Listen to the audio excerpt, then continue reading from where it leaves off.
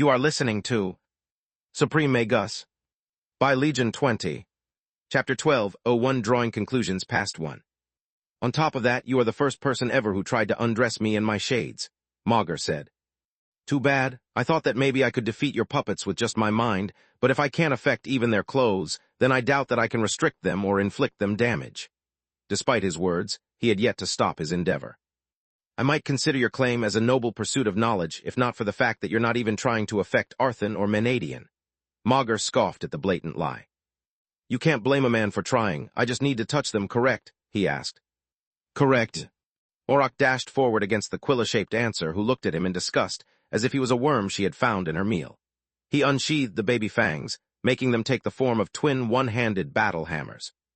He threw them one after the other so that the first eclipsed the second. Quilla had bloodbind. The adamant chains forged by Orion form a defensive barrier around her, blocking the first hammer as well as her field of vision. The second hammer flew under the makeshift barrier, hitting her right in the stomach and making her cough out blood. Yet instead of exploiting the opening, Morag just had the first hammer return to his hand and threw it again. Quilla snarled as she stopped it with a hard-like construct, shaped like a massive fist that came out of her robe. Nalrund was right. Your puppets cannot move and hits don't count as touching, Morag pondered. If they moved, you'd be already dead. If hitting and touching were the same, then any idiot who gets pummel would get their answer, making this whole trial pointless. Magus said, I applaud you for mercilessly attacking the woman you claim to like. Please, your two-bit imitation is nothing like the real deal. It lacks Quilla's kind eyes, the grace of her movements, and the lavender scent of her soap. I have no problems hitting a mannequin dressed like her, Morag said. That and the real Quilla is holding your shoulder even now, making it easy for you to separate reality from illusion, Magus pointed out. Guilty as charged. Morag circled around Shade Quilla, trying to make his magic work while looking for an opening.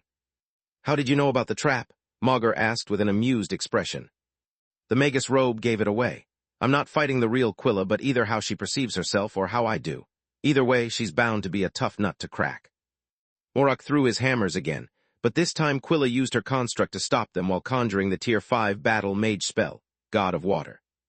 Full armor made of ice covered her body, while 4 spheres of water, the size of a disco ball, orbited around her. They would allow Quilla to replicate the effects of all Tier 3 and 4 water magic spells she could imagine without the need to cast them. Yet the hammers dodged the construct and aimed for Arthon. Morag had lined them up so that he could attack them both and further check the rules of the game. Quilla froze in place and ignored the tyrant while the Mad King snarled in outrage. Despite the thick chains that restricted his movements, Arthon managed to catch the hammers in midair and throw them back at their owner. That's it, this is going to be a walk in the park. Morag unleashed a Tier 5 war mage spell, Collapsing Volcano, turning the ground under the 3 shades into magma. Then he shapeshifted into his idealized tyrant form, with his body covered in mystical eyes instead of having just 4 eyes. Each one of them emitted a pillar of energy, striking at all the answers at the same time. As a finishing touch, he also activated the Tier 5 battle mage spell, God of Air. The stream of lightning bolts used the very armor Quilla wore to slip under her protections and hit her with their full strength before she could react. The hammers thrown by Arthon hit Morag right in the chest, but they went through him as if they were just an illusion. I wield no hammers, hence they can't harm me. Those are a part of me just like the clothes I wear, Morag said as the baby fangs emerged from his hands, already shapeshifted into longswords. Yet mine surely can. Get your filthy hands off my daughter, you ungrateful bastard, Menadian said while charging at him with the speed of a missile.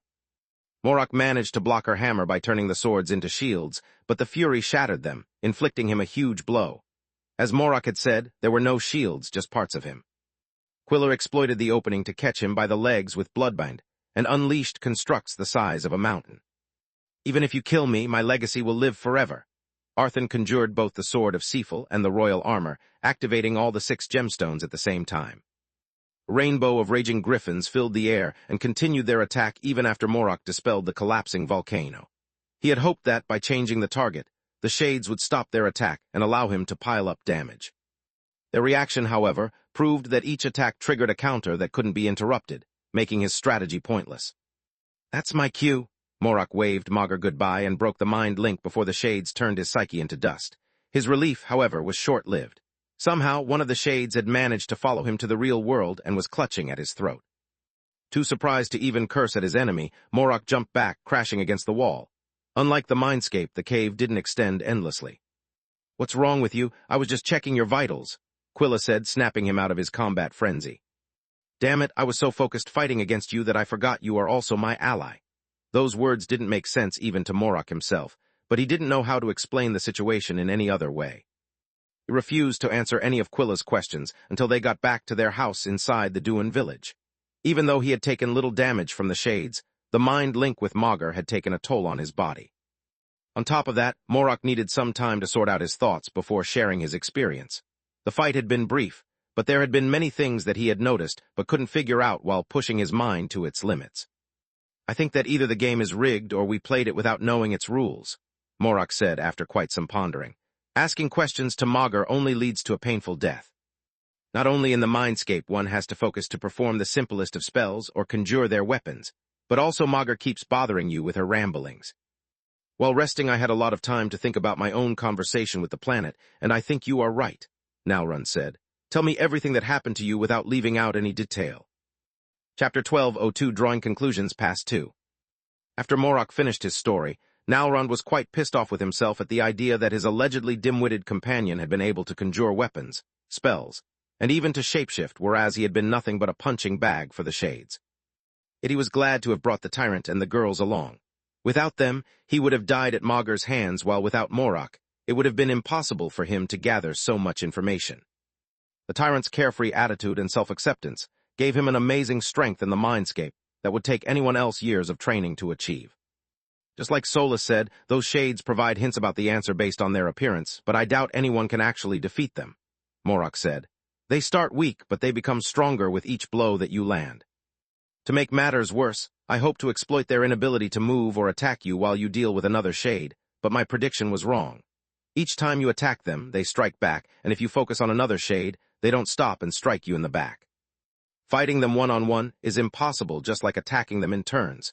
Shades regenerate the moment you change your target. I didn't get so far since every shade pummel me with ease, but by comparing my experience with yours, there are a few things that I'd like to point out, Nalrun said. First, the shade corresponding to a question about a thing doesn't change, whereas asking about a person materializes their shade in the form that such a person would take once they have found their answer. Second, Magur seems eager to talk, yet it often comments about your personality and asks you several times if you're sure about the answers you're seeking. Third, the insane strength of the shades makes it impossible to win. Are you saying that the legends about the fringes are just a death trap? That coming here has been just a waste of time? Freya asked. No, I think they're quite accurate. As soon as I get back on my feet, I'm going to have another chat with Magur. If my hypothesis is right, I'll have all the answers we need. Nalrun shook his head. And if you're wrong, then I'll need all my strength to survive long enough to cut the mind link. That's why I need to rest, Nalrun said. Space. City of Righia, Giara continent. Becoming one with Solus had stabilized Lith's life force, yet everyone agreed on him taking it easy for a few days. Even contacting Quilla for a second opinion ended up adding fuel to the fire. I can't diagnose anything from a hologram, but if the damage you took is even remotely similar to that you suffered in Quilla, 3 days might not be enough. My advice is to not use magic nor exert yourself until your life forces perfectly overlap again, she said. Quilla is right, Tista said. Besides, you are not the only one who needs time to recover. Solus, the Scalewalker armor, and War all sustained a lot of damage while you turned into an abomination. Adamant is tough and Solus is even tougher, but right now they are in a critical state. Even if you were already back to your peak condition, any more strain could prove to be fatal. While your equipment can always be replaced, the same can't be said for Solus. You forced her to fight Lakra frigging Silverwing while she was still licking the wounds that you inflicted upon her. What if Silverwing comes back? Then I'm dead. Based on what we saw, even if the tower could draw upon a full mana geyser, I don't know if we could be her opponent. Lith replied, yet seeing the cracks on both War and the Scalewalker made his wallet bleed. He had kept them out of his pocket dimension all the time, to allow them to absorb part of his mana and mend their wounds, yet due to his exhausted state, there was only so much energy that his equipment could absorb without endangering his life. On top of that, Tista was right about Solus as well. Fighting with Lakra had put so much strain on her already debilitated condition that if not for their fusion, she might have lost months' worth of energy. You and Solus stay here while we take care of the contributions to the community, Floria said. You need each other and the geyser to recover. I'll try to knock some sense into Righia's humans while Tista could search for an open mana geyser while extermination monsters. That way we can check if the tower warp can bring us back home, and if needed, ask Fallow's help. Yeah, one small problem, though. Crossing the ocean and getting here from Lucia required 2 guardians. How do I explain to her that I'm capable of doing the same on my own? Lith asked. That's a line I hope we'll never cross. Yet having a contingency plan never hurts, and worst-case scenario, we'd still provide you with all the energy you need to recover from your wounds, she replied. Lith didn't like the idea much. Even if they did find the geyser, it would be hard to explain to Aaron, the Beast's Council representative, why they had left the city. On top of that, Awakened were bound to know about mana geysers and were able to spot them. Lith wasn't eager to put Solus's cloaking abilities to the test against such powerful creatures. If even one of them noticed the tower, it would be the beginning of the end for him. Fine, I'll play house husband until I fully recover while you 2 find a way to get our hands on the city's resources, he said. After checking one last time Lith's and Solus's condition, the 2 women left the tower, both headed for the mayor's office. Tista needed to join a unit of Awakened, while Floria wanted to ask free reins about the humans.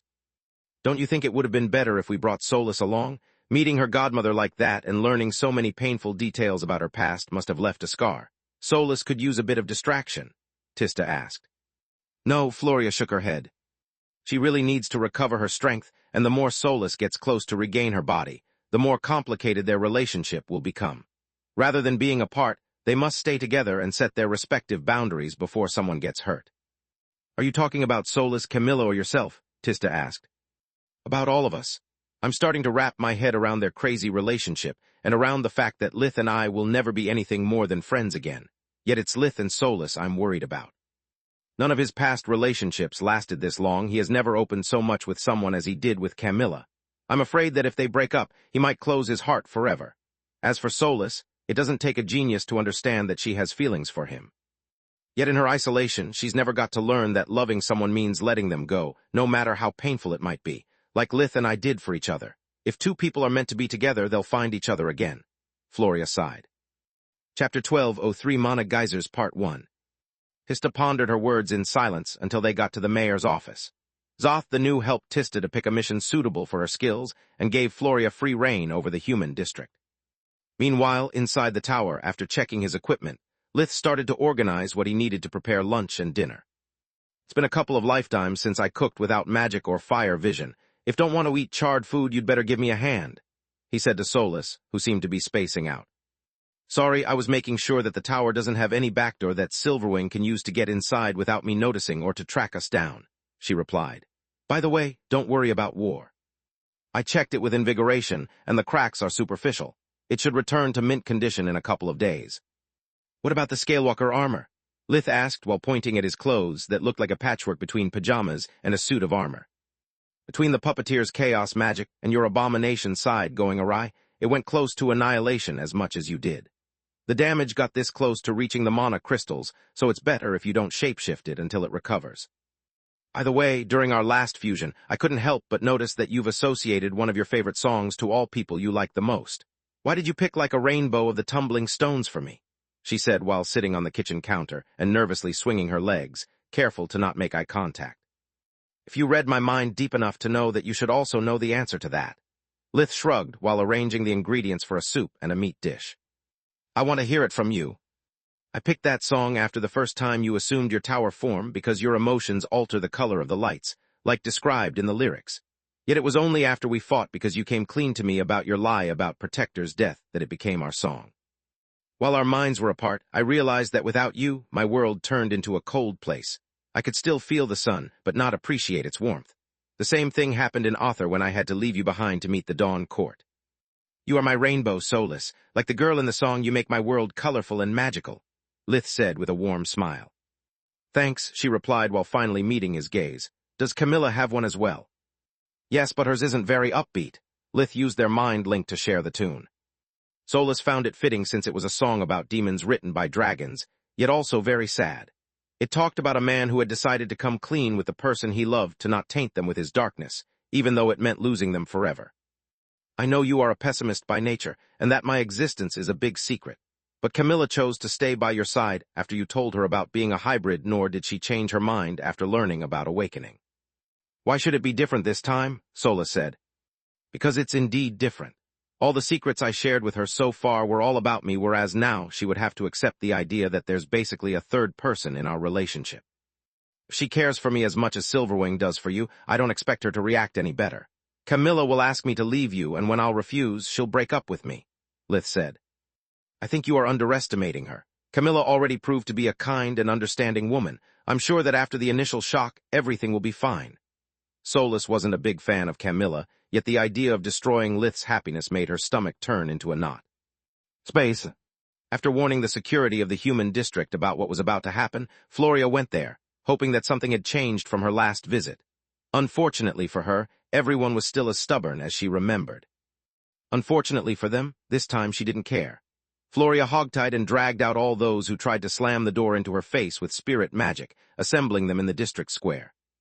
Ladies and gentlemen, good morning. My name is Floria Ernaz, and I'll teach you the common language of the Garland continent, whether you like it or not, she said while giving them a small bow. I'm not going to let a foreigner, a man from the late Gren democracy attempted to say, before a strong push of spirit magic shoved his face in the ground and literally made him eat dirt.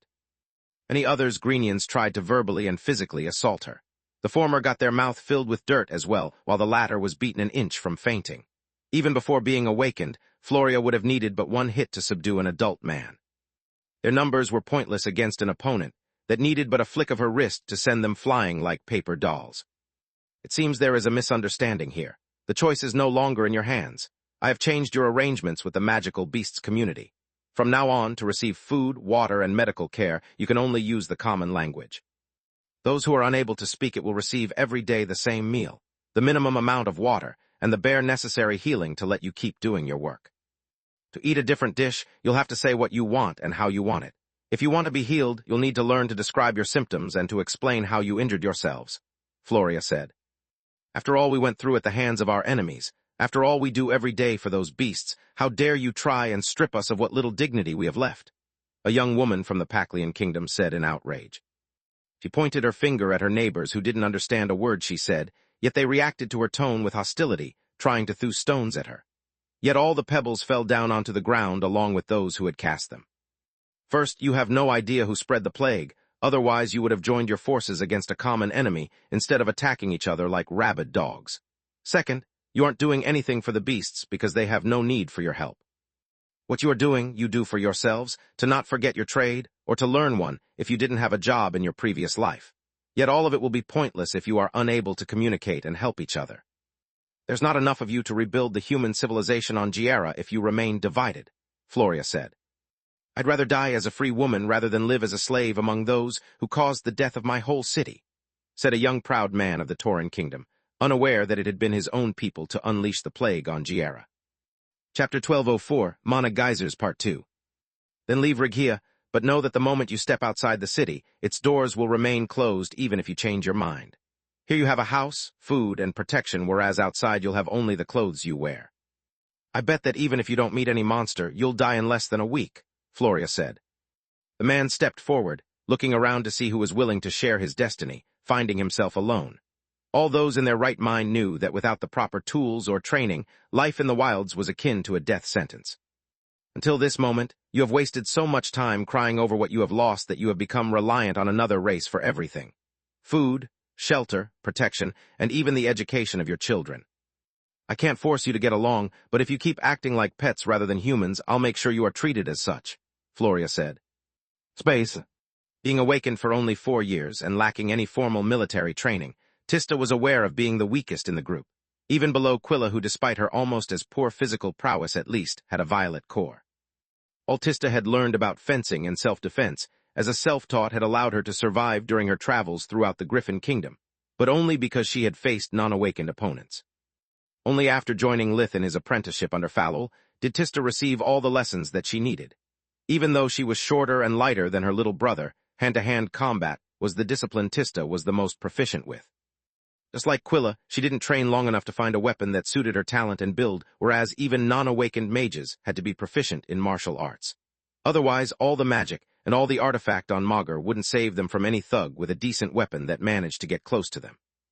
Between Professor Ironhelm's lessons during her 2 years at the White Griffin Academy and Lith's self-defense lessons, Tista's skill in close combat surpassed that of most soldiers in the kingdom. Last, such training gave her an edge only against non-awakened human opponents without powerful enchanted weapons. Beasts had fusion magic as well, and a physical prowess greater than most humans, while a skilled opponent with a weapon capable of piercing her armor would have an easy time keeping Tista at bay. It was the reason why both Falul and Lith had given her a vast assortment of weapons, hoping that among them she would find something that suited her. The only problem with that was finding a real combat situation where she could employ them. No matter how seriously she took it, sparring always felt fake, and every weapon gave her more or less the same feeling. Hence Tista had chosen to perform several missions, each one of them with a limited number of enemies. Alwa the Rock and Badia the Nidhogg fought with her, being careful to leave enough opponents to make the fight dangerous, but not so many that the chaos of the battle would keep them from noticing if she needed help. During each mission, Tista used a different weapon, yet even after slaughtering several tribes of monsters, she didn't feel like she had made any progress. "Don't worry too much about it. You are still very young, and you have already achieved a Saiyan core," Badia said while coiling his snake-like body around his companions to protect them from sneak attacks while they rested. "It took me decades to reach the bright blue core, and even longer to learn how to shapeshift into a hybrid form, after being humbled one time too many only, because my opponent had an opposable thumb. Don't get me started about how difficult it was for me getting used to arms." "Same here." Alwa turned into her human form, looking like a woman in her early 30s, around 1.76 meters, 59, tall with wheat blonde hair and eyes. Her skin was of a tinge of bronze so light that it looked golden under the sunlight. At first, Emperor beasts rely on their powerful bodies for both protection and attack, but that only works with dumb enemies who remain in open spaces. Our size is nothing but a hassle when the fight moves inside a city or underground.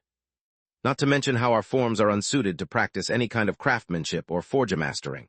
For all of us, it comes a moment when we have to practice shapeshifting first and then get used to a puny body. 30 years from now, you'll be an amazing fighter, I'm sure of it. Those words half flattered and half scared Tista. Thanks, I guess. You know, I still have trouble accepting the fact that I'm an awakened. For humans, being 21 years old means being of marriage age, starting searching for a spouse, and maybe having kids. For awakened, instead, I'm barely a child. You speak of 30 years as if they are a couple of months, whereas I don't even know if my parents will still be alive by then. Tista sighed at the idea that her family might die before she could have the time to prove her worth to them. "I know it's hard for humans. One of my friends once told me that the members of your race understand what being an awakened means only after you lose everyone who knows you as a human rather than an awakened. Until that moment, you are shackled by the illusion of having a normal life." Tista pondered those words and understood their truth. She also got her stomach twisted into a knot. Is it me, or there aren't many mana geysers around here? Tista had searched far and wide the areas of their missions, but she had yet to find one. She was pleasantly surprised to discover that the words for mana geyser existed in other languages as well, wondering if they had the same meaning and what Awakened thought of them. "They are rare by nature. Why do you need one?" Badia and Alwa didn't fail to notice Tista's desperate attempt to change the subject, but they decided to not push it. "My little brother has already reached a bright blue core. By practicing Ak-U, mulation on a mana geyser, I can hasten my development and become stronger." She lied through her teeth. "That's the dumbest idea I've ever heard," Alwa said. "Nothing good comes from rushing things, and I'm pretty sure you know it as well. What is your true goal?" "What do you mean?" Tista looked honestly confused, not because she didn't have a hidden agenda so much as because she was certain that no one would suspect that she had a mage tower from such a simple question. "Don't play coy with us, child," Badia snorted, and his huge nostrils emitted a fine mist that quickly dissipated under the sun's heat. "All Awakened know the value of mana geysers. Do you think we are so stupid that we didn't map them?" "Why would you do that? It's a waste of time. I mean, sure, if a mana geyser it's really strong it might produce mana crystals, but most of them are useless except that as training tools." Tista's honest surprise left the Emperor beasts flabbergasted. Chapter 1205, Loose Ends, Part 1. "She really doesn't know," Badia blurted out. "Well, she's just a child after all." Alwa caressed Tista's head as if she was a small child, irking her to no end. "Excuse me, I'm right here. What is that I'm not aware of?" "Mana geysers are the reason why the Council awards its most outstanding members with a territory. Other creatures can only find them by chance, whereas Awakened can see them," Alwa explained. "Mana geysers are great places to build your lab or home, providing you with an endless supply of world energy for your arrays. On top of that, mana geysers can be used to identify the location of both crystal mines and enchanted metals veins." "Enchanted metals?" Tista echoed. "Yes, why do you think Rigia was built there?" Badia nodded. "Over time, a powerful stream of world energy can turn any lesser metal into silver, silver into orichalc, orichalc, into adamant, and even adamant into davros. Silver forms close to the surface, whereas the deeper you go, the stronger the geyser becomes, making it possible to find adamant veins. Davros takes so much time to form that it's not worth the wait, not even for awakened. Adamant is always mined, as it is unless it has already started to gain both black and white shades that mark the turning point into Davros. Can all mana geysers do that? Tista thought about the mana geyser where Solus usually took her tower form near Lucia, and wondered why Falul didn't pick such a spot to build her lair. I wish, Alua sighed. You can't just dump silver or crystals inside a mana geyser and wait for them to grow. Either the process is natural or it doesn't happen. Tista inwardly grinned at those words, thinking about Solus's ability to grow her own crystals and wondering if she could do the same for metals. Yet by mining the area around a mana geyser, Awakened can check the presence of magical resources and take them away before anyone else notices. The Council scouts each area before assigning them and divides the mining operations between the lords of each region. After the Council takes its share, the rest is equally divided among the lords who can choose if to hoard the resources for themselves or sell them to found their research. Then how can you explain that my awakened mentor, a Hydra, lives near a mana geyser yet she didn't use it to build her lair? Tista asked to make sense of Falul's odd choice. There can be two possible explanations, Badia said. If the Council has located a potential crystal mine or adamant vein, if not both like it happens in Rigia, then no one would build anything over the geyser. Mining operations require countless people working together, and no one likes to have strangers coming and going from your house at all hours. On top of that, it would force the lord of the region to give the passwords for their arrays to all those involved, putting their treasures at risk. The second possibility is that your master uses her lair not only as a lab but also as a house. Raising children over a mana geyser is dangerous. The reason why awakened at birth are just a myth is that even if the geyser helps the baby to awaken, their body can't resist such a massive flow of world energy, killing them the moment they develop a mana flow. The mana geyser is small and Falul had many children, so it should be option number 2, Tista pondered. Well, enough chit-chat. Time to get back to work. Who's our next target? She took a longsword out of her dimensional item. A small tribe of Balors. Before attacking them, we're going to try reasoning with them. They are not mindless brutes, and their strength might actually help us secure the area, Alua said. Space. Blood Desert Fringe. After Nalrund completely recovered his strength, he performed the ritual to commune with Magur for what he hoped was the last time. Thanks to Quilla's magic circles, forming the mind link put a much lesser strain on his mind compared with his previous attempt. Could still hear countless voices echoing through his head, but it wasn't much different from the noise of Lucia's bustling market during the spring festival. Magur's flow of consciousness didn't feel like a raging river that would sweep him away at the slightest mistake anymore. It felt akin to a gentle stream of water coursing around his body. Well, it looks like someone didn't learn anything from his last visit. Magur still looked identical to Nalrund, and its voice oozed contempt for it. Why are you here? For the same reason that brought me to the Fringe in the first place, to receive your wisdom, Nalrund replied. Are your questions the same as the last time? A snap of Magur's fingers materialized the 3 shades. Menadian, Arthan, and the Razar that Nalrund suspected was his own beast side all stared at him in hatred. No, I have no questions. I have realized that I can't demand anything from you. I'm here to listen to whatever you are willing to share with me, no matter how insignificant, he said.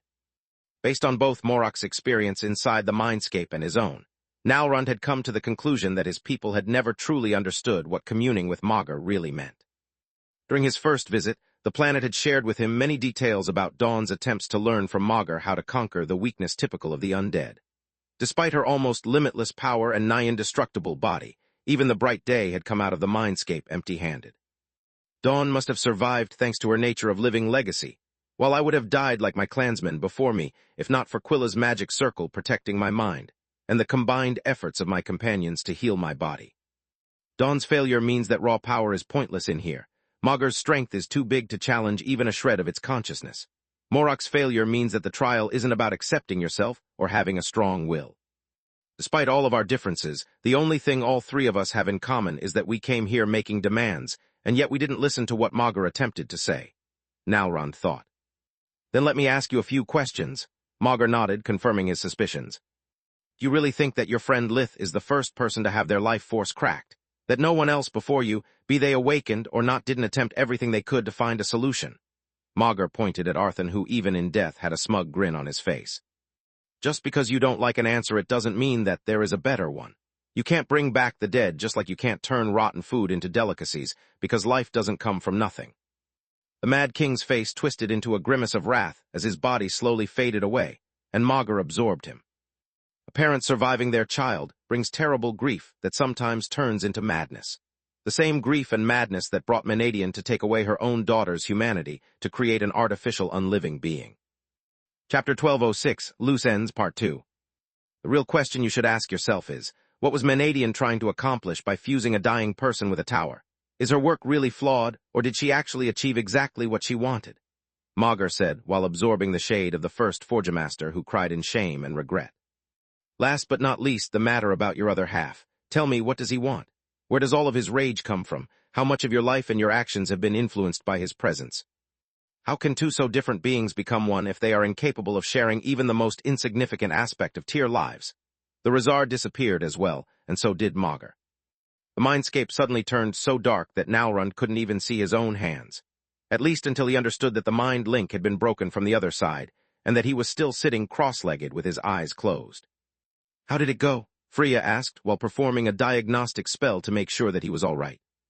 Very oddly, Magur asked me many questions, but I don't think you would like them, Nalrund said before sharing with them his conversation with the planet. He glossed over the part about Solus due to Morok's presence. He already knew about Menadian, and if they mentioned the tower as well, even someone as simple-minded as the tyrant would discover her secret. Based on what it said, forbidden magic is the only way to fix Lith's life force. Quilla shuddered at the thought. There were few things that she wouldn't do for her friend, but sacrificing human lives was among them. She had researched Arthan's madness under Professor Vaster's supervision, and she knew how reckless the procedure was. Forbidden magic would require dozens of victims, and the slightest mistake would enlarge the cracks instead of fixing them, if not even destroy Lith's mind, replacing it with an amalgam born out of all the fused consciousnesses. What do you think Magur meant with those questions about your other half? Freya asked. Yeah, more like, do you even have one? Morok shrugged. I've been a hybrid until I became 20, but I never heard voices inside my head, nor did I have arguments with myself. More than any other teenager, I mean. Honestly, I don't know. Nalrund shapeshifted several times, trying to feel if another presence inhabited his body, but to no avail. Ever since he was a kid, his elders had taught him about the history of the werepeople, of how being fused with emperor beasts had made them different from any other race. Yet he couldn't remember a single time when he had felt anything but himself. On top of that, after seeing Lith and Solus merge while fighting against Dawn, after spending so much time with them, he had witnessed what one living being split into two different halves looked like. Not only did they have each their respective monocore and life force, but they also had different dreams and goals, yet it didn't keep them from helping each other. Quite the contrary, they were so close that it was hard to tell where one finished and the other started. Wait a minute, he said after pondering the issue for a while. The first time that I fought Dawn's undead, fear paralyzed me. The only reason I survived is that my body acted on its own, attacking with a fury that surprised me. The same thing happened when I had to cut through Knight's army to reach Celia's house. I didn't need to think or plan my moves in advance. Every time an enemy stood in my path, instinct and fury guided me to the deadliest solution. Could I possibly be like Lith? And a friendly nudge in the ribs from Freya cut him short. Nah, dude, you're nothing like Lith. Morok waved his hand to firmly deny the possibility. I mean, sure, you are both grumpy, but I've seen him cut through two armies at the same time, whereas you needed help to beat a couple of undead. Never mind, Nalrund said, ignoring the tyrant's remark. I meant that maybe, all this time my people worried about what the human mages did to us without considering that our beast half might be in an even worse condition. To have loyal soldiers capable of following orders, our makers couldn't have two conflicting personalities inside one body.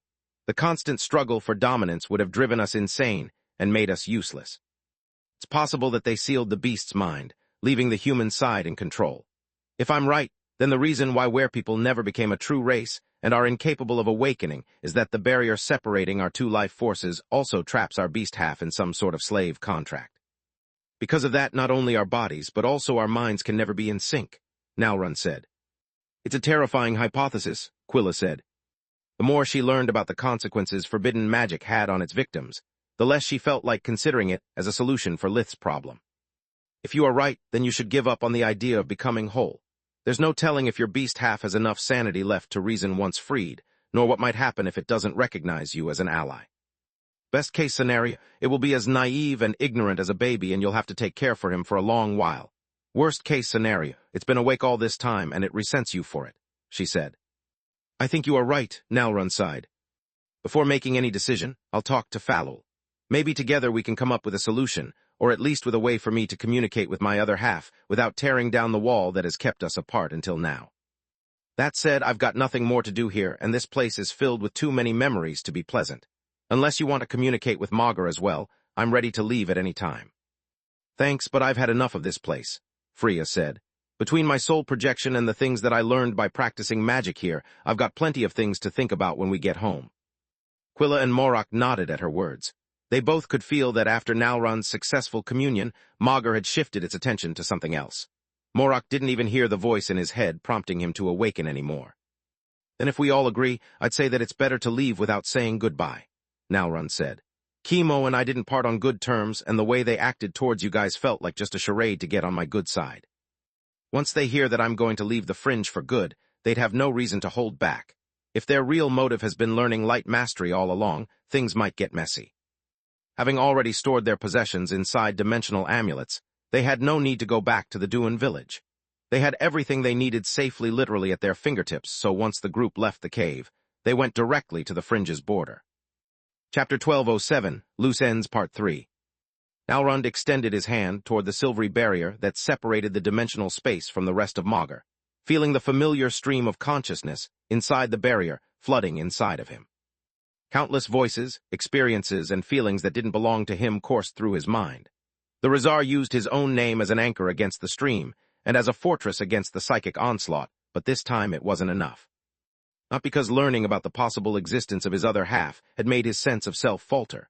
On the contrary, the idea of having finally found the missing piece of his life that his forefathers had searched for generations had given Nalrund a purpose. Yet he had underestimated the burden that meeting a being as powerful as Magur inside the mindscape had put on both his body and focus. Even with the protection from the magic circles, the mind link had made so much world energy course through his body that he experienced the effects of mana abuse. Nalrund felt as if his human form was about to break, forcing him to cut off the contact with the barrier. Damn it, I'll need to rest a bit before making another attempt. Nalrund said a second before so many short arrows pierced his back that he seemed to have turned into a porcupine. Leaving without even saying goodbye? After everything we did for you, it's time you return our kindness, dear Nalrund. Chemo's voice emerged from a warp steps along with several Duins armed to the teeth. We offered you a home. We offered you to marry one of our women. We offered you even the sacred knowledge that our ancestors left us about the Fringe, yet every single time you threw our generosity back into our face. Freya thanked her paranoia for having allowed her to keep many spells at the ready. Yet the reason why she didn't shut Chemo's mouth with a well-placed fireball was that she knew something was off. Only when more and more people started to come out from both warp steps and the barrier did she understand why Chemo had wasted time talking. The arrows weren't meant to kill, so much as to incapacitate Nalrund and make it impossible for him to survive a trip through the barrier. To make matters worse, only a small number of those who came from the steps belonged to the Duin's tribe.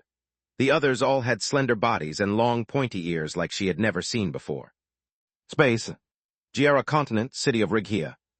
Lith spent the time his body needed to heal by studying the Audibooks that he had collected in Kula and in Dawn's lab, trying to replace the old technology with runesmithing.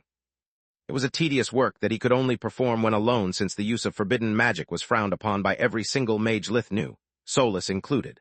Luckily, Tister and Floria spent most of the day outside, performing their respective tasks and leaving him all the time he needed. On the other hand, not being able to even use chore magic made him completely dependent on Solus. He tried writing down his findings, but his penmanship was so horrible that, when he compared his notes with books, he had an easier time deciphering the Odi language than his own. I guess I got too spoiled using water magic all the time. He sighed while Solus manipulated the ink to turn what looked like the scribbles of a madman into human language.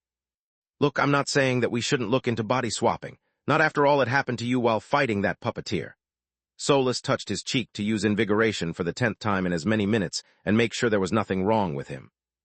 There's plenty of awful people in this world that I wouldn't feel bad experimenting upon. But after now that we learned about guardianhood and white cores, wouldn't it be better to focus on safer methods to prolong your life? I mean, making sure that the machine works will need both a lot of trial-and-error experimentation and getting to know our victims enough to determine if the body swapping succeeded. We can check the status of mana cores and life forces, but we have no way to make sure that the mind is intact as well. Solus sighed in relief, seeing that the abomination side of Lith's life force was almost back to normal. Gods, I can't wait for you to be able to shapeshift again. I miss your face and voice. Welcome to the club, Lith said with his hybrid voice, which always sounded as if a gust of wind howling through an abyss somehow uttered human words. Mom almost cries every time she sees me, and Renee is worried sick. As for the machine, I know it's a long shot, but I'd rather have a solid contingency plan than blindly rely on what-ifs. Guardianhood is more a death sentence than a path to immortality, otherwise there wouldn't be so few guardians. White cores are more promising since after meeting them in person, we know thanks to your mana sense that both Baba Yaga and Silverwing achieved it. Yet the fact that even the Council considers it a myth speaks volumes about how hard it is to evolve past the Violet Core. I wouldn't care about body swapping only if Silverwing offered me her help instead of trying to kill me. She is a genius mage blessed by all the elements, whereas I'm no genius, and I'm not going to live as long as a normal awakened, Lith said. It wasn't the answer Solus had hoped for, but there was nothing she could say to refute his words, so she got back to work. Thanks for your help and understanding. Lith looked at the sea of pages they had written, wondering if any of his ideas would work once put into practice. Heisenberg's beard, I wish I could use this time to practice Forge Mastery or Light Mastery instead of sleeping, studying, and cooking all day. This is driving me crazy. After employing the stick of depriving of their citizens rights the humans who refused to learn the universal language, Floria had used a tasty carrot to make it worth their while. All those who actively participated in the lessons would receive a full course meal prepared by a certain wormling chef. At first, only those who had been moved by Floria's speech had joined the classes, but that all changed after the first lunch break.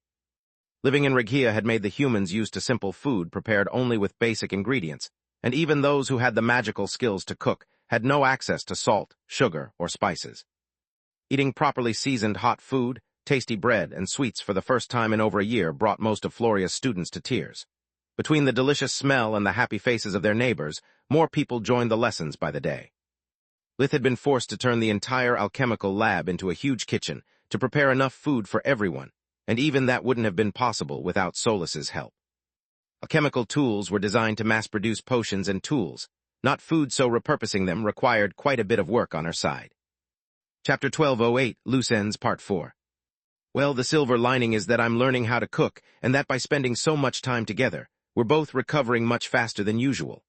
Solus used her holograms to project both Lith's life forces and the power core of the tower. The former almost perfectly overlapped, while the latter had become less hazy, allowing them to take a good look at it.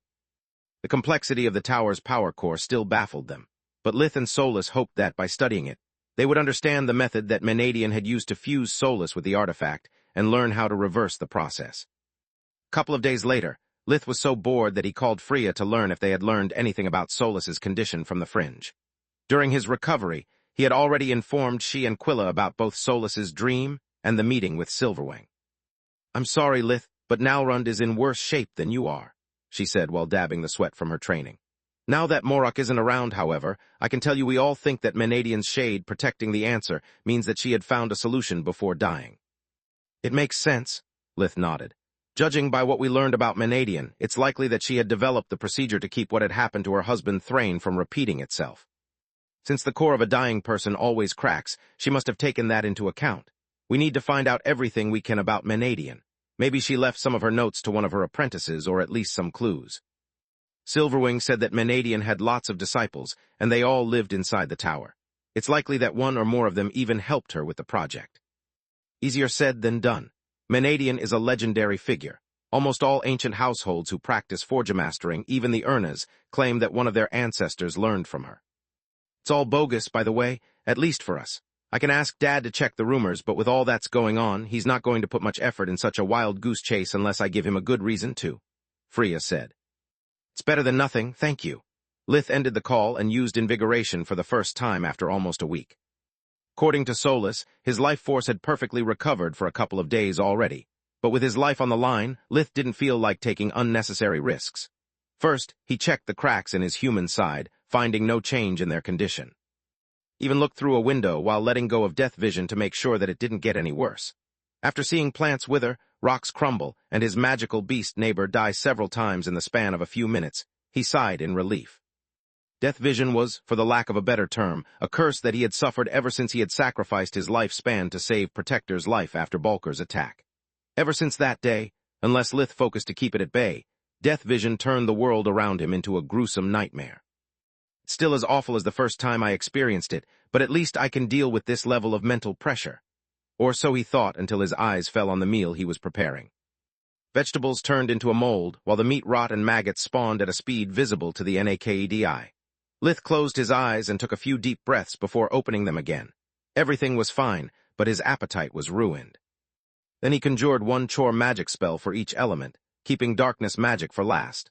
Only after making sure that it didn't turn into chaos did he shapeshift back into his human form. "How do you feel?" Solus asked. "Much better. I can't wait to practice magic again," Lith said. "That or we could go back to the Griffin Kingdom. Putting an ocean between us and Silverwing would allow me to rest much easier." "I don't know. I didn't do much after getting here, and according to Zoth the New, between the three of us we've racked enough merits to get our hands on some good stuff." Lith didn't care much for crystals, but he had a dire need for enchanted metals.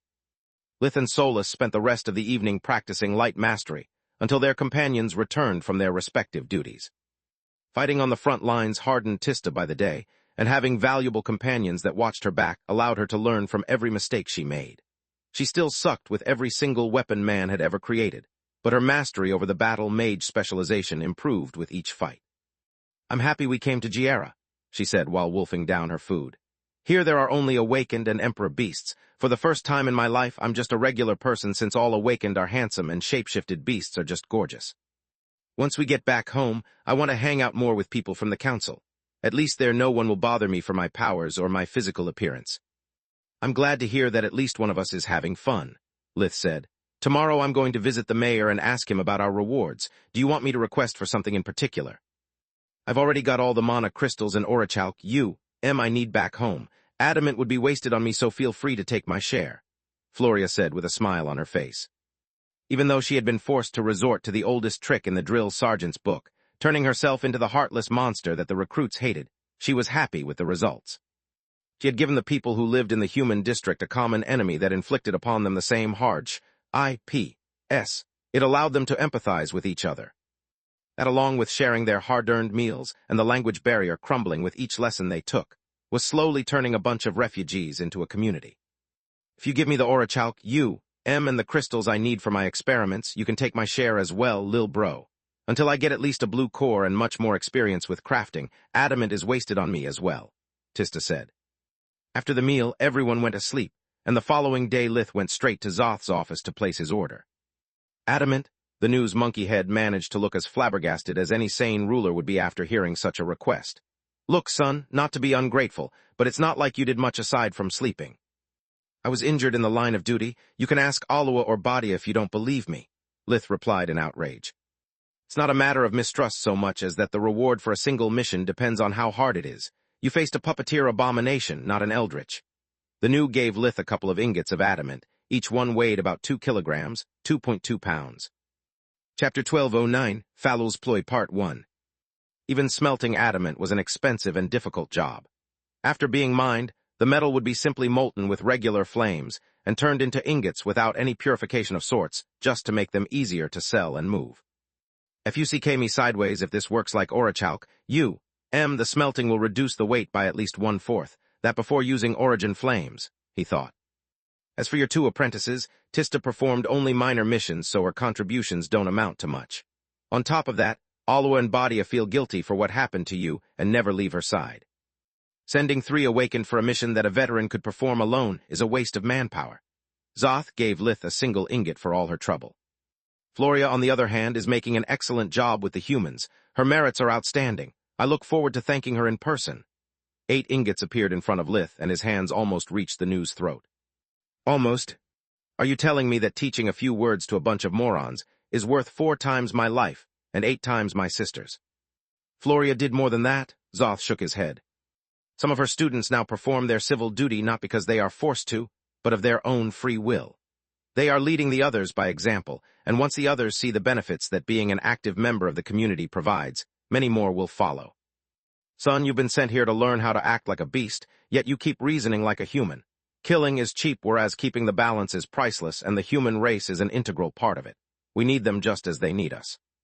Are you telling me that if Tista and I joined Floria's efforts, we would have gotten 3 times as much?" Lith pointed at the ingots. Once properly purified with origin flames, the adamant ingots would provide him with just enough metal to craft a sword and some rings, and that only if he got lucky. Lith had to take into account his average of failures and prototypes. Assuming that every craft would go well, especially while trying his own original blueprints, would be more than optimistic. It would be straight-out foolish. No, you wouldn't have received any.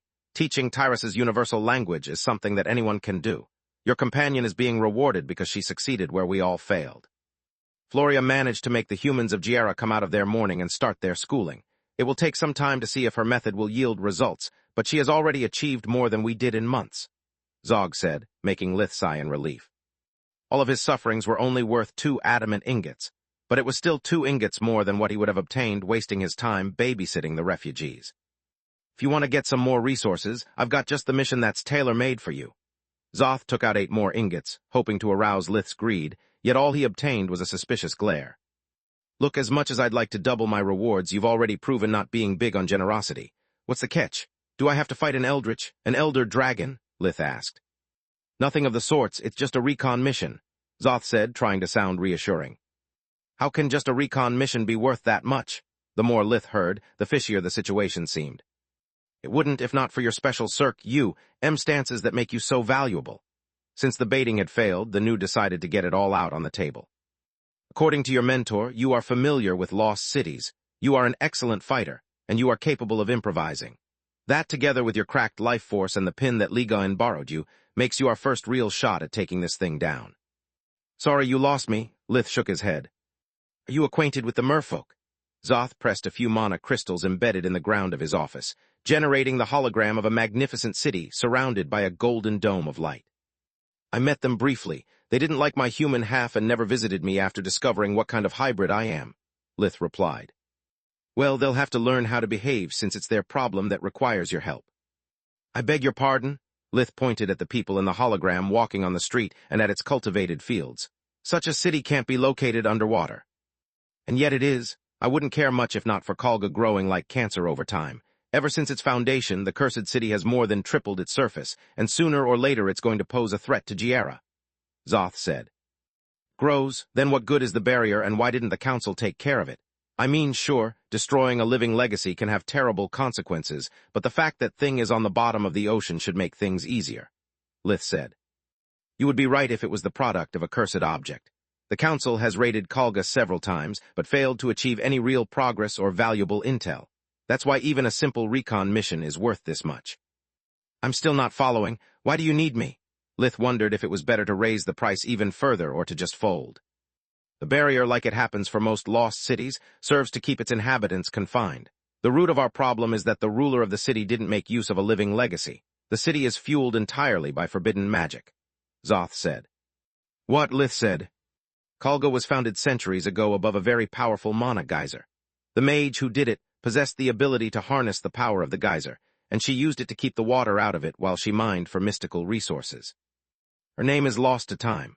All we know is that she sought isolation to conduct her research in peace.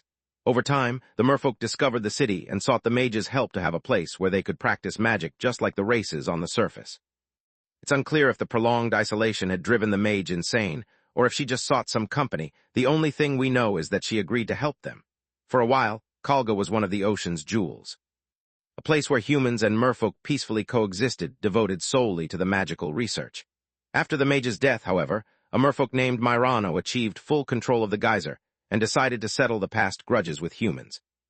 Instead of killing them, he used anyone who dared to oppose his rule as test subjects for his experiments. After countless victims, he found a way to provide all citizens of Kalga an extended lifespan, perfect health, and amazing magical powers. A touch of Zoth's paw made a small sun appear inside the golden dome. Why didn't people rebel and why didn't the council intervene? Dealing with forbidden magic is their responsibility, Lith asked. Chapter 12:10, Fallow's Ploy Part 2. Fighting someone who holds the full power of a mana geyser is a tremendous task, but it would have been feasible if Kalga's isolation didn't delay the discovery of its horrors long enough for Myrano to complete his ritual, Zoth replied.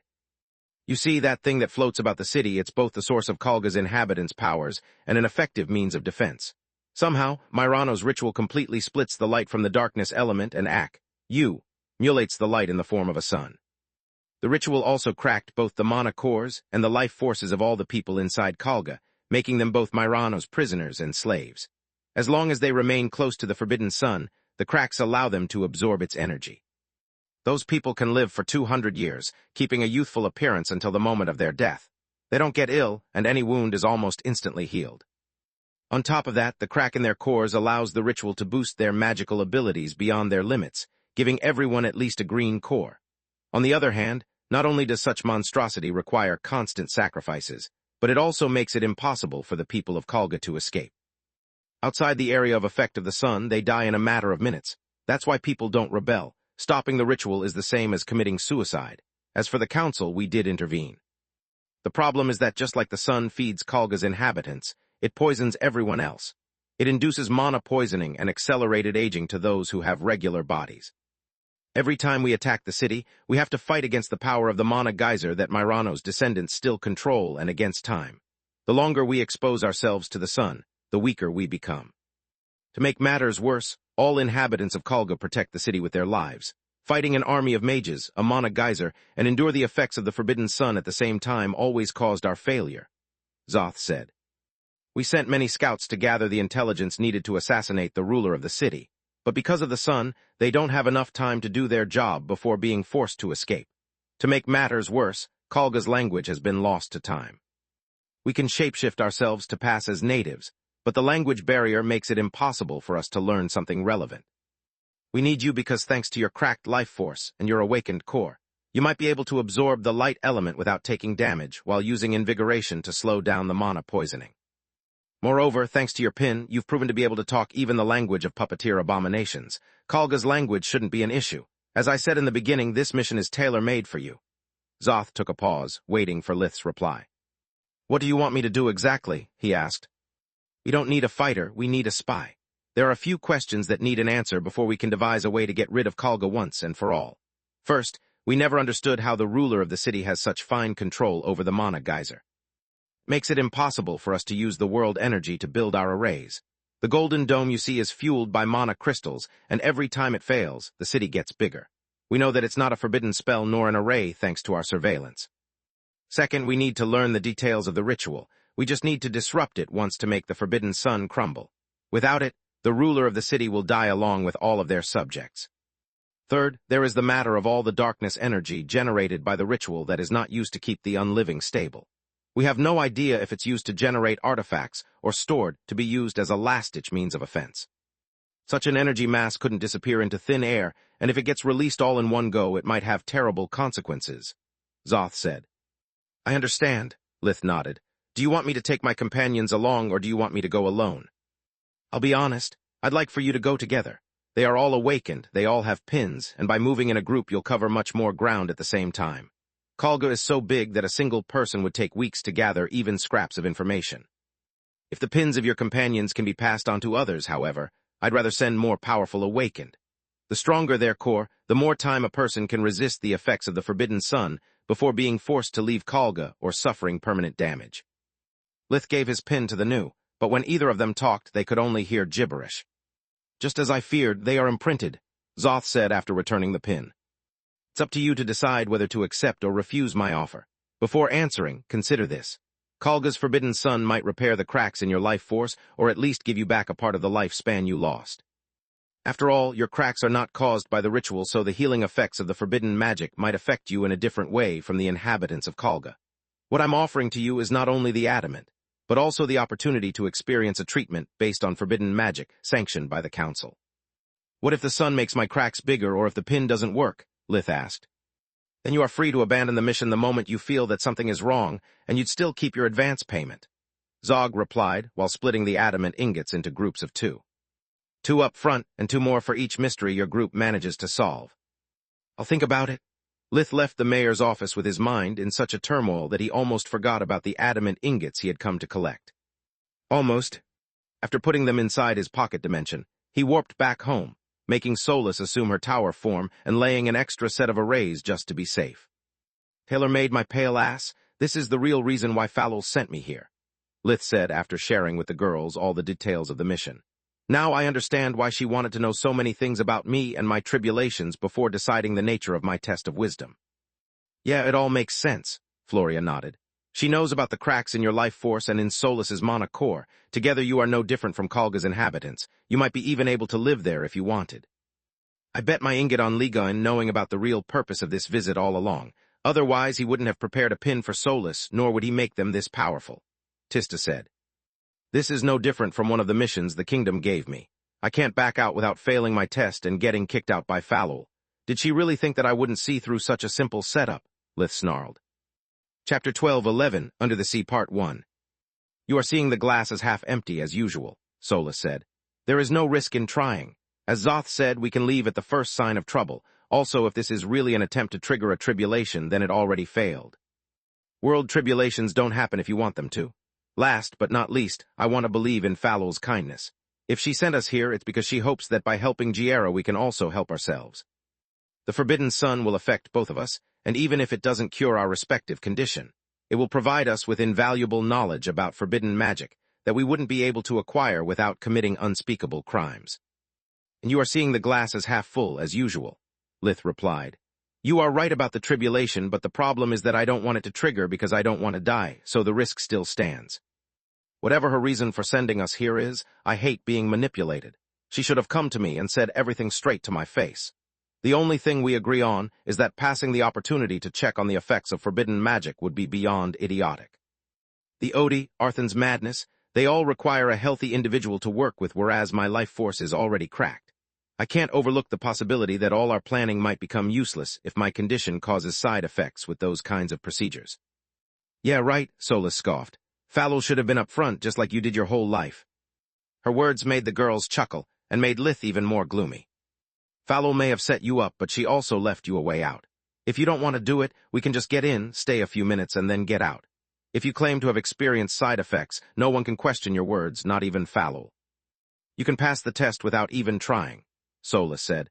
This is how wisdom works. It's not about being always 10 steps ahead or having an ace in the hole. Those things help, but what really matters is what you do with the opportunities you are given. Do you want to come along? Lith asked to Tista and Floria. I'd rather not. Tista shook her head. During the last few days, I've seen so many horrors born from Giera's plague that the only thing I want is to go back home and enjoy the peace of the Griffin Kingdom until I die of boredom. Yet I'm not going to leave you alone, little brother. She hugged him, trembling at the idea that what shocked her to the core was just a minimal part of what her brother had faced to become an archmage at such a young age. We need to think about a contingency plan. Floria didn't even consider the idea of letting Lith kick a hornet nest the size of a lost city without her watching his back. Solus might lessen the burden on you, but she might also make it worse. We don't know if the forbidden magic ritual will treat you as a single individual or as two different persons. In the first case, you should be able to endure the ritual as long as you need. Otherwise, you might actually be forced to get out even faster than a regular person. You're right, Floria, Solus sighed. Not only is my core cracked, but also my life force has always been my weak point due to its link with the tower. Without a mana geyser to sustain my other half, I rely on Lith to survive. Worst case scenario, I'll double the strain on his life force instead of relieving it. They spent the next couple of days over a mana geyser that Tista had found during her missions, preparing for every scenario they could predict and crafting the tools they might need. Lith also used that time to put his body to the test and make sure that his life forces could endure even his most powerful spells. Only then did they return to Righia and accepted the mission. I'm glad to have you among our ranks. Zoth the New gave them a nod and contacted the merfolk to pick the group up. You need to swim to your destination because opening warp steps underwater would flood the city. Always remember that we're not sending you there to fight, only to collect information. If my assumption about Ligon's pins turns out to be wrong, the language barrier would make your presence pointless, he said to Tista and Floria. Lith, if you can endure Kalga's sun, use life vision to search for its power source. Otherwise, leave the city as soon as you can. We have no need for heroes or martyrs. The New gave him 2 adamant ingots as down payment and waited with them. Their guides turned out to be part of the group of merfolk that Lith had met during their first day in Righia. Merfolk were a race of humanoids that lived underwater. They had faces with no nose nor ears and fins coming out of their spines and hips. Sky-blue scales covered merfolk from head to toe, turning of a pale white in the abdomen area and the palms, making them all look like the same age. They were capable of breathing underwater and on dry land through gills on their necks, and heard from 2 small holes on either side of their head. They had no lips either, leaving the row of pearly teeth in their mouth partially exposed at all times. Their hands had webbed fingers that ended in small claws that, due to their bright colors, were clearly venomous. Female merfolk had BREASD-like bumps on their chest and slender builds compared to males. The moment they got dry, however, they would turn into a form that closely resembled humans, and only their oddly colored hair would give out their real nature. "How much do they know Zoth?" Rem, the leader of the group, said. She was a plump woman with sky-blue hair, and a voice that sounded friendly even though she spoke, while gurgling the water still coursing through her gills. "The minimum necessary. I leave them in your care, answer all of their questions honestly. I take full responsibility for this mission," the new replied. "Very well." She clicked her tongue at the sight of the humans, but her face remained neutral.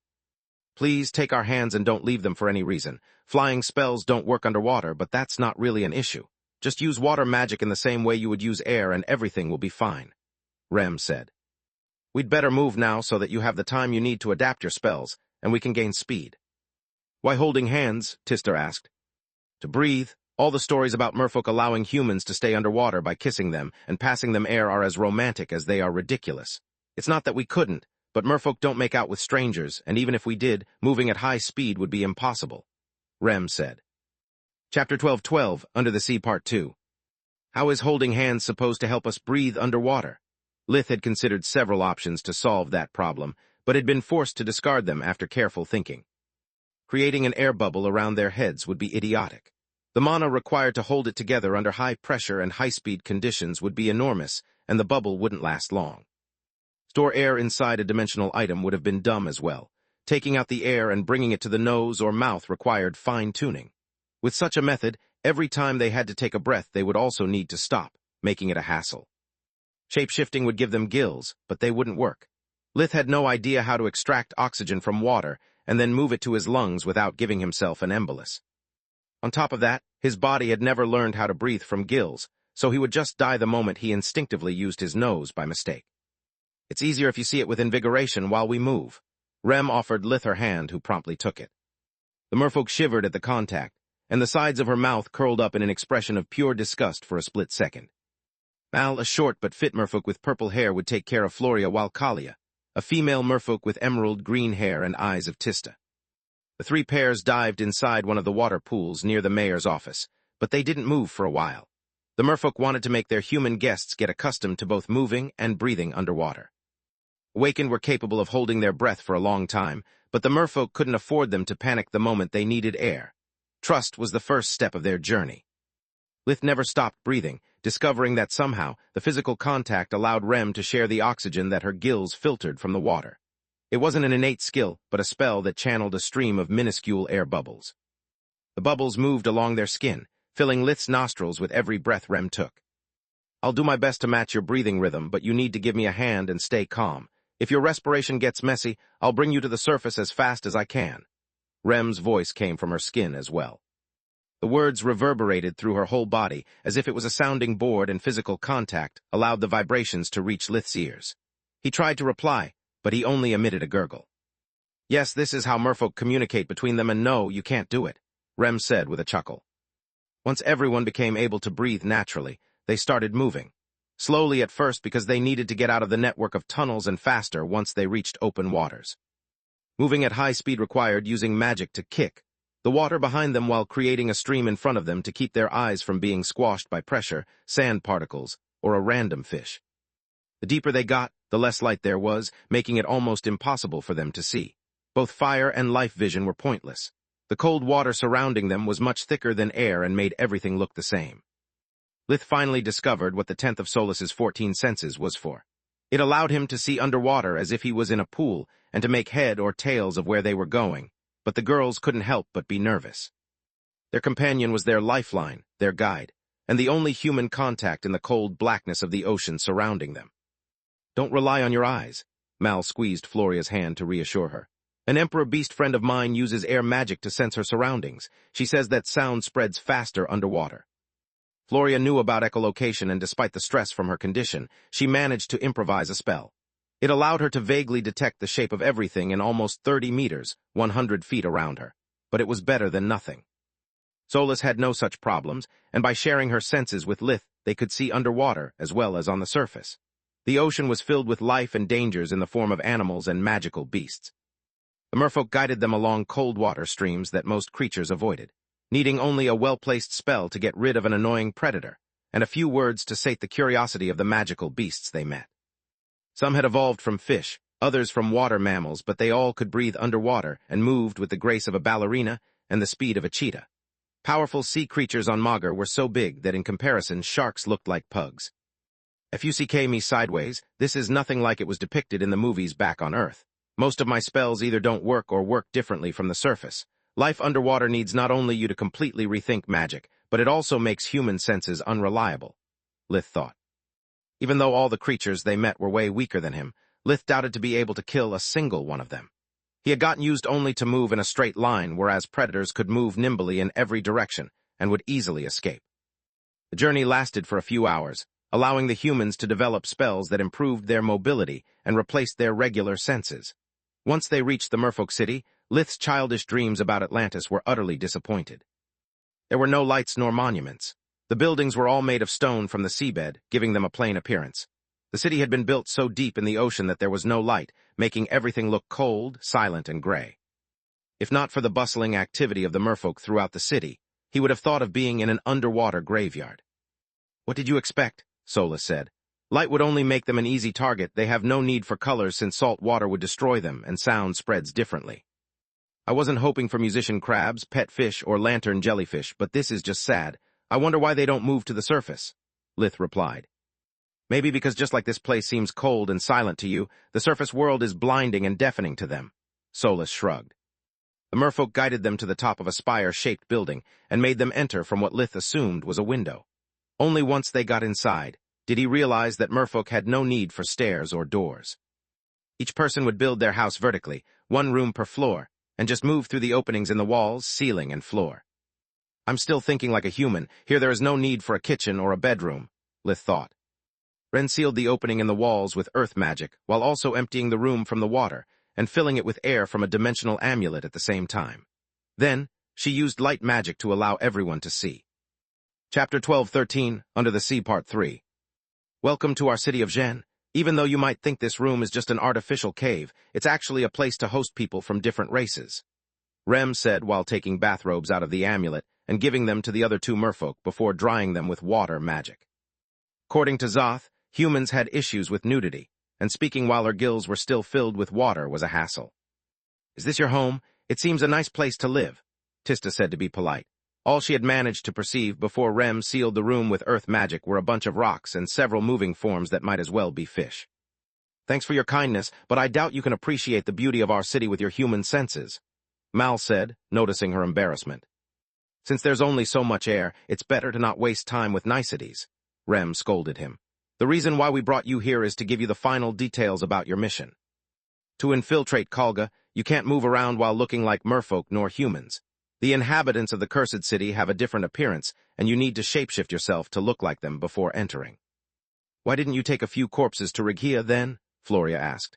"Studying their physiology and modifying our bodies will take time." "For good reasons. Kalga has lots of inhabitants, but if a few of them go missing, they are bound to be reported. By kidnapping them at the last minute, we are buying you time, not wasting it," Rem replied. "Also, because of the link with the Forbidden Sun, the corpses would have disappeared the moment I took them out the dimensional amulet. Bringing them here is the best possible compromise." He had just finished speaking when 3 corpses slowly came out of the ceiling, which had temporarily been turned into a softer material with earth magic. They looked like merfolk who had gotten stuck between their underwater and surface form. They had blue skin instead of scales, both noses and gills, and they had fins coming out from where ears were supposed to be. More fins came out of their calves, elbows, and wrist. All of them had odd-colored hair that looked out of an anime. While examining the corpses with life visions, Lith noticed that they all had enchanted weapons and rings. "This mission is much more important than I expected. Judging from the equipment, the merfolk captured nobles to give us more freedom of movement. I wonder how many people sacrificed their lives to give us this opportunity," he thought. The group quickly undressed the dead Kalgans, storing the clothes inside their respective Scalewalker armor to replicate them. Also, their diagnostic spells were useless on corpses. The only way they had to study their physiology was by taking a good look on them before the corpses disappeared. "If they got here so fast, I guess that we're near Kalga," Lith said without interrupting his work. "Correct, Zhen is one of the closest outposts. We need to constantly check the status of the mana crystals fueling the arrays and replace them, Kalia said. How and why does Kalga manage to expand despite all of your efforts? All the crystals in the world can't compete with a mana geyser, Rem sighed. Kalga is surrounded by cities like Zhen, but the best we can do is to slow down its advance. As for the why, it's simple. Their forbidden sun allows them to grow crops and bestows upon them a long life, but they need more food than what they have. They have to feed themselves, their cattle, and the people they keep as sacrifices. Every time Kalga expands, its inhabitants get more soil to cultivate, Rem said. Right, they cannot fish because even if there wasn't your barrier, they can't get far from their sun without dying. Tista nodded. The only thing I don't understand is how did you manage to hold out for so long against a mana geyser? It's because Kalga needs most of its energy to keep the water out of the city, filter the air they need, and fuel their defensive systems. It leaves them little world energy to spare, yet it's enough to make them gain ground after mulating it for long enough, Rem said. Kalga is one of the reasons why merfolk have so little resources for their magical research. We use all we get from the sea and our allies to keep it from spreading. The bastard who turned Kalga from a safe haven into a nightmare was one of our own, and we took responsibility for his actions. If the advance is so slow and there is a shortage of food, then how can they feed such a powerful ritual? Lith asked. I don't know, sometimes one of our soldiers gets captured, but we are very careful never going too close to the barrier. Rem shook her head. One last question. Floria had now pink hair, light blue skin, and moved awkwardly due to the ample bosom of her new form to which she wasn't used. How do you know the password for the array on the other side? There is no array on the other side. Only a few sentinels who look for cracks in our barrier in the hope to get some extra food. They welcome any outsider with the same joy of a shark that finds a dead fish, Rem replied. They are really arrogant. Lith now had flaming red hair. The creature he was mimicking was shorter and fatter than his human body, making him look like Vaster's lost twin. Good gods, how does Vaster walk with his stumpy legs? You can ask him the next time you see him. Tista laughed at him, waddling with every step he took. She now had blue hair, violet eyes, and a much thinner body than her own. She joined the others who were already walking around the room to get accustomed to their new body, to not arouse suspicions once inside Kalga. It's not arrogance so much as confidence. Killing even one of them is really hard, and each second spent inside the barrier feels like having hot poison running through your veins, Mal said. And how did you kill those 3 guys? Lith pointed at the 3 corpses that had already started to rot at a speed visible at the Nakedi. A quick darkness spell managed to get rid of the stench before everyone started puking their gust out. We didn't. We created a crack in the barrier on purpose to lure some of the sentinels out. One step outside Kalga is enough to turn those monsters into easy prey, Ren said. After a while, Kalia started to feel dizzy, and soon the same happened to the others. Ready or not, you got to go. We almost ran out of air, Mal said, taking Tista's hand again while Ren let fresh water flow inside the room. They left the city, and in just a matter of minutes, even the girls could see a light point on the horizon that became bigger and brighter as they closed in. Thanks to one of Solus's 14 senses that allowed him to see underwater, Lith was the only one able to understand the nature of the source of light before almost reaching Kalga. Chapter 12:14, Under the Sea Part 4. Lith had seen plenty of powerful arrays surrounding lost cities, and he knew that they couldn't emit such brilliance. The merfolk and Zoth had mentioned to the group the existence of a forbidden sun, but it would have been idiotic to waste its power to produce a light powerful enough to illuminate the seabed even from that distance. Good Mage would have focused its power so to guarantee the city protection and nurture the fields. Doing more would be pointless, wasting precious energy that could have been better employed to attack the barrier and further expand the city. The source of light was Kalga itself, tall buildings the size of a skyscraper. A.P. Had been erected right behind the barrier, and from most of their glass windows came multicolored lights that were spread and refracted by the array, producing the dazzling glow that Lith's group had seen from a distance. We can't have you moving awkwardly inside Kalga or asking for directions, each one of the merfolk said to their respective passenger. There is no such thing as tourists. 1 second of amazement would make you stick out like a sore thumb. We'll give you a full tour of the city from the outside to let you study Kalga's layout, to become familiar with what is supposed to be ordinary for the people you are impersonating, and to point out to you the little that our previous scouts have learned during the past missions. If the sentinels spot you swimming with merfolk, your disguise will become pointless, and the mission will fail before it even starts. We'll keep ourselves at the fringes of the light ring so that we can see inside while they can't see us, yet you should conceal yourself, just to be safe. All the members of Lith's group wore a Scalewalker armor, so it took them, but a thought to have their clothes turned back into a layer of dull metal that covered them from head to toe. making them look like small golems. Lith didn't need Solus's 360-degree vision to know that the girls were probably so shocked that they had forgotten how to breathe. He was sure of it because he felt the same way. Kalga didn't look like a medieval city, quite the contrary. Even Belias, the most modern city that Lith had ever visited in the kingdom, looked primitive in comparison. The buildings weren't just as tall as Skysker. They were Skysker, made of glass, rock, and metal. Each building was like a giant mirror, reflecting all light to the outside, making the city visible from far away. Lith could see paved roads where people walked, and what looked like neon signs and huge screens placed at the street level to inform the citizens about the latest events or advertise new establishment. Lith counted a total of 5 concentric rings of buildings where people lived. Each ring was arranged so that it would spread rather than block the light coming from the sun in the middle of the city, illuminating the next line of buildings in a cascade effect. People moved on foot to reach the nearby blocks and flying cars when they needed to reach the opposite side of the city. My maker, Solus's was so shocked that she forgot about Menadian being her mom rather than her master. Ever since the dream about Valorin's death, she had finally started to consider herself as a real person. Those are not carriages, wagons, or stagecoach. Those are really cars. Whoever made them imbued them with a simple float spell to make them weightless, and then used a system that generates small bursts of air magic to propel them in every direction. Lith looked at the swarms of cars flying around the city. The simplicity of their design amazed him, making him feel as if he was suddenly back on Earth and watching a sci-fi movie. The darkness surrounding Kalga was no different from that of space, giving the lost city the look of an orbital colony. Cultivated fields and cattle pens took all the space inside the building's rings that had clearly been designed as the first line of defense. As Zoth had told them, long life was nothing but torture without food, making it the most precious resource. Buildings could be quickly repaired with magic, and so injured bodies, whereas it would take months to grow a single carrot. Right in the middle of the city, there was a tall tower that sent shivers down everyone's spine. It was taller, better looking, and perfectly preserved, yet the design of its first 2 floors was almost identical to Solus's. On top of the tower, there was a white mana crystal the size of an adult man, and above that there was the Forbidden Sun. It was much smaller than anyone had imagined it, barely bigger than Lith's house.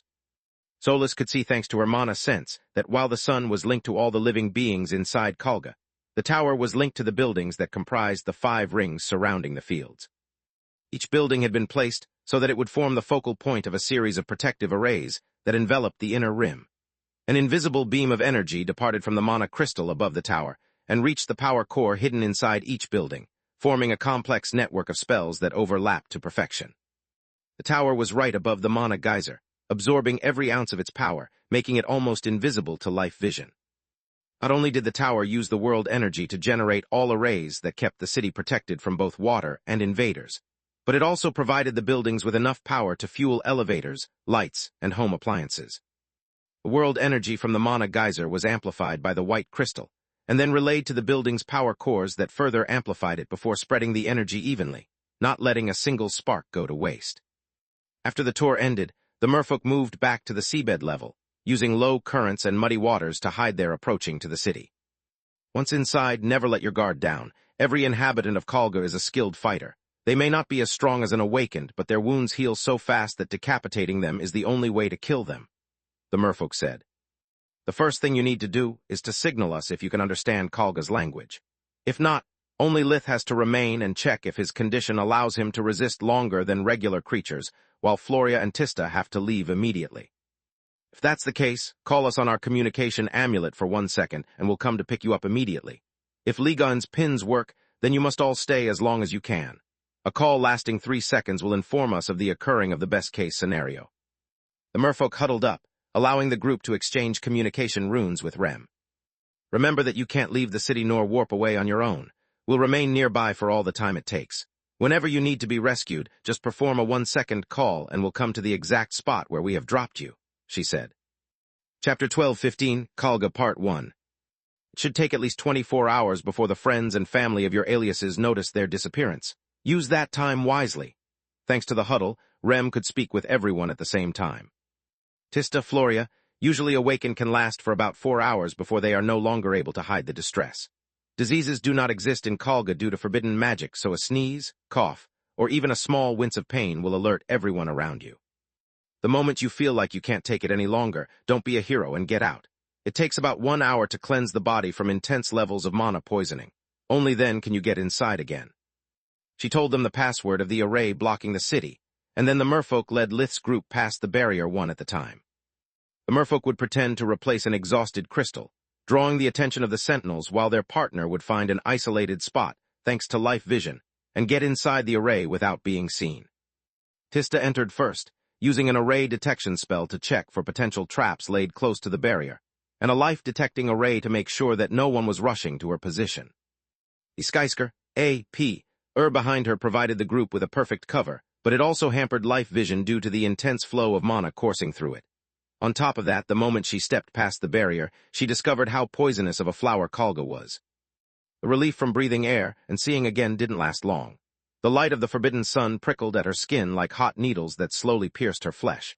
She could see with invigoration how the foreign life force seeped throughout her body, making even her hair ache. It was still just an annoyance, but knowing that the pain would only get worse made her worry. On top of that, even casting 2 simple arrays had never been so hard. Just like it happened for her life force, foreign mana poisoned her more with each passing second. Her awakened core generated a mana flow that would slow down the process. But the poisoning would not only slowly weaken her core, it would also make it progressively harder for her to use magic. Each time Tista cast a spell, she needed to spend enough mana to conjure the desired effects and to counter the external flow. If she remained inside Kalga for too long, the poisonous mana would accumulate inside her body to the point that even chore magic would be as mana expensive as a tier 5 spell. As soon as Lith and Floria joined her, Tista shared her discoveries with them. 4 hours may be the limit for Violet Cord awakened, but I don't think I can last that long, Tista said. That's not our only problem. Floria activated a mind link to connect the 4 of them while gesturing Tista to shut up. Even if the pins work, we need to be careful. As long as we speak among ourselves, we use Garland's language. If the inhabitants of Kalga hear us speaking gibberish, they might become wary of us. Only use mind links and pretend that we don't know each other. A group of people walking in silence would be suspicious as well. But that way we will last even less, Tista replied. We'll poison each other's core with every thought we share, adding oil to the fire. Then it's better if we shut up, Floria said. Thanks for your concern, I'm moved. Lith's reply reminded them of his condition. I'm so sorry, lil bro. How do you feel? Tista had a hard time keeping herself from using the scanner spell to check up on him, but casting a tier 5 spell in those conditions would cripple her strength.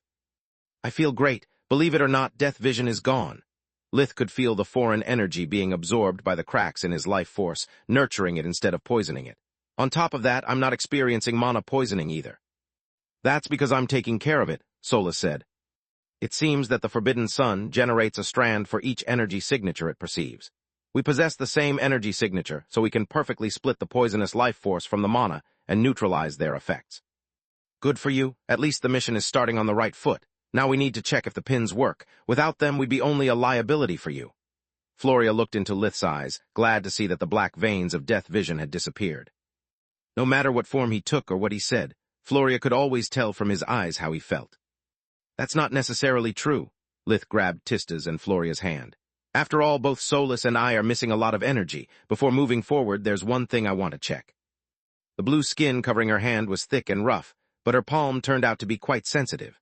The moment Lith touched Floria, she felt blood rushing to her face while a pleasant sensation spread through her whole body. Lith, whatever you are doing, please stop. Think about what Camilla would think if... The words died in her brain when she saw that Tista had a delighted expression as well. For the god's sake, he's your brother.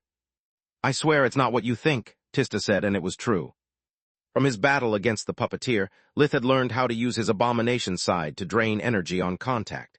He was now using that skill to rid both Tista and Floria of Kalga's infection. Lith had shapeshifted his human body to resemble a Kalgan, so the cracks near the surface of his life force absorbed the energy before it could reach his underlying abomination side, leaving Solus to feed off the mana plaguing the mana cores. The pleasure both women were experiencing simply came from the sudden relief from pain, as Solus healed their bodies of the little damage they had already sustained. My advice is to circulate both light and earth fusion to protect your life force from the Forbidden Sun, just like we did against Lith's abomination side. It should also slow down the mana poisoning process, Solus rushed to say after clearing the misunderstanding she had caused. Also, this kind of treatment doesn't seem to affect either of my life forces negatively, Lith said. Whenever you feel like you have accumulated too much poisonous energy, we will cleanse it for you. This way you should be able to last as long as me." The three nodded and split a bit too fast for their own liking, still embarrassed for what had happened. They moved in different directions while being careful of not leaving the range of their respective mind link. It took them but a quick stroll to one of the main roads to check how thorough Ligon had been. "I really don't understand why our merfolk cousins keep us trapped inside this stupid barrier," a female said, and it's actually translated from Kalgan courtesy of Ligon. Chapter 12:16 Kalga, Part 2. Not only is their struggle pointless, but also if they joined us, they would be able to enjoy the same blessings that our king bestowed upon us. We would march from one geyser to another, conquering the seas first and then the mainland. "I agree," the male walking by her side said. "Why be forced to choose between the land and the sea when we can have both? Beasts and humans have monopolized Magar for too long. They are no different from the elves. Their time is over, but they need a kick in the butt to realize it." "Son of a gun," Lith thought. "I was right, Ligon and Falul conspired to get me here. The only question is if the father of all jackasses and his granddaughter planned my trip to Giera together, or if they exploited each other's plan." "I wouldn't worry about that." Solus activated the communication amulet in their pocket, sending the all-clear signal to Rem. "Take a look at this." Solus shared with him what Mana Sense showed her. Every single one of Kalga's inhabitants wore enchanted clothes, a dimensional amulet, and had one magic holding ring on each of their fingers. When Lith's group had noticed how well-equipped their aliases were, they had thought that it depended on their role as sentinels. Discovering that it was just standard equipment complicated things quite a bit. "Devil's souls almighty, this is not a mission, this is a living nightmare." The situation suddenly reminded Lith about the forefather of self-punishing video games that focused on the player experiencing grief rather than fun. "Get good, noob." Solus took out of his mind the caring words with which its online community replied to any criticism about their favorite game. "Jokes aside, now I understand why even powerful awakened failed to put down whoever this king is. Everyone here is armed to the teeth, the tower is impregnable, and the fields are more protected than the royal palace. Otherwise poisoning the land is all that would take to bring the entire city down. On top of that, the constant mana and life force poisoning make it impossible for anyone but us to exert their true strength," Solus said. "Indeed, fighting is not an option. The moment something goes wrong, we'd be swarmed. Stealth is our best ally here," Lith thought while opening the mind link with the girls and sharing the information with them. They had no mana sense and couldn't use life vision without drawing attention. They both cursed their bad luck for a while before regaining their cool. "Okay, so we need to find out how the king controls the geyser, anything we can about the ritual, and what happens to the darkness element it releases," Floria said. "If that tower is a mage tower, we're in a world of trouble. Solus is the only one who can check it, so she should go there with Lith. Tista and I will look for a library or something like that. What we need is basic information. If Kalga works like the kingdom, then it might be even taught in the schools. Our only problem is that we can't ask for directions. You'll figure out something. If anything happens, call me on my amulet. Otherwise, let's meet here again in a couple of hours." Lith had crafted a pocket watch for each one of them after learning that the forbidden sun didn't rise nor set. He would have liked to take off and reach the tower by flight, but everyone else moved only on foot or on the flying cars. He had no idea how to get a ride or drive one, so his only choice was to walk and hope to learn something useful along the way. Meanwhile, the girls moved to the opposite side of the street to cover more ground, planning to explore one city rim at the time. They were amazed hearing people talk about their jobs, their children, or their plans for the future. The same little things that humans worried about in the kingdom. The girls had expected the citizens of Kalga to be bloodthirsty monsters, and yet aside from their appearance, they were just regular people. Thanks to their swim above the city, and to Solus's memory, Lith knew Kalga's layout like the back of his hand. He walked briskly enough to keep people who might know his face from recognizing him, but slow enough for Solus to listen to any bit of interesting conversation. "Why do we never get to conveniently find the bad guy of the week, while they thoroughly explain their plan, so that we can learn its weaknesses straight from their mouth?" Lith inwardly griped after hearing people complain about boring aspects of their lives one time too many. "Because in real life no one is so dumb. I've listened to a curry recipe that I'd like you to prepare for me, though," she replied. Reaching the tower from the building rings required to move in a straight line, and the roads connecting the various districts of the city were perfectly paved, making the trip even easier. It had took Lith quite some time to reach his destination on foot, because he had no idea how to ask for a ride without writing the words "intruder" on his forehead. The cultivated fields took the majority of the land occupied by Kalga and spread across kilometers. During their walk, Lith and Solus noticed that plenty of people worked in the fields, using magic to take care of cattle and plants alike. It would use earth magic to till the fields, sending the external soil deep in the ground to keep it from exhausting, water magic to conjure fresh water, light and darkness magic to treat respectively diseases and parasites. This is interesting, Lith thought. Despite their vastly superior cores, those people use their abilities exactly like Dad's farmhands, while they could achieve much better results with Forge-mastered tools. I guess that after food, the second thing they lack the most is resources, Solus pondered. Ever since we got here, I didn't see any complex device. The cars are just metal with simple enchantments, and the same stands for the standard equipment everyone wears. Their magic holding rings don't exceed the third tier of magic, and none of the weapons we saw have mana crystals. Probably they keep enchanted metals for elite units, while everyone else has to settle for black iron and enchanted clothes. During the walk, very few farmers stood up to look at Lith, and even those who did paid him no attention. They'd rather focus on their jobs to get done with it and go home as soon as they could. Along the way, Solus noticed several small groups of people. Please tell me there is no risk of another famine. A woman with a terrified face asked one of the farmhands. Judging from her swollen belly and 2 life forces, she had to be pregnant. Don't worry, miss. This season we should have a bountiful harvest. I got a small devil on the way as well, and this time, if the gods smile upon me, we'll be able to raise them properly, a man said. The woman cried with joy at those words, yet they raised a few questions for Lith. Chapter 12:17, Mages and Towers, Part 1.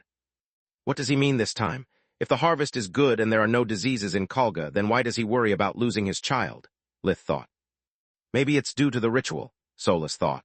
There's only one strand connecting the forbidden sun to the woman, so she must be like us, taking the poisonous energy on herself and protecting the baby. Yet once it's born, cracking both its life force and mana core might prove lethal. I find it hard to believe that after all this time they have yet to perfect the ritual. Lith replied while looking around the fields and finding another inconsistency. He could see barns, stockyards, but no building big enough to host the slaves necessary to fuel the forbidden magic ritual. The fields are big and we are on foot. Maybe it's somewhere else. Solus had no better answer, focusing all of her attention on the tower that was getting closer with each step they took. Damn it, the energy from the mana geyser is blinding, as if I'm staring at the sun. We need to get much closer if we want me to make heads or tails of the enemy's power, she thought while Lith used his regular vision to check their surroundings. The tower did resemble Solus, but the moment he got close enough to notice its details he could tell that something was off. Sure, the energy from the mana geyser was so intense that it made the hair on the back of his neck stand up, but the tower had no presence. Even in its ruined form, Solus's tower had an aura of magnificence typical of Forge-mastering masterpieces, whereas the one in front of him felt like nothing more than a tall bunch of stones. Even though the tower had been enchanted with self-repair spells, the energy from the geyser caused it to crack and reform non-stop. The damage was small, but big enough for Lith's heightened senses to notice it. I can confirm that this is no mage tower at all, Solus said after studying the mana flow around them. Whatever controls the mana geyser, it's inside the tower, but it's not a part of the building. On top of that, the forbidden sun is different from what I expected. It's indeed powerful, but it's nothing compared with the black star. Not only is the forbidden sun weaker, but it also lacks any consciousness. It's just a mass of world energy, life force, and light element. Yet it lacks the infinite power of the Odie's mana reactor. Unlike the lost cities we've met, Kalga is a giant with weak legs. We're here for just an hour and we've already found 2 weak points. If we find a way to mess up with the geyser, the water dome will fall and destroy the fields. Even if the Kalgans are still able to breathe underwater, they'll die without food. Also, the lack of consciousness means that we can tamper with the sun as well, Solus said. The second is not really a weak point. Placing the sun over a huge-ass white crystal and the tower gives it all the protection it needs. How easy is to break inside the tower? Lith asked, incapable of seeing arrays due to the geyser's blinding light. He couldn't use an array detecting spell, because it would make the arrays visible and blow his cover. Nigh impossible, she sighed. Too many defensive systems overlapping so that one wrong step triggers them all. Besides, we're here for recon, not fighting. I don't plan on fighting, it's just that the geyser-controlling device is inside. If we don't get so much as a peek at it, we're just wasting our time, Lith replied. Do you need a ride back to the city? A polite male voice asked. Yes, please. Lith turned around, noticing a male who wore such a colorful dress that reminded him of Harlequin. He had green eyes and bright orange hair, which coupled with his dress made him a crime against every dress code Lith knew. The Harlequin emitted what looked like a firework, and one of the flying cars reached their position. Thank the gods you called. I was sick and tired of driving around, but I couldn't find a free parking spot near the tower.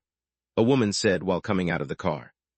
From a brief exchange between the woman and the Harlequin, it turned out that even though anyone could use a car, it couldn't leave the highway unless the driver received the fireworks signal or parked it in a proper space.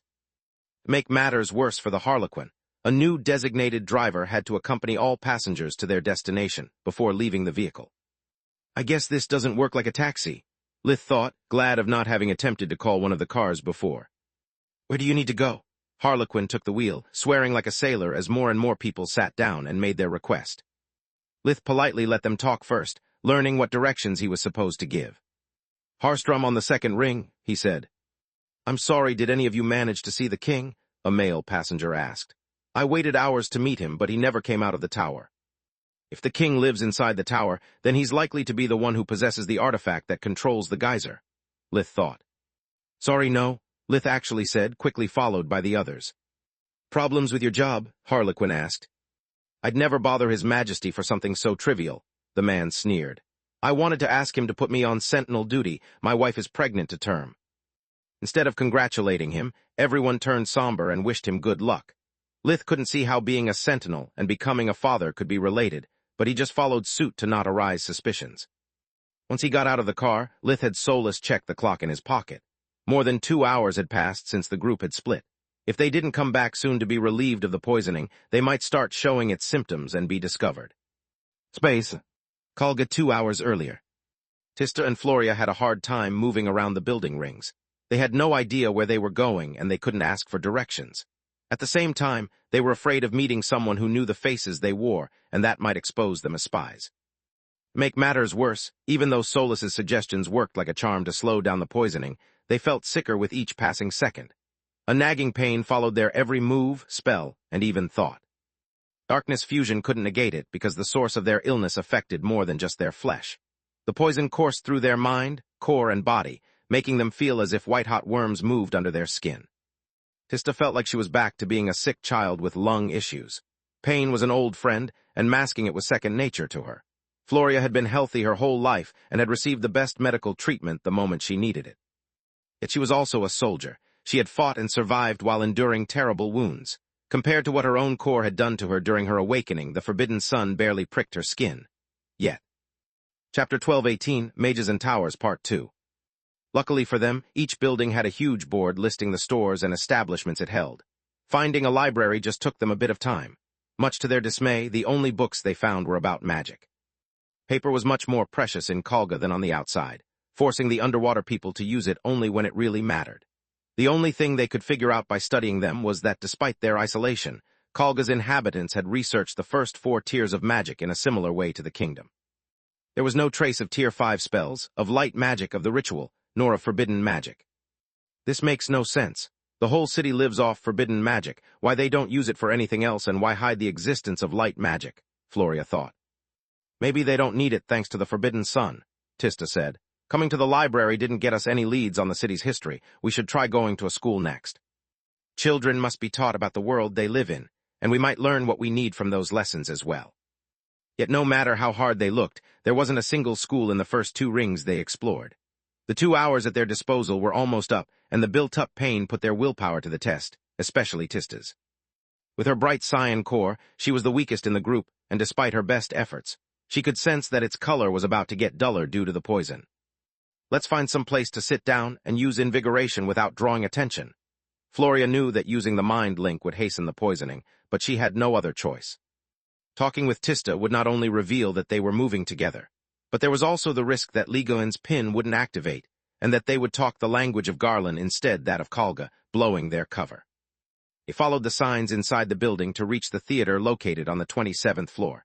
There were no elevators, just 2 shafts that ran through the whole building, one for those who needed to go up and the other for those who wanted to go down. To move quickly from one floor to another, people just needed to use a flight spell to reach their destination. Why can we use flight indoor but not outside? Tista asked. I don't know. My guess is that it makes it impossible for spies to move quickly within the city. Being unable to fly and speak means that regular people doesn't have enough time to gather any intelligence before the forbidden sun cripples their strength. Also, it keeps people from getting near the sun without being noticed. It's a simple but effective protection, Floria guessed right. It was the same reason why the use of flying cars had so many restrictions. That way, they couldn't be used for recon either. The girls reached the theater, which didn't differ much from what they expected. It was a wide circular room with a raised stage in the middle, pitched floor, and several rows of seats arranged in a semicircular shape. Several people were already inside, and only a few isolated spots remained, forcing the girls to seat in the back rows. They sat down, pretending to be interested while using invigoration to revert the effects of the poisoning. Due to the world energy inside Kalga being thin, the breathing technique lacked its usual potency, yet it still managed to alleviate their pain and made Tista's core back to bright cyan. Suddenly the lights went out, leaving only the stage lit. Contrary to the girls' expectations, no actor came out. The wall came to life as the image of human merfolk hybrid appeared. "What kind of theater is this?" Floria was flabbergasted. The projection of the merfolk wasn't a hologram so much as a projection. If Lith were there and could share with them about his first life, he would tell them that place was a movie theater. "Greetings, citizens of Rigia. I'm Jayanu, and I'm going to inform you about the latest events," the merfolk said before reading the news like an anchorman. Aside from the fact that Kalga's society was no less flawed than their own, and a list of crimes, Tista and Floria didn't learn anything. They exploited the darkness to check on their clocks and amulets without being noticed. "Damn, there's not enough time to keep searching. Better stay here and rest while we wait for Lith's arrival," Tista said via their mind link. After the news came the propaganda. The anchorman spoke about the horrors of the surface and how the enemies of Kalga kept them locked inside the barrier because afraid of their power. When the news ended, the lights were turned on again. Floria and Tista were about to leave along with the others when they noticed a countdown on the screen along with the words, "The Foundation of Kalga." They returned to their seats just in time to see a class of small children, each accompanied by one of their parents. While the children looked enthusiastic, the adults seemed to be bored out of their skulls. Luckily for the girls, there were enough seats for everyone, but they still received several glares from the parents that didn't take their eyes off them until the lights went out. The countdown disappeared, replaced by what looked like a cartoon. A long time ago, the powerful mage Rifa Menadian lived in the Garland continent. The narrating voice said while the screen projected the image of a woman with her hair of the 7 colors of the elements who wielded a hammer almost as big as her. Despite being a human, she was wise and kind, taking under her several disciples. Rifa imparted them her knowledge, but no matter how talented they were, her disciples couldn't match their master because her tower made her powerful beyond belief. The screen showed Menadian in front of a colossal tower. Each hit of her hammer turned an ingot of metal into a weapon, an armor, or an artifact that after being basked in the light of the tower, gained the power to split the sea and raise mountains. "Yeah, right, I wish Forja mastering was that easy." Tista had a hard time not clicking her tongue. Her disciples stared at her in awe while begging Menadian for help. Menadian then bestowed upon each of her 4 most loyal disciples an artifact that would allow them to overcome their limits. Our ancestor, Esfel Kalga, received the hands of Menadian that gave her the very power over mana geysers that still ensures our safety. Even though the picture focused on a pair of gloves, the girls could still recognize the other 3 items: a pince nez, a mask, and a helm. The kids and the girls stared at the artifacts in awe. Kalga's skill reached new heights. But even with the hands, her talent wasn't enough to craft a tower of her own, yet she shaped her home to resemble Menadian's as a sign of her eternal gratitude. One day, however, tragedy struck. One of Menadian's disciples resented their master for not gifting them any artifact. In their rage, the traitorous disciple attacked and killed Menadian, obtaining both her tower and her hammer, Fury. Chapter 1219, Sacrifices, Part 1. The image in the show depicted the murderer as a generic monster made of shadows, that was so big and terrifying that no one in their sane mind would let it near their home, let alone accepting it as their disciple. "That's bullshit. Solus didn't meet anyone before Lith," the girls thought in unison, having now even more trouble to sort facts from propaganda. Dead set on claiming Menadian's remaining 4 artifacts as their own, the traitorous disciple hunted down the same people that once had been family to them. Kalga knew she had no chance to prevail, so she escaped Garland, hoping that the monster wouldn't find her at the bottom of the sea. She befriended our merfolk ancestors, and after learning about the harsh I.P.S. that humans put them through, Kalga used her powers to provide them with the perfect environment to practice magic without being forced to leave the protection of the sea. The screen showed pictures of a small village built underwater that grew over time, while Kalga used her powers to keep it dry and lit. She promoted peace between our races, taking a merman as her companion and inviting humans to our city. She shared her knowledge in exchange for their resources, and for a short while, we flourished together. Yet just like for the traitorous disciple, a monster hid inside the hearts of both humans and merfolk, craving what didn't belong to them. They joined their forces and attacked Kalga in a foolish race to take the hands from her. They managed to kill Kalga, but Lima, her oldest daughter, foiled their plans by taking the hands and using their powers to protect our city. Yet she knew that the geyser alone wasn't enough. The combined forces of our enemies were too powerful, and with most of the world energy from the geyser needed to keep our city alive, Lima faced an impossible choice. Keeping the dome active meant suffering her mother's fate and dooming our city to be destroyed the moment the enemy stole the hands for good. Deactivating the dome would allow Lima to harness the full power of the geyser, but along with the invaders, she would also destroy Kalga's legacy. Yet thanks to her genius, she managed to find a way out and saved our city. She devised a powerful ritual that allowed her to convert the light energy from the captured enemies into our forbidden sun, saving countless lives. The screen showed Lima that fought alone against an entire army. With each strike of her staff, the enemy soldiers were split into two. The light half rejuvenated her injured soldiers, while black vengeful spirits helped Lima defending the city. The girls didn't miss how humans and merfolk were depicted as frenzied, bloodthirsty monsters, to the point that in comparison, even the soldiers born out of darkness magic looked cute. The children, instead, cheered for Lima as if the battle was real, instead of just a convenient depiction of past events. At the same time, she used the darkness released from the ritual as a weapon that mowed down the enemy forces, giving to our soldiers their second wind in the war. After our victory, Kalga started to expand thanks to the power of our sun, and our future seemed bright.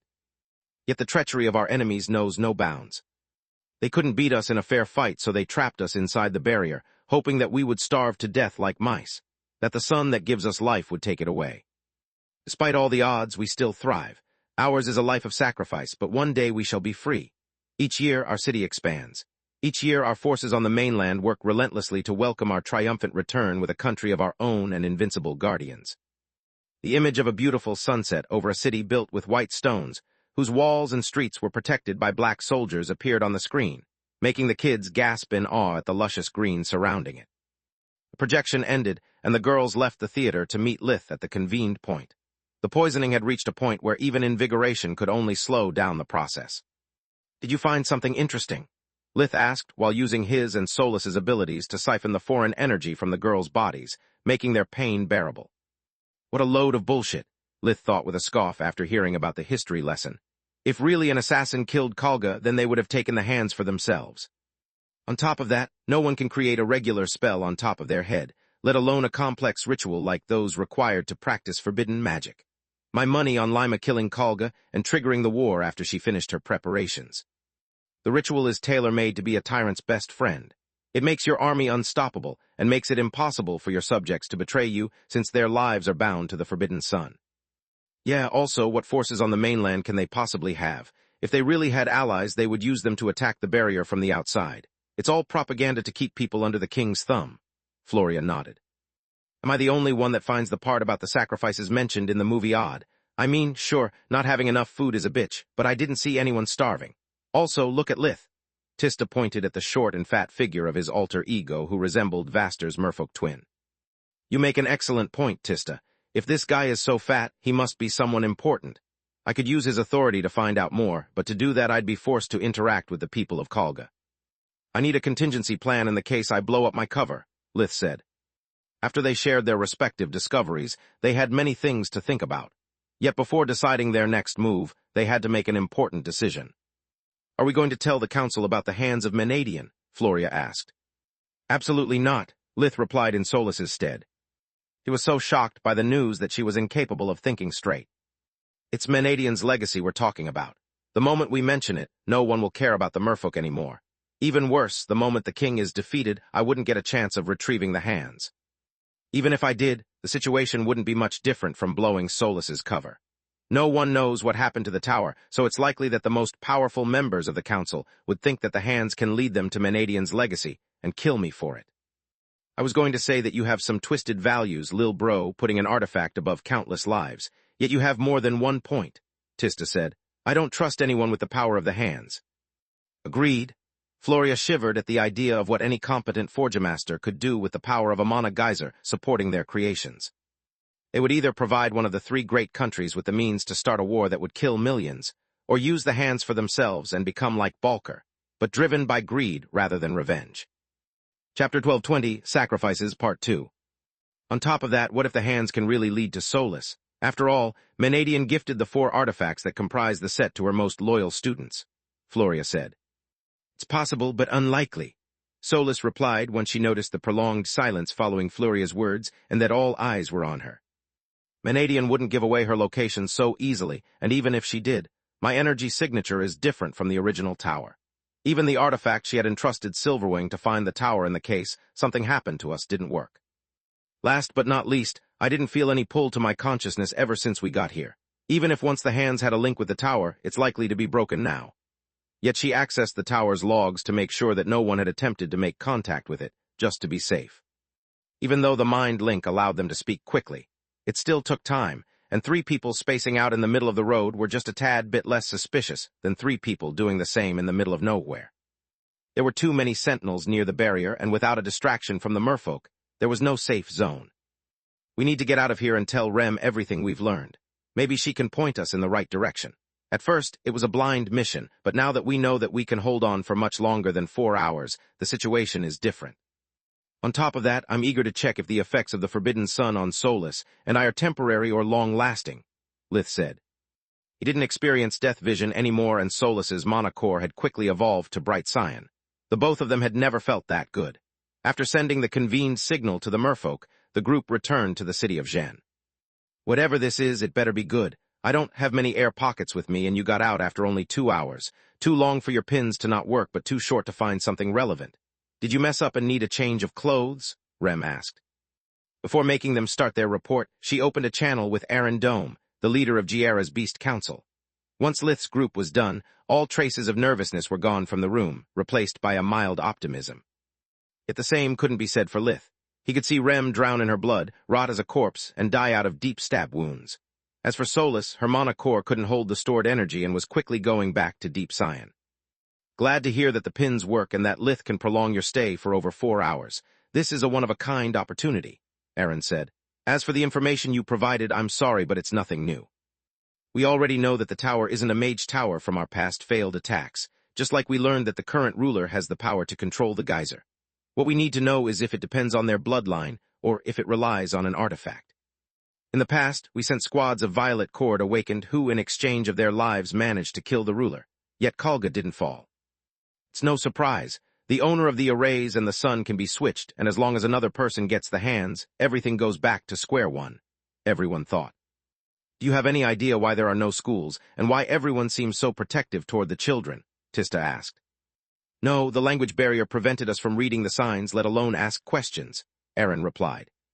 If my sister is right and this body belonged to someone important, I could use his authority to find out more. I need to know where you captured him and an escape route in the case someone exposes me, Lith said. It's a great idea, but now we can do much better than that, Aaron said. No matter who you are, there are some questions that you can't ask because of the law and others that you're supposed to already know the answers. To overcome this problem, a sacrifice is needed. Your alias was on sentinel duty, so if he manages to capture a merfolk, we'd finally get to learn what happens to our people after every failed raid and maybe even give you the opportunity to witness to the ritual. At a snap of his fingers, Kalia, the merfolk who had courted Lith on the day of their arrival, stepped forward. Her human form was paler than a ghost, yet her body stood steady. Her hands didn't tremble, her lips didn't quiver, nor did her eyes betray any fear. Then Aaron explained how sentinels sounded the alarm, and focused the power of the arrays on a specific point of the barrier to capture an intruder. I ordered Ren to capture people living in the most external ring, because they can perform sentinel duty from the windows of their own homes. Each one of you will go to their alias respective home and find out as much as you can about their lives. Once you are done, Lith will capture Kalia with your help. Don't let anyone else get close to her, or her sacrifice will be pointless. Why didn't you tell us all those things earlier, and how can you send one of our own to die or worse? Floria said in outrage. Because we didn't know if the pins worked, and interacting with the merfolk hybrids was a pointless risk. Only the pins and Lith's unexpected ability to relieve the effects of poisoning make this desperate plan worth trying. Otherwise, I wouldn't bet both Lith's and Kalia's lives on a maybe. Once they take her, her life is forfeit. If Lith is discovered while under the effects of a single elemental sealing array, the same will happen to him. Without dimensional magic, there would be no way out. Be careful and don't enter inside any array even if you think that your cover is intact. Kalia is replaceable, whereas you are one of a kind, Aaron said. The group spent the remaining time before the air in the enclosed room ran out in silence. The girls needed time to heal their bodies without wasting any more uses of invigoration, and even Lith didn't feel like ruining Kalia's final moments. Rem and Mal quickly hugged her, shedding a few tears before leaving the room to make space for her parents and friends. People entered in groups of 2, never saying a word. At least not in a way that humans could hear. Merfolk communicated with vibrations, and each embrace lasted long enough for everyone to say goodbye to her. Kalia's parents had to be forcefully dragged out of the room while they screamed unintelligible words of pain. Once the air became thin and everyone started to feel dizzy, Kalia took Tista's hand to help her breathe underwater. Yet once outside the room, instead of going toward Kalga, Rem led the group toward Zhen's central plaza, where a monument that looked like a huge seashell rested. Chapter 12:21, Sacrifices Part 3. Lith could see everything clearly thanks to Solas's 10th sense, while the girls could only perceive through their spells that either there was a crowd around them or they were in an enclosed space.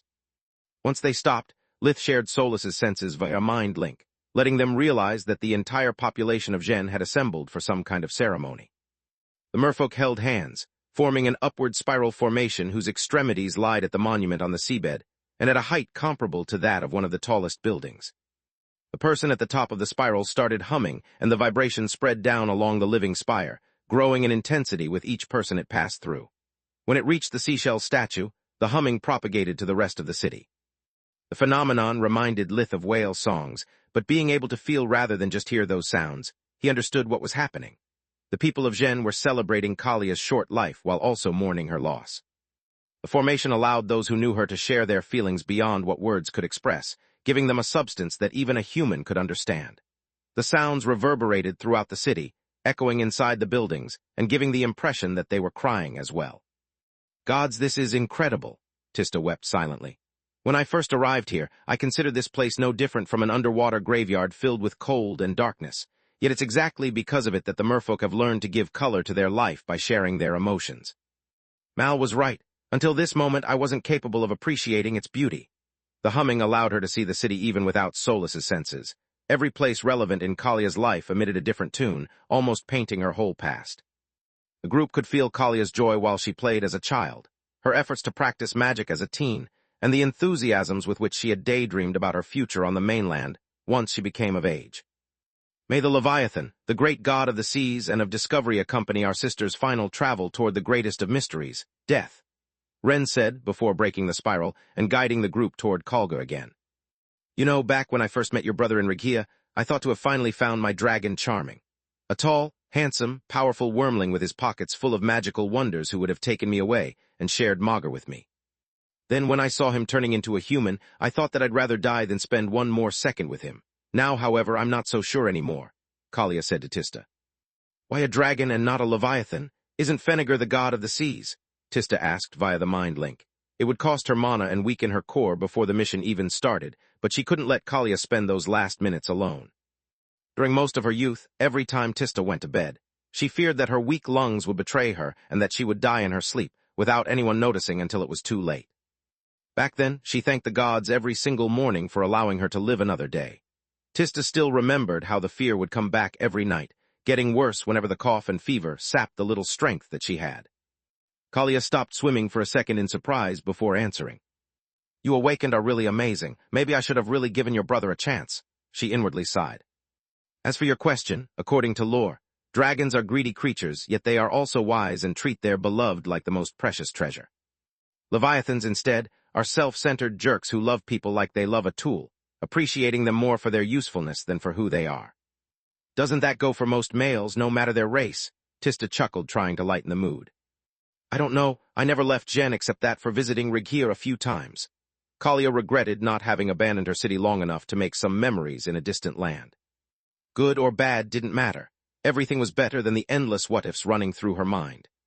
Tista didn't tell her that Lith already had a girlfriend, nor that he wouldn't take seriously someone he didn't know nor trust. Dreams were all Kalia had left. There was no point taking them away from her. Tista shared with the merfolk the memories of her favorite landscapes, the sensation of running through the snow, the sight of sunrise and twilight.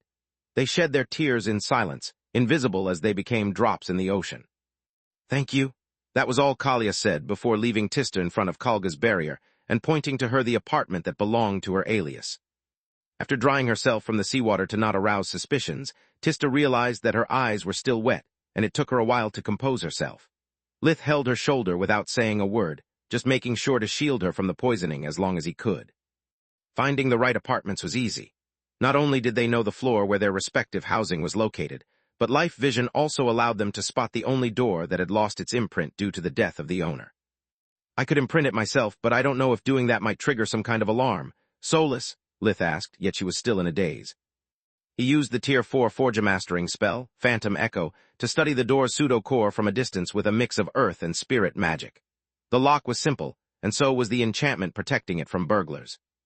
With no magical metals nor mana crystals, there was only so much a Forgemaster could do. Any more and the door would crumble under the strain exerted from the spells that were supposed to reinforce it. That's good news, but arrays have alarms as well, and they don't burden their host, Lith thought while activating an array detection spell focused solely on the door in front of him. Alas, there were so many layers perfectly overlapping each other that they gave him a headache. Soulless, I really need your help. Can I cross this door or not? He asked. I don't know. What do you mean, I don't know? You crack things harder than this for breakfast. I don't know if I can live with the answer. If I say yes, that girl will die. If I say no, she will live, but this horror founded on my mother's masterpiece, and on the lives of Magus knows how many people will keep expanding until someone finds a solution. Whatever I do, someone is going to die, Soulless replied. None of this is your fault or Menadian's. This is just what happens when a madman gets their hand on a powerful artifact. Do you think that Tyrus feels responsible for what Thrud does with Arthan's sword, or Silverwing for how her specializations are used? Despite his words, Lith could understand her feelings. Soulless had yearned for so long to learn about her past, yet everything she learned about her family's legacy only led to more corpses. Every single day. Soulless didn't know Tyrus or Silverwing well, but after meeting the two women, she had realized that the reason why they both had given up on helping people was because of regret. Chapter 12:22, Sacrifices Part 4. Tyrus's kindness had generated countless monsters like Balker and Arthan. Silverwing's teachings had allowed forbidden magic to improve by leaps and bounds, culminating in the mass production of slave collars. No matter how good the intentions of its maker, magic was just a tool, and people would always find a way to abuse it. Feeling Soulless's emotional turmoil, Lith gave up on making her reason and focused on the arrays, studying them one at a time. Luckily, Khalga's magic had been developed from Menadian's teachings, and the isolation limited their progress. Once he made sure that there was no alarm based on the race of the imprinter, Lith made the house his own. Once inside, he searched the place for anything that might give him clues about his alias name or personality. Based on his well-fed appearance and the many rooms of the house, my meat suit must have been as wealthy as he was alone. This is a bachelor house if I ever saw one, Lith thought while studying his surroundings with life vision. City arrays fueled everything from the lights to the kitchen stove. The living room and its many sofas took almost half the house. Lots of family paintings decorated the walls, leaving only one wide empty space that Lith assumed was destined to the future family of his alias. 2 hard-covered books were encased in glass and hung to the wall of the living room in front of the door as proof of the man's wealth. According to the girl's investigation, books were more precious than gold. Judging from their titles, they were history books, while from the dust on the back of the frame they hadn't been consulted in years. The wet bar in the corner between the sofas was well stocked, but all bottles were half empty. Lith found more bottles laying around the house, even in the bathroom. After searching the bedroom, Lith found a small booklet well hidden under the mattress. It was hard-covered as well, but this one showed clear signs of being regularly used and abused. The bent corners and extensive damage on the exterior could only be explained with the owner throwing it around in a fit of rage. Lith put it inside Soluspedia, reading it in a few seconds. It was a diary, awarded from some kind of academy to one of their most promising staff members. Most pages were filled with the boring life of an enthusiast scholar, but the most recent pages had turned to a different mood. I'm goddamn Professor Jagu Thross, first chair of the fire pit, so why I'm still single. I'm past 100 years old now, and I have no heir. I can't believe that the Thross bloodline will die with me just because no woman can see past my physical appearance. My only hope is to capture one of the merfolk and gain so much prestige that no one will be able to ignore me anymore. I spent a lot of money to move into the outer ring, but once all those bitches that treated me like a fool grovel at my feet, it will be money well spent. His ramblings went on and on for pages, alternating from curses towards the beautiful women who rejected him and long-winded self-glorification. This guy doesn't seem to realize that a nasty personality is a deal-breaker, especially if you chase women much younger and better looking than you. Lith thought. Yet he should have found at least one gold digger. How is it possible that not one woman was interested in his money, and what does have to capture a merfolk has to do with marriage? Maybe there's population control due to the Forbidden Sun, Solus said. Capturing a merfolk allows for a sacrifice, fueling one more life.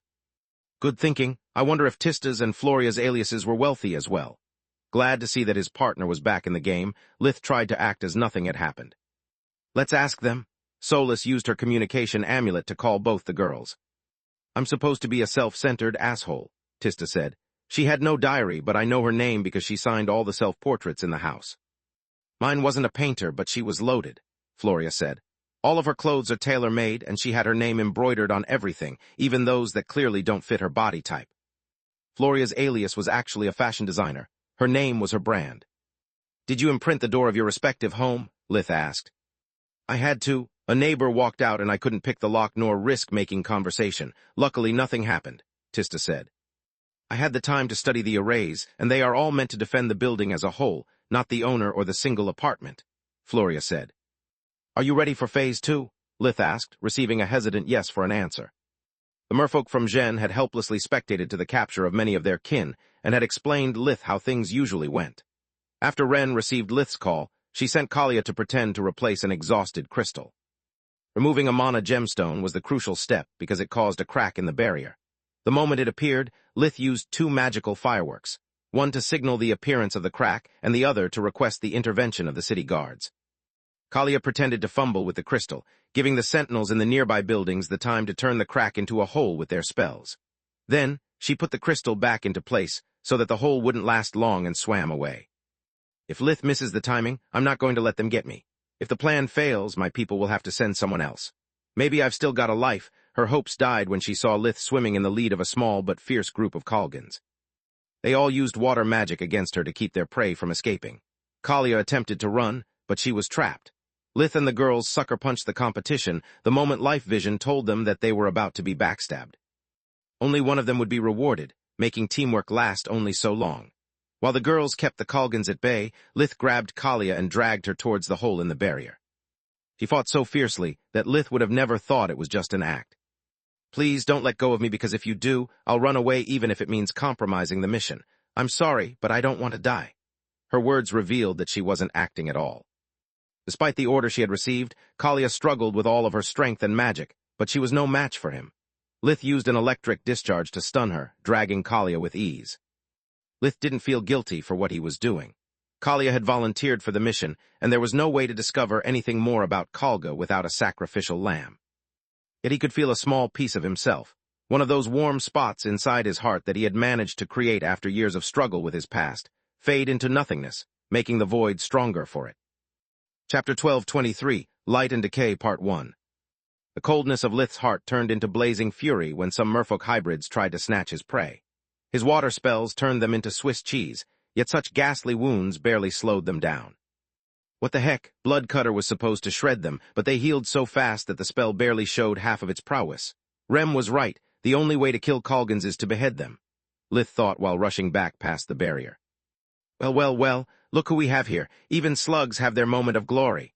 A male voice full of contempt said while Lith still struggled to get back to his feet. Lith had seen enough uniforms to recognize one when he saw it. The man was about 1.75 meters, 59, tall, with the lean and muscular build of a soldier. His bright pink hair was cut very short and barely visible under the army beret that identified him as a captain. He stood in front of 5 soldiers. Each one of them had a full set of equipment made of magic metals and mana crystals. The captain of the guards misunderstood his ragged breath for lack of exercise. He was unaware that Lith couldn't breathe underwater, and that the effort of fighting underwater with such a short body had drained him. One of the soldiers took the still paralyzed and weeping merfolk, studying Kalia without bothering to conceal his LUSD. What luck, this one is a female captain. Well done, Thros, here's your permit to have one offspring. The captain's voice and words didn't match. Lith could only hear envy and spite coming from the captain as he handed him a golden ticket. That's it, Lith was honestly flabbergasted. They had bet everything on the reward being glory and access to the innermost layers of Kalga, not some family planning. Fine, since you caught her, I'll let you be the first one to IMPREGNATE her, the captain said with laughter, soon joined by the rest of his soldiers. You should thank me for my generosity. All you have to do is to settle for a half-blood, and your precious bloodline will live on. He threw a silver ticket at Lith's feet like spare change to a homeless man. How dare you? I'm Professor Jaguthros of the Fire Pit. I'd never. Lith attempted to jump at the neck of the captain like his alias would have likely done if he was still alive, but the gap in height and build was overwhelming. The captain shook him off like an insect, kicking Lith while he was down. You'll just thank me and shut up. You failed to join the army because your body is trash, just like you failed to be accepted into the Light Torch because your mind is trash. A half-blood is too good for someone like you. The captain turned around and left. Unlike citizens, soldiers were allowed to fly freely through the city without the arrays shooting them down. What do we do now? Floria asked via the mind link as the other sentinels went back to their homes, hoping to spot another crack in the barrier. We need a flying car, Lith replied. I didn't throw a fit because the mission failed. I did it to get the opportunity to put Solus inside the pockets of that gentleman. Kalia can't live long without the ritual, hence they have to bring her to a magical facility as soon as they can. Solus can study and observe the process better than anyone else, but we need to rescue her once she's done. Our mind link has a limited range, and the further she gets, the harder finding her will be. It sickens me calling it good news, but they are moving in a straight line. Unless they move Kalia to an underground lab, everything should be fine, Tista said. Space. The soldiers brought Kalia to the innermost of the 5 rings, where the magical academy of Kalga was located. Even though the merfolk was still stunned by Lith's spell, she writhed in agony as the forbidden sun poisoned her body. I can't do anything for her without blowing my cover. I can only hope that the procedure is quick and painless, Solus thought while noticing the words Light Torch written on a huge banner hung over the entrance of one of the buildings. The captain stepped inside the department in a hurry, showing his identification and prisoner. Don't worry, Captain Enmore. The operating room has been prepared the moment you sounded the alarm. It's just a routine procedure, but I'm going to be extra careful to not ruin your catch of the day. A woman wearing a mage robe said while Kalia was moved onto a stretcher. Everyone was so busy yelling orders and staring at the merfolk that Solus had no problems moving to the mage's pockets unseen. The woman took flight, reaching a room filled with beds and arrays that reminded Solus of the White Griffin's light department. She didn't warp, yet there is no elemental blocking array. Maybe they never developed dimensional magic, Solus thought while studying her surroundings. The operating room had one table placed in the middle of both the room and the arrays, while 4 stretchers were lined up against the right side of the room on 4 more on the left. Each stretcher was placed exactly above one of the array's focal points, increasing the magical formation's efficiency to absorb the essence of its victims that would be infused in the operating table with minimal losses. The female mage chanted one incantation after another, revealing that not only the floor, but also the ceiling and the walls of the operating theater were covered in arrays. Solus didn't recognize any of them. She could only assess that aside from the formation on the floor, the others had been kept inactive to save energy. A powerful stream of energy from the mana geyser coursed through the room, creating an almost perfect magical insulation. It can't take 9 victims to perform the ritual, otherwise it would be too expensive, Solus thought. What are those other stretchers for? The team showed perfect coordination, moving Kalia on the operating table a second after the female mage was done with her preparations. Contrary to Solus's expectations, they left the room in a hurry right after constraining the merfolk's arms, legs, and neck. The moment they closed the double doors behind them, another array appeared on their surface. The power of the 6 combined arrays sealed the room from all external influences to the point that Solus couldn't feel her bond with Lith anymore. Fear of being stranded behind enemy lines made Solus freeze, as the memories of Nalar breaking their bond opened an old wound that she believed closed for good. Unaware of her feelings as well as of the presence of a guest, the female mage started chanting again. A stream of world energy struck at Kalia's life force and mana core until they couldn't resist the pressure any longer. In a way, the procedure reminded Solus of what Lith had done to himself to save Protector. Yet while Lith had worked with surgical precision, burning only enough of his own life force to restore the broken core, what the female mage did could barely pass for butchering. Chapter 1224, Light and Decay, Part 2. The mage didn't just crack Kalia's life force and mana core, she tore them apart without a care as the merfolk screamed at the top of her lungs, writhing with so much strength that the operating table trembled despite being bolted to the ground. The Kalgan mage kept going until everything that made Kalia a person almost disappeared. Only then did she stop, letting the energy flow from the forbidden sun mend the wounds that the restraints had inflicted upon the writhing merfolk during the procedure. For the first time since she had met Lith, Solus was happy of not having a body. Or rather, she would have been if she still had the presence of mind to notice that she was screaming as hard as Kalia. What Solus had just witnessed wasn't a surgical procedure so much as a magical lobotomy. Kalia's eyes were now empty like those of a doll, while her mouth remained open as she mindlessly drooled. Solus wept for the living corpse in front of her. She had hoped until the last moment that, after retrieving the hands of Menadian, by taking control of the Forbidden Sun, it would have been possible to undo the damage. Yet what lay in front of her wasn't a person anymore, just a lump of flesh and mana kept together by the Forbidden Sun. "Is it done?" a male mage asked after the arrays had been depowered and the female Kalgan had opened the doors. "Of course, bring her to the breeding center and bring here one of the oldest subjects for the extraction procedure. The specimen is young and healthy. She should provide Kalga with a bountiful harvest," she said. Solus was so shocked that she barely registered her bond with Lith being intact. She wanted to scream, but she had no mouth. Her stomach hurt even though she had none. Her stone body burned with an unknown pain, yet she didn't care. Under any other stances, Solus would worry about Lith not being there to shield her life force, and about the consequences that they both might suffer from the effects of the Forbidden Sun while they were apart. Now, however, all she could think of was how the people of Kalga had abused her mother's legacy for centuries. None of what had happened to Kalia, and to many others before her, would have been possible if not for Menadian's hands. Solus used her shape-shifting abilities to blend in with her surroundings while she explored what happened inside the light torch. Being already in the surgical wing, all she had to do was to follow the screams. A few corridors away, she found two female Kalgans sharing the same delivery room. The Forbidden Sun boosted the mother's metabolism, making the labor last barely a few minutes. The two mothers stared at each other with fear and compassion until their babies came out. They begged the healers to let them hold their child at least once after the umbilical cord was cut, but the mages didn't even bother replying. They cleaned the babies with a water spell and enveloped them with a cloth that temporarily shielded them from the effects of the Forbidden Sun. "There's no time for that. If we delay even for 1 second, both your children will die," the nurses said while pushing the beds out of the delivery room and bringing the mothers into 2 different rooms. Just like Kalia, their limbs had been strapped to the metal frame to keep them from messing with the procedure. Solus followed the healers as they brought the babies to another operating room filled with arrays.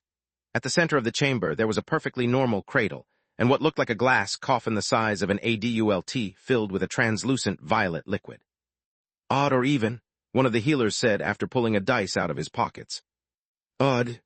The healer rolled a 3 and put the baby he was carrying in the glass coffin, where the infant started to breathe from its gills, while the other healer put the remaining baby in the cradle. Once again, the doors closed, and several arrays lit up while the healers chanted their respective spell. The mage near the cradle first made the thread connecting the baby to the Forbidden Sun visible, and then he manipulated it so that it would gently seep into the baby without dealing it any permanent damage. The mage near the coffin, instead, called upon the power of the arrays and the mana geyser to safely split the darkness element from its light counterpart. "Good gods, Mom, what the heck were you thinking when you created something capable of conjuring chaos magic?" Solus thought. Yet the healer shot the chaos in the ground and kept the unnatural light. Solus stared in horror as the chaos flowed through the array back inside Magur before being pulled away with an energy signature that she knew all too well. Gods, what is that thing? Solus had no idea that the other side of chaos was decay. While chaos magic broke all bonds, turning matter into atoms and exhausting all forms of energy, decay magic pushed forward the clock. Used against a stone, it would turn it into sand. Used against a muddy pond, in the presence of enough nutrients, it would boost life to the point that in a few minutes, life forms would evolve from unicellular organisms to tadpoles. Yet there was no way to provide such an amount of nutrients, so the only result would be death. Even if it was possible, decay could generate only corrupted life forms with a metabolism so fast that their lifespan would last only for a few seconds. Anything born from such magic would fade before anyone could register that it had ever existed. Without their counterpart, all elements could solely destroy. Just like chaos, decay couldn't be controlled, only unleashed after being created. The healer dropped the spark of decay in the glass coffin where the baby lay submerged in nutrients, making it grow and age at a speed visible to the naked. It took the baby a second to go from infant to adult. An adult with a skeletal build for not having the time to properly absorb the food, with saggy muscles for never having moved a finger, with the mind of a child that had only no pain for her whole short life. Yet none of that mattered to forbidden magic, since her life force was perfect and ripe for the taking. The healer timed his spell to perfection, striking the moment his specimen reached its apex. By conjuring the power of the mana geyser, he broke down the wretched woman into her light and darkness counterparts, killing her on the spot. The life force moved into the cradle, granting the other child a doubled lifespan, while the light element and the mana core became part of the forbidden sun, renewing its power. The darkness, instead, plunged into Magur and followed the underground path that the chaos had earlier taken. Darkness moved much slower than chaos, allowing Solus to confirm the presence of the familiar energy signature. That's the same kind of darkness energy that we saw coming out of the rift in Kogaluga during Lith's tour as a ranger. This is where the energy that fuels the undead comes from, Solus thought. Chapter 1225, Soul Vision Part 1. The lost city of Kogaluga was plagued by a dimensional rift from which darkness magic seeped endlessly for no apparent reason. Any living being who died within the city would immediately turn into an undead. Those reanimated by the rift would all start as lesser undead, like skeletons and ghouls, but they would get stronger over time. The sons of Kogaluga would evolve into greater undead if not destroyed, yet even that would only force them to restart from scratch. Suddenly, the images from the propaganda video that Floria and Tista had seen at the theater made sense. Kalga was Kogaluga's twin city, and provided it with the power needed to build a stronghold on Garland, where the merfolk hybrids would live once they conquered the sea. While Solus put together the final pieces of the puzzle, the two healers finished their job. They deactivated the arrays, bringing the healthy child to its mother, who wept with joy, and their condolences to the other woman who wept with anguish. Images from what Solus had just spectated made her feel sick to the core. Her stone body burned with rage, grief, and shame. Shame that came at the idea of using forbidden magic to treat Lith's condition.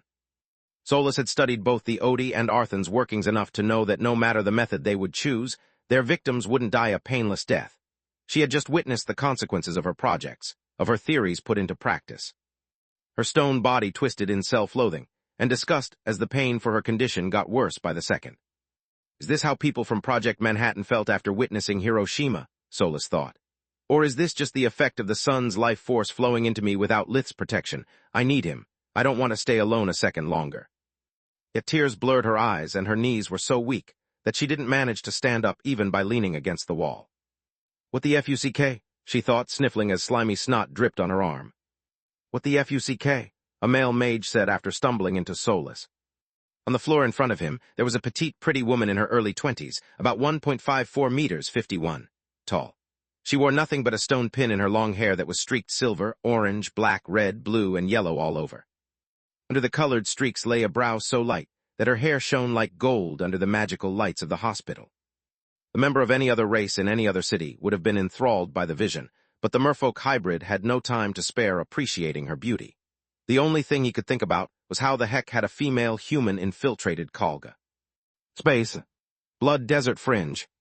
Kimo, the elder of the Duan tribe, had hoped until the last second that Nalrund would see the light and become a full member of the tribe. Nalrund would gain a new home, a wife, and in time he would be the forefather of the new Razar tribe. In exchange, the Duans would learn all the secrets of light mastery, becoming the new Lightkeepers. It would grant them the power they needed to leave the fringe and build a country of their own. Kimo and his people had long given up on merging their life forces, but after almost being kicked out of the fringe, they had realized the limits of their haven. The peace that a fringe offered was a sweet poison, but a poison nonetheless. With no enemies nor predators, the population grew endlessly while the space inside a fringe was finite. Its abundant world energy was useless without the enchanted metals and mana crystals necessary to exploit its full potential. Sooner or later, someone would be exiled from the fringe, forced to walk Magur again without the means to protect themselves. Before that happened again, the Duans wanted to become so powerful that no one would enslave them again. Nalrund had turned his back on them, forcing their hand. Dealing with the elves meant to allow a potential future enemy to grow stronger as well, but it was the only choice Kimo had left. Remember our deal, the Duan elder said to his elven counterpart. With Nalrund down, the two humans had no way out of the fringe. As for the emperor beast called Morak, no one cared if he died or escaped. The tyrant lacked both the magical knowledge and the artifacts that both ancient tribes living inside the fringe so desperately needed.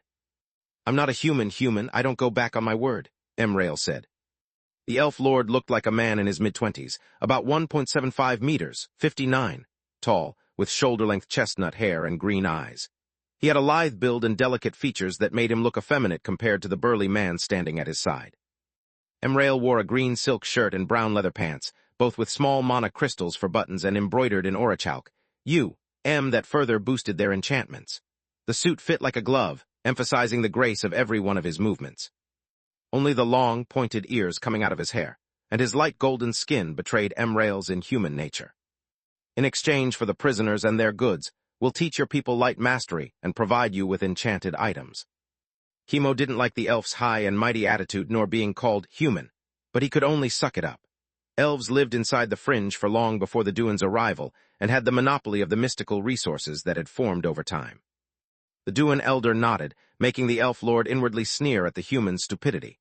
All werepeople looked the same under his soul vision, a human and a beast fighting against each other while tumbling down a cliff.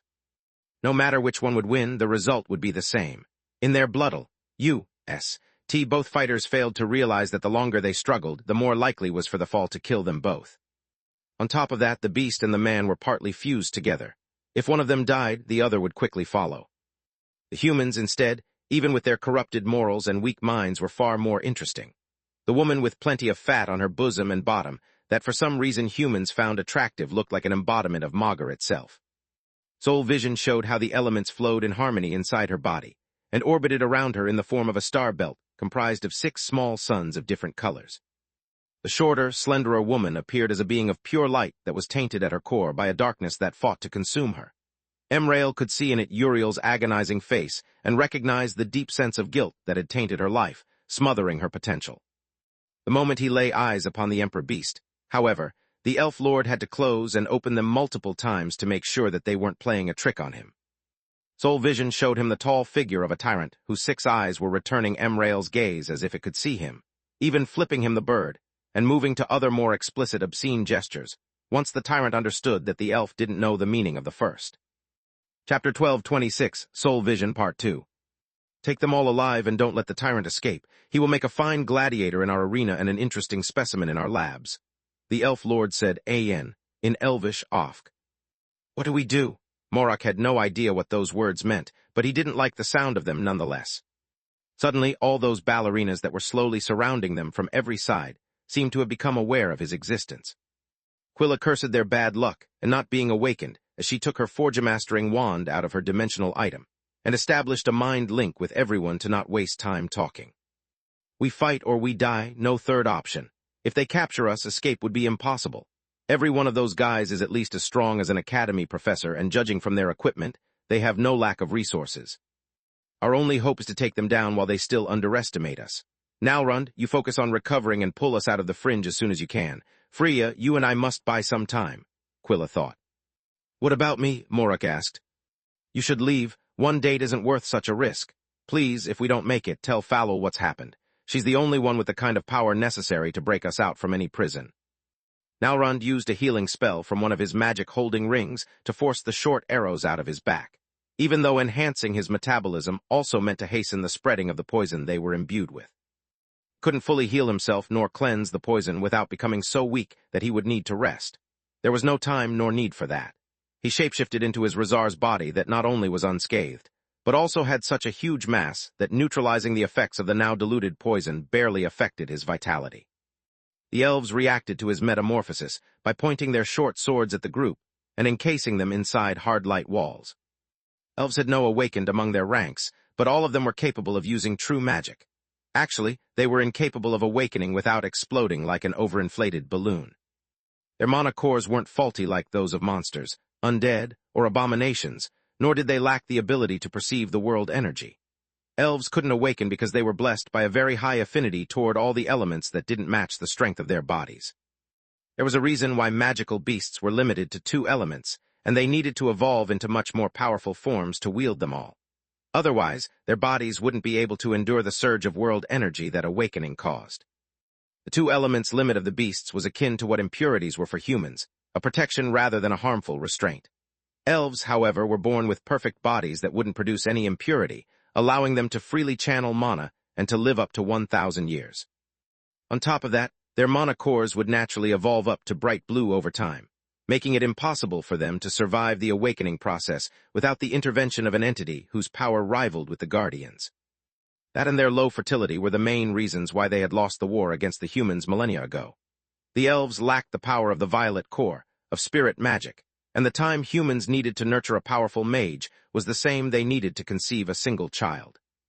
I could blink outside the cage, but those elves and their glowing eyes remind me of Lith's life vision, Freya thought. As Quilla said, we only have one shot at this. She stepped forward, breaking the mind link to not have foreign mana mess with her spell.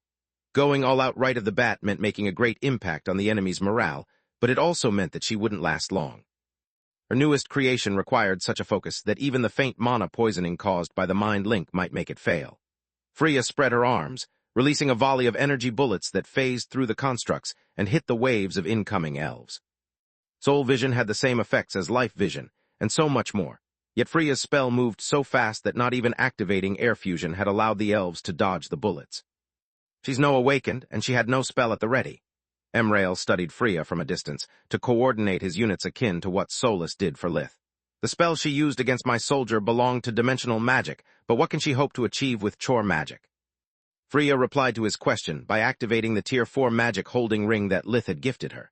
It unleashed the Tier 2 gravity magic spell, Hard Fall. All those who had been hit by the projectiles collapsed onto the ground in a creaking symphony of broken bones and constructs. Not even earth and fire fusion could enhance the joints of the elves enough to support their bodies that now weighed 20 times more than usual. They felt like a giant sat on them, making it hard for them even to breathe. Yet the reality was much worse. Their chests were now so heavy that their lungs lacked the strength necessary to expand and draw air in. On top of that, the pressure made their faces slowly dig through the soft soil, filling their mouths and nostrils with dirt. With their broken noses already bleeding profusely from the sudden impact on the ground, their death was a matter of seconds. That's impossible, enemies and allies thought in unison. Not only is gravity magic too hard to practice with fake magic, but it also affects a huge area. Such spells are dangerous even for its caster since gravity magic doesn't deal direct damage but only passive effects. They were right. Even powerful awakened considered gravity magic akin to a riskier version of war mage spells, something that could only be employed in an open field, away from both the caster and their allies. Freya had thought for a long time how to tap into her true potential as a dimensional mage, until she had realized that gravity magic worked according to similar principles. Both disciplines required hexacasting and the ability to manipulate all the elements at the same time. Yet while dimensional magic required to focus into two spots to bend space, gravity magic consumed a lot of mana because its effects applied to a much larger area. Freya had been forced to give up on the idea because she had no wish to be involved in large-scale wars, and because in close combat gravity magic was more a liability than an asset. Entering the Fringe, however, had given her project a second wind. Augur's help had allowed her not only to simplify gravity magic enough to use it with fake magic, but also to find a way to combine gravity with dimensional magic. Her earlier chore magic spell had allowed Freya to lock on the dimensional coordinates of the elves and unleash Hard Fall solely on the marked targets. Chapter 1227, Betrayals Part 1. Instead of unleashing a single powerful spell in a wide area, Freya's personal take on gravity magic allowed her to split it into several smaller spells that would affect only a specific target. The coordinates set by the chore dimensional magic would constantly restrict Hard Fall without affecting Freya's focus, who had already started chanting her personal Tier 5 spell, Dimensional Ruler. The downside of the technique was that gravity magic still required a lot of mana and time to be prepared. On top of that, even a Tier 2 spell was actually the combination of 6 different elemental spells and needed a magic holding ring of 2 tiers higher to be stored. Freya's ring had been crafted with Menadian's technique, allowing it to hold 2 spells at the same time, so she only had 1 more left. Now that the cage trapping them had crumbled, Morok shapeshifted into his tyrant form and activated air fusion. The elves had received the order to capture him alive, whereas he had no reason to hold back. He took his twin one-handed battle hammers out of his dimensional amulet and bludgeoned his way out of the Fringe. Elves had powerful bodies for someone with their build, but they were no match for an emperor beast. Most of them dodged his attacks by reflex, while those who didn't were sent flying like rag dolls. Both the elves and the tyrant had bright blue mana cores and were capable of using fusion magic, but it only widened the gap in physical prowess between them. Morok's eyes allowed him to see in every direction, and he moved so fast that constructs couldn't keep up with him. Emrail cursed out loud when the tyrant escaped through the silvery barrier that separated the Fringe from the rest of Magur. The silver lining is that I didn't mention him to the Parliament, and that the initial plan was to kill him. No one will blame me for the loss of his equipment, and with 1 less person to capture, my soldiers can focus on the real prize, he thought. The people in the fringe were no different from those in the outside world. The LUSD for power had led the Duans to betray the bonds they claimed to hold sacred, while politics had led the elves to get involved in such matters. The safety of their haven had allowed the elven race to repopulate to the point that their numbers exceeded that they had before the war. On top of that, they had never stopped working to improve their magical and military skills. Yet the elves had never found a way to achieve awakening nor to obtain a violet core. They were well aware that, despite all their efforts, history might repeat itself. The fact that the prolonged isolation and the lack of worthy opponents had kept them from putting their new abilities to the test didn't help either. Their governing organ, the Parliament of Leaves, after much debating had been split into 3 political currents, and each one of them had more or less the same number of supporters among the population. The members of the first current had given up on both achieving awakening and returning to the outside world. The safety of the Frin had allowed the elves to do more than just repopulate their cities. It had given them a place where there was no war and no struggle for survival. A place where they could freely focus on arts and literature, making whatever they wanted with their lives with no worry for the future. The members of the second current, instead, considered the fringe akin to the perfect fortress. They proposed to gradually invade the outside world and seize the resources they needed for the final phase of their plan, the rebuilding of the Elven Kingdom. Their supporters craved vengeance for the injustice their ancestors had suffered at the hands of the humans. Also, the fact that worst-case scenario they could always retreat inside the fringe, where no enemy could follow, gave them confidence. Elves were trained from a young age to get in tune with Magus, and learned how to get in and out from the silvery barrier separating them from the outside world, whereas none of their enemies would be able to cross the border. Even if a few of them might be enlightened beings like Morok, alone they posed no threat against a well-trained army. The only problem with this plan was revealing the location of the fringe, and that even if it guaranteed their safety, it didn't change their odds of victory. The third and last faction didn't like the idea of staying in the Frin until Ligoan said otherwise, but they also found it idiotic to put everything they had at stake. A full-scale invasion couldn't be based on wishful thinking and what-ifs. It was the reason why the third faction insisted that, before taking any action, it was best to compare the magical progress of the Elven society with those of the outside world. Going to war against an enemy that would always outnumber them was one thing. Going against an enemy that might both outnumber and outmatch them was quite another. The members of the third faction insisted on sending small scout parties into the outside world to capture human mages. Only after comparing the fake mages' magical prowess and equipment with their own could the elves make sure that they stood a chance. The arrival of Nalrun's group had been a blessing for them. The human women were the perfect means to determine if the fringe had sharpened the elves' skills or if it had dulled them.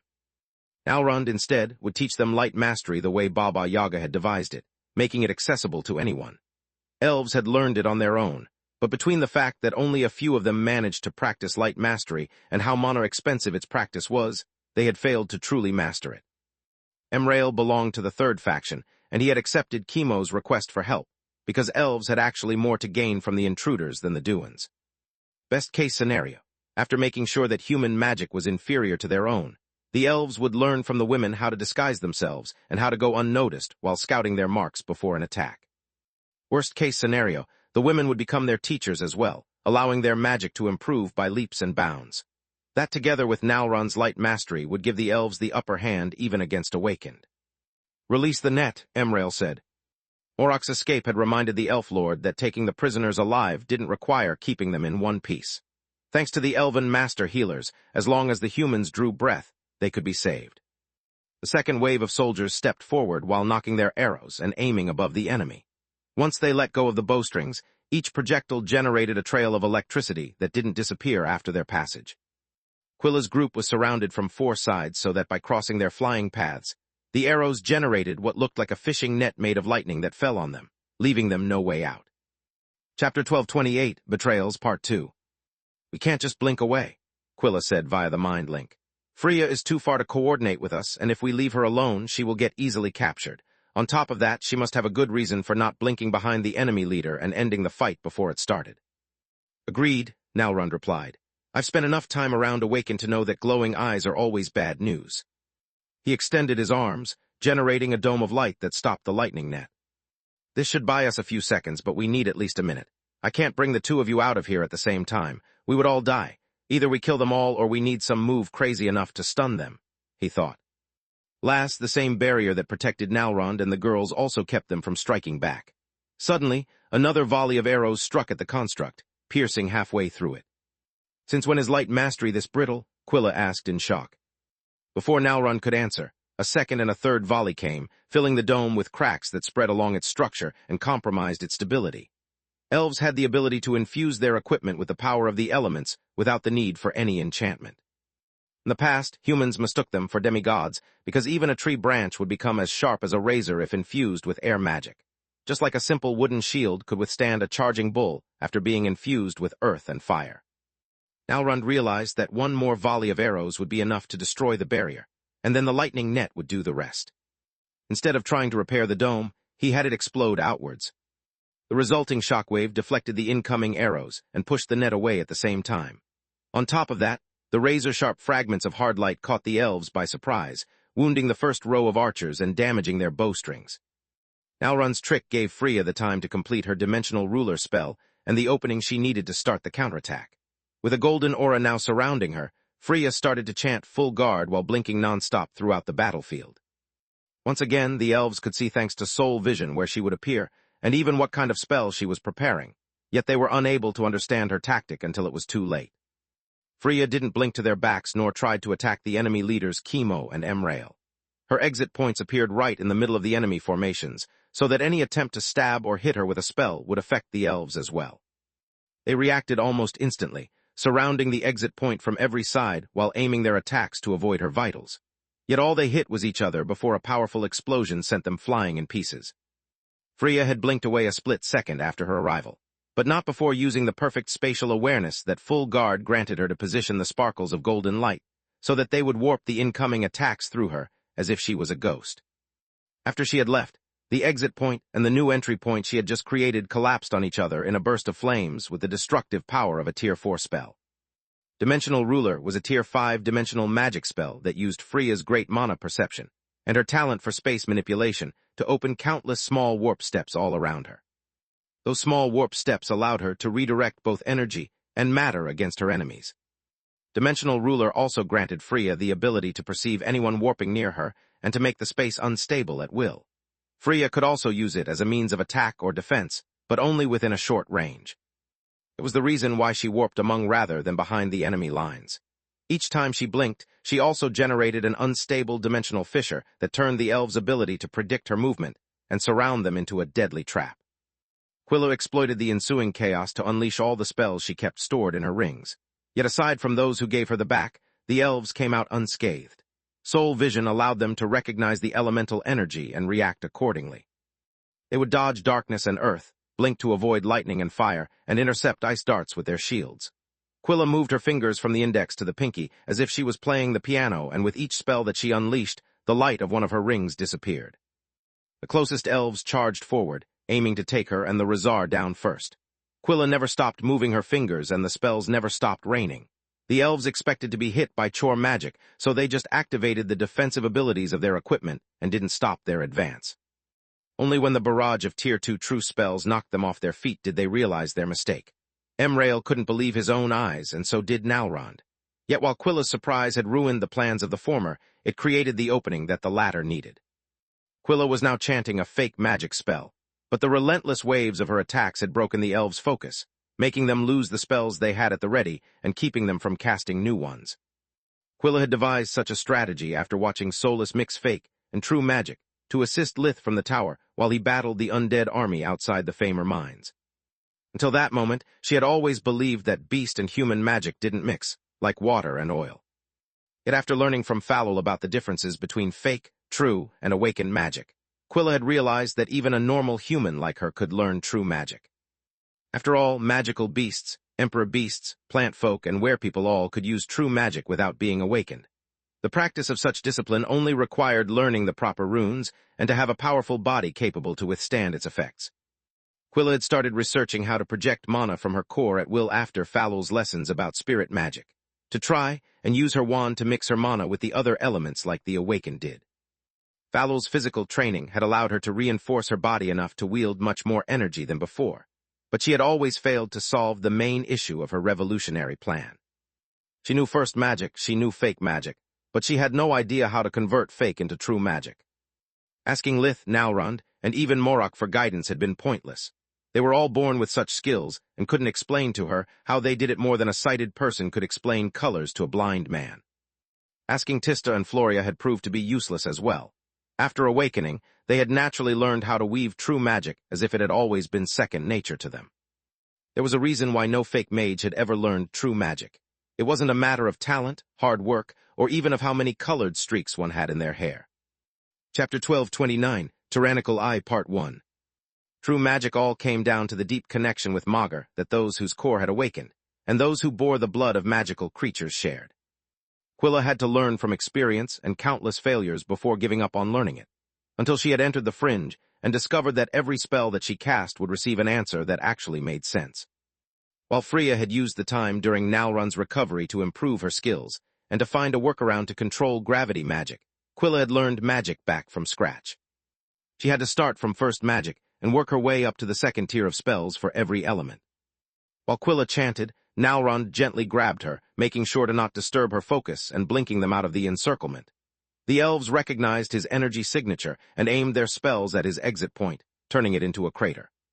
The detonation was powerful enough to stop their escape, but not strong enough to shatter the defensive hard-light construct that they had seen him prepare via soul vision. Time to take the kids' gloves off. Maim them as much as you want. I want this over now. Emrail entered the fray right after throwing a disgusted look at Kimo. The elder and his people just stood there without moving a finger in the attempt to preserve the last shred of their precious honor, putting the entire mission at stake. I knew that I couldn't trust the Duans. During the conflict between my people and the humans, Emperor Beasts refused to help us, claiming that we were no different from our enemies. Both of the Werepeople's halves are rotten to the core, he thought. Thanks to Nalrund's protection, Quilla managed to complete the Tier 5 War Mage spell, Crimson Hail, without ever stopping to release low-tiered spells to keep the enemies at bay. Crimson Hail was a mix of water and air magic that turned all the humidity in the surroundings of the caster into a storm of razor-sharp ice crystals. Air magic would further enhance their edge by covering it in air blades and their piercing ability by making them spin like a drill.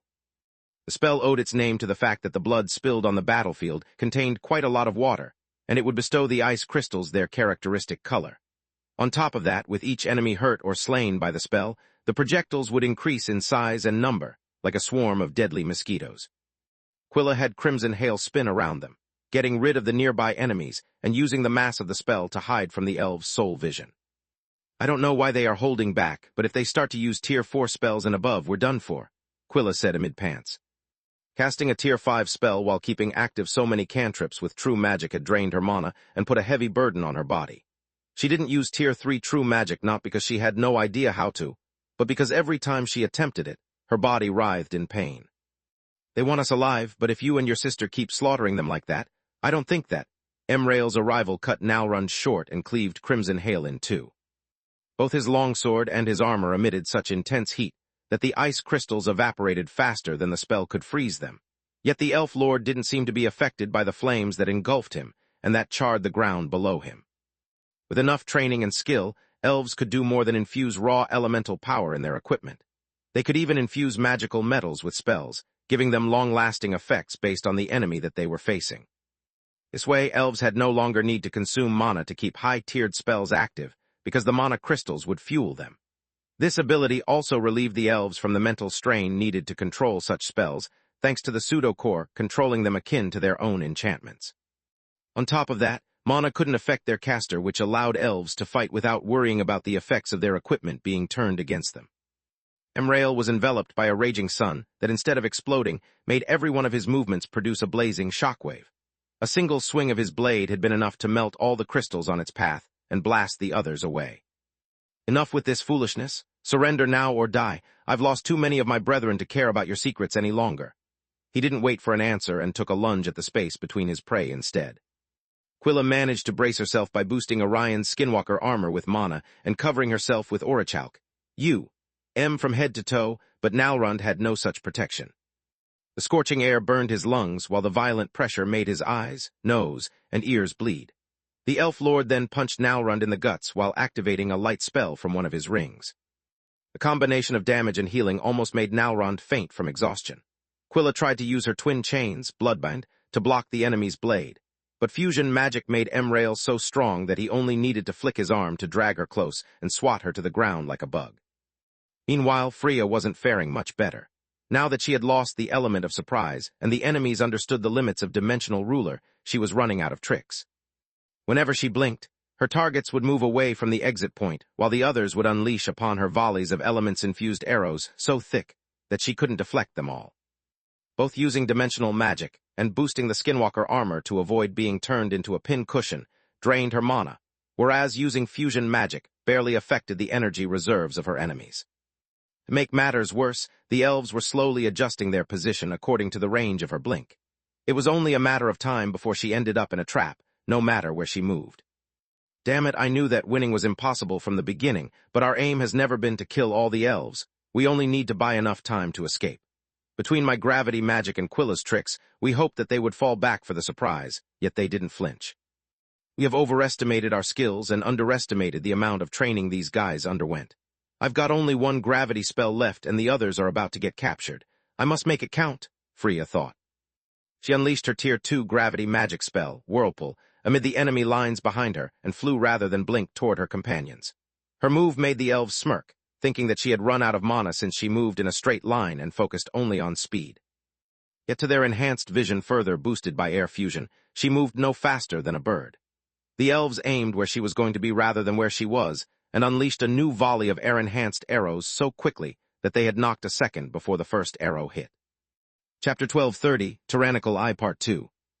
Yet none of the projectiles reached their target because an unknown force pulled them up, making the arrows miss the human by a wide margin. The smirk of the archers turned into a surprised expression when they felt their feet leaving the ground and heard the screams of their companions. Thanks to soul vision, the elves knew that Freya's spell would create a gravity pillar, but such a move posed no threat to them. They could see the limits of its area of effect before it even formed and step out of it before the human spell took effect. The most paranoid among the elves had even prepared a Tier 0 gravity spell, in the case that there was some trick behind the Freya's move, and they got dragged inside. It would have allowed them to lessen the effect of an increased gravity, or to fly away in the case gravity was reversed. They would have never expected that by adding chore-dimensional magic Freya would create a hurricane. The gravitational component inverted the gravity after amplifying it tenfold, while dimensional magic twisted its pull, creating a twister rather than a simple updraft. Usually, to create a real-life tornado would require a combination of powerful Tier 5 spells. But by combining gravity magic's raw power and dimensional magic's fine-tuned control to focus her spell into a small area, Freya had almost obtained the same effect. The loosed arrows were getting sucked up by the hurricane along with those still in the quivers themselves, and the elves bearing them. Those who still had their feet on the ground had to let Freya go and weave a flight spell to escape death, while those who had one at the ready had to focus on rescuing their companions before the tornado turned them into shreds. The elves' formation went in complete disarray, making it possible for Freya to safely blink to her destination. I hate exploiting their care for each other. It makes me feel like I'm the bad guy here, yet getting captured and becoming their toy or whatever they want from us would be much worse, she thought. Quilla sighed in relief at her arrival, hoping that Freya would turn the tables or at least buy them enough time to escape. Focusing on defensive spells kept Nalrun from counterattacking, and I'm at the end of my rope. We need to get out of here fast, she said to her companions via a quick mind link created from her royal forgemastering wand. Emrail stared at the silver thread connecting the humans to the hybrid with soul vision, trying to understand if it was a threat. The moment he recognized the energy signature of spirit magic, greed filled his eyes. By the Great Mother, the human isn't an awakened, I can see it from her static mana flow. Yet that thing allows her to use the seventh element, the only one that is forbidden to the elven race. Screw light mastery. If I capture her and force her to teach us how to use spirit magic, we'll become more powerful than most awakened. An entire race capable of using the seventh element can wipe out armies with minimal losses. Spirit magic has no weakness and can be used for both offense and defense. We already know light mastery. Even though the Razar's technique is more powerful, improving light mastery is much easier than learning spirit magic from scratch, the elf lord thought. Emrail ignored Nalrund and moved towards Quilla, eager to fetch his prize. The Razar finally managed to breathe again while he cursed his weakness. I should have asked for an armor a long time ago, even if it meant to owe Lith or Fallow big time. Me and my stupid pride. It's only because of me that the doings. Less self-loathing, more crossing over. Get me out of here. Freya cut him short. What about Quilla? He could see her skinwalker armor turning red from the heat emanating from the elf. Chore water magic couldn't keep up even with the side effects of a Tier 5 spell. I trust her and so should you. Now get a move. Freya took his hand while Nalrund extended his consciousness toward the silvery barrier that separated the fringe from the outside world. He let Maugur's voice flow inside his head, focusing on his own name to resist the onslaught of the myriad of memories and personalities that threatened to smother his mind. Freya and Nalrund shared again the worst moments of their lives, but this time they were ready. A split second after, she was on the other side. Her mind was so focused on the grave danger that awaited her that she even managed to keep her dimensional ruler spell active despite the ordeal. Freya didn't abandon her sister. She had moved forward to protect her. She knew that the elves had likely left another squadron outside to capture them the moment they emerged from the fringe. It was what she would have done in their shoes, anticipating the worst-case scenario and exploiting the confusion that a fringe inflicted the prey to win without a fight. Yet what she saw left her speechless, filling her heart with dread. The squadron was comprised of over 30 elves armed to the teeth. Or better, that was what she estimated from their remains. A snow-white-skinned humanoid figure over 2 meters, 6'7", tall was chasing the last 5 men unit, using its twin one-handed battle hammers to squash the enemies and block their arrows. Auroch's nose had disappeared, replaced by 2 slits on his face, while his lipless mouth was twisted in a savage grin that revealed several rows of shark-like teeth. The scene made no sense to Freya. She knew that the tyrant was powerful, but no more than any other non-awakened Emperor beast. He was supposed to be on the same level as Nalrund, maybe a bit stronger thanks to the army training, but not by much. It took her a split second to snap out of it, and even less to come to Morok's side to help him finish them off quickly. By the Great Mother, Freya said after noticing that there was no trace of his 4 eyes on his face and shoulders. Yeah, I know, those suckers too never bothered thinking why tyrants are known as the tyrannical eye, singular, Morok replied. His skinwalker armor was open, revealing a single eye so big that it covered most of his wide chest. It had a vertical pupil and a 5-colored iris that only lacked the silver of the light element. The elves cursed their bad luck, shooting a volley of spells at the human and hoping to distract the monster long enough to blink near the fringe and get back inside. Have you really not understood how it works? Yes. And then people call me stupid, Morok said as the giant eye sucked the spells in before projecting them out in the form of a multicolored pillar that blew the nearest elf to pieces. Tyrants and Balors had many things in common. Among them, there was the ability to absorb the elemental energy of an enemy spell as long as they had the right eye for the job. Chapter 12:31, Mana Poisoning Part 1. By fusing all of their eyes into one, the tyrants made their ability to absorb the elements almost as strong as that of a Balor, and lessened the strain on their mana core. Sucking a spell meant to cleanse it from the enemy's energy signature and replace it with their own. It cost mana and poisoned the tyrant's core, but the surprise effect of the instant counter made up for it. On top of that, Morok didn't have to waste time or focus to prepare his spells because he could just use those of his enemies. It was how he had butchered so many elves so quickly on his own. They had expected him to be stunned from crossing the fringe's border, whereas he had come out clear-headed, unleashing a couple of Tier 5 spells as a welcome gift. After that, he had finally let his 5th eye open without the risk of awakening. His superior physical prowess combined with the ability to turn spells against their caster had done the rest.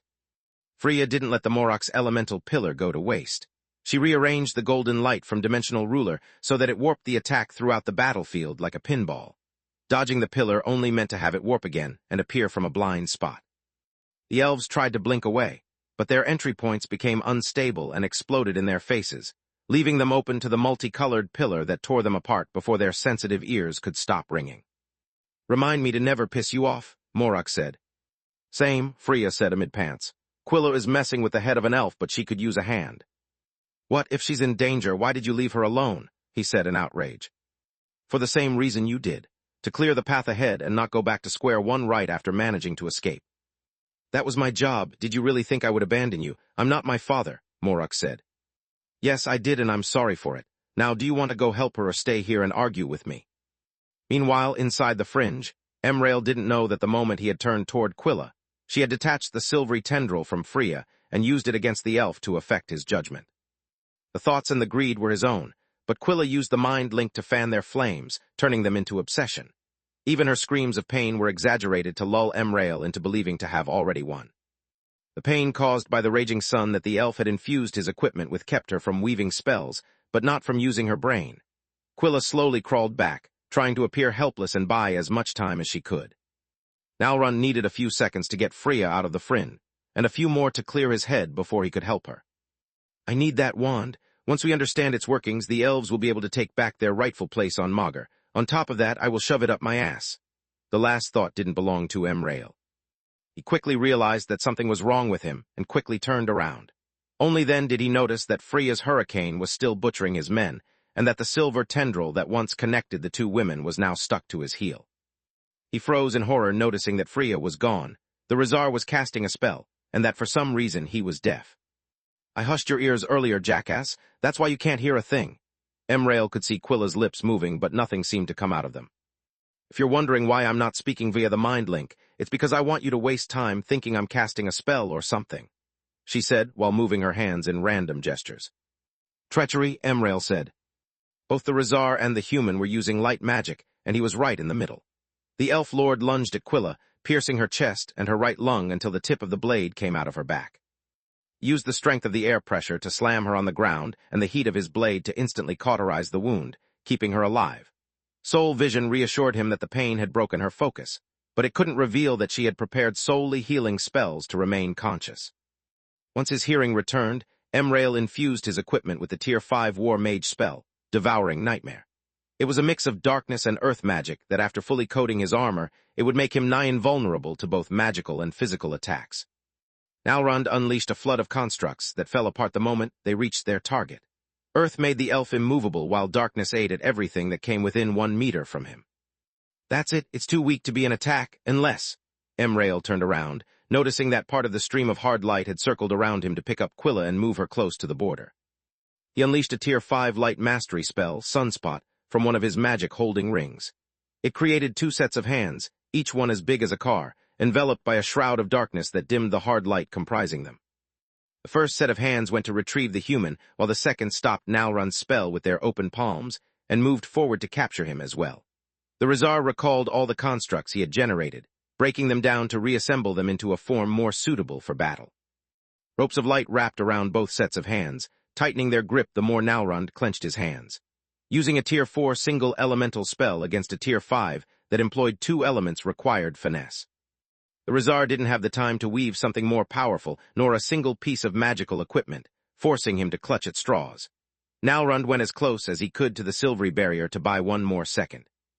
It's useless, Emrail said while his construct reached Nalrund's and grabbed Quilla by the legs, making her scream in agony. The moment you get out, my forces stationed on the other side will capture you, just like it happened to your friends. The Rizar grunted with effort, without bothering to reply. Darkness needed time to damage the hard light ropes, time that he used to gauge the skill of his opponent. Elves had spent centuries honing their light mastery, but between their lack of real combat experience and the fact that their teaching method allowed only the most talented members of their race to learn it, Nalrund managed to spot flaws in the construct. The ropes regrouped near the joints of the hands and attacked the area around them. Even an amateur would realize that flexible parts would be weaker than the rest and train until they found a solution. Only a master, however, would know that doing that caused an imbalance in the structure. Just reinforcing the joints wasn't enough because it made the amount of light element in their vicinity thinner and more brittle. Nalrund only needed to open a single crack to make the structure leak mana and get weaker, allowing him to open more cracks in a vicious cycle that turned Sunspot into a bunch of sparks of light. Chapter 1232, Mana Poisoning Part 2. I have to admit that Kimo was right. You'll make an excellent asset. Emrail nodded while unleashing 2 more sunspots, one from his rings and the other weaved during their clash. A one-handed battle hammer struck his head, barely making the elf flinch. The second one, however, hit the first hammer as if it was a nail, doubling its momentum thanks to the air magic that made them oppositely charged. Run, you fools! Morok tried to recall his weapons, only to discover that Emrail had trapped them inside a husk of earth and darkness originating from his armor. Significant fly?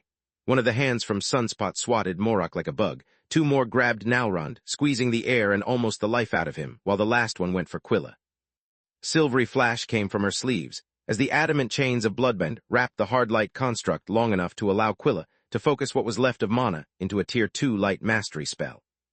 The elf was already splitting his focus between his 4 constructs and 3 opponents, so he couldn't react in time to a bolt of light faster than any bullet. The spell struck Emrail right in the middle of his eyes, yet it dealt no damage. Just like it had happened with Morok's hammers, the devouring nightmare spell infused within the armor protected the elf lord from any damage. Earth would block anything physical while darkness would devour even mana.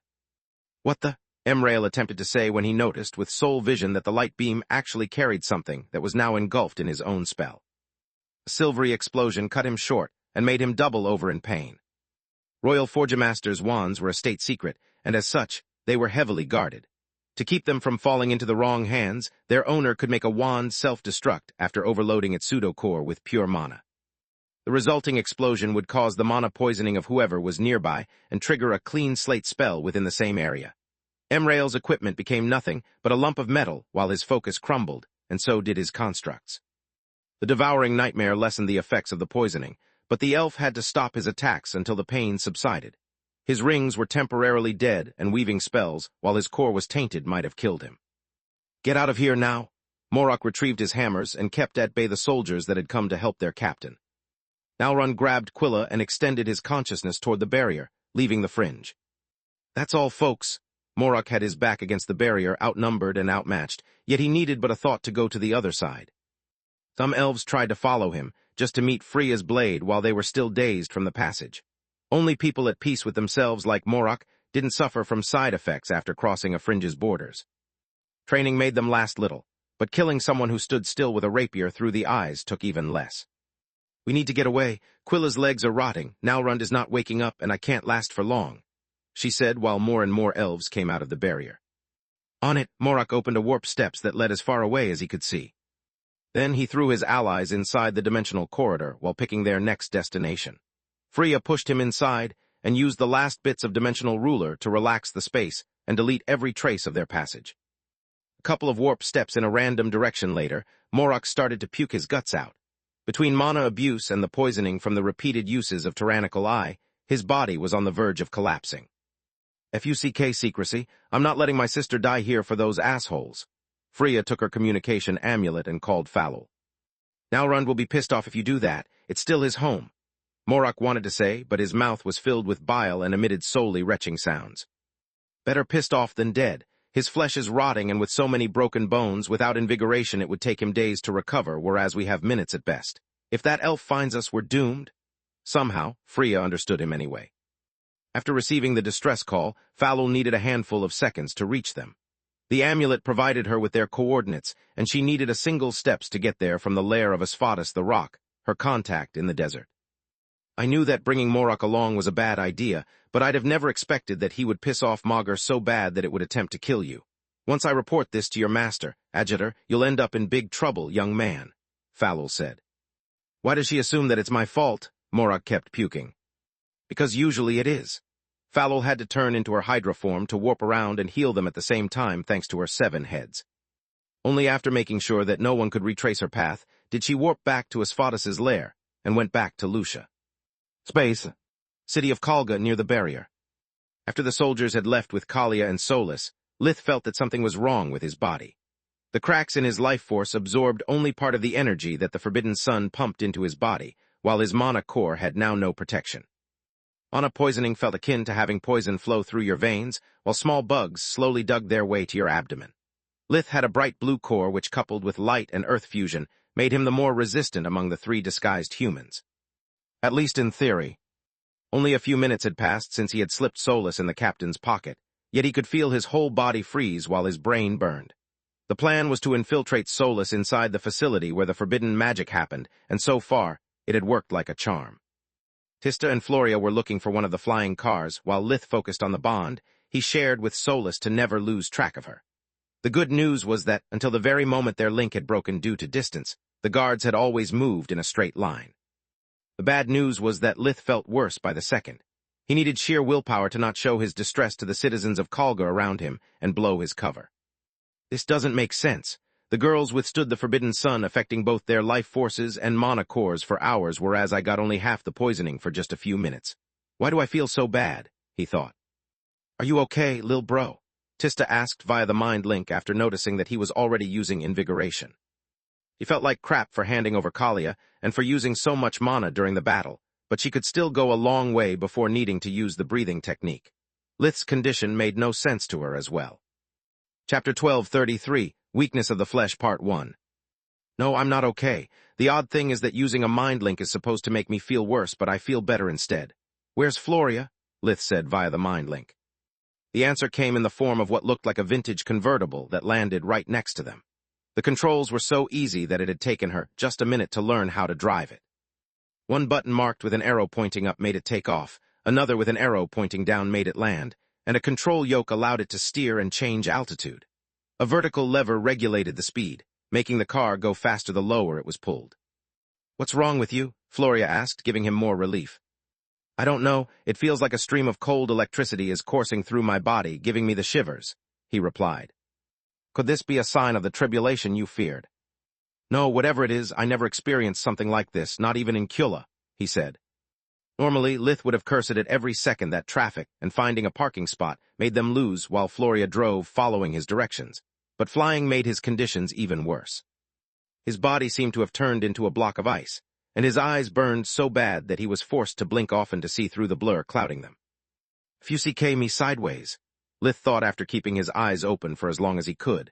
He was now able to understand why he felt so bad and why going up only made things worse.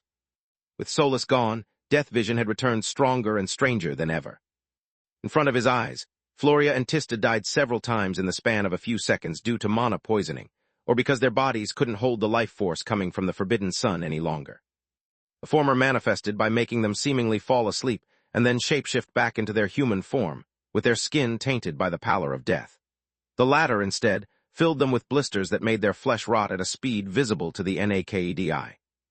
And that was the only normal thing he saw. The city of Kalga was filled with so many dead souls that they blotted the Forbidden Sun to Lith. Many of them clawed, punched, and bit at the energy mass trying to get back what they had lost, but to no avail. Others followed the tendrils that went from the sun to all those inside Kalga, Lith and the girls included. The cold sensation he experienced was due to the constant stream of shades passing through him and somehow feeding on his mana. Using spirit magic was akin to throwing chum into shark-infested waters. The shades would temporarily ignore him and swarm the unprotected mana tendril. The blurred vision Lith experienced was simply caused by the number of shadows moving in front of his eyes. Despite the city lights and the luster of its modern buildings, Kalga was filled with more death than Lith had ever seen before. The dead whose life force was being consumed haunted the living who fed upon it like parasites, while the others flew aimlessly, trying to escape the city borders. As long as Solus was with me, she drained the foreign mana while the energy flooding the cracks in my human life force suppressed death vision. Without her, however, I'm being injected with more than just mana. I'm also receiving the thoughts and feeling that it carries. Falul taught me that only mana can channel willpower, and the shades use the poisoning akin to a mind link. The problem is that I have no idea what they want from me, he thought. The shadows following the citizens of Kalga stared at them in hatred, plunging their ethereal limbs inside the bodies of the Kalgans to retrieve what had been stolen from them. But they always came up empty-handed.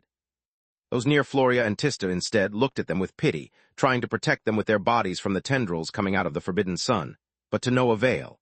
As for Lith, there were so many shades surrounding him that he had a hard time seeing his own hands, let alone read their expressions. The trip to the light torch department didn't last long.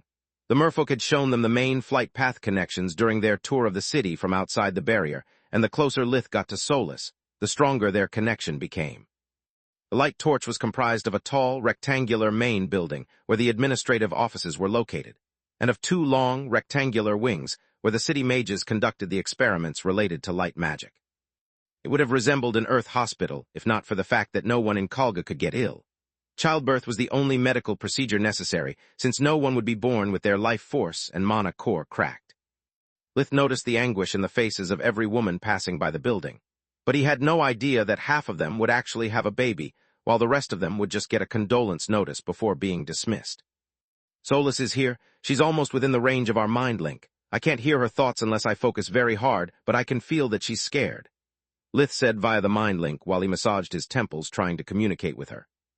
He felt her fear turning into terror and then into horror.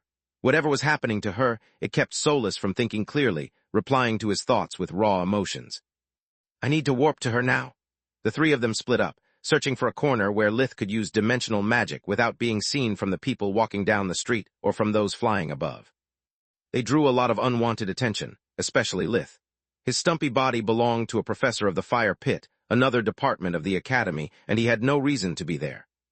Fearing that he had come to mess with their research, the people of the light torch kept their eyes on Lith, making him wish he could just blow everything apart. Space. Meanwhile, the Kalgan mage who had found the Starkanaked Solus sprawled on the ground, kept moving his eyes from her to the alarm button on the wall. Is it an enemy or just a lost specimen? I don't want to put a colleague into trouble for a stupid mistake. The gods know how easily these mindless things from the breeding factory manage to escape the moment you turn your back to them. They run away out of instinct, but the moment the fear is gone, they become meek again, he thought. Solus looked at the hybrid with dread and tried to stand up, but too long had passed since the last time she had real legs instead of constructs. What wasn't enough to move, she needed motor coordination, and she lacked it. Why did this stupid body return now of all times? She thought, struggling even to walk on all four. Even if I escape from here, there's no way I can go unnoticed. If this keeps up, I might compromise everyone's life. Chapter 12, 34, Weakness of the Flesh, Part 2. After watching Solus struggle to crawl on the floor and hearing her whimpers, the mage sighed in relief. He took his hand off the alarm and called a colleague for help. Xanon, I need a hand here. Some rookie must have gone overboard on their first procedure and made the specimen unable to walk. He whispered to not let the supervisor overhear. Again, how can they always FUCK up? Do you need a mop or just a stretcher? The stretcher will do. She has yet to relieve her bowels on the floor. Let's find the idiot who treated her and let them deal with their mess, the mage said. She as in cute. Xanon's interest was piqued. Sort of, she's really short and a bit overweight. At those words, Solus's fear was replaced by rage, but it only lasted for an instant. Good gods, Grem, what's wrong with her hair? Xanon asked while pointing at the many elemental streaks. Merfolk had bright-colored hair by nature, making the mage think that Solus was a merfolk in her land form that had been experimented upon with body sculpting. Beats me. My guess is that some young rich idiot must have sent her here to make her suit his kinks, but the procedure messed up with her head in more than one way, Grem said with a shrug. The two mages lifted Solus without any kindness, one from the legs and the other from the shoulders, leaving her flabbergasted. What the heck? I'm supposed to weigh a lot due to my tower half, or at least that's how it worked for my energy body. Am I really that weak? Solus whipped her arm at the man behind her. Usually even such a clumsy attack would have been so strong that it would turn him into a pulp, but now he barely noticed it. Shit, she is having spasms. Better check what kind of damage that moron did to her before it becomes permanent. If we lose a healthy female again, the entire department will get in trouble. Grem strapped her hands, feet, and neck, paralyzing Solus. She tried to shapeshift as she did in her stone form, but nothing happened. Then she struggled to get free, but the restraints were too strong. For the first time in her life, Solus felt completely helpless. Even after being captured by Nalar, she had still retained all of her abilities. Now instead, even if she used spirit magic to escape, her own body was her true enemy. What point warping away had if she could barely look around with her head? Be it flight or dimensional magic, all she would achieve by using them was to alert the entire city of the presence of enemies. At least thanks to Ligon's pin, I understand what they are saying. I must play along. Solus's fear and confusion were sincere, giving the two mages no reason to doubt her acting. Poor things, she has no idea where she is or what is going to happen to her. Do you think she has feelings? Xanon asked. Don't mistake base instinct for sentience. Merfolk are just animals compared to us, Grem said. They are a relic of the past doomed to extinction. We're doing them a favor by easing the process and putting their worthless lives to use. Solus tried to gain control of her limbs, looking at her hands while she flexed them to understand how mind and body were linked. It was then that she realized to be naked. Between the shock of having her body back and of being as helpless as a child, she had forgotten that outside the tower she needed more than will to cover herself. Fear and shame turned into terror when she understood to have been completely exposed the entire time, and that any attempt to resist one of the men that considered her nothing more than livestock would blow her cover. Keep calm. If they really wanted to hurt you, they would have already done it. Focus on your arms and weave a few spells just to stay on the safe side. At least magic doesn't need me to. Terror turned into horror as the mages pushed the stretcher inside the same room where Kalia had been lobotomized.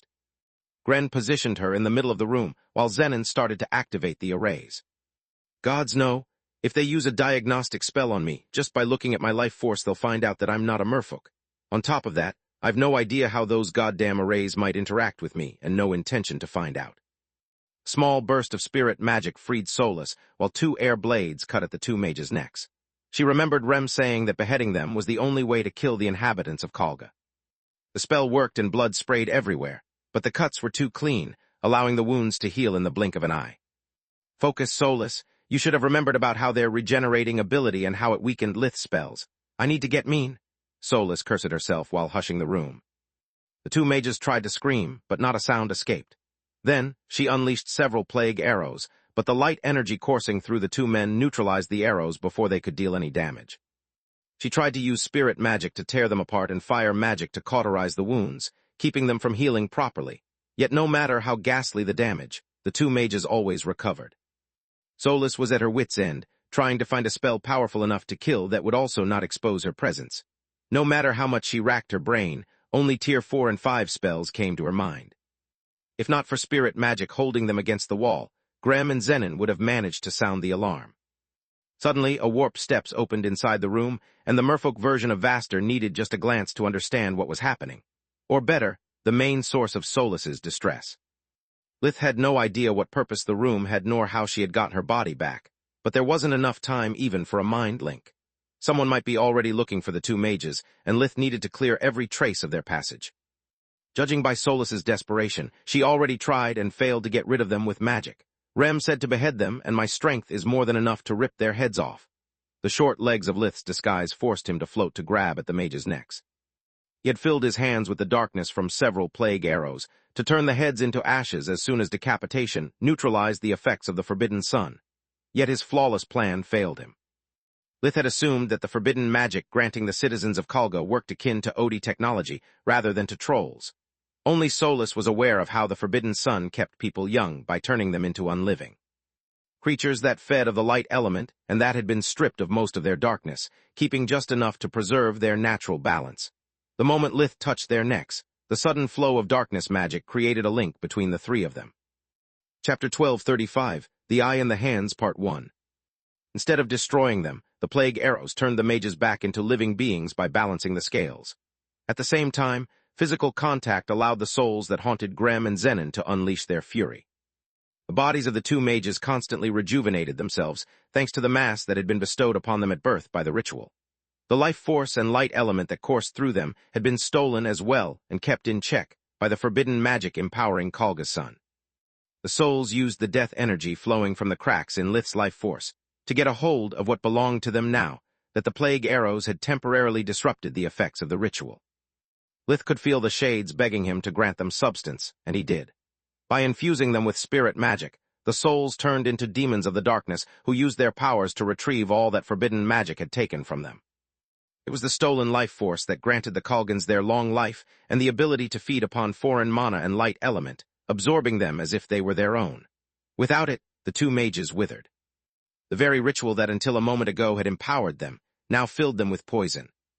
Death made the corpses of the Kalgans disappear, but the demons had yet to finish their job. They grabbed at the tendril that had connected Graham and Zenon to the forbidden sun, sucking it dry of any trace of their life essence that it still held. For a moment, Lith saw his demons turn respectively into a young merfolk and a Shife, puma-type magical beast. They gave him a deep bow before darting upwards in the form of two small spheres of light. Despite the many questions he had about what had just happened, a single thought eclipsed them all. Good gods, Solus, are you all right? What did they do to you? Lith helped her to sit up on the stretcher and cupped her face, trying to calm her down.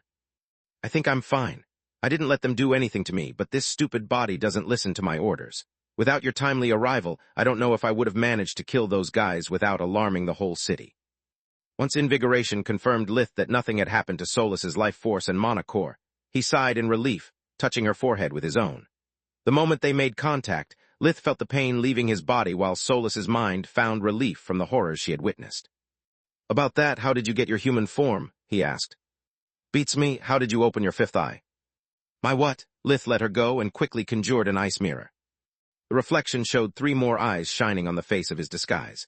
His regular eyes had turned red and black, those on his forehead were blue and white, while the new eye on his cheek was bright orange. He could feel a pull at his conscience, similar to that he had experienced in Kula, but hundreds of times stronger. The more Lith looked at his face, the less he liked that situation. Thanks to Fallow's teachings about the basics of domination, it took him but a deep breath and some focus to close all the extra eyes. Along with their light, Magus' call faded as well. We don't have time for this. We need to get away before someone stumbles in here. He turned around, finally noticing her condition. By the way, you look pretty, Naked. Wear something. My mom, this isn't how I pictured showing you my real body. Years of dreams and preparation just went down the gutter. Solus turned to a shade of purple and took her Scalewalker armor out of her pocket dimension. If it's of any consolation, it's close to how I pictured this moment when I was still a horny, single teenager. I expected it to happen sometime when we were alone in the tower, not in a death trap. God, stop it! Solus knew about such fantasies through their past mind fusions, but hearing him say it made her turn even more purple. Lith needed a few tries to take her in a Princess Carrie with a Vaster-like body, embarrassing her even more. I guess my dumb act worked. I need to take her mind off whatever had happened in here. I don't need a mind link to notice how scared and shaken she is. Solus is on the verge of a breakdown, and before it happens, I need to bring her somewhere safe, he thought. Lith opened a dimensional opening the size of a keyhole to look at the place where the girls waited for him, and to establish a mind link. Is the coast clear? Yes, what took you so long? Tista replied. It's a long story. Keep a warp steps leading to your apartment at the ready. We're going to need it. Lith waited for his sister to give him the all-clear before going back outside. One of the perks of being short was that in his Vaster form, Lith could easily hide behind two ADULTS. When they had failed to find an isolated space to open the dimensional passage, the girls had just stood in front of a section of the wall, hiding him from view. Then Lith had used his mind link with Solus to look through her eyes and know where to go. The moment Lith stepped outside the wall, he fell down the warp steps that Tista had placed below his feet. Floria walked behind her, using the cover to disappear from sight and space, quickly followed by Tista. She only needed one step and a single moment when no one was around to vanish like a ghost. What the heck happened to you? Floria asked, while looking at Solus's petite build and gentle features. Lith coming out of the lab with a woman instead of a ring had almost knocked her off her feet, but only now could she express her shock. Before that, give me your hands, please. I can see that using so much magic has put a toll on every one of you. Solus was getting the hang of her new form, but she still moved clumsily, and her fingers trembled out of shock. Tista held Solus's left hand, while Floria took the right. The contact drained the poison that tainted their bodies and cores, allowing them to recover their strength. I thought it was the combined effect of the crack in Lith's life force and in your core that cleansed the forbidden magic. Was it just you all along? Floria asked. Nailed in one? Solus nodded. My centuries of isolation didn't cost me just my memories, but also my body. Luckily, the tower has my blueprints, and it's rebuilding it from scratch. Ever since we got here, staying with Lith protected him, but actually dampened the effects that the forbidden sun has on me. What is poison for you is nourishment for me, and it provides the tower with all it needs to give me back my human form. Chapter 1236, The Eye and the Hands, Part 2. Is it permanent? Tista asked, brimming with joy. She couldn't wait to introduce Solus to her family and finally be able to show her around Magus. I doubt that, Solus sighed. The tower is still too weak to preserve my body. If not for the forbidden sun constantly plugging the damages in my essence while also nurturing me, the energy would leak and I'd return to my usual state. Do you feel like telling us what happened inside the light torch of Do You Want Me to Do It? Lith said, after reverting to his human form in the hope to give her strength. Solus took a deep breath and opened her mouth to answer, but only a hiccup came out. Warm tears streaked down her eyes as the memory of what had befallen Kalia and of the fate of half of Kalga's children flooded her mind. She had long dreamed to learn about her past, about Menadian and her legacy. The first ruler of the Flames had turned out to be more than her maker, yet the revelation had also come with more pain than Solus could handle. The hands that Menadian had gifted to her apprentice had been twisted into an instrument of misery that fed upon the lives of others. No matter how irrational the thought was, Solus felt responsible for each death that had taken place in Kalga.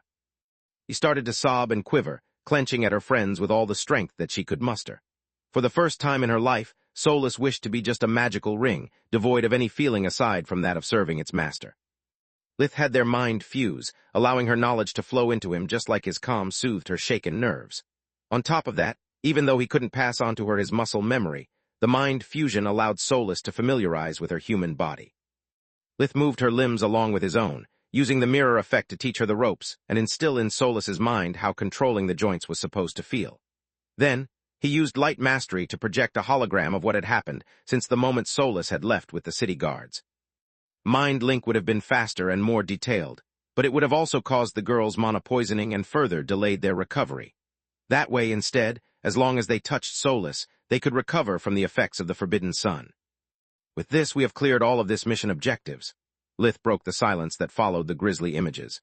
The mana geyser is controlled by Menadian's hands. The ritual is held inside the light torch, but unlike what the council believes, it takes place every day. It's not something big and flashy like the Black Star that can be disrupted easily. It's way more subtle, and it would require an army to take care of it. What do you mean? Tista caressed Solas's hand, glad to notice that sharing her burden with Lith had allowed Solas to calm and relax. All those emotions had exhausted Solas, and her eyes drooped slowly until she fell asleep. The hands of Menadian are of secondary importance, while the light torch is the heart of the ritual. You have seen from Solas's memories how many rooms and arrays are needed to safely wield the energy released by the forbidden magic. Without it, every newborn of Kalga would die. Even better, if we mess with one of the procedures, we might corrupt the forbidden sun and make it crumble, Lith said. Last but not least, now we know what fuels Kogaluga. The lost city of the Griffin Kingdom must have belonged to accomplices of Kalga who unwittingly accepted to turn their lands into a toxic waste deposit. Do you think she did it on purpose? Floria was flabbergasted. It's the only explanation. You heard the movie. Kalga came from the Garland continent, and she was the only one with the necessary skill to craft a device capable of harnessing the darkness element that the ritual produces. Even worse, to have left the device in Kogaluga before coming here, it means that Kalga is also the creator of the ritual. Her descendants must have killed her once they realized that if Mommy Dearest activated the forbidden magic, she would have become nigh immortal, Lith said. Yeah, with an awakened's longevity, there's no telling how long Kalga would have lived thanks to the ritual. Floria nodded. We can only hope that she didn't share with her descendants the secret of awakening, or things might get ugly for us. What do you mean us? This is just a recon mission. We're done here. We can leave as soon as Solas wakes up, Tista said. Even if we don't share the information about Menadian's hands, the moment the battle starts and the king joins the fray, the whole Magar will learn about them. How many people do you trust with that kind of power? Even more importantly, do you think that Solas would agree to it? Floria shook her head. Exactly, Lith nodded. Yet that's not the point. For what I care, we can even say that this mission has been a complete failure and leave without sharing any of what we've learned with the council. What? The girls said in unison. You heard me. I don't feel like taking Solas's body away after all she went through to get it back. Despite all of its dirty secrets, you've seen how beautiful Kalga is. She could live here, disguise herself as one of the merfolk hybrids, and maybe even make a life for herself. In Kalga, she has no need for me. She can spend all the time she needs for a complete recovery here, and only once she is ready to leave on her own terms would we share with the council what we have learned today. Once Solas contact us, we volunteer for a second attempt that will be conveniently successful, and that will provide us with the opportunity we need to recover Solas. Would you really leave her here? Tista asked. If that's what she wants, yes. It's a sacrifice I'm willing to make. Some of the things that Silverwing said about me are right. Solas needs to have her space and her life instead of being an accessory to mine. You have no idea how long as she wished to be normal. Here Solas can sleep, laugh, and cry as much as she wants. Once she permanently regains her body, we'll meet as equals, and maybe by then, she'll have sorted her feelings. Right now, her condition does to her what your congenital disease did to you, Tista. It's a cage that keeps her from spreading her wings, and I don't want to be any part of that unless it's strictly necessary. Good or bad, Kalga is the first real chance Solas has for a full life. What we do next is her decision to make, Lith said. Tista couldn't stand the idea of such a horror being allowed to continue, but both Lith and Floria made good points. The hands of Menadian couldn't be given to someone out of political gain. All awakened lords of the council had access to several mana geysers, and with the hands, any of them would become unstoppable. Chapter 1237, Dollhouse Part 1. Destroying Kalga would lead to a war that would tear apart the two continents, then the races of the winning council, and lastly, the members of the faction that came on top of the competition. At that point, the other factions of the council would attack their weakened enemy and start the fight anew. A single artifact would trigger an endless war. Good gods, how could Menadian be so stupid as to not put some kind of restriction on it? On top of that, Lith is right as well. So far, Solas lived on the crumbs of his free time. This place would be a start for her. Horrible, but a start nonetheless. Floria, instead, was old and mature enough to be unfazed by Kalga's dark side and immediately agreed with Lith. These kinds of things happen every day. Kalga is but a drop in the ocean of what people do to each other since the dawn of time. The Odi did much worse for much longer. The Gorgon Empire enslaved its own people. Arthon sacrificed countless lives in the name of his research. Even Balker and Nalar are just symptoms of the horrors that still happen to this day in the kingdom. Compared to what would happen if Menadian's legacy fell into the wrong hands, Kalga is the lesser evil, she thought. Thanks to the combined effect of the mana geyser and of the 3 streams of energy that she received from the forbidden sun through her companions, Solus woke up before the sun set on the Giera continent. She felt perfectly rested in the mind and body, as if the events that had shocked her had taken place weeks rather than a few hours back. I know that I've seen a lot of bad stuff while traveling with Lith, but I feel way too good. Am I going crazy or what? She thought while stretching her limbs and experiencing for the first time the pleasant sensation of wiggling her toes. Or what? What you have seen in there didn't shock me in the least, so now that we're close, I'm your psychic fortress. Also punching me in the face, it's not a nice way to say good evening, Lith replied. Only then did Solus realize that the uncomfortable bed that had given her back pain was Lith's arms. He had lulled her the whole time like a child after making her sit on his lap. Not only do you snore, but you also almost kicked me in the groin. Tista had barely dodged the surprise attack. To avoid getting poisoned again and to get back to their peak condition without invigoration, no one had left Solus's side. To make matters worse, they looked at her with that odd mix of worry and affection that parents show while looking at a newborn. You're going to have a problem with Camilla. Even if Solus died at 28, she barely looks 20, not to mention all her pretty streaks. I thought you had just silver and orange. Floria referred to the combination of elements that was commonly known as the blessing of the light. It might be due to my tower having all kinds of elemental affinity or because of Lith. He has no streaks, but he got 7 eyes nonetheless. Maybe he passed them on to me thanks to our bond. Solus tried to get up in a hurry to avoid further embarrassment, only to fall face first on the floor. Oh, she's so cute. She reminds me of Aaron when he tried to stand up for the first time, Tista said. Instead of crying like a baby, however, Solus cursed like a sailor. Take it easy, one step at a time. Lith helped her to stand up, holding Solus by the hips until she gained a stable footing. You really look like a doll. You are really short and your hair almost touches the ground. Floria moved behind Solus and fixed her hair in a tress with spirit magic to keep her from tripping on them. I'm not short, you beanpoles. I'm taller than Gianni. Solus inwardly thanked Floria for not making her pigtails. Between the height gap and the need for help to even stand, she already felt like a child among adults. After a few attempts, she managed to stand up on her own and then quickly learned how to walk. Solus had moved Lith's body in the past. She just needed a peaceful environment to put her experience to use. On top of that, the more her body stabilized, the easier it became to trigger her dormant muscle memory. Lith let the girls take care of her so that later they wouldn't suffer much from the forbidden sun. Girls, Solus and I need to talk about our next move. Some things require a bit of privacy, he said. Solus had no idea what he was talking about, and seeing the others leave without a word only made her feel more confused. Lith knew there was no easy way to tell her what he had to, so instead of using words, he fused their minds for the second time in just a few hours. How can you even think of abandoning me here? She said in outrage via their mind link. I'm not abandoning anyone, I'm just offering you a choice, Lith replied. Are you doing this for me or just to get me out of your hair? It would make things much easier for you with both Camilla and the madness. Her thoughts were devoid of malice, expressing solely how betrayed she felt. That's why I fused our mind instead of talking. Thoughts cannot lie. I don't deny that after looking at your memories, I copied the schematics of Kalga's arrays. What she has done with just a mana geyser is outstanding. Her workings are the missing link. I needed to rid the Odie's body-swapping machine from most of that outdated technology, and to mix what I know of the madness with it. If I succeed, when I swap bodies, I'll have double the lifespan of a regular awakened and regenerative abilities similar to what Silverwing demonstrated, he said. After everything you've seen here, after witnessing what they did to Kalia, are you still willing to use forbidden magic? His lack of empathy flabbergasted Solus.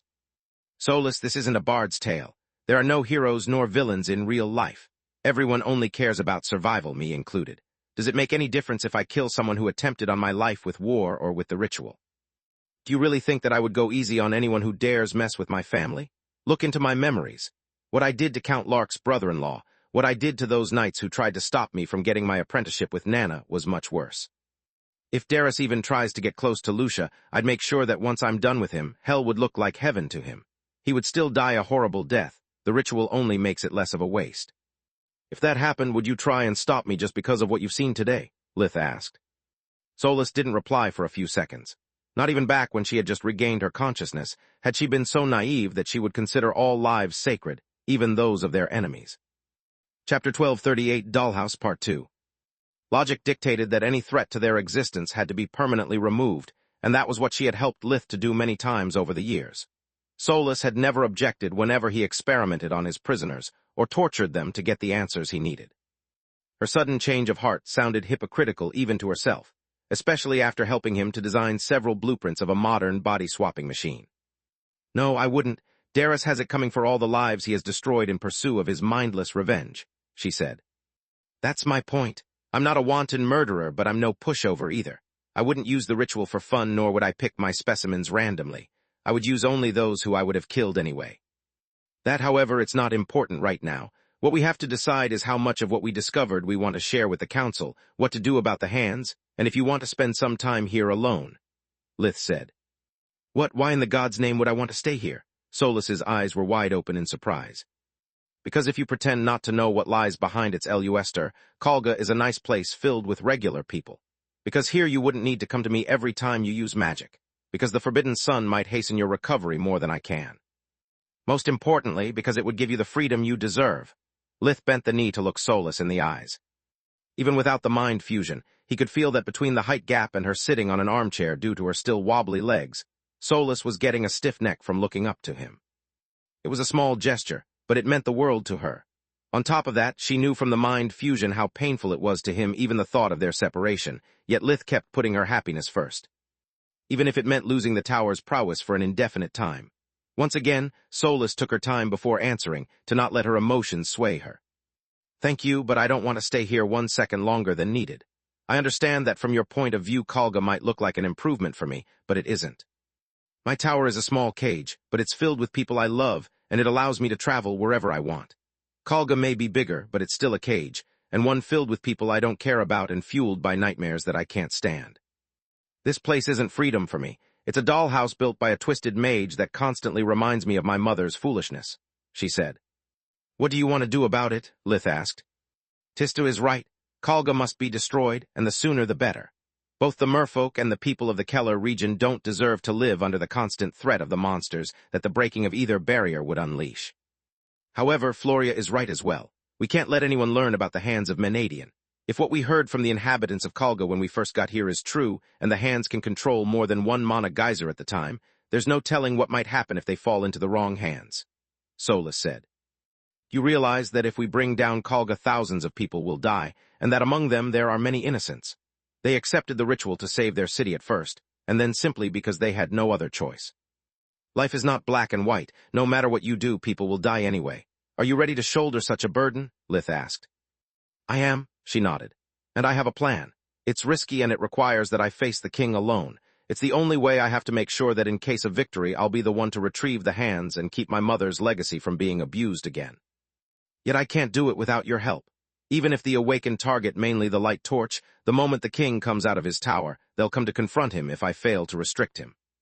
At the same time, if I succeed, he's bound to call for reinforcements and turn the tide of the battle. The moment he slips away from me, the awakened will intervene and all will be lost. If anyone comes close enough to recognize the hands with life vision, will fail no matter if at the end of the day Kalga stands or falls," she sighed. "You know, after seeing what you did to those two crazy mages, I understood why even though Magar has completely turned its back to abominations, it doesn't destroy them. They are not parasites so much as scavengers. They are the natural counter to all kinds of forbidden magic, and unlike the undead, they can't reproduce, so the threat they pose is always limited. Do you think that my ability to disrupt the ritual comes from my abomination side?" Lith asked. "Yes, if I'm right, death vision and the ability to conjure the demons of darkness come down to that. By mixing with the natural darkness element the bits of chaos that you produce, you bestow upon wandering souls the form of a lesser abomination rather than an undead. I know that I always asked you to keep that part of your nature sealed, but this time even wormling Lith Verhin might not be enough. Would you be my abomination just this one time?" Solus cupped Lith's face, caressing his cheeks with her thumbs. The feeling of his skin under her fingers was completely different from what she had experienced while under her energy form. Just like savoring foods by sharing Lith's senses was second-rate compared to tasting them herself. Touching someone with her human hands felt akin to having finally taken off a pair of surgical gloves. Solus cherished that moment, knowing that no matter if her plan failed or succeeded, she wouldn't have another opportunity to do it for a long time. "Always," Lith replied. "Thanks, you have no idea what this means for me. Now I need everyone's help to get used to this stupid body, otherwise my plan will fail before even starting." Solus stood up on her own and stretched her limbs to check how clumsy she still was. Before that, Lith conjured a mirror made of ice, allowing Solus to look at her real face. She had already seen it through Lith's memories during their mind fusion, but the vision shocked her nonetheless. She had taken her gentle features and bright eyes from her mother, making Solus think to be looking at another memory of Menadian. Solus undid the tress to caress her hair, and its softness overwhelmed her. It reminded her of the dream where as a child she had played with Menadian's hair, and the feeling that she was now experiencing was identical. While she caressed the 6 colored streaks, Solus felt like a part of her mother still lived within her. Chapter 1239, Mother of Wrath, Part 1. The idea of losing her body again the moment the battle was over tore Solus's heart apart. Yet instead of crying, she used light mastery to create a hologram of her real self, down to the last detail that would preserve that memory forever. Space. It took Solus several hours of practice, and the help of the others to improve her hand-to-eye coordination. Over time, her body gained a mass superior to that of any human, and the muscle memory from her previous life returned. It meant that the tower had preserved everything she needed to regain all she had lost, but it didn't have enough juice to restore so much in the little time they had left. A little before the 24 hours that Aaron had given them ran out, Lith called the beast's representative with the council amulet. "Are you saying that you found a way to disrupt the Forbidden Sun?" The Jormungandr could barely contain his surprise and excitement. "Yes, the key lies in the light torch department." Lith used the amulet to share with Aaron the schematics of both the building and its arrays. If completely destroyed, recharging the Forbidden Sun will become impossible long enough to make the city die on its own. Kalga isn't a cursed object. The Mana Geyser fuels the water dome and its defenses, but that's it. Without the sacrifices keeping the light and darkness amounts stored inside the Forbidden Sun in check, the magic that empowers the city is likely to backfire. If darkness runs out first, the excess of light element might turn the inhabitants of Kalga into mindless trolls, while if the Forbidden Sun lacks light, the crops will die and the regenerative abilities will disappear. Either way, the city will be an easy prey, Lith said. Aaron and the other members of Giera's council discussed for a while before nodding in approval. "Thanks for your help. All of you have been an invaluable asset to our people. If only we had someone of Lord Ligon's caliber on this side of the ocean, maybe we would have solved this issue centuries ago," Aaron said with a sigh while looking at Fennegar, who snorted in reply. The Jormungandr had many things to say about his ancestor, and none of them was kind. Yet arguing with a guardian would have brought him nothing but trouble, so he let it slide. "I'll immediately arrange for your retrieval. You've done more than enough, and you deserve some rest in Regia. I'll make sure that you are properly compensated for your efforts." "Thanks for your offer, but I disagree." Lith shook his head, putting Solus's plan into action. "We are the only ones who have been inside the light torch. By combining our powers, we can create a warp steps that can lead you inside the building. This way, the attack force will avoid the external and internal defense mechanisms, dealing the biggest damage in the shortest possible time before the Forbidden Sun cripples their powers." The greed in the eyes of the council members told him that he had almost got them where he wanted. Inside the city, but away from the tower where Solus would face the king. After all, only an idiot would have passed up the opportunity of an inside job. A surprise attack at the heart of the enemy base was something almost too good to be true. "I appreciate your offer, but this kind of planning requires time. First, we need to study the arrays and find the best way to make the damage we inflict to them spread to the Forbidden Sun, and then we need to assemble our elite forces. I understand that once you leave the city, the warp step strategy will be off the table, and the attack will be more difficult, but I believe that proper preparation will more than make up for it," Maeve the Morrigan, the plant representative of the council, said. Lith inwardly cursed at their indecisiveness, but it was still within his expectations. Kalga had resisted many assaults in the past, and the intel that he had provided was more than the council had hoped for. On the one hand, attacking from the inside would make the initial assault easier, but then the troops would have to face the entire population of Kalga while they were still under the full effects of the Forbidden Sun. The number of casualties would likely be high, especially during the retreat, since the Awakened couldn't leave the city with the same warp steps with which they had arrived. On the other hand, attacking from the outside would force the army to fight every meter that separated them from the target. Yet thanks to the schematics Lith had shown them, after a bit of study, the council would be able to mess with the Forbidden Sun from a safe distance and weaken the enemy. "I don't think that waiting is an option," Lith said. "Kalia's sacrifice allowed me to get inside the light torch, but to collect so much information, I had to overstay my welcome, and I ended up exposing my real nature in self-defense." "What?" Giera's council said in unison, while each one of its members cursed their bad luck. "It was that or coming out empty-handed," Lith shrugged. Lying was second nature to him, and even Fennegar couldn't detect his deception from a hologram. "This way, at least we know how the ritual works, and we have a shot at bringing it down." Yet if you don't act now, they could reinforce the light torch or create a backup site for the ritual that would be impossible to discover with the same stratagem I employed, even if you managed to get another pin from Ligon. Why did you take such risk? Finding about the light torch was more than enough. In the end, the information you brought us about the arrays is pointless if we don't have the time to exploit it, Aaron said. For several reasons. Lith used light mastery to produce a hologram of Kalia's fate, followed by another showing what happened whenever a child was born. He made it so that instead of using another child, the mages of Kalga used a Shife cub. Light mastery didn't project memories, but everything he wanted so doctoring the events was child's play for him.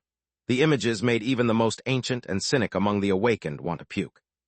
I've seen myself the internment camp where our kin is brought after being turned into meat dolls, whose only purpose is to produce sacrifices for the rituals. Lith stared in the eyes of both the human and the beast representative to ensure that half the council would be by his side. I couldn't let Kalia's sacrifice go to waste, not after witnessing how the ritual affects my continent as well. Lith used the amulet to contact the Garland's council as well while he showed how the ritual disposed of both the chaos and the darkness it produced. A constant flow of necromantic energies like that is bound to have pretty obvious effects. Does such a phenomenon ring any bell? Lith asked. Oh dear, Ligon shivered while creating a mind link with Tyrus. Chapter 1240 Mother of Wrath, Part 2. Is it true? The rage in the voice of the Great Mother made the chamber of both Garland's and Giera's council quake despite being just a psychic projection. I swear it on my family. I can even offer to share my memories once I get back to Garland. The source of Kalga's and Kogaluga's misery is the same. I have purged the lost city enough times to know the energy signature of the fissure like the back of my hand. On top of that, based on the information collected by my associates during our recon, Kogaluga is meant to become Kalga's outpost on the mainland as soon as they get rid of the barrier blocking the city, Lith said. The cold fury that twisted Tyrus's face also made her long golden hair whip around like snakes, giving her a savage and cruel appearance. Did you know about this, Feniger? It was spoken like a question, but it sounded like an order. The edge in her voice was fueled with so much mana that even in Xylot, the Lich King and Breganoth, his Giera counterpart, held their ears in pain while their dead eyes bleed. Do you have any idea how vast the ocean is? The Leviathan snorted in annoyance. Water covers over 60% of the planet. I'm not responsible for everything that. I'm not asking about the whole Mogger, only about your turf. Did you know about this or not? Tyrus cut him short. I didn't know because after making sure that no Awakened was involved, I didn't bother investigating the matter. Feniger tried and failed to be as intimidating as her. His total lack of care made him sound more bored than furious. That's your excuse for your incompetence, that since no Awakened was involved you let your people mess with my land and kill my precious children. With every word she spoke, Tyrus became less human. By the end of the sentence, her voice caused hurricanes while the stomp of her foot triggered an earthquake that turned mountains into rubble and sent several tidal waves towards Giera. Precious my scaly ass, don't get your feathers in a bunch for such small stuff. Kalga has done to both our turfs negligible damage compared to your dear Arthun. You didn't check on him because he wasn't an Awakened, and we all know how that turned out. On top of that, if I recall it correctly, the founder of the city even came from your continent, so if you want to blame someone, blame yourself. Feniger said with a smug grin, just a few seconds before the image of the father of all dragons abandoning the council in a rush wiped it off the Leviathan's face. You shouldn't have pushed the Arthun button, Ligon out. That does it. Tyrus's roar sent everyone on their knees. Lith and the others weren't affected like the two councils only because Tyrus didn't want to endanger their lives. Yet Lith found himself swallowing multiple times, wishing that Tyrus wouldn't look too deep in his memories if she ever decided to. If by the time I get there the attack hasn't already started, Giera will need another council along with a new guardian. You can't come here without my permission. Feniger's outrage disappeared when Tyrus's psychic projection disappeared and her energy signature left Garland. If you CK me sideways, things just got out of hand and into the fire, Lith thought. I think I can handle a normal Tyrus since she's very kind, but not her royally pissed-off version. On top of that, I never planned on making two guardians fight. If things go as I predict and Feniger finds out about my deception, the Giera continent will be off-limits for me. How much time do you need to prepare your strike force? Lith asked the Giera council. How much time do we have until Tyrus gets here? Aaron asked a Garuda with a knack for numbers. Judging from her speed, about 10 minutes, unless she warps, of course. The Garuda replied while pushing her glasses up the bridge of her nose. 8 minutes, Aaron said to Lith before gesturing the Garuda to take care of the rest of the conversation. He had already started shouting orders in his amulet, contacting the strongest members of the Beast Council. The human, the plants, and even the undead representative took out their amulets with panic, calling to arms the greatest champions their respective race had to offer. "How dare you refuse my call? There's my undeath on the line, you ungrateful bastards." Breganoth, the Lick sovereign of Giera, seriously considered ripping the traitorous heart of Vladian the vampire, the awakened ruler of his species. "We left for Garland almost a year ago, you dimwit," Vladian replied with a fury that made his eyes shine like rubies. "We have no way to get back to Giera so quickly, and even if we could, our answer would be the same you gave to us when the plague brought us to our knees. Deal with it." Only after Vladian hung up did Breganoth remember that liches were the only undead species left on Giera, be they awakened or not. "As you heard Lord Aaron say, there are 7 minutes left before the raid." The Garuda said with a professional smile that, along with her glasses and blonde hair fixed in a small bun, made her look like a secretary. "In 5 minutes we'll send a pulse to your amulet. It will be the signal to take your position. About a minute later, we'll send a second pulse to get both your coordinates and start the warp gate. All you need to do is to get in position in time and fuel the amulet with just enough mana to speed up the formation of the dimensional tunnel." "We'll be there," Lith ended the call. "What do we do during these 5 minutes?" Tista asked. "We rest." Solus came out of hiding spot, touching her companions to siphon the little poison that already coursed through their veins. "Are you sure you want to do this alone?" Floria asked. "It's not a matter of want so much as I must," she sighed. "In the case that someone spots me, you can't afford being seen giving me a hand. This way, I'll remain a mysterious outsider, and even if someone witnesses as I take the hands, they'll have no way to find me." "Just one question," Tista said. "Let's say everything goes right. How do you leave Kalga? You can't use the council gate with us, correct?" "Wrong, that's exactly what I'll do if I can't use the tower warp in this form," Solus replied. "If I manage to beat the king and retrieve the hands, all I have to do is to fetch the white crystal atop of the tower. Without it, both the forbidden sun and the dome that isolates Kalga from the ocean will crumble faster. This will force the council to open multiple emergency gates to evacuate the strike force. Amid the ensuing chaos, it will be easy for me to slip through unnoticed. Once I get to the other side, the effects of forbidden magic on me will take but a few seconds to fade. Once I'm back in my stone form, it will be easy to slip at the finger of any of you and pass as a simple yet charming accessory."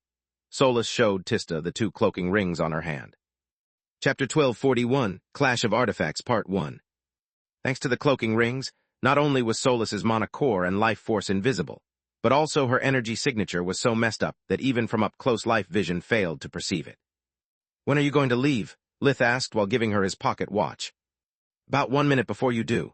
I need that time to lure the guards away from the light torch and get used to fighting for real before facing the king."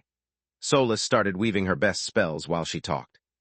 Her heart pounded faster by the second as the adrenaline rush made her hands tremble. It was the first time that she fought on her own, and to make matters even worse, the thought of all the lives that would be lost in the case she failed weighed on her mind. Suddenly the room felt small and damp. Solus didn't realize that it was just her being drenched in nervous sweat until she massaged her temples to calm down. "Don't worry, it always feels like that," Floria said while using water magic to clean Solus up. "Do you mean the first time you go to battle?" "No, I mean every time. People like me have simply learned how to manage their stress," Floria said. When the clock marked 1 minute before the first pulse from the council, Solus opened a warp steps leading right in front of the king's tower. The appearance of a human threw those who had come to plead the ruler of Kalga into a panic. Solus ignored their screams and their calls for the guards, focusing solely on the mana geyser below her feet. The hands of Menadian collected most of its power, making it impossible for her to wrestle for the control of the geyser from a distance. Now that Solus was so close to King Ikra, however, she could finally put her mother's ingenuity to the test. "Even if I'm unable to manifest it, the tower is still a part of me. I refuse to believe that my mother was so stupid that she would create something capable of messing with her own home. No matter if the tower and the hands have similar effects on mana geysers, the tower must be stronger," she thought as her consciousness spread through the ground with every breath he took. Menadian had indeed made sure that none of her creations could threaten her, yet the situation was far from simple. The king's tower had been built exactly in the middle of the geyser to tap into its core. On top of that, the hands had perfect control over the flow of world energy. While in her human form, Solus could nibble at the geyser and slowly took over, but it would take her too long. Also, she doubted that Ikra would fail to notice her attack. "Freeze, hands in the air now." Solus turned around, hoping that she would face the same captain that had taken away Kalia. It would have been poetic justice, and give her the opportunity to kill her first person without feeling any guilt. Alas, Kalga was big and plenty of people joined the army ranks for the power it granted them. When Solus turned around, she didn't recognize the man in front of her. "Your wish is my command." Solus raised her hands, unleashing the Ice Age spell. All those around her became trapped inside thick ice crystals imbued with darkness. The cold slowed their metabolism, weakening the effects of light magic, while darkness ate at them from every side. Their combined effect hindered the regenerative abilities that the Forbidden Sun bestowed upon the Kalgans, so that when Solus snapped her fingers, not even being so close to the source of their power could save them. Sonic boom shattered the crystals into hundreds of fragments, and the ice surrounding them kept the small pieces of flesh from reforming. Guards and bystanders died on the spot, allowing Solus to observe how the Forbidden Sun retrieved their energy. Mana sense showed her that now that the sun had fewer people to feed, the power of the remaining inhabitants of Kalga had increased. "If you see me sideways, that's why even Violet Cord Awakened always failed to destroy the city. The more people we kill, the stronger our remaining opponents will get. I need to get rid of the Forbidden Sun first." Meanwhile, the others received the first pulse from the council. Lith opened the warp steps, and the girls entered first to take care of the witnesses. Neither of them was used to wielding a butcher's cleaver, but the strength of an awakened made them as light as feathers. The thick blades produced a wide and rough cut on the necks of their victims, making it difficult for the injury to mend. The ice and darkness the cleavers had been infused with left the wounds open long enough to be fatal. The two women blinked nonstop, severing one head with each blow. Lith stepped through the steps just a second later, yet 10 Kalgan mages already lay on the ground. None of them had made a sound except for the thud of their bodies hitting the floor. Lith hushed the area and used life vision to check their surroundings. Once he made sure that no one would disturb them, he cast an array detection spell that confirmed his suspicions. The light torch has several underground floors. This should buy us enough time to retrieve the hands, but I can't risk leaving Solus behind, he thought. When the second pulse came, the three of them had to pump their mana into the council's amulet to turn it into a dimensional beacon for the awakened on the other side of the spell. Several warp gates opened in quick succession, letting awakened of all races step through in their human form. "Damn if I hate feeling puny. Status report, kid," said a Treant that for the occasion had shrunk to just 2.5 meters 82. Lith projected a hologram with all the information that he had collected thanks to his previous visit with Solus and his spells. "I don't know how deep this place goes, nor how to get to the lower floors," he said. "You need time to level the light torch, but luckily the cracks in my life force allow me to exploit the effects of the Forbidden Sun. It should give me an edge against the guy who controls the geyser. I'll keep him busy as long as I can, but you need to send someone for me once you're done here." Lith didn't wait for a reply and warped to Ikra's tower as well. "You heard the kid. Let's get a move." The Treant unleashed a Tier 3 Earth spell that barely dented the floor. "What the fuck?" all the awakened said in unison as they tried their own spells just to obtain the same result. "The bad news is that the whole building is protected by some kind of Silverwing's hexagram," Alik said, making a single one of the many arrays around them become visible with a wave of her hand. "Any non-approved spell that hits the walls gets countered and loses most of its power. The good news is that the hexagram can't do anything against this." The Lick stomped the floor, opening a crater.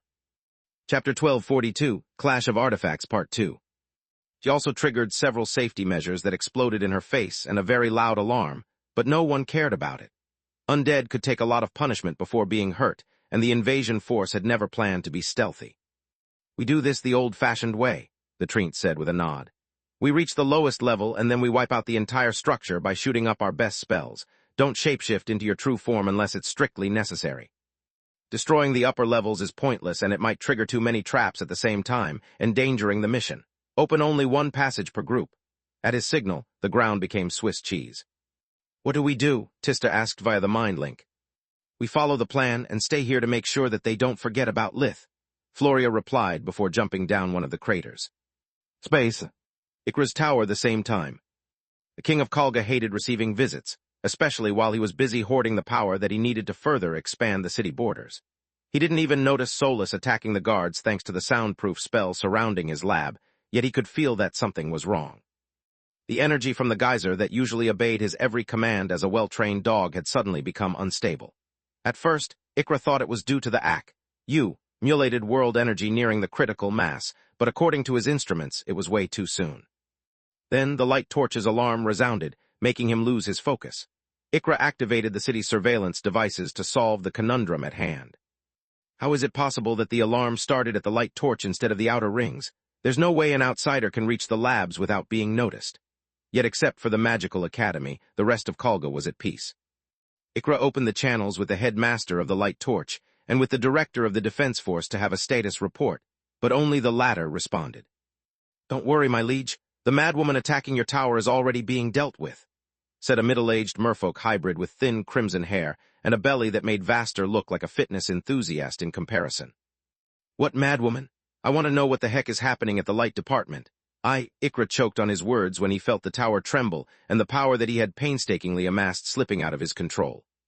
"It's nothing. One of those demented specimens must have activated one of the wards by mistake. I'm more worried about the human woman. Our efforts to keep her away from the Eye of Kalga have barely slowed her down." The director mistook the pause for his cue to continue. "A human?" Ikra's eyes went wide in surprise as he lost control over another sliver of the geyser's power, and another alarm triggered right above his head. "I'll deal with the human. You send your forces to the light torch. If it was just a runaway specimen, the headmaster wouldn't have been involved." The king hung up, feeling a cold shiver run down his spine. A female human reaching Kalga could only mean that the greatest fear of his foremother had finally come true. The usurper had come to reclaim the hands of Menadian. Ikra would have liked to have some time to weave a few spells, but the alarm grew in intensity, and so did the disturbance in the mana geyser. After getting rid of the guards, Solus had realized that taking over the geyser would have taken her too long.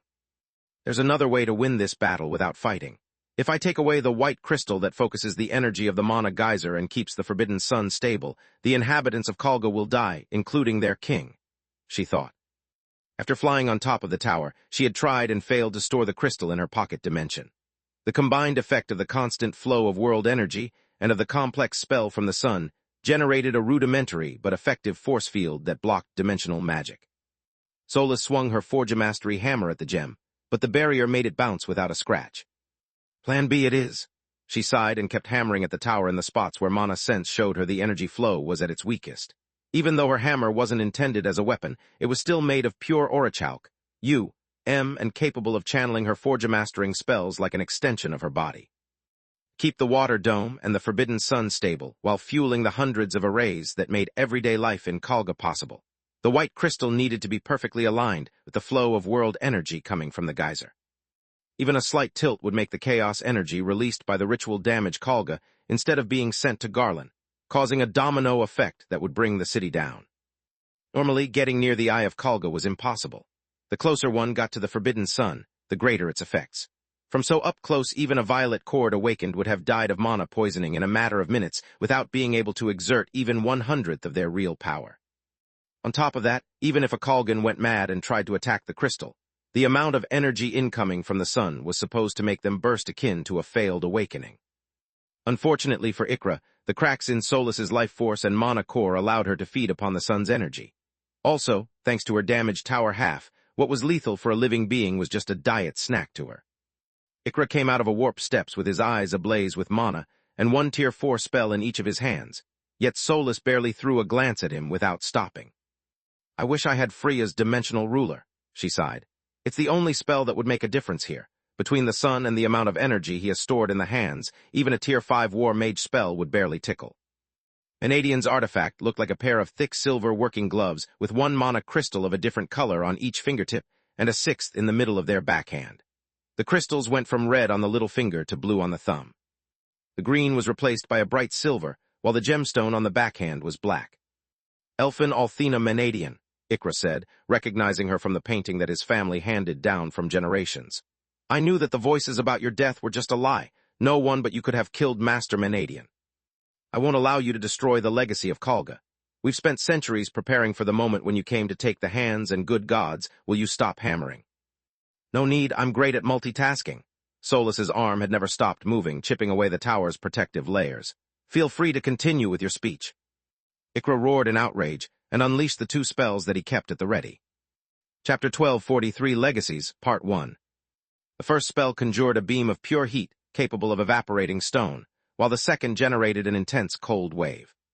One of them was enough to severely injure an emperor beast, but their combined effect generated a thermal shock that could kill even a greater undead. Solus flexed her shoulders, using the metal wings of the Scalewalker armor to intercept both spells. Thanks to the pseudo-core made of Hydra's scales, the wings absorbed the energy from the incoming attacks and redirected it so that instead of stacking, their effects would cancel each other. Not bad, but Tier 4 can do only that much. Why didn't you use something more powerful? Solus had come seconds away from compromising the structural integrity of the energy flow, protecting the Eye of Kalga. Because I can't risk further damaging the tower, and you know it. Ikra tackled Solus, using the gap in height and weight between them to overpower her. It was over 1.9 meters, 64, tall and weighed almost 290 kilograms, 634 pounds, due to having the mass of 3 ADULTS. When the heir of Kalga was born, they would be infused with 2 lives instead of 1. It made them capable of harnessing the power of the geyser, and of absorbing so much power from the Forbidden Sun that they would be nigh invincible in its vicinity. Solus instead barely reached 1.54 meters, 51, and had a slim build that could reach the 50, 110 pounds, kilograms soaking wet. The impact would surely kill her, and even if her bizarre armor allowed her to survive, the fall would finish the job. I wonder what Lith would do now, Solus thought while watching Ikra move in slow motion to her enhanced senses. He would probably ask me to analyze our opponent, but between the Forbidden Sun, the White Crystal, and the Geyser, my mystical senses are blinded. She used a Tier 4 spell, War Mage spell, Blast Swarm, to probe the enemy defenses. The space surrounding the tower became filled with bright blue crystals the size of a finger. The ice would pierce regular or low-quality enchanted armor and stuck to everything it failed to pierce by generating a frost layer on the point of impact. Then, they would cause a small but focused explosion thanks to the blue flames hidden within the ice. On the battlefield, a single blast swarm had the same effectiveness of a squadron of archers, but a much greater versatility. The caster could spread or focus the crystals at will, allowing the mage to choose between taking down many small targets or a single dangerous enemy. Blast Swarm wasn't powerful enough to damage the tower, so Solus had the crystals cover Ikra from head to toe before detonating them. The King of Kalga didn't slow down while he unleashed a fraction of the power stored inside the hands. A stream of energy protected his body, detaching the crystals before they could explode, and then dispersing the shockwaves in every direction. Fascinating. Even though it's quite rough, the effect that guy created by circulating the world energy is the same of the energy field that we have been researching with Falul ever since Inzialot understood the potential of our gravity ring. While a construct is nothing but a physical object made of mana, an energy field is a moving flow of mana similar to Antloka's Silver Spire spell that. Her train of thought derailed when Ikra suddenly accelerated beyond human limits, hitting her with the strength of a car. The King of Kalga's smirk disappeared when the shoulder charge pushed the puny woman off the roof's edge and broke all the bones of his right arm and cracked his ribs. Hitting the girl had been akin to crashing against a rock. Ikra had no idea that with each chip of power Solus overtake, she regained part of her tower half's weight and power. The sudden wave of pain forced him to stop, leaving him incapable of following up with a spell. As for Solus, she had thought about blinking to evade the attack at the last second, but her suggestion had fallen on deaf ears. Her own. She was used to Lith taking care of the physical aspect of a fight, while she comfortably analyzed the situation and prepared spells for every contingency. She had followed such a routine for almost 2 decades, and had regained her body for less than 10 hours. Habits die hard, but the same couldn't be said about Solus. If not for the extra mass that her still-recovering tower half bestowed upon her and the Scalewalker armor, the damage would have been enough to squash her body and force her back into a stone ring. Solus cursed at herself as she fell from the tower. She flexed her shoulders to use her wings to break the fall since there was no time to conjure a flight spell. Alas, her body was that of a human, and she had no wings. Those of the armor only served to protect Lith's hybrid form during a fight, and not leave his wings exposed as the old Skinwalker armor did. Solus had just the time for one more curse, and a Tier 1 air spell to take off the brunt of the impact before reaching the ground. Damn it, 2 idiotic mistakes in as many seconds. Well, not really idiotic, I never fought on my own before, correct? The silence in her head reminded Solus that Lith wasn't with her. Why do I keep blabbering instead of weaving spells? Solus thought as Ikra dived feet first upon her like a bird of prey hunting an airheaded mouse. This time she managed to blink, but only to be struck by a Tier 5 fire and darkness spell the moment she emerged from the exit point. Solus boosted the Scalewalker armor with her mana, but the adamant-enriched Orichalk, wasn't enough to save her. Not with her body already damaged from both the charge and the fall. Even though both her mana core and life force were cracked, the Forbidden Sun fueling them couldn't bestow her great regenerative abilities as it did for Kalga's people. Solus's body had yet to stabilize, making her physical prowess barely superior to that of an awakened of her same core, despite the sun's constant flow of energy. She needed to activate her barrier ring to resist the spell. "What are you, and how can you possibly be still alive?" Ikra's broken shoulder and arm had long regenerated instead. He had even activated darkness fusion to keep pain from breaking his focus again, and to retain all the spells that he was weaving as they spoke. Now that the two were away from the forbidden sun, and the white crystal mystical senses worked again. What Ikra saw with life vision made no sense to him. The woman seemed to have a core less powerful than his own, but despite her injuries, its strength increased with every passing second. On top of that, her life force looked brittle yet majestic at the same time. Her vitality not only surpassed that of all the magical beasts Ikra kept in the breeding pens, but Solus also gobbled the energy of the forbidden sun, making it her own. Chapter 1244, Legacies, Part 2. "So much for no awakened in Kalga. I guess that Fenneger's beating is well-deserved." Solus's reply made no sense to Ikra, just like she hoped. His confusion bought her the time she needed to fix her body with healing magic and unleash the Tier 5 War Mage spell, Burial Ground, that she had stored inside her magic holding ring. Burial Ground was a versatile spell that conjured several stone pillars from the ground that could be used for both offense and defense. Earth magic was used as a conduit for the dark energies, so that even standing close to them was enough to sap the life force of an enemy. Each one of them kept growing in height, while countless stone spikes emerged from the pillars and extended in every direction.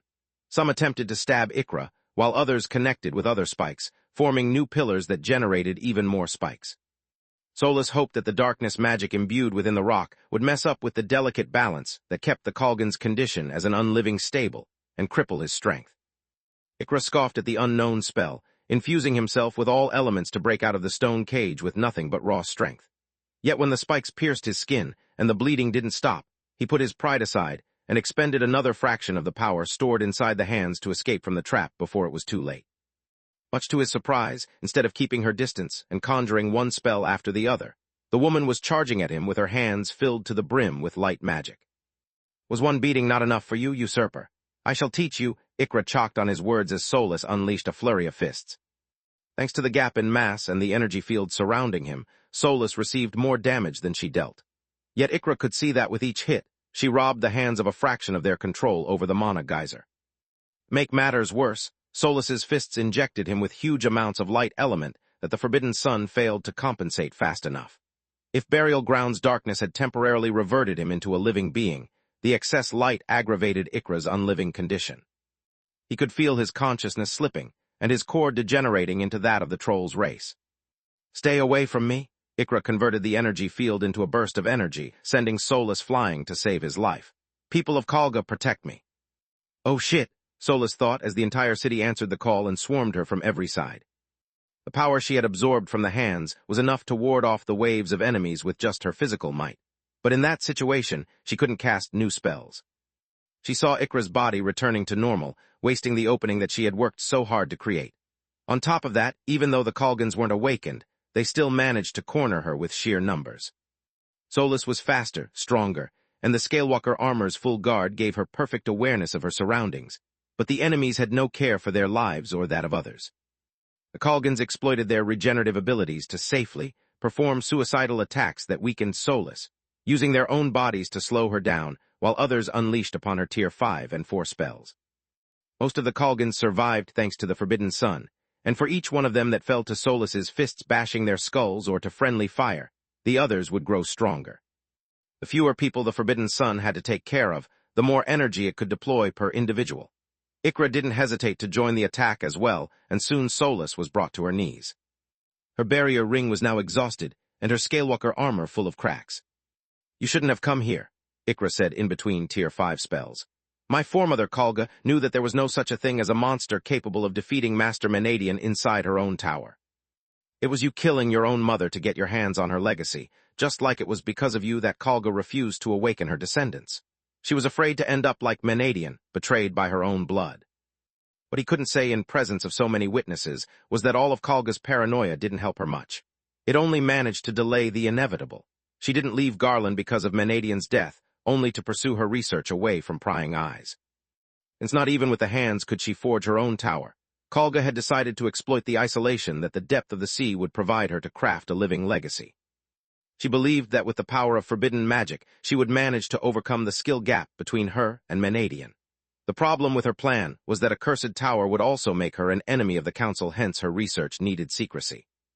Kalga's descendants had been glad to help her collect materials and find specimens, at least until they understood that Kalga would never awaken them, nor would they ever receive her legacy simply because she would outlive them all. At that point, they changed the rules of the game, researching for a way to twist Kalga's ritual so that even if they couldn't awaken, they would obtain the next best thing. That was how the Forbidden Sun had been born, and Kalga had died the same day. It had poisoned her magical and physical prowess, making all of her artifacts useless against nigh-immortal enemies. The ambush had kept Kalga from casting spells, and being so close to the Forbidden Sun, she had died before even realizing what had happened. After her demise, by pooling their intellects and using the hands to learn how to perceive the world energy, her descendants had discovered the secret of awakening. Unfortunately for them, their perfect plan revealed to have an unexpected flaw. The same cracks in their mana cores that allowed the forbidden magic to empower them also made the world energy leak. Their broken state caused not only the body and core refining process to be flawed, but also negated the life-prolonging effect of awakening. It was the reason why even Feniger had never noticed that Kalga's descendants were more than just fake mages. "How dare you mention my mother's name?" Solus said in outrage. "You twisted her legacy and abused the hands to create this monstrosity. The moment I get rid of your pawns, I'll make sure that Kalga's bloodline ends with you." Ikra didn't even bother to reply to such an idiotic claim. With her outburst, Solus had confirmed the Kalgans' worst fears, pushing them to double their efforts to protect their beloved ones. "Then you'd better get a move on." A pillar of black flames accompanied those words. It engulfed Solus and her captors, releasing such an intense heat that the gravel boiled. Ikra looked at the wormling, pondering if the creature was a friend or foe. His doubts cleared along with the flames, when Elfin Menadian came out of them unscathed. Chapter 12, 45 Bets and Arsenals, Part 1. "I don't care what's happening to the light torch. Send the elite squads to the tower now," Ikra said in his communication amulet as soon as he noticed that Solus was back to her peak condition. Thanks to the cover that final sunset had provided her, Solus had managed to use invigoration without Ikra's life vision noticing. Thanks to the Forbidden Sun, she could use the breathing technique to its fullest and even exploit her tower half to repair and enhance her equipment. "I don't get it. A spell of that caliber should have finished her off along with my subjects, yet no one died," Ikra thought while Solus charged at him.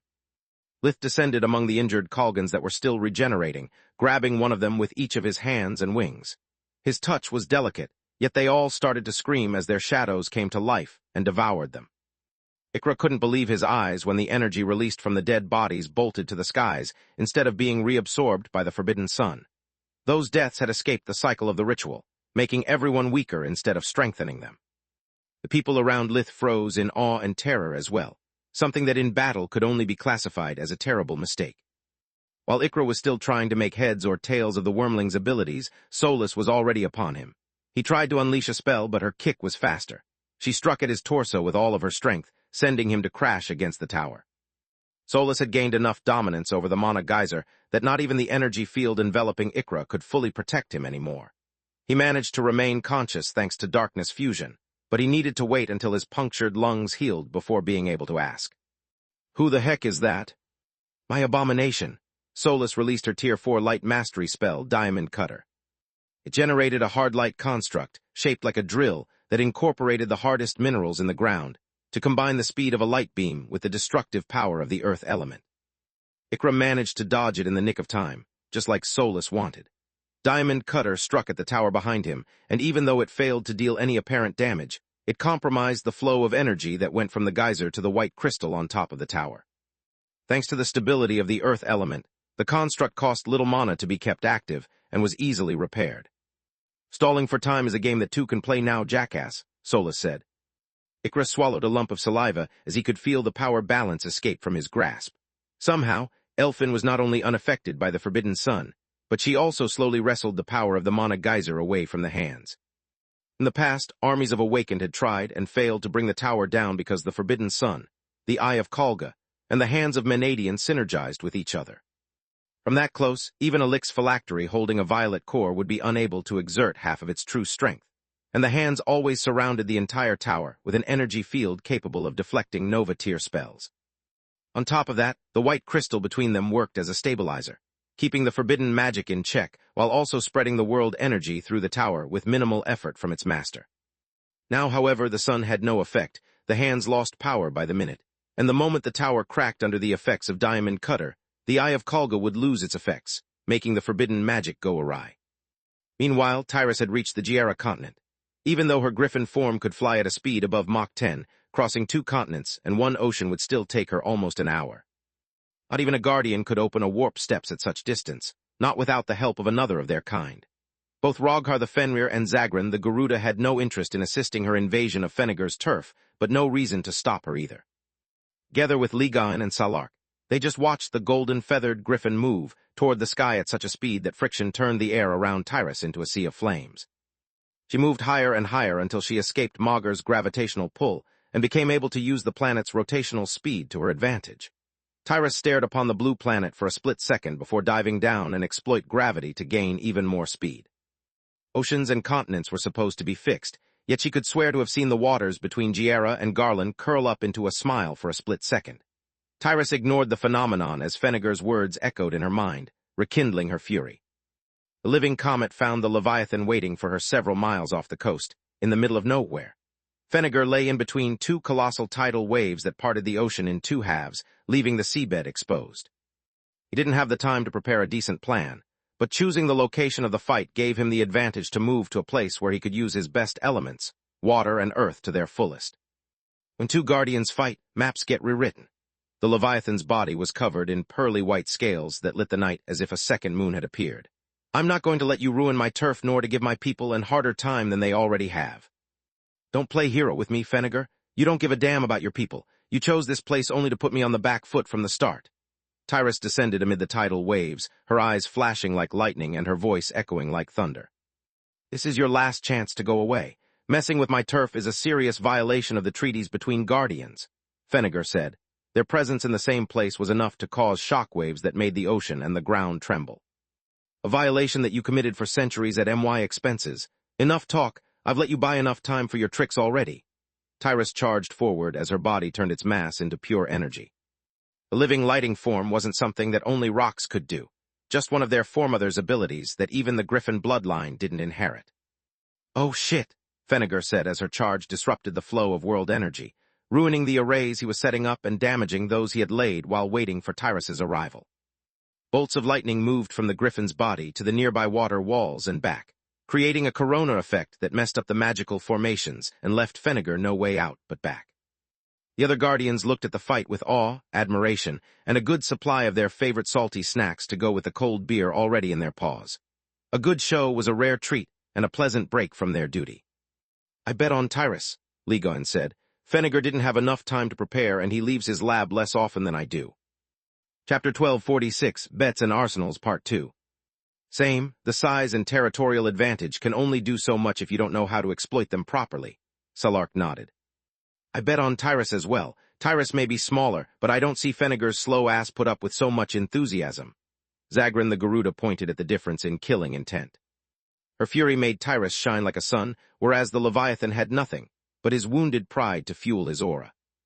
I'll join the bandwagon. Even though I don't like her one bit, I'm the first to admit that her fists hurt beyond imagination. Roghar the Fenrir touched his chest, almost expecting the old wound to ache again. There's no point betting if no one backs Fenneger, unless we bet on the duration of the fight, Ligon said. All considered, I predict Tyrus winning in about an hour. An hour is too much. With all that water and earth, she can't use air properly, having her fighting prowess. Either she wins in half an hour or she doesn't win at all, Zagran said. As someone who has fought and lost to her in the past, I can tell you're underestimating Tyrus too much. She needs but one hit to send Fenneger flying and change the location of the fight. Once on the mainland, he's done. 15 minutes tops, Roghar said. My money on her winning before the 3 minutes count. Salark's words flabbergasted the others. Ever since Valoran died, the only way I had to drag her out of her lair was a friendly spar. She never managed to beat me, but she still got more battle experience than anyone else here. Zagran and I excluded, of course. Space. City of Kalga now. Tista finding that Mana Geyser has been a stroke of luck. I couldn't have prepared so many alchemic tools so fast with the low output of world energy that Rigia provides the tower with, Lith thought. His intervention had allowed Solus to fight Ikra one-on-one, but it had also put Lith at great disadvantage. War was useless against enemies that regenerated so fast that any cut he inflicted them healed as soon as the blade's edge moved away. Its counter-flow ability prevented the healing and inflicted a huge deal of pain, but it also required War to be stuck inside a single opponent. Lith had no idea how long it would take a Kalgan to die that way, and even if they did, it would make him little good. Only his touch would instantly kill the people fueled by the Forbidden Sun and deplete its energies. Any other method would just return the energy that the ritual imbued their bodies with at birth and strengthen the remaining opponents. Rem had mentioned the regenerating abilities of the inhabitants of Kalga, and Lith had prepared accordingly. What he couldn't have predicted, not even in his most paranoid fits, was that Solus would regain her body and leave his side. Just like she lacked his combat prowess, Lith lacked Solus's tactical mind to face so many enemies while his clock ticked much faster than usual. Without Solus, his abomination side protected him from the poisonous life force of Kalga, but it left his mana core exposed. Being so close to the Forbidden Sun put a huge burden even to his bright blue core, and with each spell he cast, the mana poisoning would only get worse.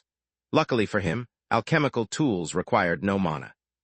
The Kalgans sneered at the green pine cones that the wormling threw at them as if they were candies. Some even grabbed them in midair and attempted to store them inside their dimensional amulets. Kalgans knew about pine nuts solely from the books and hoped that they would taste as good as the legends said. Except they weren't pine cones. Anyone from Earth would have recognized the grenades and tried to get to safety, yet it would have been an equally foolish move. The weapons Lith had prepared had no timer and triggered on contact, exploding at the slightest vibration.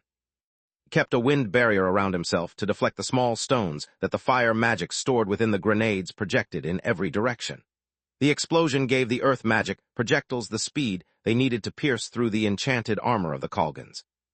"FUCK me sideways," Lith thought while watching the injuries his weapons inflicted heal at a speed visible to the Nakedi, and the shrapnel getting expelled from the bodies of his victims. Step 1 failed, time to see if Step 2 was worth the effort, he thought. The stone projectiles were just a carrier to bring their filling past the gravity sheath of the magical protections. The explosion weakened the shell, and the impact did the rest, releasing the white phosphorus inside the Kalgans' bodies. The chemical compound dehydrated their fluids to produce phosphoric acid and burn them alive from the inside. Despite their regenerative abilities, the white phosphorus would continue to melt their flesh, leaving them crippled by pain and removing them from the battlefield. Thanks to the Forbidden Sun, it wouldn't be enough to kill them, but Lith hoped it would buy the time they needed to retrieve the hands of Menadian. The second wave of Kalgans followed by several warp steps, letting through several soldiers better equipped than the citizens nipped his hopes in the bud. Not only producing white phosphorus is hard since I had to find and process everything from scratch, but it's also a natural fire that becomes pointless against armor powerful enough to resist the shrapnel. That's why I plan to use them as a means to cover our retreat, not as one of offense against a frigging army. Lith opened his pocket dimension again, causing what looked like slightly curved black tiles to fall on the ground in front of him. The Kalgans stopped their advance, conjuring shields of earth to protect themselves from whatever trickery the wormling had in mind, yet nothing happened. The black tiles kept piling onto each other, forming a makeshift small tower around Lith. The moment the soldiers took down their shields to unleash a barrage of spells against their self-trapped enemy, Lith snapped his fingers, sending the signals that triggered the Claymore's mines. The explosion sent countless stone projectiles infused with darkness magic in every direction. Their momentum was so great that even the few that had the presence of mind to conjure a protection didn't escape the onslaught. The rocks simply bounced around like pinballs, following unpredictable trajectories that allowed them to hit their victims even from behind and turn them into unliving Swiss cheese. Darkness magic temporarily negated their regenerative abilities, turning their immortality into a curse. Mid the black storm, only the wormling stood unscathed. Usually, alchemical tools would damage even their user because fueled by foreign mana, but Lith was both their user and their maker. They had all been infused with his own mana, making him immune to their effect. He exploited the chaos and the fear that the darkness bullets caused to kill as many soldiers as he could in the shortest time possible. Yet it wasn't enough. Each volley of alchemical tools would only buy him a few seconds, and after their first use they lost the element of surprise and most of their usefulness. Chapter 1247, Against the Odds, Part 1. There was only so much alchemical tools could do. He awakened would counter white phosphorus with darkness and light fusion, using the former to destroy the foreign substance while not experiencing pain, and the latter to recover from its damage. As for fake mages, any of them capable of posing a threat to Lith was bound to have enough protections to be immune to his grenades. Just like the mines, Lith had employed them only to stall for time and save as much mana as he could.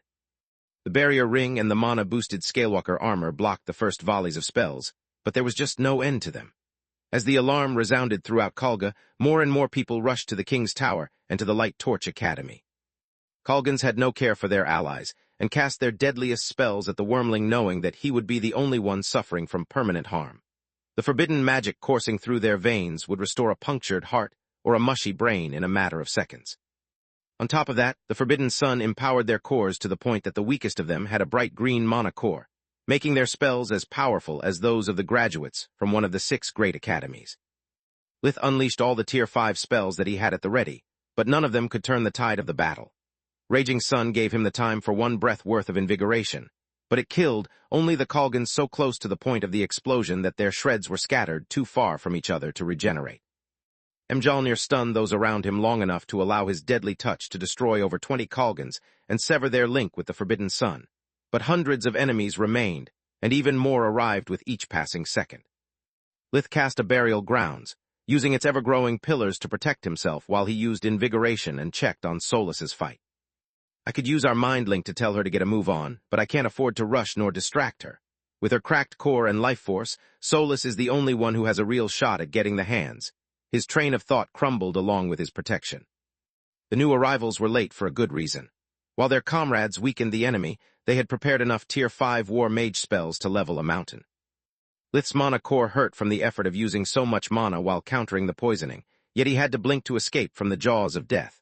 On top of that, due to Ikra's and Solas's battle for the control of the mana geyser, Invigoration was far less effective than usual. The world energy inside Khalga was already thin compared to the outside world to start with, but with the tower and the hands so close to Lith, there was just enough to fuel the spells.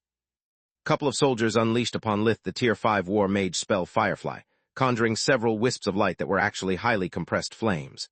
The moment the air magic keeping them sealed vanished, a backdraft effect amplified the explosion and engulfed the area of 100 meters, 330 feet, around him in flames. To make matters worse, the air component of Firefly not only did provide the mystical flames with a constant flow of oxygen, but it also sealed the flames so as to boost their temperature and keep the heat from dispersing. Lith used his barrier ring to resist the shockwaves that threatened to tear him apart, while the air quickly became so hot that breathing became both difficult and painful. Unlike charged rings, Lith could keep the barrier active as long as he poured mana into it, but that didn't make him invincible. The ring's pseudo-core started to overload, and his vision became blurry from the lack of oxygen.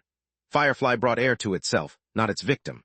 Lith couldn't blink due to the spell's vast area of effect, but the ring still managed to buy him the time that he needed for a warp steps. Fresh air filled his lungs, making him feel alive. Yet as his vision cleared, he realized how fast the situation had snowballed during his brief captivity. The field around the tower was filled with so many people that he couldn't see Solas anymore. On top of that, fake mages couldn't see the exit point of a blink, but a steps was much slower. Even though Lith had moved to an area he remembered as devoid of enemies, they had rushed there the second the dimensional door opened. Only thanks to the Scalewalker armor's full guard did Lith perceive and react to a lunge to his heart. He grabbed the sword with his right hand, and the female soldier wielding it with the left, using demons of the darkness to give to the soul that haunted her the power to reclaim its long-lost life. The female soldier died, but that didn't stop her comrades from unleashing more fireflies, while the citizens of Khalga released volleys of Tier 4 spells against the Wormling. To survive the onslaught, Lith needed to use the barrier ring again, while blinking non-stop to escape Firefly's area of effect. The barrier shattered under the combined shockwaves of the various spells, and so did its ring after Lith put Huriel's relic under a prolonged strain too big for its inefficient design. Lith managed to kill a few Khalgans with each blink, yet he received many hits. The energy that his abomination half received from the Forbidden Sun allowed him to heal quickly, but his mana core had already turned to a deep shade of blue. Soon it would become cyan, and after that his combat prowess would plummet. Damn it, this wasn't the plan at all. We've let the assault at the Light Torch happen at the same time as that at the tower so that the main forces of Khalga would be too busy to mess with us until it was too late. I came here just to make sure that Solas had someone who covered her back, not to fight half the FUCKING population of this city. How could things go this wrong? Lith was unaware that Ikra had recognized Solas from his family painting. Knowing who she was and what she was allegedly able to do, he had never underestimated her. They had planned their whole strategy on a quick assault based on misdirection, but Ikra had been careful to equally split his resources among the two threats at hand. Several spells flew at Lith, and the pain from his core wasn't something that darkness fusion could block. The effort of keeping the armor's full guard active barely required a strand of mana, yet it was enough to almost made him faint. The spells hit their target, throwing Lith off balance and making him easy prey for the blades of the soldiers. The cuts piled up too fast for the Scalewalker to repair its cracks or the Abomination side to heal the wounds, and soon Lith's body bled as much as his core. Solus felt his pain through their mind link, and only then did she realize the price that her other half was paying to let her fight with Ikra go undisturbed. Chapter 1248, Against the Odds, Part 2. Solus tried to disengage from the King of Kalga and go help Lith, but Ikra exploited the moment when she turned around to check on her partner to strike at her heart. An adamant knife from his dimensional amulet appeared in his palm and pierced through the armor until its hilt struck at her ribcage. Solus froze as her mouth became filled with her own blood, yet her eyes burned with anger. He grabbed Ikra's wrist with one hand, crushing it with a strength that surpassed that of an emperor beast before moving it away from her chest. At the same time, Solus punched him in the face, pulverizing his nose. A second punch shattered his jaw, yet amid the tears that not even darkness fusion could stop, Ikra noticed that the wound he had inflicted on her was already healed.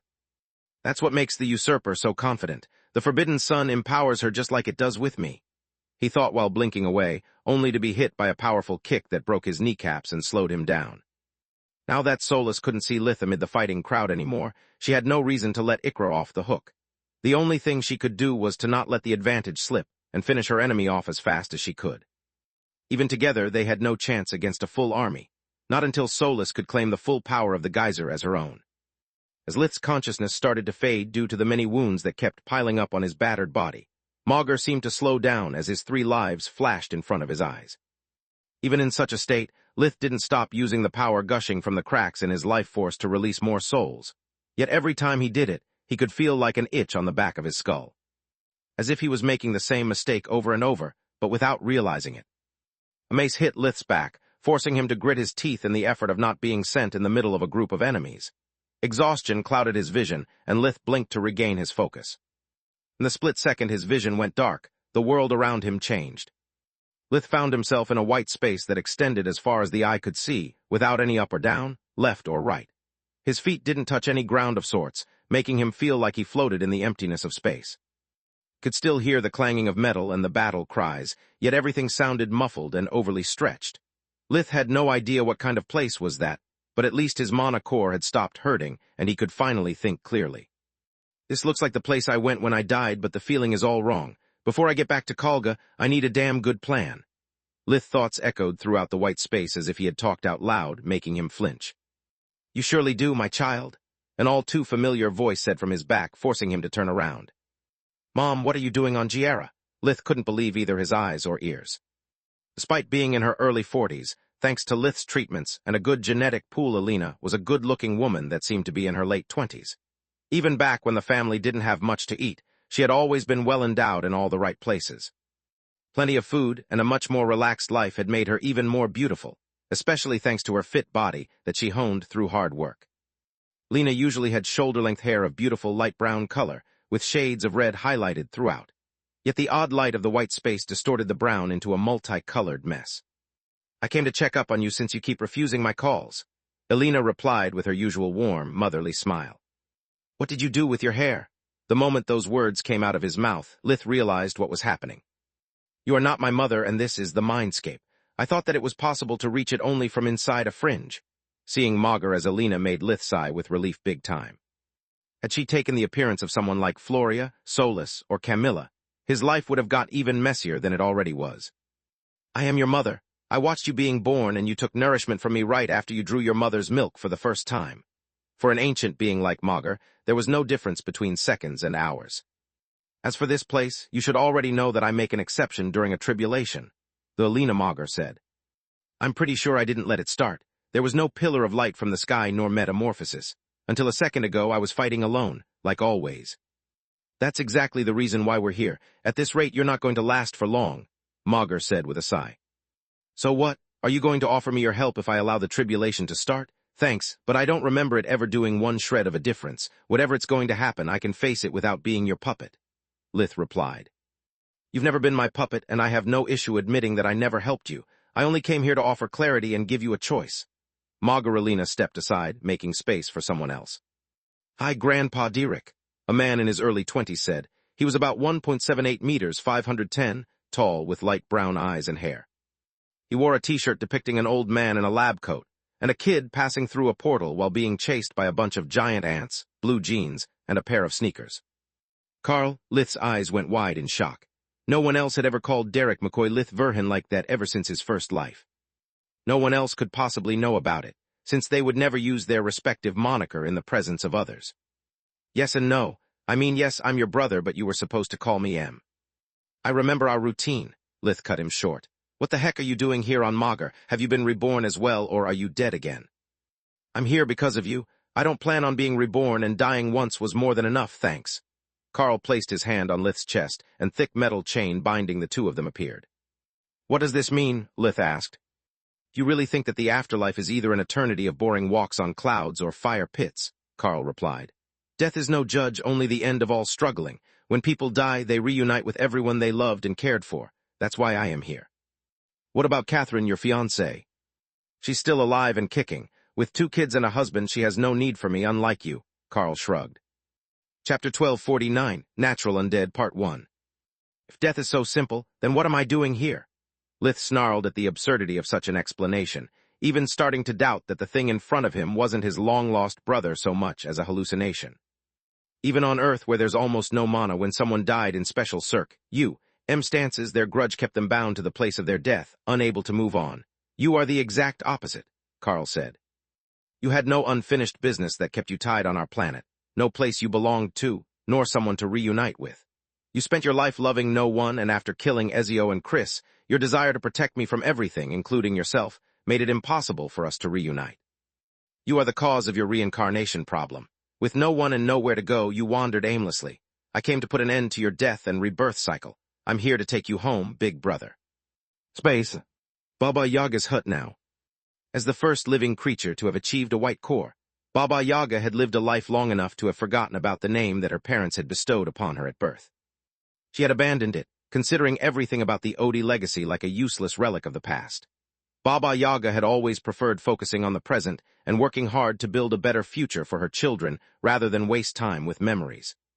Why are we looking at this exactly? The bright day asked, and her siblings nodded in agreement. Because an awakened being able to reject a world tribulation before the white core is a rare event. The world energy in Kalgar is thin, but not so much to hinder Magar's vision or its influence. If the planet wanted, it should be able to start the tribulation, yet nothing happens. It's something worth studying, Baba Yaga replied. I don't get why you are so fixated with hybrids in general, and with this one in particular. The voice of the Black Knight came out of Orpal's body.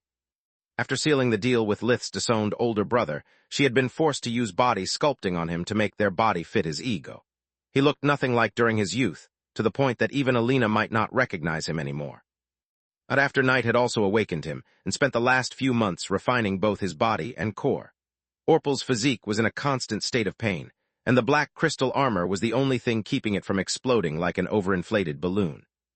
I don't know if it's due to your new idiotic host affecting your mind, or if I made some mistake while giving you birth, my child. Baba Yaga loved Night from the depth of her heart, yet she couldn't forgive her for endangering her life like that. Choosing Orpal bordered on violating the restrictions that Baba Yaga had imposed on Night. On top of that, it was a clear sign that the Horsemen of Night had no intention of letting go of Lucia, causing consequences not even Baba Yaga could predict. Why do you think neither the Guardians nor the Council have ever attempted to wipe out the abominations? Why do you think they are even considering admitting them amid their ranks? She asked. Even the Horsemen of Dusk, the wisest of the three, had no answer to offer. As much as he hated abominations, he respected their power and was eager to steal from them the secrets of chaos magic. The answer is simpler than you think, Baba Yaga said. Abominations are, for the lack of a better term, the natural undead of Magar that I imitated and improved with my work. Just like my white core represents my absolute mastery over life, granting me eternal youth and boosting all of my abilities, a black core is the total absence of life.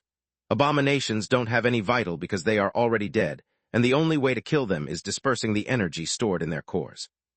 They are souls so powerful that they can reject death and keep living even without a body.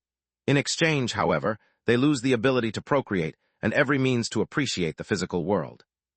I fixed both those problems for you, but I failed to get rid of the hunger. To make matters worse, my undead are incapable of using chaos magic and gain several limitations that abominations do not have. This kid Lith represents harmony between life and death, whereas the Master's hybrids are the first cases of a perfect resurrection. They are immortal, they can breed, and they have no weaknesses. Baba Yaga took a pause to look them in the eyes and made them realize the importance of the matter at hand. Even though Lith is inferior to the Master's hybrids, he has yet to reach his full potential. While once they get used to their new bodies, there will be no more room for growth, just like it happens for my children. We are looking at this because the only way to survive the tides of changes is to ride them, not to stand in their path, she said. Space. For how long did you know about Ezio? Even after so many years, both brothers refused to refer to him as Dad. He had done nothing to earn the title or their respect. Back when I was a kid, I thought it had been a miracle. It took me years to understand that even if you didn't cause the accident, the photos, the lawsuit, our lawyer, everything went too smoothly to be just a coincidence, Carl replied. Then why didn't you ever tell me about your suspicions? Lith said. Because I didn't want to force you to open up with me. Yet that's irrelevant now. The reason I'm here is that I want you to find the peace that you deserve. Are you saying that I'm some kind of ghost, an undead? Even in the mindscape, Lith's voice quivered in shock. An abomination, to be precise. Margarelina waved his hand, splitting Lith's life forces in their components. It took the form of a humanoid red fog, and of a snarling shadow that only heavy blue chains kept from attacking those present. That's impossible. I have a human life force. Just like the puppeteer you fought had an orc's life force and consumed it to hold the chaos in. Magur shook her head. It's not really yours, it belongs to the body you possessed and helps you to mask your presence. What about my beast life force then? Lith refused to believe that one of the most dreadful thoughts that had haunted him for so long was actually true, yet it all made sense. That's my point exactly, Carl nodded. If you were truly human, then where does that come from? Lith didn't know what to say, since no matter how much he and Solus thought about it, they had never found a plausible explanation. It comes from me, Magur chimed in. I pride myself on being fair. All of my children who turn into abominations do it by choice. The choice to LUSD for power more than for life. Even then, they still have a way out, they just fail to realize it. Chapter 1250, Natural Undead, Part 2. It's only when they give up on themselves completely and let the hunger consume them that they turn into eldritches. Only then do I turn my back on them forever. My adoptive children, like you instead, had no choice. The beast life force is my first and only gift to those like you. I give you all a chance, yet everyone just throws it away. Magur showed Lith the images of his fight with the abomination that had taken over the body of the Dryad back at the academy. That thing was like me, Lith asked. No, it was nothing like you. He came from another place as well, but after destroying his first body, he found himself a more powerful husk. You wielded your powers like a shield rather than a sword and created life instead of taking it. Magur showed Lith images of how his household and village had thrived with the passing of the years since his arrival. I'm no hero. Everything I did it for myself, Lith said. Just like every one of my children, there are no heroes nor villains in real life. Everyone only cares about survival, remember. Your words, not mine, Margarelina said. Lith pondered the revelation until a question came to his mind. Is this the reason why during breakthroughs and tribulations I emit two pillars of light instead of one like Emperor Beasts? He asked, receiving a nod in reply. Let me guess, the black light is due to my abomination side, trying to turn me into an eldritch, while the silver it's you trying to pull me in the path you have chosen for me, correct? Wrong, I told you there is no destiny, only possible choices, Magur said. During all of your tribulations, I'm called as a witness, not to decide in your stead. Whether you'll become just another eldritch or something entirely new depends only on you. Or you could just come with me, Carl said. This new life has given you much power, but it's nothing compared to the suffering that it has inflicted upon you. He patted Lith's shoulder, reverting him to his original form as Derek McCoy. Life on Earth was harsh, yet this is the pain that you experienced in over 26 years. Lith relived his first life in less than a second, as the scars that his father, the years of bullying, and the relentless training had left on him resurfaced one after the other. I'll skip the gunshot to the head because you did it to yourself. Carl patted him on the shoulder again, turning Lith into his short-lived alien form. He experienced only the pangs of Huger until a gaping wound opened on his chest. It was brutal, but at least it lasted less than 2 days. This is what Magur did to you in barely 19 years. Carl patted Lith for the last time, turning him into his current self. Lith experienced the years of hunger, the beating from Orpel's friends, and the fear of facing the beasts of the Tron Woods. When he reached the part where he had joined the academy, Lith was already covered in cuts, bruises, and wounds.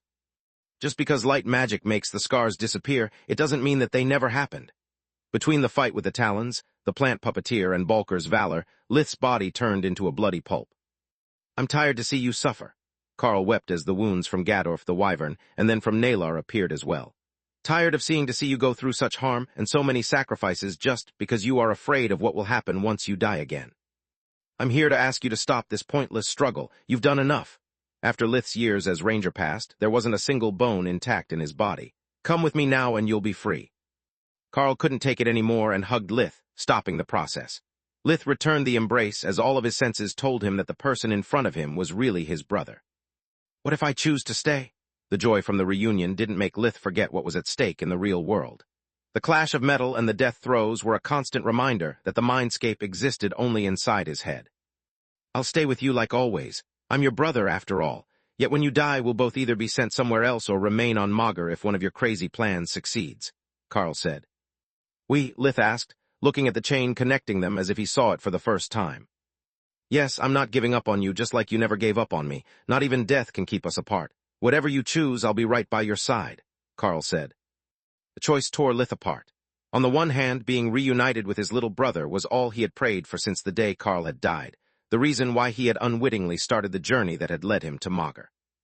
On the other hand, Lith could feel through the mind link Solas's desperate fight and her worry about his condition. Being so close to Magur allowed him to hear the voice of Camilla, who had noticed his contact rune on her contact amulet fading away. He could hear her begging him to fight. "Whatever you decide, be quick. There's a limit to how much I can accelerate your brain to alter your perception of time." Magur waved her hand, showing the battlefield to Lith. Everything had happened in the split second when his eyes had blinked, yet they were starting to open up. Lith watched at the sea of enemies in front of him moving in slow motion, each with one or more wailing souls desperately clinging to their bodies. Looking at himself from the outside with death vision, Lith saw for the first time the army of wandering spirits that followed him everywhere he went. He didn't need to ask any questions to understand their purpose, because now he knew the truth. He was one of them, yet he had succeeded in having another shot at life. The spirits clung to him because one way or another, Lith was their only hope to either return to life or at least get revenge. Just like it had happened against Knight's army or every time he conjured the demons of the darkness. "You are right, Magur is indeed a cruel place. If I were to stay here, there's no telling how much pain and suffering I'm going to endure. On Earth, I was just a civilian like any other, while here I'm an archmage. Even if I leave the Griffin Kingdom, I would be forced to deal with problems like Thrud, the Master, and the undead courts." Lith hugged his brother, weeping warm tears of joy. "You have no idea how much it means to me to see you again, knowing that you don't hate me for what I did to that poor excuse of a father." "I could never hate you." Carl returned the embrace and wept as well. "Everything you did it for us. My whole life you have been my only family. You have been my father, my mother, and my irreplaceable brother." Chapter 1251, Demon's Horde, Part 1. "I'm sorry for never finding the courage to let you know the truth and relieve you from the burden of your secret. If it wasn't for me, you wouldn't be here. You've always been there for me, and yet I never told you how much you meant for me." "I don't care about what you did or what you have become. I will always love you," Carl said. "Then I hope you'll understand why I have to do this." Lith stepped back from the embrace, taking the chain connecting them and breaking it with a violent twist. "Now that I know that you're safe and that you don't resent me, I can let you go. I don't want to drag you into the mess that my life is. You deserve peace, but I'm not done fighting." Carl was so shocked that by the time he managed to open his mouth, his body had already completely faded away, leaving his last words unspoken. "Thanks for the clarity." Lith gave Magur a small bow and closed his eyes, making the mindscape collapse under the weight of his will. "What about your choice?" Magrelina said while fading away. The moment Lith's eyes opened again, he stopped resisting and let the tribulation happen. Space. Meanwhile, in the space between the two tidal waves he had created, Fennegar unleashed his guardian tier spell, Mud Storm, at the gigantic griffin-shaped plasma mass that was charging at him. The water from the tidal waves formed a third one in front of the Leviathan, mixing it with ferromagnetic stones from the seabed and charging the water with a lightning storm. Water magic would cool the plasma, while the hypercharged magnetic field imbued within the earth magic would trap even Tyrus's energy body. The Leviathan had made sure that Mudstorm matched Tyrus in both electrical charge and power. The repulsive effect made it impossible for the Griffin to phase through his spell. Tyrus roared as the unstoppable force of her attack hit an unmovable object, Both her lightning body form and the mud storm crumbled, incapable of withstanding each other's power. The clash caused shockwaves that in turn generated quakes and tidal waves, despite the control that Fennegar exerted over the body of water around them. Garland was too far to even notice them, while Giera took the worst of it. "Shit," the 4 remaining members of the Awakened Council said in unison. "We have sent our strongest members to Kalga. How are we supposed to keep Giera from being split into 2 with the people we have left?" The coasts of the continent trembled with growing intensity, while tidal waves tall enough to devastate the mainland for kilometers approached at uncanny speed. The council alerted all of their cities and attempted to ask the other guardians for help, but to no avail. They were too focused on the show to bother themselves with such insignificant details. Fennegar had exploited the moment Tyrus had been forced back into her physical form to coil his huge body around her. It allowed him to restrain her movements and cripple her physical strength while he was free to attack from every side. Fennegar's spells couldn't harm him, and he had Tyrus exactly where he wanted her. He let go of the tidal waves, making the ocean fell upon them and taking away her precious air element while he squeezed the life out of her by tightening his grip with every move she made. Tyrus's height at the withers was over 50 meters, 164 feet, tall, and 87.5 meters, 287 feet, long. But the Leviathan's body extended for over 122 meters, 400 feet, managing to easily squeeze her limbs and her neck at the same time. "Coming here was stupid of you." Fennegar unleashed more and more spells at point-blank range at his trapped opponent. "Giving me the time to prepare for your arrival was all I needed to win. You had a plan to get rid of my arrays, but they were just a disposable diversion only meant to waste your energy. Their complexity hid the brilliant simplicity of my real goal. No matter how strong a guardian is, we still have to follow the laws of physics and magic. You are a flying creature while I'm a sea serpent. Guess who's going to win now that we're under hundreds of tons of water?" Tyrus attempted to blink, but Fennegar disrupted her dimensional magic and started to freeze the water around them. The cold did nothing to him, while it would weaken his opponent even faster and rob the griffin of her precious lightning. Ice was a bad conductor, and in a fight between equals, it was more than enough to tip the scales in his favor. "Provoking me was stupid of you." Tyrus grinned as her body came out unscathed from all of Fennegar's attacks. "You used well the time I needed to get here, but so did I. Did you really think that I wouldn't spend those 8 minutes preparing my best spells?" Tyrus's body started to glow like a sun as it increased in size beyond what the Leviathan could constrict. Only then did Fennegar notice that every single feather of her eagle's side, every single hair of her feline side was covered by a hard light construct, as thin as paper, yet as hard as a diamond. Even soul vision couldn't distinguish between the energy of something so small and the living energy that a guardian going all out was. On top of that, Tyrus had infused both herself and the construct with life maelstrom. That way, not only did her innate ability enhance her already outstanding physical prowess, but it also hid the presence of the construct while making it durable enough to withstand guardian tier spells. The griffin-shaped construct, Castle of Light, kept growing in size, trapping both guardians inside. Fennegar cursed Magur when he realized what had happened. Tyrus had now lost her unbreakable protection, but it had been a worthy exchange. He was now in a dry space full of air where his long body was just a huge target. Facing a griffin in the air was moronic, and to make matters worse, the entire construct obeyed to Tyrus's will, leaving him no safe place where to retreat. "Fuck?" Fennegar saw Tyrus charge at him from above while the colossal construct took flight as well, aiming for the surface. "The moment this thing reaches the sky, our situation will be fully reversed. With no water nor earth to manipulate, there's little difference between a leviathan and an oversized fish bait," he thought. Unfortunately for him, even though the spells he had at the ready could pierce through the construct while they were still underwater, it would require his full focus to find and exploit the weak points in the life maelstrom-enhanced structure. Focus that the Leviathan had to devote to his opponent, unless he wanted to be turned into shreds. Tyrus unleashed her Guardian Tier Light Mastery spell, Fire Titan. A scorching sphere of fire came out of her beak and started to grow in size, filling the griffin-shaped construct. Now Fennegar's space to move would constantly reduce, forcing him to face 3 threats at the same time: the Fire Titan, the enraged Tyrus, and the hard light that attacked him from every side. Chapter 1252, Demon's Horde Part 2. Tyrus wasn't affected by either spell, and could move freely, whereas it was only a matter of time before he would be squashed like a bug between Fire Titan and Castle of Light. Fennegar released all the spells he had at the ready, attacking the construct from the inside and from the outside at the same time. Castle of Light started to crack, letting precious water in, when Tyrus's claws dug deep into his scales, ravaging the Leviathan's flesh with thunder and darkness. Do you want water? Let's see how much of it I can squeeze out of your blood. Tyrus pinned him down while her beak worked its way through his neck. Fennegar writhed and struggled with all of his might, never losing control of his spells. Even with all of her fury and skill, Tyrus failed to deal a lethal blow, and with each passing second, more water entered the sealed space, restoring the Leviathan's strength. Only when the construct emerged from the ocean, and all the precious liquid that he had fought so hard to Mulate fell through the very cracks he had opened, did Fennegar accept his fate. I yield, that was all he said after ceasing his pointless struggle. Yet I'm far from done. Tyrus couldn't care less if Maugre had to find a new guardian, her rage demanded satisfaction. As she ripped through bone and muscles, a silver pillar descended from the skies and pierced through the ocean until Kalga could see the moon for the first time since it had been founded. The consciousness of all guardians, and even of those who bore a white core, was forcefully dragged to the battlefield, where the unliving and the undead fought for their right to exist. Space.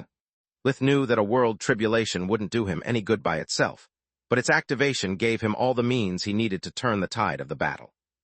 He had experienced enough tribulations to know that even if for a brief second, the sudden surge of world energy around him would be so dense that it would push all the enemies surrounding him away. As the silver and black pillars sent the Kalgans flying, all of Lith's 7 eyes opened, yet the last 2 still lacked the power of the elements. At the same time, his body grew its wings, tail, and horns until they were fully developed. Lith exploited that moment to use invigoration and restore his strength. He took just one short breath, but one imbued with world energy so dense that it carried Maugre's consciousness. The Guardians didn't like their show being interrupted during its climax, but what replaced the fight between the Griffin and the Leviathan seemed to be equally interesting. They munched their salty snacks, eager to discover what the anomaly had in store for them. What the fuck? Silverwing didn't know whether to be angry or happy for it. That thing can undergo world tribulations as I did. If he fails, Effie can't blame me for his death, and maybe she'll follow me of her own will. Yet if he succeeds, he might reach heights where not even I can follow him. She crossed her fingers and wished for the best. Her own, of course. The members of the council were so shocked by the appearance of the silver pillar that they almost forgot about the streak of natural disasters that closed in by the second. Almost. No matter how much they wanted to investigate the phenomenon, one moment of hesitation would mean losing everything that they had fought so hard to preserve, turning Giera's west coast into a graveyard. What does that mean? When I'll be able to do the same? Between Knight's shock and Orpal's envy, he had managed to break free from her control. It means everything and nothing at the same time, Baba Yaga replied. As for your second question, only in your dreams if you're lucky. Lith knew that his proto-guardian form was just for show, and that a single breath of invigoration wouldn't last long under the effects of the forbidden sun, yet all he needed were a few seconds. Now that both sets of wings and his tail were fully developed, he had 7 limbs capable of grabbing the Kalgans around him at the same time. Instead of releasing the demons of the darkness on the outside, as he had done until a moment ago, Lith made them part of his own body. The demons spawned solely from his abomination side, but it was his own spirit magic that gave them substance, providing him the means to control them. Each demon sucked their respective Kalgan dry, taking back the mass and life force that was rightfully theirs. Being part of Lith, they couldn't dart toward the sky and were forced to add their essence to that of their master. Each one of them had now a mana core and mass that fueled Lith, making him grow in size and power. It allowed him to reach almost 4.3 meters, 14 feet, without his body getting any weaker. To double my size, I need 8 times my volume. My only issue is that soon war will become smaller than a kitchen knife for me. Lith exploited the fear of his enemies to collect more victims. 7 demons of darkness meant that he had now 1 mana core in each of his limbs and 2 in his abdomen. Not only did they shield him from the negative effects of the forbidden sun, but they also used it to empower Lith's spells. Don't worry about me, master. The sudden surge of world energy and mana from Lith allowed war to speak its first words. I know what I have to do to serve you. Lith didn't have the time to be surprised by the change in the angry blade when another volley of high-tiered spells came his way. The silver pillar only made him an easier target now that its density had decreased, and growing in size didn't help him either. His Scalewalker armor didn't have enough metal to cover his body anymore, forcing Lith to split it between his heart, neck, and brain to keep his vitals protected. Everything else he could fix with invigoration or healing magic. Lith blinked farther than he ever did before, crossing hundreds of meters at once thanks to his 8 mana cores. He trusted war's words and struck at his enemies with the blade that looked like a short sword while held by a giant. Even though the silver pillar betrayed his presence, knowing the wormling's position was pointless to those who couldn't react to his speed. Lith's limbs gobbled 6 more victims while War reaped 3, bringing Lith up to 17 times his original mass and tripling his height. Now that he was 65 meters, 21 feet, tall and empowered by 17 mana cores, his black scales became unaffected by all spells below Tier 4, allowing him to focus on the offense. His claws tore through his enemies' enchanted armor as if they were made of paper, and by giving substance to the spirits of the dead that haunted every single Kalgan, Lith only needed a graze to kill them.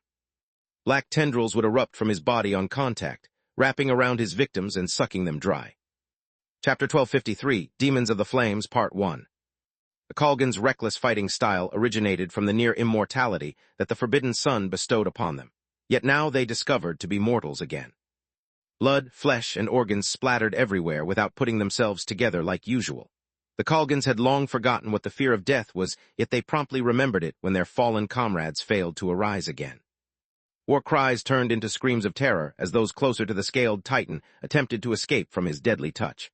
The silver pillar grew in size with Lith and reached the size of a small tower. Damn it, I'm not used to such a big body nor to have so many cores. I can barely tap into a fraction of this form's real power because of the partial destructive interference between the different energy signatures. I must keep my enemies scared since I can't ask them for a break to give me the time to master my new powers, Lith thought as he drew in a deep breath. The air enriched in world energy mixed with his 18 life forces and came out of his mouth as a jet stream of blue, violet, and white origin flames. Each one of the demons of darkness that comprised his body contributed to the flames, but just like their mana, their life forces lacked harmony.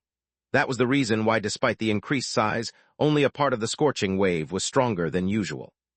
Wherever the different life forces clashed, the fire would be bright blue, while the parts where they partially overlapped would turn violet.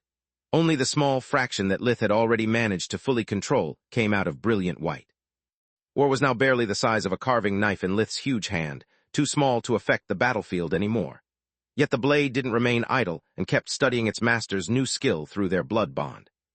War could see the tendrils of Lith's abomination side, generating the demons of the darkness, while the spirit magic gave them substance, and used them as a buffer to keep the extra energy from being swallowed by the abomination's bottomless pit. Despite the appearances, Lith's body was actually comprised of several different beings that acted as his own flesh and blood, thanks to the tendrils of spirit magic that connected them to Lith. War observed the phenomenon like only an emotionless machine could, until the blade managed to understand it. At Lith's following strike, War took for itself the energy the dead Kalgans released and combined the powers from its pseudo-cores to imitate what Lith was doing. Devour allowed War to convert foreign energy into its own world mirror to take control of the demons of the darkness and counterflow to alter their wavelength. Lith had no idea what the angry blade was doing, but he trusted its loyalty. Their bond was nothing like that with Solus. War wasn't sentient, and the only feeling it had inherited from Orion was an unquenchable thirst for destruction. Also, Lith knew that due to its unique imprint, War would die along with him. It had been meant for one master and one purpose, not to be passed down. Their rage was their bond, and it made War an extension of Lith's being the moment he unsheathed the blade from its bloody scabbard. The demons of darkness wrapped themselves around War, making it grow in size until it matched the hand wielding it. What was that? Lith asked as one swing of his blade now cut through dozens of enemies at the same time. Soul Weaver, 2 words were all War could reply. Lith noticed that the blade had several mana cores supporting its pseudo-cores, yet unlike him, War was capable of using them to perfection.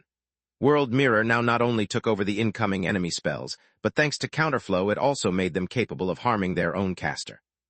War even covered its surface with the eyes from the demons, to not rely solely on Lith's perceptions that had declined, since they had lost the full guard from the Skinwalker armor. Lith could see from the eyes on the hilt, pommel, and fuller of the blade like they were his own, achieving a 360 degrees vision just slightly inferior to full guard. Just like Falul had predicted months before, the blade learned from its master, and the master from his blade. Lith observed how War used his own spirit magic not only to control the demons, but also like an artificial nervous system. The magical neural network worked like a huge mind link that didn't just relay orders from War to the demons.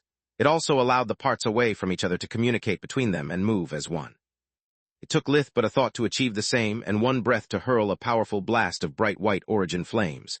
The Kalgans hit by the cleansing fire burned and regenerated non-stop, as their immortality kept them from dying but not from suffering. After engulfing their victims, the white flames found the tendril connecting them to the forbidden sun and burned their way to it. The two fires started to battle with each other, one born from world energy while the other from its perversion. Like matter and antimatter, they couldn't coexist, and the simple contact produced huge blasts of energy that made the barrier around Kalga tremble. No, no, no. Ikra, the king of Kalga and bearer of the hands, knew that he couldn't afford one moment of distraction against an opponent as dangerous as Elfin Menadian, but he had no other choice. Every time the wormling fed on the Kalgans, the forbidden sun became weaker. He couldn't afford the origin flames to bring it past the point of no return. The lives of all Kalgans depended on it, his own included. Ikra focused his will on the burning tendrils, cutting them off and freeing the sun from the white fire. Yet he also created an opening that Solus didn't miss. She closed the distance between them in an instant and struck him with a series of surgical attacks. There was no time to wave spells, but her body was back to being a terrifying weapon. Her mass surpassed that of an emperor beast, and her fusion magic, fueled by the portion of the mana geyser she now controlled, gave her power beyond what even a violet cord awakened could conjure. On top of that, she had already gotten her violet core back. Without Lith taking the life force for himself, and her being so close to the forbidden sun had allowed Solus to regain most of her lost might. One punch shattered Ikra's ribs, filling his lungs with blood and sealing his breathing. A second hit right on the nose broke it, filling his eyes with tears that clouded his sight. A twin open palm strike on his ears took away his balance, leaving him helpless. Solus knew that nothing would work. Just like Silverwing, Ikra didn't even need to use invigoration to heal. All she could do was stall for time, yet it was also all she needed. Her diamond cutter spell had never stopped ramming against the tower, opening cracks that spread deeper and farther by the second. Chapter 1254, Demons of the Flames, Part 2. One slight tilt of the tower and the white crystal would lose its alignment with Kalga. Without it, the entire city would crumble like a house of cards. Smile and wait for the flash. While Ikra healed, Solus stopped her attacks and weaved Raging Nova. The tower tier spell mixed fire, earth, and air magic to generate an explosion that produced a mushroom cloud, along with flames so hot that they could vaporize stone. White flames engulfed an area of over 100 meters, 330 feet, around Solus, destroying everything else in their path but dealing Diamond Cutter no harm since the two spells were comprised of the same mana. Standing now over 20 meters, 70 feet, tall, Lith had no problem seeing above the sea of enemies in front of him and recognizing Solus's handiwork. I've never attempted this on my own, but it's worth a shot. He flapped his wings and generated a sudden burst of wind that sent those around him flying like leaves amid a storm. At the same time, the 72 mana cores empowering his body worked in unison to weave a spell that none of them could perform on its own. Lith dived to the ground with the tip of war pointing down as he unleashed Nova Mjolnir. A thundercloud appeared suddenly and generated a bolt of lightning that struck War a split second before Lith plunged it into the ground.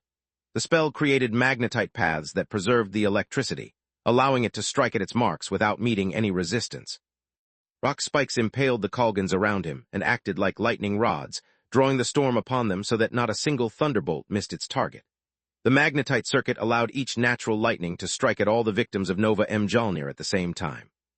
Yet between not having the time to conjure a proper thundercloud, and the fact that even so many cores couldn't compare with a mage tower, the spell's destructive power was greatly reduced. The enemies were impaled but alive, just like Lith wanted. War turned the demons that extended its blade into tendrils of darkness that traveled along the magnetite and wrapped around the still stunned Kalgans. Lith and his blade kept growing with each person they consumed, reaching over 30 meters, 100 feet of height, as he took the skies again. Not bad, Ligon said while munching his snacks. He has temporarily reached the size of our children and even surpassed their powers. True, but unlike them, he has no idea how to use all that power, and he lacks the special abilities of our bloodline, Zagran the Garuda said, making Salark snarl in approval. Besides, there's a reason why all the past raids against Kalga have failed, even when our children helped. Zagran pointed at the backline of Kalgans that shone like a sun under the Guardian's soul vision. The lost city had survived through the centuries, not only because the Forbidden Sun made its inhabitants unstoppable war machines, but also because being used to sacrifice their own children made them cold-blooded even while facing the direst circ. M-stance. While the Wormling mowed down the front lines, the Kalgans had used that time to cast their most powerful spells and weave them into one. A wave of mana infused with all 6 elements attacked Lith from every side. He attempted to blink, but the incoming attack distorted the natural balance, and he had no time to adjust his spell accordingly. Cruel air blades infused with lightning cut through his thick scales and ripped his wings, making him fall. Stone spikes that spun like drills waited for him, piercing his feet, legs, and hands as he tried to break the fall. The air became so cold that frost painted him white, quenching the fire that burned within him and sapping his strength. Light, darkness, and fire that would otherwise mess with the other elements simply mixed with them, generating a powerful gravity field that made the enemy fall to his knees and locked him into place. From Almighty Titan into a fish in a barrel, easy prey for the waves of Tier 5 spells coming at him from every side. That's what I meant. Zagran stuffed her mouth with a pretzel before emptying her glass of brown ale in one gulp. Being so big also means being a big target, otherwise those bastards would have never used gravity magic. The cold air hurt Lith's lungs, who could only stare at the bits of black scales laying around while huge drops of what passed for blood in his hybrid form created pools of fire and darkness on the ground. Maybe Carl was right. I never considered the price I paid for my strength during the last 19 years, nor the scars I've been collecting my whole life. Yet I'm not done fighting. The fallen Titan roared his challenge and stood up again. His 5-colored eyes focused on as many incoming spells, using their power to disrupt the elements and make the Tier 5 spells collapse before they could deal him any damage. Lith could have used the power that he stole from the Forbidden Sun to heal his wounds, but he decided against it. More drops of black fire fell onto the ground, forming pools that kept his enemies from coming close. Being able to fly and cast spells from a distance, the Kalgans ignored them and kept rearranging their formation to keep the monster away. His touch was the only thing they feared, because any other form of death would empower the Forbidden Sun with their energy and make the remaining soldiers stronger. A hail of steel and magic crashed against Lith, who only needed a sweep of his blade or a gaze from his eyes to block them as he stepped forward.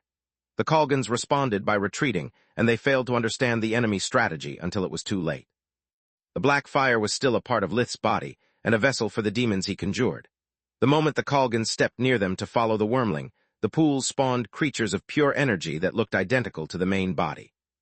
The only difference was the presence of 2 eyes instead of 7. The demons of the flames dragged the enemies into the pools of black fire, turning them into more demons. The souls that haunted the Kalgans used Lith's blood to take back their lives and joined his ranks. "Don't falter, you just need to stay away from them," one of the elite soldiers said, reacting to the new threat the moment it manifested itself. Lass, he had no idea that each demon of the flames had its own core and a body made of energy with the power of the Tier 5 spell Final Sunset. The demons darted amid the enemy lines, sacrificing themselves in a burst of fire that generated new pools of black fire. For each demon of the flames that fell, 10 rose from the corpses of its victims. "That's a nice power for a bloodline." Salark erupted into cheers and congratulated Ligon, quickly followed by the other 3 guardians. "For the last time, I'm not the father. Aside from the scales, Lith doesn't look one bit like a dragon." Ligon tried and defended himself, but no one listened to him. Chapter 1255, Spoils of War Part 1. "What is that?" Dawn asked while pointing at Lith's colossal figure and his army that cleansed Kalga with each step they took. Orpal had long fallen to his knees, ripping his hair out in envy until night managed to regain control of their body and send him back to sleep. A shadow of what might come to pass. Baba Yaga sighed while thinking back at her own long-lost proto-guardian form. For the first time in centuries, she second-guessed her choice. If that's the power Lith wields on his own, what will become of him once he gets Mager's true blessing and shares it with his tower? Meanwhile, the tides of the battle in Kalga neared the tipping point. The awakened army had found and destroyed both the arrays needed to perform the daily rituals and the breeding camps hidden under the light torch department. Tista wept as she ripped Kalia's head off to put the merfolk out of her misery. The prisoners belonged to all races and were mostly females, kept for their ability to create new lives. There wasn't enough of their minds left to experience any pain during their final moments nor to protect their growing bellies. Without the arrays and the flesh factory, Kalga was already dead. On top of that, with every Kalgan that Lith fell, the Forbidden Sun became weaker and Ikra grew more desperate. The tower was seconds away from crumbling, and the hands of Menadian kept losing dominance over the geyser to Solus with each passing second. Ikra cursed himself for having never prepared for the scenario where he would find someone unaffected by the Forbidden Sun. Solus was stronger, faster, and her casting speed dwarfed his own. By combining true and fake magic, she had 2 spells ready in the same time he needed to prepare one. Be them Tier 5 or Tier Nova, Solus always met them with double the power, turning Ikra's efforts into a waste of time. With no other choice left, the King of Kalga resorted to his final weapon. The hands of Menadian were a tool that the first Forgemaster had bestowed upon her disciple to give Kalga the same degree of control over a mana geyser that she had thanks to her tower. It allowed Ikra to Forgemaster powerful artifacts, to fuel his arrays, and also to help anyone he wanted to awaken. The hands gave him such a fine mastery over the world energy that he was capable of making it seep inside a body and create a mana flow. Such power had never been meant as an attack, but Ikra hoped it would work nonetheless. In theory, by flooding an awakened with too much world energy, I can force their core to burst. There's only so much power even a violet core can wield. Worst case scenario, it should still cause her so much pain that her construct will crumble, he thought. Ikra focused all the power he had mulated over time to expand Kalga's borders and made it burst inside Solus's body, flooding it with more energy than even a white-cored person could withstand. Solus gritted her teeth in pain since darkness fusion was useless against that kind of damage. Her body started to glow as her core failed to handle so much power at once. Ikra grinned in joy as Elfin's skin burned and her blood vessels popped. Then the sudden influx of world energy allowed her power core to manifest itself and turn the attack into nourishment. Bad move, Solus said as she felt that she had become more than human. The power flowing in her veins gave her the confidence to face Lakra Silverwing, let alone defeat a filthy parasite. Ikra tried to stop the world energy, but found himself unable to. His last-ditch effort had opened a channel between the hands and the tower that had allowed Solus to take over not only the geyser, but even the artifact. Without the energy field generated by the hands, the tower crumbled like a sandcastle. The Eye of Kalga fell onto the ground, and Solus immediately moved it in her pocket dimension. Her move didn't come from Lith's greed rubbing off on her, or at least not completely since it had been her plan from the beginning. Without the white crystal, the forbidden magic ritual lost its stability and put an end to the battle. The arrays protecting and fueling the city disappeared, the flying cars crashed to the ground, and the forbidden sun slowly fell apart. The delicate balance between light and darkness it needed to work couldn't be sustained without the Eye of Kalga. The flow of healing energy turned into decay magic, shortening the Kalgan's lifespan instead of extending it. As much as I'd love to see you suffer, I've got no time to waste, and I'm not leaving until I'm sure you're dead. Solus double-tapped Ikra's head and heart with icicles, killing him on the spot. Only after the imprint on the hands disappeared did she store them inside her pocket dimension. I'm using a tower warp to leave Kalga, she said to Lith via their mind link. I can't wait for my body to fade away and you can't possibly explain my presence. See you back home. Solus conjured an ice mirror to look at her real face one last time before moving back to Rigia. As for Lith, with the forbidden sun gone haywire, the demons of the darkness that comprised his body suffered as much as any other Kalgan. Their pain was his own, yet he still refused to let them go. One final burst of white origin, flames twice the size of the forbidden construct, engulfed the artificial sun, making it explode. For one split second, the depths of the sea became as bright as the day to the point that Kalga became visible even from Zhen, the merfolk city. Then darkness reclaimed its territory, and even the silver pillar that had parted the waters during Lith's tribulation disappeared. Without the forbidden sun fueling them, the demons relied only on Lith's core to be fed, forcing him to let them go. The demons of the darkness and of the flames turned into wisps of light that lit Rigia for a second before disappearing as well. I'll miss their power, but not their suffering, Lith thought as he warped to the light torch to reunite with the strike team. Urging the demons with his body had made Lith not only capable of using their power as his own, but it had also forced him to share their burden. The experience had been far from pleasant, but it had given him more clues about what being a living abomination meant and why he couldn't get rid of death vision. I think we are done here, Lith said. The pitch black of Kalga didn't hinder the Awaken's life vision. A sea of glowing eyes made it easy to understand who was an enemy and who was a foe. Agreed, said the female Lick while looking at the cracks spreading throughout the barrier surrounding Kalga. It was meant to keep the people in, not the water out. Without the tower and its mana geyser, the pressure from the hundreds of thousands of tons of water above the city would destroy the barrier in a matter of seconds. Chapter 1256, Spoils of War Part 2. The squad leader fueled the council amulet with mana, and several warp steps lighted the darkness. Where's Solus? Tista and Floria asked in unison with a mind link. Home, Lith projected into their minds what he supposed had happened. Solus's tower warping to the geyser outside Rigia and then reaching the city from there. Do you want to go back to Zhen and tell Kalia's parents what happened to her? The girls broke the mind link to not draw attention and simply shook their heads. Tista already felt the burden of the life she had taken. She didn't have the strength to tell the merfolk that Kalia had died twice. Once at the hands of the Kalgan, and the second at her own.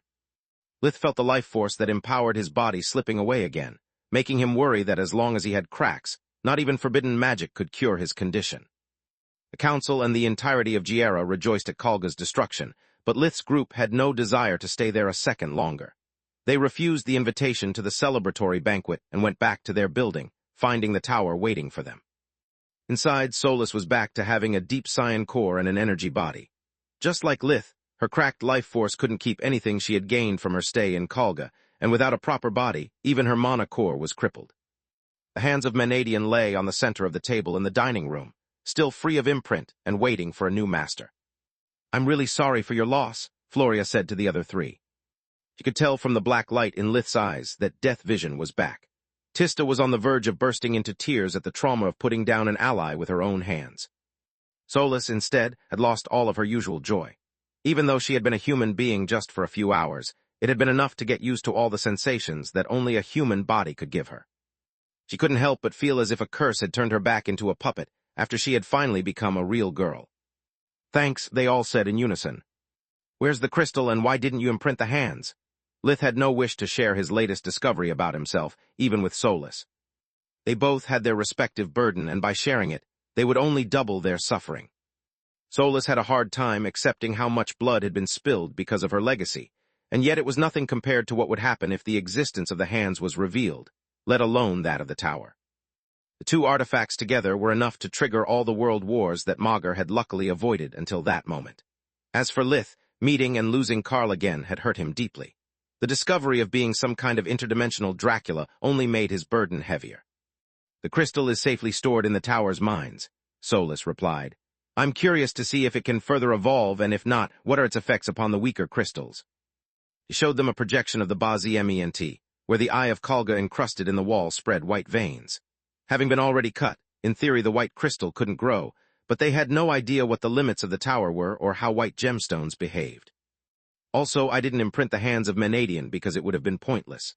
Based on what Tista and Floria have heard in Kalga, the hands are a crutch for a towerless mage, and all of my analysis seems to confirm it. Its power core is just a simplified version of my own. There's nothing that the hands can do that the tower isn't likely to be capable of doing better," Solus said.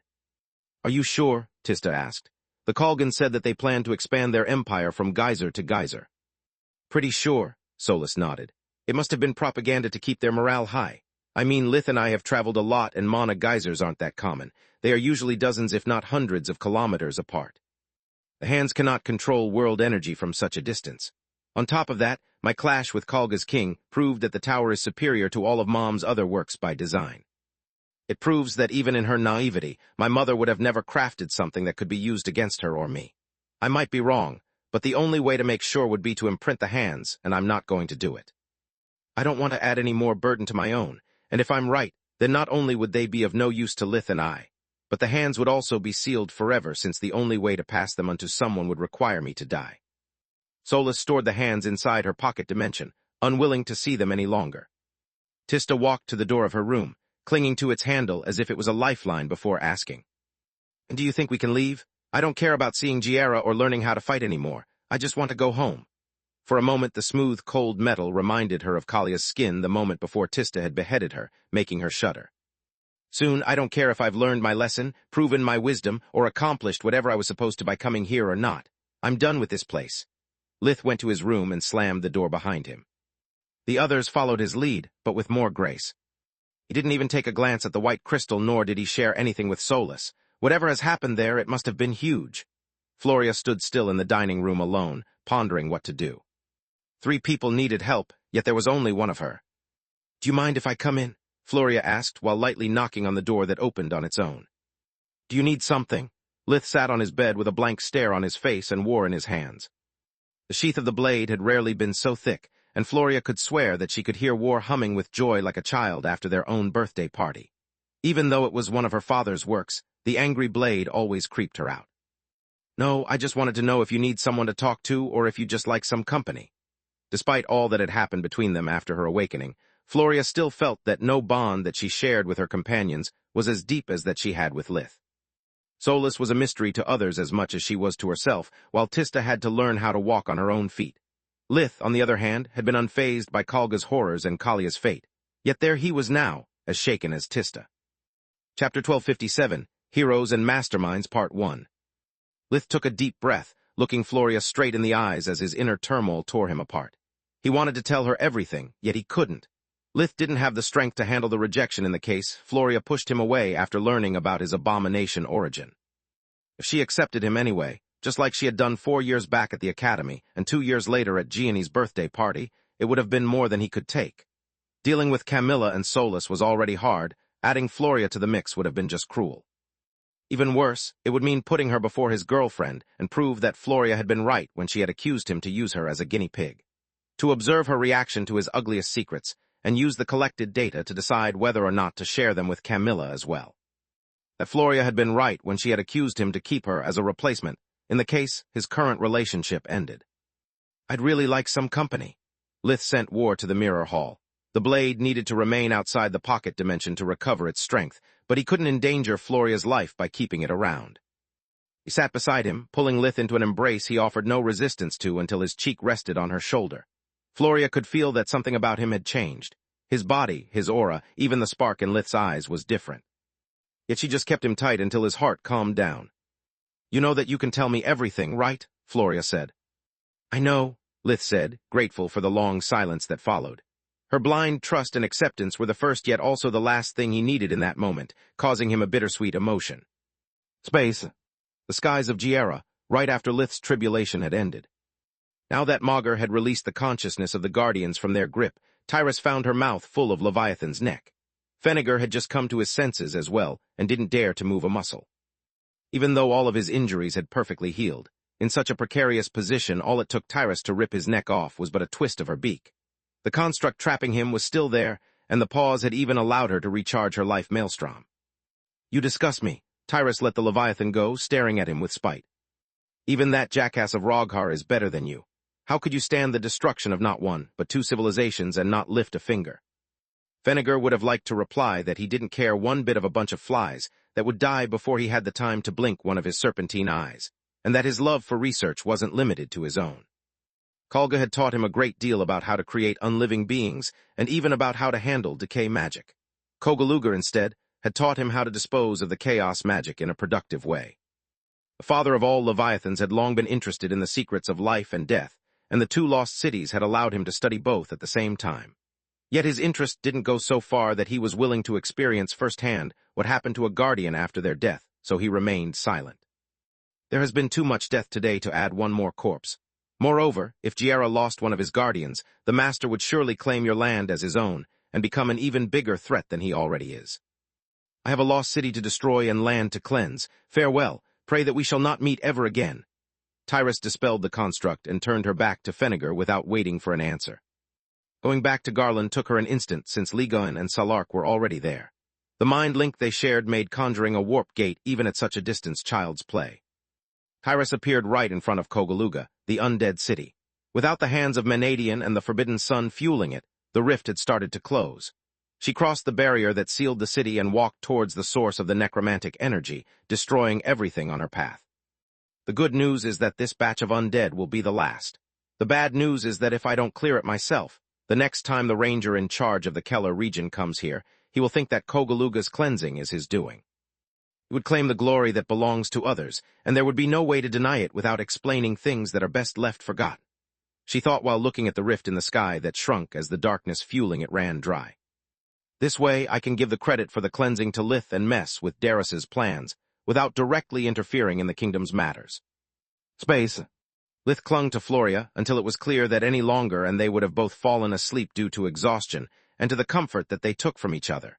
It would make things beyond awkward, and add one secret too many they would have to keep.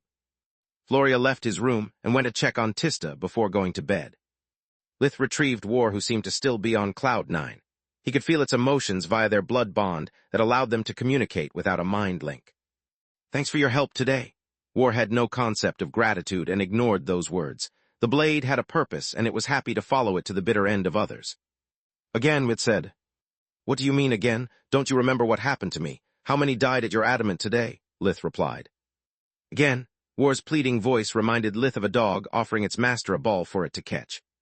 I guess that's what you feel when your pet brings you the carcass of a small animal as a present. No matter how disgusting it is, you have to accept it. Lith inwardly sighed. I would gladly leave today with the tower warp, but I'm an ADULT, and I've got a duty to fulfill. A duty to his wallet, of course. Lith had yet to get paid for his services, and no amount of trauma was enough to make him work for free. After a long evening and night of sleep, Lith went to the mayor's office to collect his due. Zoth the New was so happy with the results of the mission that he gave Lith all 6 adamant ingots instead of the 4 he had earned. Lith had bargained for 2 ingots for each mystery he solved, and even though he didn't provide any explanation for how Kalga controlled the mana geyser, Zoth didn't care. Are you sure you don't want to stay for a bit longer? You and your companions are Righia's heroes, and there's still much you can do for our city, the New said. Damn sure, I want to go home as soon as possible. Don't contact me until everything is ready for our departure. Chapter 1258, Heroes and Masterminds, Part 2. Zoth didn't understand the rush, nor why Lith had suddenly become so rude, but it wasn't in the Emperor Beast's nature to pry into others' personal business. The mayor of Righia arranged their return home with the council for that very afternoon. Fennegar didn't like the idea of seeing Tyrus again so soon, but he was too afraid that delaying would fuel her anger even more to deny Zoth's request. The long-distance gate opened between the same 2 spots of Lith's group arrival, the entry point at Aaron Dome's house and the exit at Fallow's lair. You cost me a lot of money, Ligon said with a snigger while looking at the Leviathan. My money was on 1 hour and you lost after barely 1 minute. Maybe you should work out a bit and get in shape. Salark had made huge profits out of the bet, since Guardians used only the finest magical resources as wagers for their games. Fennegar knew that no Guardian would ever let him hear the end of it. Being defeated was one thing, being crushed to the point of relying on mercy another. He took Ligon's words to heart and didn't reply. This time there was no quarreling nor jokes. Tyrus looked calm, but her eyes still burned with fury as they moved from the Leviathan to her precious children. In another time, he would have mocked her for it. Now, however, he knew better. I hope to never see you again, Fennegar said once Lith had crossed over. You bring nothing but trouble, and you can't get rid of the death that follows you more than you can sever the link with your shadow. The gate closed, and finally, everyone felt home again. The familiar smell of the air and the density of the world energy around them were different from those they had got used to in Righia. They all took deep breaths, feeling their body and spirit rejuvenated from the contact with their motherland. Welcome back. Fallow greeted them the moment Ligon reverted to his humanoid appearance, leaving her line of sight free. Her warm smile died when she noticed how glum everyone was. She expected that their status of heroes would fill her apprentices with confidence, yet if she didn't know any better, Fallow would have thought they had suffered a huge loss. Not so fast, Fanny. Ligon stepped in as soon as Tyrus's eyes went back to normal. Unlike Fennegar, he didn't like to push his luck. The pins, please, I want them back. Did you know? Lith asked while handing him both Solus's and his own pin. I may live in another country or even in a different continent, child, but there's little anyone can keep from me, once I have a mind to know it. Ligon replied with a cold smile. He knows both about Solus and my world tribulations, Lith thought. Either Fallow helped him, or we both danced on the palm of his hand. Judging from the tension in the room, we might not be Ligon's only pawns. Lith thought while looking at Tyrus's warm gaze turning back into cold steel at those words. If Glares could kill, Maugre would have lost not 1 but 2 guardians on the same day. What are you talking about, Grandpa? Fallow said with a puzzled look on her face. There were actually several great, between the Hydra and the father of all dragons, so many that they had to be omitted for brevity's sake. Indeed, what are you talking about, old lizard? Tyrus's body surged with so much power that her bones popped, and her flesh creaked in the attempt to accommodate it into such a delicate frame. You and your disciples have a lot to talk about, and I've already overstayed my welcome, Ligon said while collecting the 2 remaining pins in a hurry. Fusique me and my huge mouth. Tyrus's anger kept her from making 2 and 2 together, and I had to play evil overlord right in her face. I'm the dumbest genius alive, he thought while warping back to the safety of one of his secret hideouts and activating all of its defense measures just to be safe. I know that you are tired and that you have a lot to catch up to do with your loved ones, but we need to talk. With Ligon gone, Tyrus turned back to her usual self. She wore the ancient clothes belonging to her time as the queen and looked like a woman in her mid-20s, 1.7659 meters tall. Tyrus's golden hair was down and so long that it reached her heels, emphasizing the silver crown resting on her head. Her silver eyes sparkled like stars at the faintest of lights, filled with so much warmth and love that most of those who met her would lose themselves into them. Yet no one in the room was in the mood to ask her out or to propose to Tyrus. At the same time, however, the cloud in their hearts didn't veil their eyes as well, so they didn't miss her peculiar attire. I mean no disrespect, your majesty, but I'm really cranky right now. Lith tried to sidestep her, but she moved along with him. I'll keep this short then, Tyrus nodded. Kogaluga is no more. The rift has closed and life will slowly return. Such an event can't and will not go unnoticed for long. I plan to give you all credit for it, so don't be surprised when you receive an invitation from the royal palace. She gave them a small bow before turning around and opening a warp steps to respect their wish for privacy. Wait, that's too short even for my grumpy standards. Lith was flabbergasted. Are you really going to tell everyone how we traveled to another continent, met a lost race, and destroyed an underwater city? Gods no, Tyrus chuckled at the madness of such an idea. My plan is to make up something about you not giving up on the Keller region even after your honorable discharge, and disposing of the living legacy that generated the rift with the help of your companions. Don't worry about the details, you'll read about it on the interlink like everyone else. I promise to make you all look good in it. Tyrus referred to the information network available to anyone with a communication amulet and a high enough clearance level. Why are you going to such lengths for us? Floria asked. Wouldn't it be better for the crown to give credit to the ranger in charge or to one of the royal departments in charge of the lost cities? Indeed, it would. I expect Maron and Silpha nagging at me quite a bit, but I trust them to understand the bigger picture. Tyrus nodded. Doing as you propose would strengthen the position of the crown and show how well spent the tax money are. Yet what would it change? She took a long pause to give everyone the time to think. Nothing. The crown already has all the power it needs, and if the royal departments hog such an underserved glory, they will drain even more money and produce even fewer results than they already do. To bring change, what the kingdom needs are heroes, people to look up to that can inspire others. Chapter 1259, Falul's Plan, Part 1. People like him? All those present pointed at Lith with a tone filled with so much disbelief that it irked him to no end. People like you? Tyrus giggled while waving her hand to encompass from Falul to Solus. Lith Verhin, the destroyer of the Black Star, the youngest spellbreaker and archmage of his generation. You are a beacon of hope for all mages of humble origins, and the drive that forced the ancient noble bloodlines to work hard instead of boasting their past glories.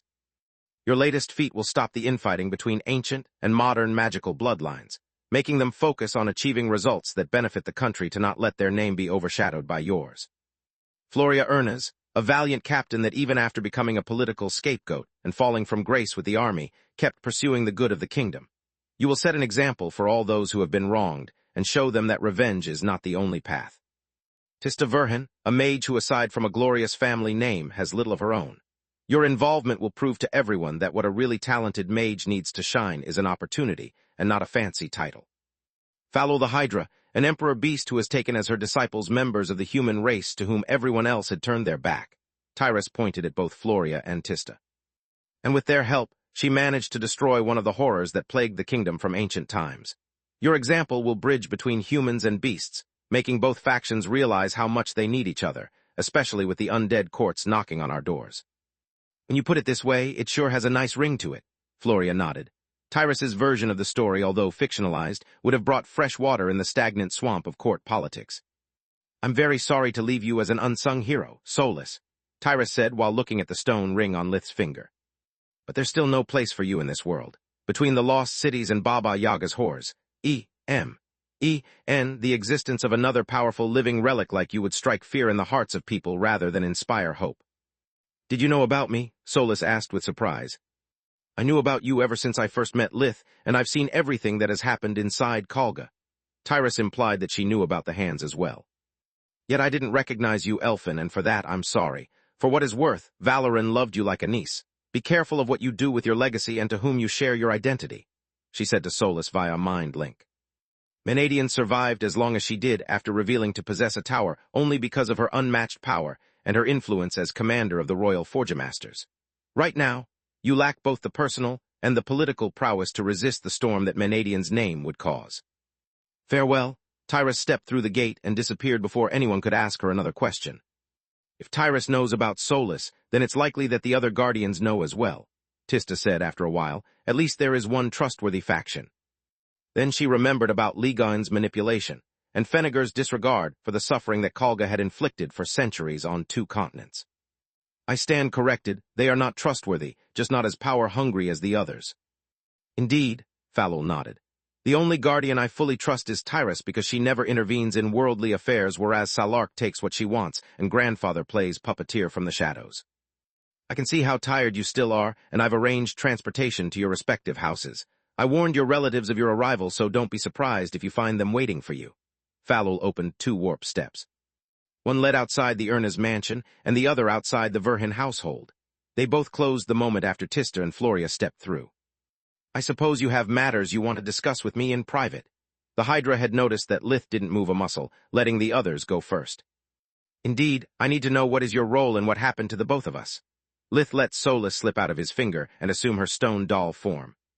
It had slightly grown since their departure, yet the deep sadness in her eyes left no space for celebrations. Even though Lith and Solus had become stronger during their short stay in Rigia, they had also returned with a broken spirit. I'm afraid you need to be more specific. Whatever you and Solus did is not mentioned in the mission records, and I'm sure you two worked an angle of your own. Falul conjured 3 padded armchairs. Lith told her about his tribulation and Solus regaining her body. He glossed over his meeting with Karl and Menadian's legacy, because they were both private matters that would have deep consequences if revealed to anyone. I'm not going to lie, I sent you to Giera in the hope you would be sent to Kalga, but that was it. I never planned on hurting either of you, Falul said. What did you think that we could achieve by visiting that horrible place? Solus asked. Wisdom, I'm aware of your condition and of how deep your bond is. With Lith's crippled life force, only an idiot wouldn't know that you are planning to use forbidden magic to prolong his existence. Falul's reply shocked them. Rigia is full of awakened, so it was only a matter of time before someone noticed your cracks and sent you to the Lost City as a scout. My hope was that entering Kalga would have cured both of you for good. My wish was for you to get what you wanted without having to soak your hands in blood and risking to get on the Council's hit list. Worst-case scenario. The experience would have shown you the terrible price that forbidden magic requires and make you think twice before employing it. I never wanted you to suffer. You've already got more than enough of that in your short life. Fuck you, Grandpa, Falul snarled. The silver lining is that my next world tribulation should also be my last. Lith sighed deeply. When I merged with all those shadows, I rose to a size and a power that I never experienced before. Something almost clicked inside of me as I reached for the skies. Either I die or succeed, I'll be done with this crap. Don't say that. Solus's small hand grabbed his. Despite being made of stone, it was soft and warm. What we have is far from crap. I refuse to let you go down without a fight. Also, I think you might be misunderstanding your condition. Do you realize that you're now half-step to a violet core? Falul asked. What does it mean? I've undergone no breakthrough and my strength is unchanged. Lith didn't use invigoration as a diagnostic tool on himself for a while, but he knew his body too well to have missed any of its changes. Yes and no. Falul conjured a mirror in front of them as she used her breathing technique, Lifestream, to make Lith's mana flow and his life forces visible. Chapter 1260, Falul's Plan, Part 2. Lith was shocked to see a violet spot in the blue mana blazing from his eyes. Even the edges of his bright blue aura now burned with violet bursts of light. On top of that, his 2 life forces had further mixed together. The red and blue, respectively from the human and the beast side, slowly seeped in the hollow sphere of the abomination, which in turn fed them with a black energy that nurtured them instead of poisoning them. The 3 different energy signatures flowed into each other, offering and encountering no resistance, as if their different color was just for show. Tell me everything you have experienced while fusing with those souls. I think the experience of being part of a whole might have brought you near the enlightenment you need for your final step. If I'm right, that's what you felt almost clicking, and I might be able to instruct you about how to take the next steps. If it doesn't involve my family technique, of course, Falul said with a gentle smile. Lith told her all he could remember about his latest proto-guardian form, how he had been unable to tap into the true power of the many mana cores and life forces that had become part of him until war had shown him how. The good news is that your sword is a damn masterpiece and that I was right about your state. You went this close to reaching a violet core. Falul brought her right thumb and index finger less than a centimeter apart. The bad news is that I can't help you. Your method and mine are too similar. If I say any more, I'd have to either kill you or force you into marriage with me to preserve my secrets, and you are a bit too young for my taste. She chuckled. Go home now. We'll resume your apprenticeship after you've unwound a bit. You deserve some real rest. The warp steps to Lith's house opened again, yet after crossing over, he didn't take a single step forward. Do you want to come with me, or would you rather stay on the geyser? Lith asked. Thank you so much, Solus's voice sniffled. You have no idea how much it means to me that even now you worry about getting my body back as fast as possible. Staying over the geyser would help me recover, but I don't want to be alone. I need our family more than I need power. Lith nodded and deactivated the protective arrays. Only then could he see through the cloaking of the house, and noticed that light came from its windows despite the late hour. It makes sense. Falwell said that she warned my family and Tista's return must have woken them up, he thought. Yet after walking through the door, Lith discovered that aside from the children asleep on the couches, everyone was wide awake and dressed as if it was the middle of the day instead of that of the night. Tista was sobbing in Alina's embrace as she told her mother how she had been forced to kill Kalia and many of the Colgan's prisoners to relieve them from their misery. A hush spell covered the ears of the kids, while the others listened to her story with such dread that they almost didn't notice Lith's arrival. "Thank the gods you're here. I was worried sick about you the entire time." Camilla was unexpectedly there as well, still wearing her light blue constable uniform. "When I saw your contact rune flickering, I feared the worst," she whispered in his ear, confirming to him that everything that had happened in the mindscape was more than a dream. Camilla hugged Lith, feeling that there was something different about him and that his burden had to be as bad as Tista's, if not even worse. For the first time since they had been together, there was no warmth nor passion in his eyes, only fear. "A lot has happened." Lith almost cracked in her embrace, as if his deadly touch might go haywire any second and kill her. "What are you doing here this late, Kami?" "Calling it my abomination side is a joke. I'm no human nor beast, just another undead." He had considered the possibility ever since he had met Scarlet the Scorpicore, but speculating and knowing were two completely different matters. "Falwell warned me of your return, and in turn, I informed Gianni. She was so happy to have all of her daughters back home that she took a day's leave for the both of us without me even asking." She was glad to hear Lith using her moniker. It meant that not everything was lost. "I'm glad to hear that Freya and Quilla are back as well. We have a lot of catching up to do." Lith nodded while gently freeing himself from her embrace. "Come here, Dad. I really need a hug." Camilla didn't miss his lukewarm reaction, nor that he barely touched even the members of his family. Yet instead of reassuring her, it made her worry even more. The person that had returned from Giara only looked like her boyfriend. Renan and Roz noticed the change as well, yet with Tista already crying, they assumed that Kalga had been bad enough to put a dent even in Lith's armor. They let Tista finish her story before asking him what was wrong. "It's a long story and it's already late. It can wait until tomorrow morning," Lith sighed. "Are you sure?" Now that Tista had taken her burden off her chest, she had gone to the bathroom to wash her face, leaving Alina free to perform her usual checkup on Lith. "You seem more than just tired. If you let some wounds fester, they might leave a scar that not even time can heal." She took his face between her hands, checking for signs of malnutrition before patting his shoulders and arms for injuries. "I was thinking about giving those assholes of the council a piece of my mind for putting the life of my children at risk, but first I need your permission. Would it embarrass you if I told them to shove their trials up their asses and leave you alone?" Judging from her gaze, Alina was dead serious, and it made Lith smile.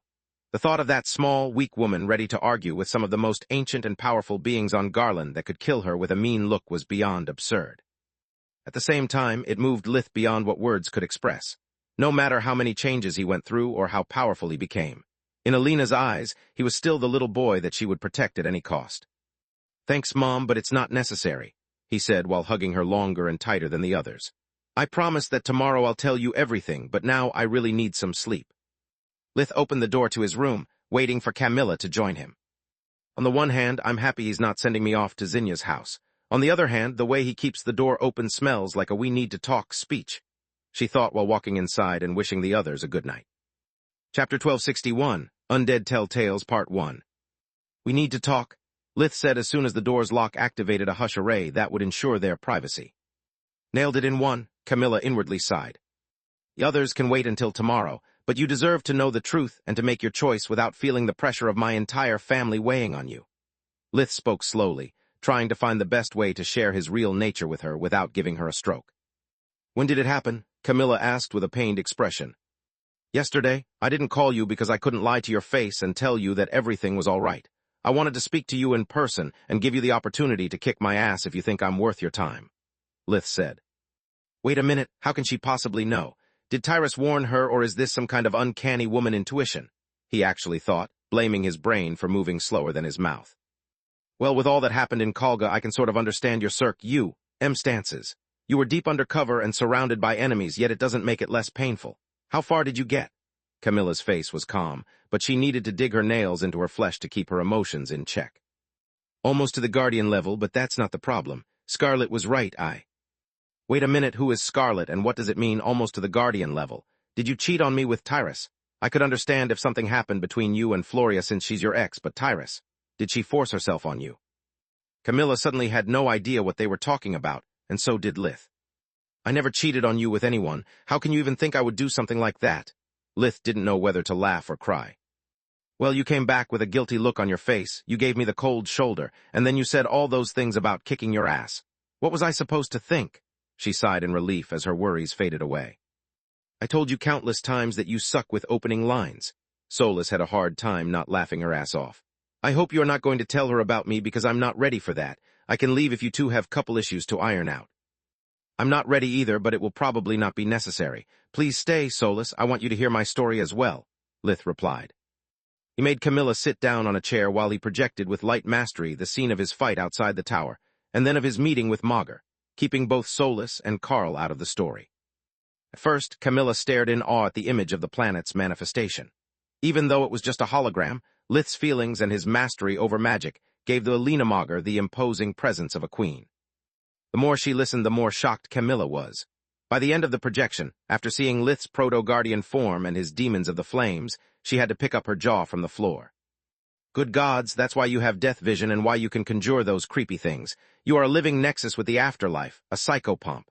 She looked around the room, almost expecting to see ghosts lurking in the room. Yes, but that's not the point. Did you miss the part where Magus said that I'm an abomination, some sort of undead spirit? Lith couldn't believe her reaction. No, but I don't find it that much shocking compared with the rest, Camilla said, receiving a nod of approval from Solus. Are you listening to yourself? How can you dismiss it that easily? Lith asked. It's not easy at all, but I had 1 year to think about it, so I have taken my decision for a long while, she replied. What do you mean 1 year? I learned about it yesterday. Lith was flabbergasted. You told me about your hybrid nature and your abomination side on our first anniversary. After discovering that you are an awakened and learning how abominations are born on our second anniversary, it was kind of obvious. Especially since Alina repeated me the story about the miracle of your birth until my ears bled. Camilla shrugged. Well, yeah, it's not like we didn't have this conversation a lot in the past. I'm more surprised by the fact that you felt the need to hide it from me, Solus said, making Lith feel like a moron. Are you saying that it doesn't change anything? That you're okay with this?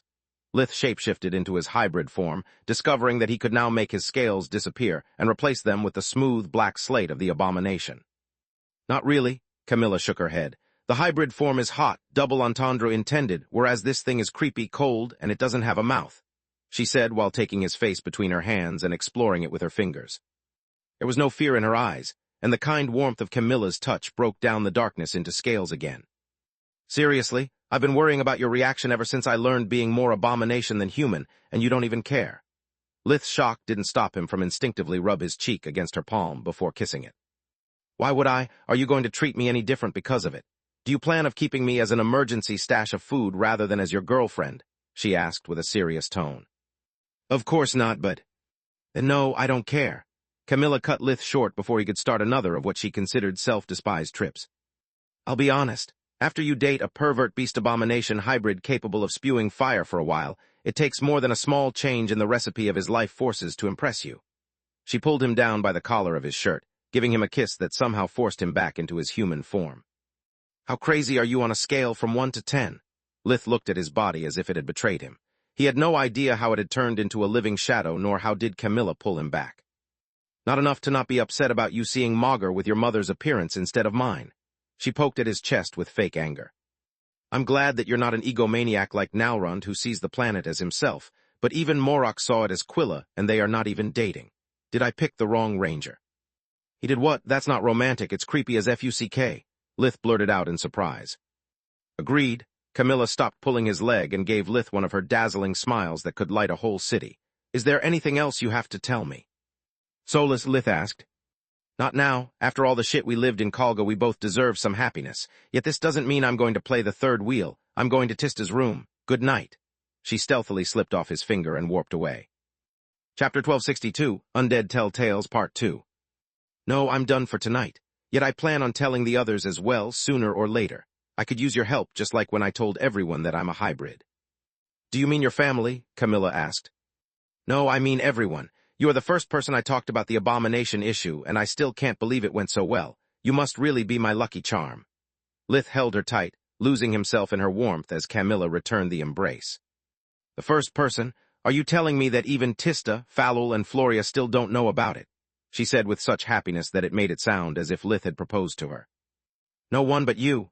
He gave Camilla a soft kiss and didn't release her until she was out of breath. You are full of energy for someone that looked so down until a moment ago, she panted. I'm a hybrid between a beast, an abomination, and a pervert, remember? It gives me superpowers. He lay on his bed, pulling Camilla down with him. Good thing that I don't have to work tomorrow. Space. Between having already rested during the previous day and the jet lag, Lith didn't sleep a wink even after a few hours of recreational activities. Camilla lay sound asleep beside him, with a huge smile on her face that made Lith chuckle. I'm more hungry than tired, but I feel bad at the idea of making Kami wake up and find the bed empty, he thought while watching the sun rise from a small opening in the window in front of the bed. No matter how many magical marvels Rigia had, or how comfortable the tower was, nothing could beat sleeping in his own home beside his girlfriend. Camilla had even brought along the camellia, the magical flower that Lith had gifted her for their second date. Due to the cheap-ass components that Lith had employed to forge-master it, the flower would wither and die in a week if not regularly imprinted, yet Camilla prided herself of doing it daily. Good gods, did I oversleep? Camilla stood up abruptly, making him flinch. Why didn't you wake me up? I'll get late to work. She jumped off the bed, searching for her underwear that had been thrown around the room while making the Scalewalker armor slide over her bare skin and take the form of her constable uniform. In order, no, you didn't, and because you're on leave. Lith laughed his ass off while Camilla swore on her way back to bed like a trucker stuck in a miles-long traffic jam on a summer day. Damn army training. I'm so used to waking up early that by the time my body learns how to sleep in, my vacations are already over. Since you are already awake, do you mind if I get up and eat breakfast? I'm starving, Lith said, and his stomach grumbled. That makes the two of us, she sighed. I don't want to get back to bed if it means sleeping alone. I'll come with you. Camilla had the armor take the appearance of flat shoes, black pants, and a white shirt while she imprinted the camellia. It was the first she did every day when she woke up and the last thing before going to bed. Once would have sufficed, but she liked to stay on the safe side. After a hearty breakfast and retrieving solace, Lith and Camilla went to Protector's home. Thanks to their shared life force, the Rye was the only person besides Solus to know about Lith's reincarnations. Lith felt the need of sharing with both of them his burden about the final meeting with Carl. Glad to have you back. You are right on time for breakfast. Celia Fastero opened the door welcoming her guests with a warm smile. She was a woman in her late 30s, yet thanks to Protector's treatments she looked barely past her mid-20s. She was about 1.7 meters, 57, tall, with skin tan from the years of long exposure to the sun. Her shoulder-length black hair gave her sharp hazel eyes a gentler look. She wore a set of comfortable house clothes comprised of loose brown pants and a black blouse. Thank you, Celia, but we have already eaten. Camilla hugged the older woman who had become one of her closest friends over time. The Verhin and Fastro families shared a lot of secrets that couldn't be leaked, making them only grow closer. And I'm not offering you food, I'm asking your help. Ever since he returned from the fringe, Nalrun spends more time at Fallow's than at home, and I could use a hand with the kids. Celia exploited the hug to drag Camilla inside and hand her the youngest member of the family, Fenrir Fastero. The baby was now 1 year old and quite heavy. Thanks a lot, Celia said before Camilla could even think about a proper answer to such an abuse of the rules of hospitality. You have no idea how much it means to me eating in peace without worrying about that little imp regurgitating her food on my clothes. Celia had 3 children. All of them were human emperor-beast hybrids with the energy typical of small kids and the destructive power of an improvised explosive device. In her attempts to escape, Fenrir shapeshifted her small hands and feet into claws that would have ripped Camilla's clothes to shreds if not for her actually wearing an enchanted armor. This is not really my idea of a courtesy visit. Camilla snarled at Celia while trying to submit the insanely strong child and make her eat a creamy soup. You'll thank me when you have a few of your own. Celia's words made her blush, ending the argument. What the heck are you looking at me that way? Celia scolded Protector. If you made me clothes like the Skinwalker armor, or if at least you helped me more with the children, I wouldn't have to resort to such petty tricks. Orichalk, you, and magic crystals don't grow on trees, Ryman said with an apologetic tone. On top of that, I'm doing everything I can, but between making the money necessary for our 2 houses and practicing magic, I don't have much time left even though I sleep just once a week. See what I mean? Celia turned to Camilla again before resuming the quarrel that lasted for the whole breakfast. You mind keeping Celia busy for a while? I would like to talk alone with Protector and tell him about my situation. Lith asked via the mind link while entertaining Lilia and Laren with his stories until they finished eating. No problem, Camilla replied, glad of the armor's self-cleaning properties. Half of the cream soup had ended up on her clothes, but the stains disappeared as fast as they formed, thanks to small bursts of darkness magic. Once the kids bolted outside to play with their magical pets, slash and crash, silence finally befell the house. That was intense, Lith said the moment after Celia and Camilla went out hunting. Does it happen often? Almost every day, but I wouldn't change it for the world, Ryman said while stopping Fenrir from clawing her way up to the ceiling. He had repaired the walls so often that he had become a professional carpenter. Chapter 1263, Family Business Part 1. Besides, Celia is right. Hybrid children are too much to handle for a human without the proper tools, and I'm often absent. Don't make my same mistakes and don't lose so much. Children only have one first time at everything, and I've missed most of it, he sighed. Lith didn't like talking about such things. After an awkward pause, he told both Solus and Protector the full story about his meeting with Magur. The fuck? Solus was flabbergasted. This is way more important than you being an abomination. Why didn't you tell me sooner? I strongly disagree, Lith replied. As for your question, I knew how you felt after discovering how much death your legacy had caused, and I can't even imagine the pain you experienced from losing your body a few hours after getting it. Adding my burden to your own would have just been cruel. I already felt bad for what I did to Kalia and for making you witness her fate. I couldn't risk giving you more scars. You should have told me, Solus sighed, but as the memories of the magical lobotomy flashed in front of her eyes, she was glad he didn't. Do you feel guilty about that, merfolk? Protector's voice sounded genuinely worried. No matter what Lith told him, the Skald wouldn't judge him for it. No, but I'm not proud of my actions either, and that's a first. I'm used to collateral damage. I'm aware that after Aaron's plan failed, making Solus follow Kalia was our only shot at uncovering the secrets of Kalga, but it doesn't make me feel any better. Because of me, Kalia will be remembered as a hero, yet I know she died a dog's death. I honestly don't know how Carl managed to forgive me so easily, nor why did he still care so much about me, Lith said. Because he loves you, and because as long as you realize the weight of your actions, you'll never truly be an abomination. Having no feelings doesn't make you strong, it makes you empty. You should have learned at this point that protecting is much more difficult than killing, but the perks are also way better. Ryman smiled while lifting Fenrir in the air with his huge hands. Dada, the baby girl said while giggling. What do you mean? Either you are an abomination or you aren't. There is no middle ground, Lith replied. Indeed, yet you seem to have failed to grasp the definition of abomination. Do you remember what I told him before we faced the Wither? He asked. Yes, you call them abominations not because of what they do, but because of what they are. Exactly, Protector nodded. What do you think that means? That abominations are ruthless predators enslaved to their hunger, Lith replied. Wrong, humans kill all kinds of living beings for sport or need, yet they didn't earn such a title. Despite the fact that they consider all other races as prey, not even monsters and undead are called that way, Protector pointed out. Okay, you lost me. What's the big difference then? As I see it, abominations and undead are almost the same thing, Lith sighed. Wrong again. There's a reason why Magur gave up on a single species, and that's because abominations subvert the natural order of things. They can't reproduce. They destroy rather than enrich their environment, and more importantly, their very first act is to prey on their own kin. Just like the Wither we faced years ago slaughtered most of the Bite clan, every abomination sacrifices those who they held dearest first before plaguing the rest of Magur. Even monsters and undead aren't so destructive. They value their existence and strive to live it to their fullest. Abominations, instead, have no life at all. You can consider them as points fixed in time, incapable of moving either forward or backward. You are not an abomination because you built rather than destroy, because you protected your pack when you could have easily sacrificed them in exchange for greater power. You are still grief-stricken from your past, but you're not fixed in time. You've come a long way since we first met in the woods, when you were still a murderous kid incapable of trusting anyone. You even renounced a part of your life so that I could have one. Protector handed Fenrir to him, which Lith promptly took in his arms with the gentlest touch he was capable of. I may have fathered my children, but in a way they are also yours. Your life force flows through my veins as well as in my kids. I believe that there's a reason why Magur bestowed upon you a bloodline so strong that it can keep the abyss inside of you at bay. Protector weaved together 2 chore magic spells, making them take the form of a shadow demon and a fire beast coiling around each other in an eternal struggle for dominance.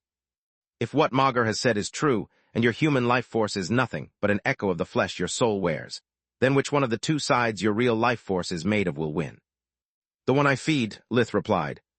Indeed, you should stop letting others define what you are. Is it my human appearance that makes me a father or the fact that I care about my family with all of my heart? Actions speak louder than any pretentious word. If anyone dares to doubt my love for my wife just because I'm an emperor beast, it's their problem, not mine. Protector stood up, gesturing Lith to follow him. If there's something you should be ashamed of, is not how you came to this world, but what you did with that time. Do you realize that I achieved the blue core when you still went to the academy, yet you surpassed me in a few years? Even now that I've finally refined my core to bright blue, you're already half-step into violet. Stop running and take your time to appreciate what you have. We both know that there's no telling when the things we take for granted will be taken away from us. Space. Lith spent the rest of the morning playing with the children of the Verhin, Fastero, and Yavel households while mulling over Protector's words. He had missed both his little brother Aaron and his niece Lyria, who were now over 5 years old. It seems like the day before yesterday when I held them between my arms and yesterday when they had trouble using the bathroom. I really missed a lot, Lith sighed. Aaron had developed a pitch-black streak amid his light brown hair, while Lyria had her blonde hair streaked silver and red all over. They were both smart enough to have already learned to read, write, and count. The males in our family never got any elemental streak. Did my birth some way affect my entire bloodline? Could it be that to give me my beast side Magur had to change my relatives as well? Lith thought. Keep it up like that and I'll make you a tinfoil hat, Solus laughed. After talking with Protector, her mood had slightly improved. She also considered the Skull as her true friend and confidant. Chapter 1264, Family Business, Part 2. Laugh all you want, but I don't remember children their age having a bright yellow monocore. I'd better teach them some magic before someone gets hurt. The only sour note was Zinnia acting distant and awkward with him as if she was depressed about something. Camilla had spent the morning in the Tron woods with Celia, hunting. Even though she had no previous experience, all the magical training with Gianni allowed her to move even more stealthily than the huntress, who promised herself for the umpteenth time to learn magic. Thanks a lot. I'm a bit disappointed we didn't get to talk much, but hunting helped me vent a lot of stress. Don't be silly, I should be the one to thank you. I finally got some me time, great company, and all the prey we got. On the other hand, I'm going to kill Ryman for not crafting me any of your trinkets. The fact that a complete beginner had caught more game than her thanks to the gap in their equipment mildly pissed Celia off. The silver lining was that Camilla already had a day job and had gifted Celia everything she had shot down with her wands. Before lunch, while the kids were taking a bath to get rid of the mud and sweat emulated during their games, Lith showed the rest of the family the images of his latest world tribulation, glossing over the conversation with Magur entirely. He needed to tell them something to explain why he had been so dejected the previous day, but he decided to follow Protector's advice and take his time instead of ruining their happiness and his own. I understand that sharing the pain of those wretched souls must have been hard on you, but this is actually good news, Roz said. If you are right, then you're just one tribulation away from becoming a guardian. Cracked life force or not, you won't have to die unless you decide otherwise. First, there's no telling when or if a tribulation will take place. I didn't have one in years and wouldn't have undergone this tribulation either if not for Ligon setting me up, Lith said. Farming lizard should have minded his own farming business. Alina swore in a family-friendly language because of the kids. Second, the idea of outliving everyone, Tister included, is depressing, Lith said. Nonsense. Becoming a guardian seems like a job like any other. When you get tired of it, you can always quit, but I forbid you to die before I do. Alina sniffled. Okay, that's enough, Lith said at his family's odd reaction to the retelling of the tribulation. Without the part about Solus, Carl, and Magur, my story is more epic than sad. On top of that, neither Mom nor Dad ever wanted me to become a guardian. They should be worried as always, not relieved, he thought. First, Zinnia gave me the cold shoulder this morning, and now Mom cries for a mission that's comical if compared to Kula or Balker. What's going on here? Lith looked around the room, noticing embarrassed gazes. Tister and Solus didn't miss how no one dared meet the eyes of the just-returned siblings. Either you tell him or I will. Camilla's voice, while she talked to Alina, sounded livid like Lith had never heard her before. You wanted time and I gave you time, but I'm not going to keep this any longer. You heard how much they've gone through during those last few days. You have seen how badly hurt they returned from those horrors. We agreed on taking things slowly. Alina became pale now that Lith and Tista stared at her with suspicion. No, we didn't agree on anything. You decided and I went along with it only because I didn't want them to rush home and ruin their mission. Now they are here and deserve to know. Camilla didn't like meddling with the family business, but she liked keeping secrets from Lith even less. Especially after all the lengths he had gone to be honest with her, like during the previous night. To add insult to injury, it was partly her business as well. Is this about your parents? Lith asked. It would explain why Camilla is so angry and why Zinnia is so embarrassed, but not why Mom acts so weird, he thought. No, Elena said. Yes, Camilla stood up in outrage at the blatant lie. Your parents didn't kick mine out of Lucia even after knowing the truth. Even worse, Elena invited them here to meet you. What? Lith almost choked on his food. How could you do that? They are farming gold diggers that are clearly after our money. How could you say that in front of Camilla? They are her family. Elena stood up as well, incapable to believe that her son could be so rude to his girlfriend. He can say it any time he wants because it's the truth. They are farming gold diggers that are clearly after your money. Camilla had still some trouble adapting her speech in front of children. What the heck are they talking about? Tista had never heard anything about Camilla's parents, so the matter confused her quite a bit. Based on Lil Bro's and Camilla's reaction, those guys must be bad news. Yet I don't know enough about them to take my stand without hurting Mom's feelings too much. She and Zinnia have become very close, so I can understand them taking the same side. They have apologized so many times to both you and Zinnia. What could you ask more of them? Elena spoke with so much fervor, and seemed to be willing to put on the line for a pair of strangers so much that it made Lith doubt her sanity. I could ask them to keep ignoring me and Zinnia, as they did during the last 10 years, instead of barging in the moment money is involved, Camilla replied. Mom, Kami is right. They are no different from our own relatives that remembered about our existence only after the news of my silver mines came out. What makes Camilla's parents deserve a different treatment from them? Lith asked. A lot of things. Elena sniffled again, and Roz rushed to her side, holding her tight in the attempt to calm her down. They are just concerned parents trying to make up for the mistakes of the past before it's too late. Everyone deserves a second chance. No, they don't, and your argument doesn't make sense. The strain from remaining calm to not further upset his mother gave Lith a headache, but not one strong enough to make him fail to notice that there was more to it. What are you still hiding from me? His eyes moved around the room, finally able to notice the grief in everyone's face that the pain from his own problems had clouded until that moment. Roz, Elena, and even Renaa had the same sad light in their eyes they had back when Tista was very ill. Tryon is dead, Elena said after a long moment of silence. Camilla looked down with sadness while Tista became pale and Lith had a hard time not saying, Tryon who? With a shrug. Chapter 1265, Black Sheep, Part 1. Tryon took his own life months ago, yet we learned it only recently because after disowning us, he had no family. In his farewell letter, he wrote that he regretted not being brave enough to admit his mistakes and ask our forgiveness. Tryon was my baby, yet he spent his life alone because he thought that we didn't love him enough to give him a second chance. He preferred to die rather than being rejected again by his family. Elena burst into tears. He lived as he died, as an annoying pain in the ASS. Lith remained unfazed by the news. Yet he kept those thoughts to himself. Roz's eyes were watery, and Renaa seemed to have lots of regrets as well. Spitting his venom on their feelings would have been both pointless and cruel. If Tryon disowned us, how did you learn about his death? Lith asked. The army would have informed me first, and so would have done Gianni if she had been called to investigate the case. My family has no contacts with either the Mage Association or the military, and they would rather keep it a secret to curry my favor than get on my bad side by hurting my mother for nothing. He actually thought. Tryon never stopped keeping in touch with Orpal, using him as an emergency contact in case something happened. It took the army a while to find Orpal and notify him of Tryon's death. Then, Orpal is back, Tista jumped on her feet, yelling at the top of her lungs. Her reaction had been so fast that she had cut Elena short and beat Lith to the punch. She immediately activated Life Vision, scouting the vicinity of the house for her long-lost, yet never-missed sibling. Calm down, he's not here anymore, Roz said. He left right after sharing Tryon's fate with us and asking our forgiveness. Are you insane? Lith's voice was calm and low, yet it held the fury of a storm. He stood up slowly to not flip the table in his wrath, and kept his eyes closed to not unleash upon his family the killing intent that now flooded his body. Orpal, or Meln, as he should call himself right now after losing his name, comes back here and instead of releasing the magical beasts you let him inside my house. Our house and he is still my baby.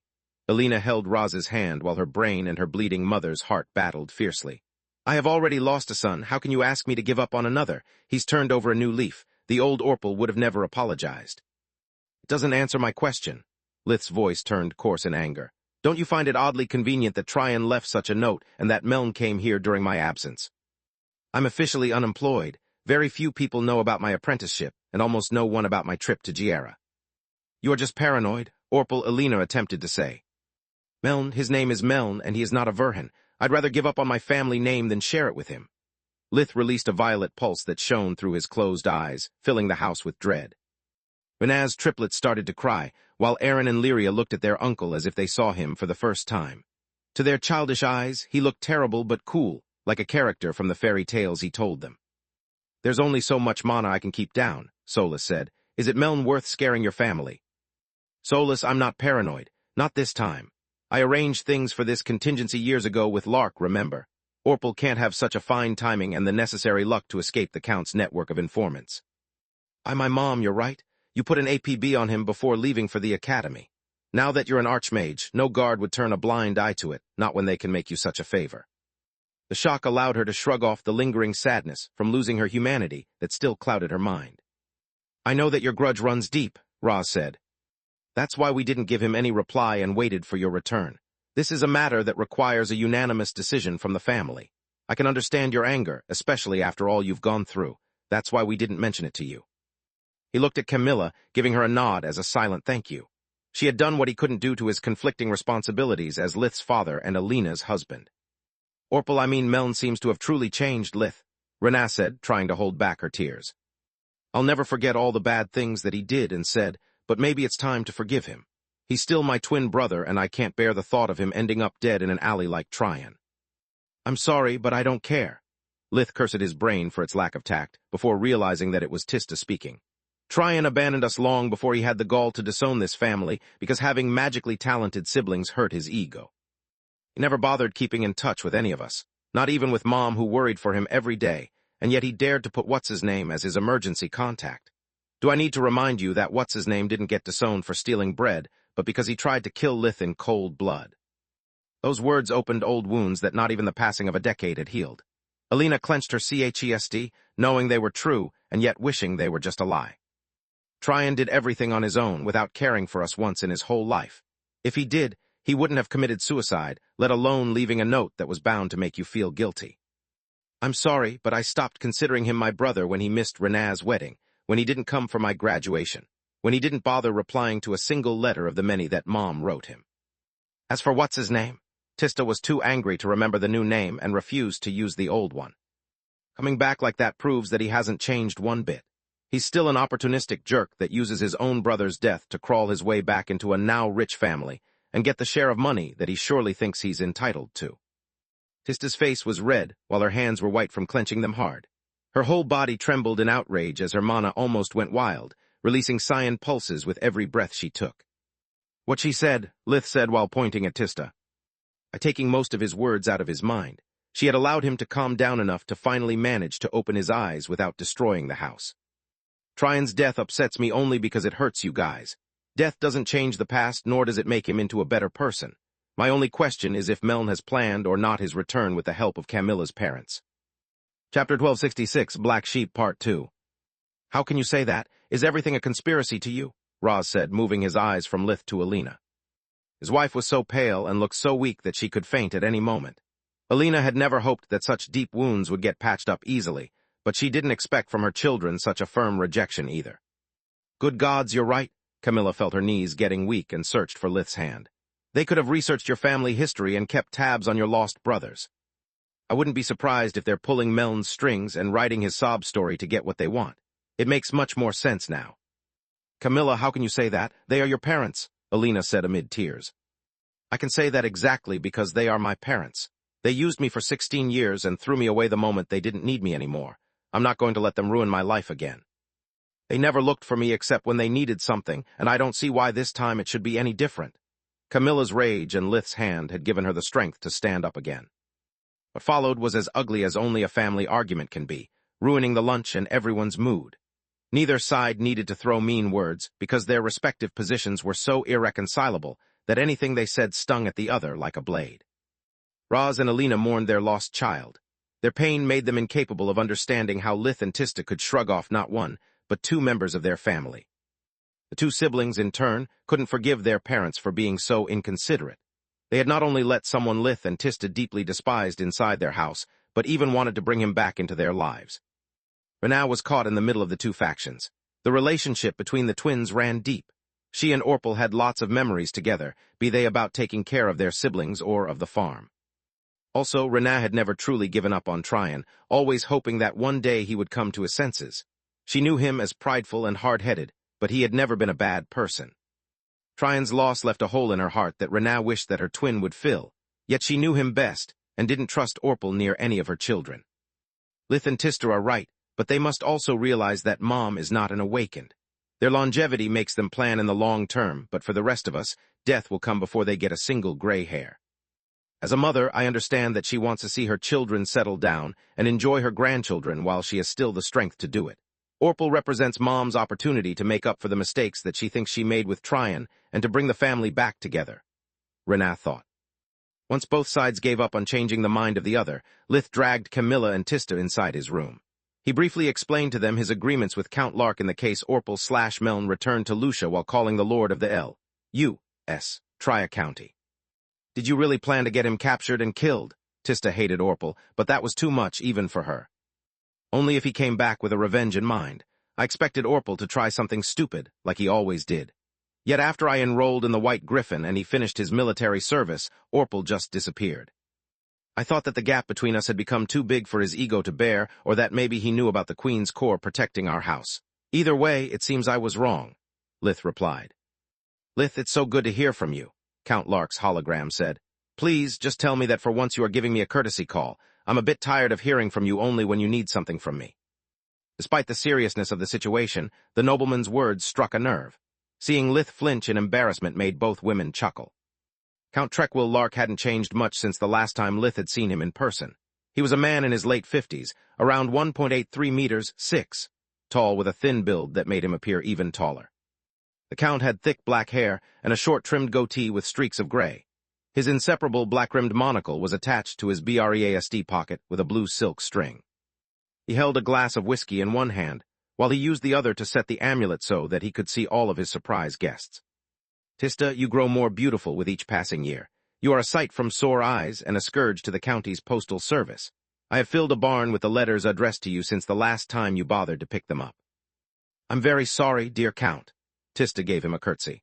Unlike my communication rune, my address is public and I can't deal with the craziness of people who propose to me after having seen me once during some public ceremony. Constable Yavel, your charming smile never ceases to amaze me. I hope you'll forgive the curiosity of an old coot. How can an officer as skilled as you have so much trouble turning a single scoundrel archmage into an honest man?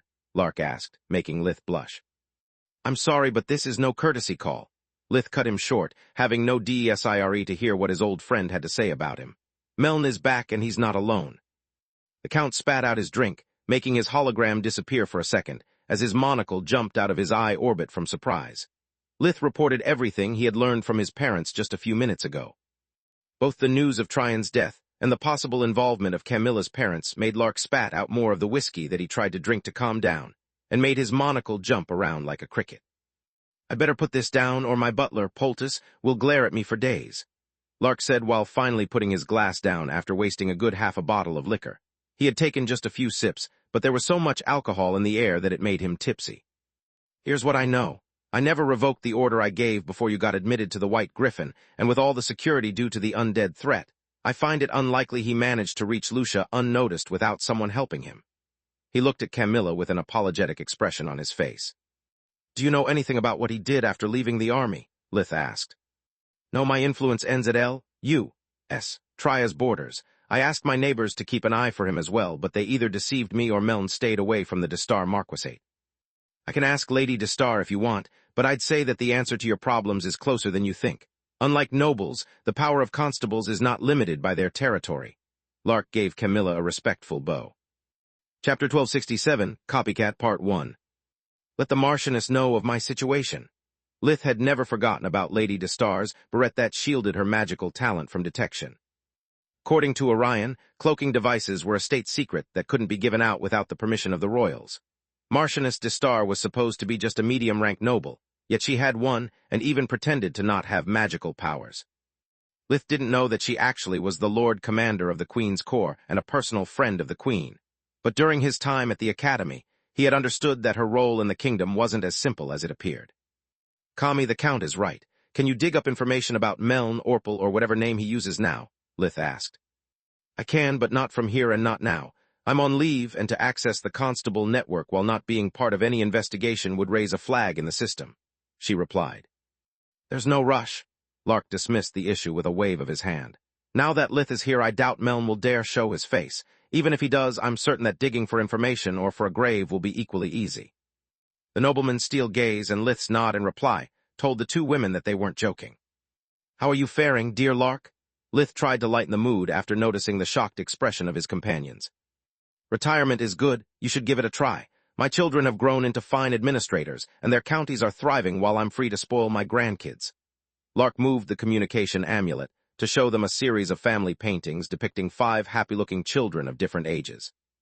Among his many hobbies, Lark had a knack for painting. I'm glad to see that the Lark bloodline is safe, Lith said with a smile while remembering about his short stay at the Count's manor as a child. Maybe and maybe not. Lark chuckled and showed Lith a small piece of paper that he used as a bookmark. It had a single word written on it, passed. What the heck, this isn't a joking matter, that's Balker's warning. Its sight sent a cold shiver down Tista's spine. Ilium Balker, the god of death, was the boogeyman who had terrorized the Griffin Kingdom for 11 years. He had single-handedly put the whole country on its knees by slaughtering the upper echelons of the most important institutions every year on the anniversary of the death of his family. No, it's not, Lark shook his head. A lot of maniacs use Balker's signature card to play stupid pranks or send death threats. I sent it to the Balker department just to be sure, and they confirmed my suspicions. The paper is wrong, the ink is wrong, the handwriting is wrong. I mean, why would Balker resent me? I'm no one and he didn't live in L.U.S. Tria. This is just the sick joke of some psycho. Let's hope you are right. Lith didn't feel as calm as the Count. The only time he had faced Balker's undead army, he had almost lost Protector and his life force had been crippled as a result. Soon there will be a royal gala for reasons that I cannot disclose as of yet, but I would like to bring both you and the Marchioness as my guests. It will be my pleasure, Lark nodded. My heart hopes it's about your engagement announcement, but cold logic dictates it must be about another one of your insane achievements. Lark had noticed how the others didn't find the fake Balker note as funny as he did, so he rushed to a more embarrassing topic to lighten the mood. The Count asked the 3 of them a lot of personal questions until Balker was the last thing on their mind. Meanwhile, a similar conversation on a completely different tone took place on one of the Griffin Kingdom's safest channels. Who else did get one? Marchioness Miriam de Star held a piece of paper identical to the one Lark had received between her index and medium finger. In the White Griffin we got 4, me, Vaster Manohar, and Wainmayer, Headmaster Duke Marth said while showing 4 cards on his desk. My husband and I got one each as well. Whoever this is, they got guts. They didn't come through the regular mail, I found them in my bedroom, Archon Gianni Ernest said. What's your conclusion? Queen Silpha asked Pazal Vinter, one of the leading figures in the Balker department. He was a man in his mid-20s with black hair and brown eyes. 3 long and thin scars ran from his jaw to his neck. They were the marks left by Balker's valors during his attack on the 6 great academies 7 years back. Like many students who had survived, Pazal had decided to keep his scars to never forget and never forgive the blood Magus. This is not Balker, but a crafty copycat. His face was cold, but a burning rage lit his eyes.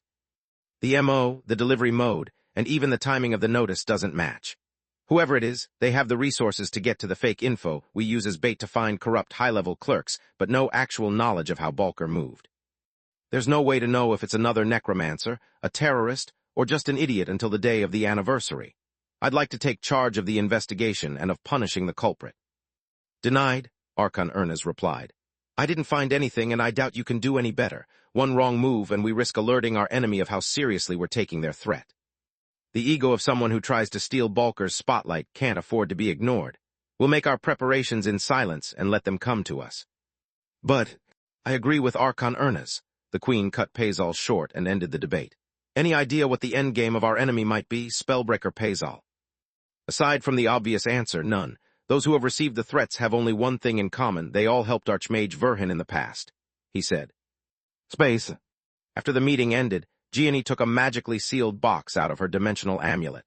The complex cloaking spells engraved on its surface made it invisible to both mystical and physical means of detection.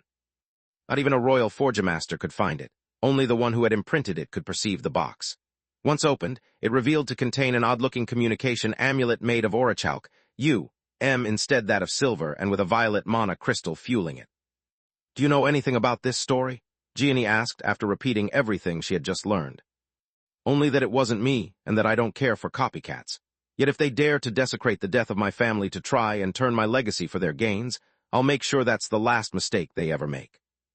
Ilium Balker had no love left for the Griffin Kingdom, yet he couldn't stand idly while everything he had worked hard for, to the point of sacrificing most of his life force, was twisted beyond recognition. Chapter 1268, Copycat Part 2. Gianni let the god of death rant while she checked on Manohar's position.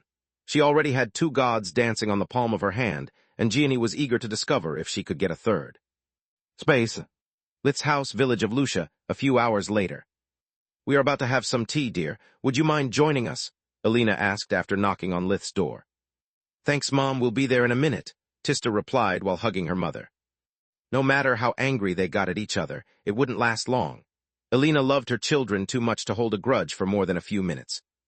I'm sorry for earlier, Alina said while returning the embrace. Between Orpal's death, your brother almost dying again, and hearing how much you suffered, I wasn't thinking clearly. Gods, why did all of this have to happen at the same time? Tista would have liked to say that Orpal was bad news in more than one way, but it would have achieved nothing but hurt her mother more. I'm sorry too, Mom. I shouldn't have said all those things, she actually said. Don't think for a moment that I've forgotten about all the bad things that your brother has ever said and done to you. Alina let go of Tista and took Lith's face between her hands. I haven't forgiven him either. Pretty words are cheap. Yet if he really has changed, then he deserves to be at least part of my life if you don't want him in yours. Are you willing to help your stupid mom to make sure it's not all an act? First, you're not stupid, Mom. You're just too kind for your own good. Lith didn't have a shred of resentment toward her.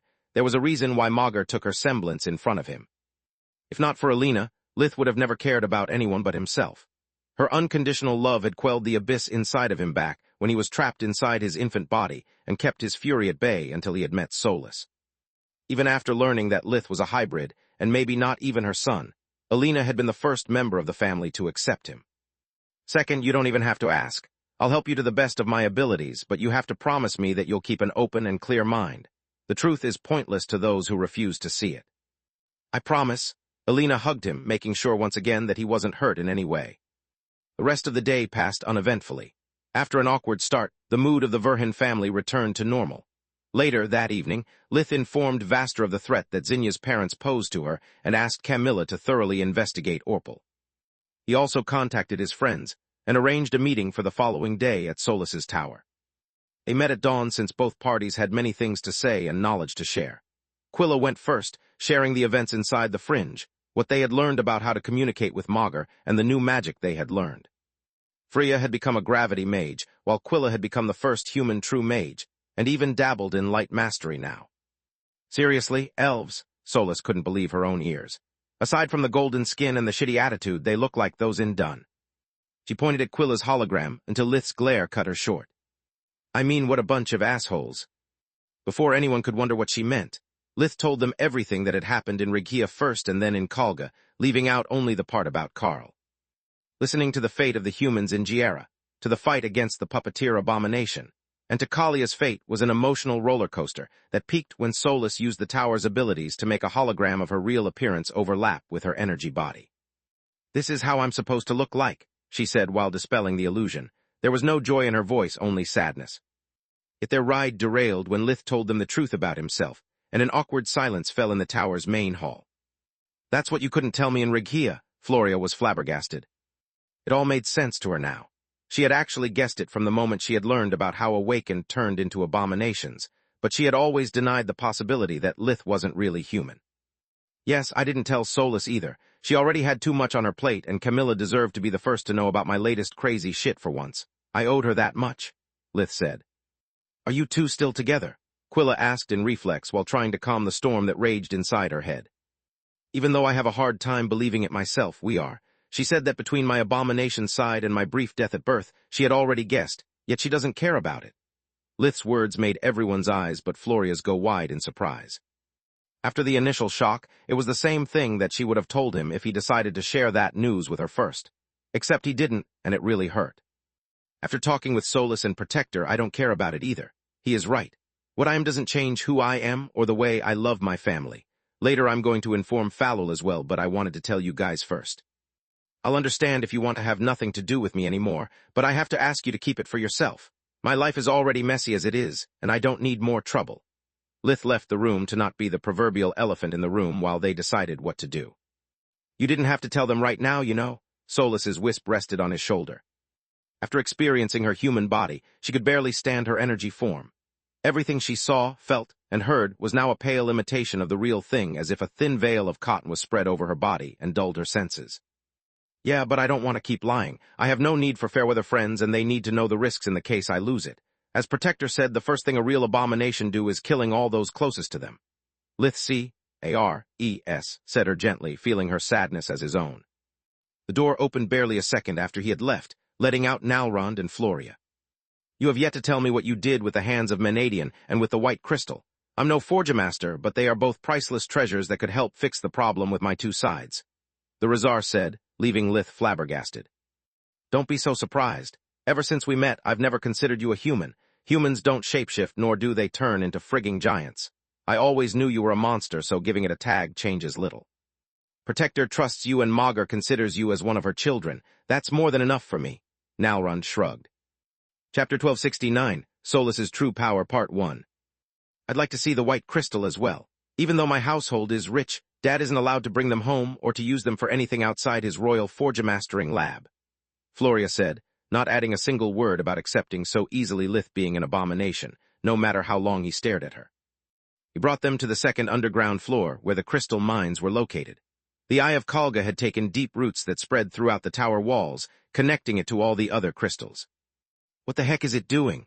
Nalrond asked after noticing that wherever the white veins touched, the color of the lesser crystals turned brighter.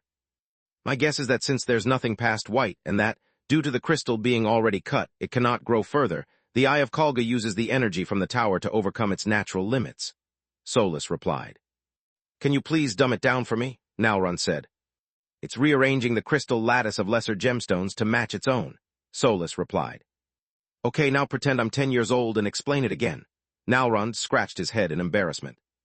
It's giving a special embrace to the other crystals that accelerates their growth and helps them to absorb the world energy more easily. Solas chuckled. It's beautiful. Floria placed her hand on the crystal and used invigoration to study it.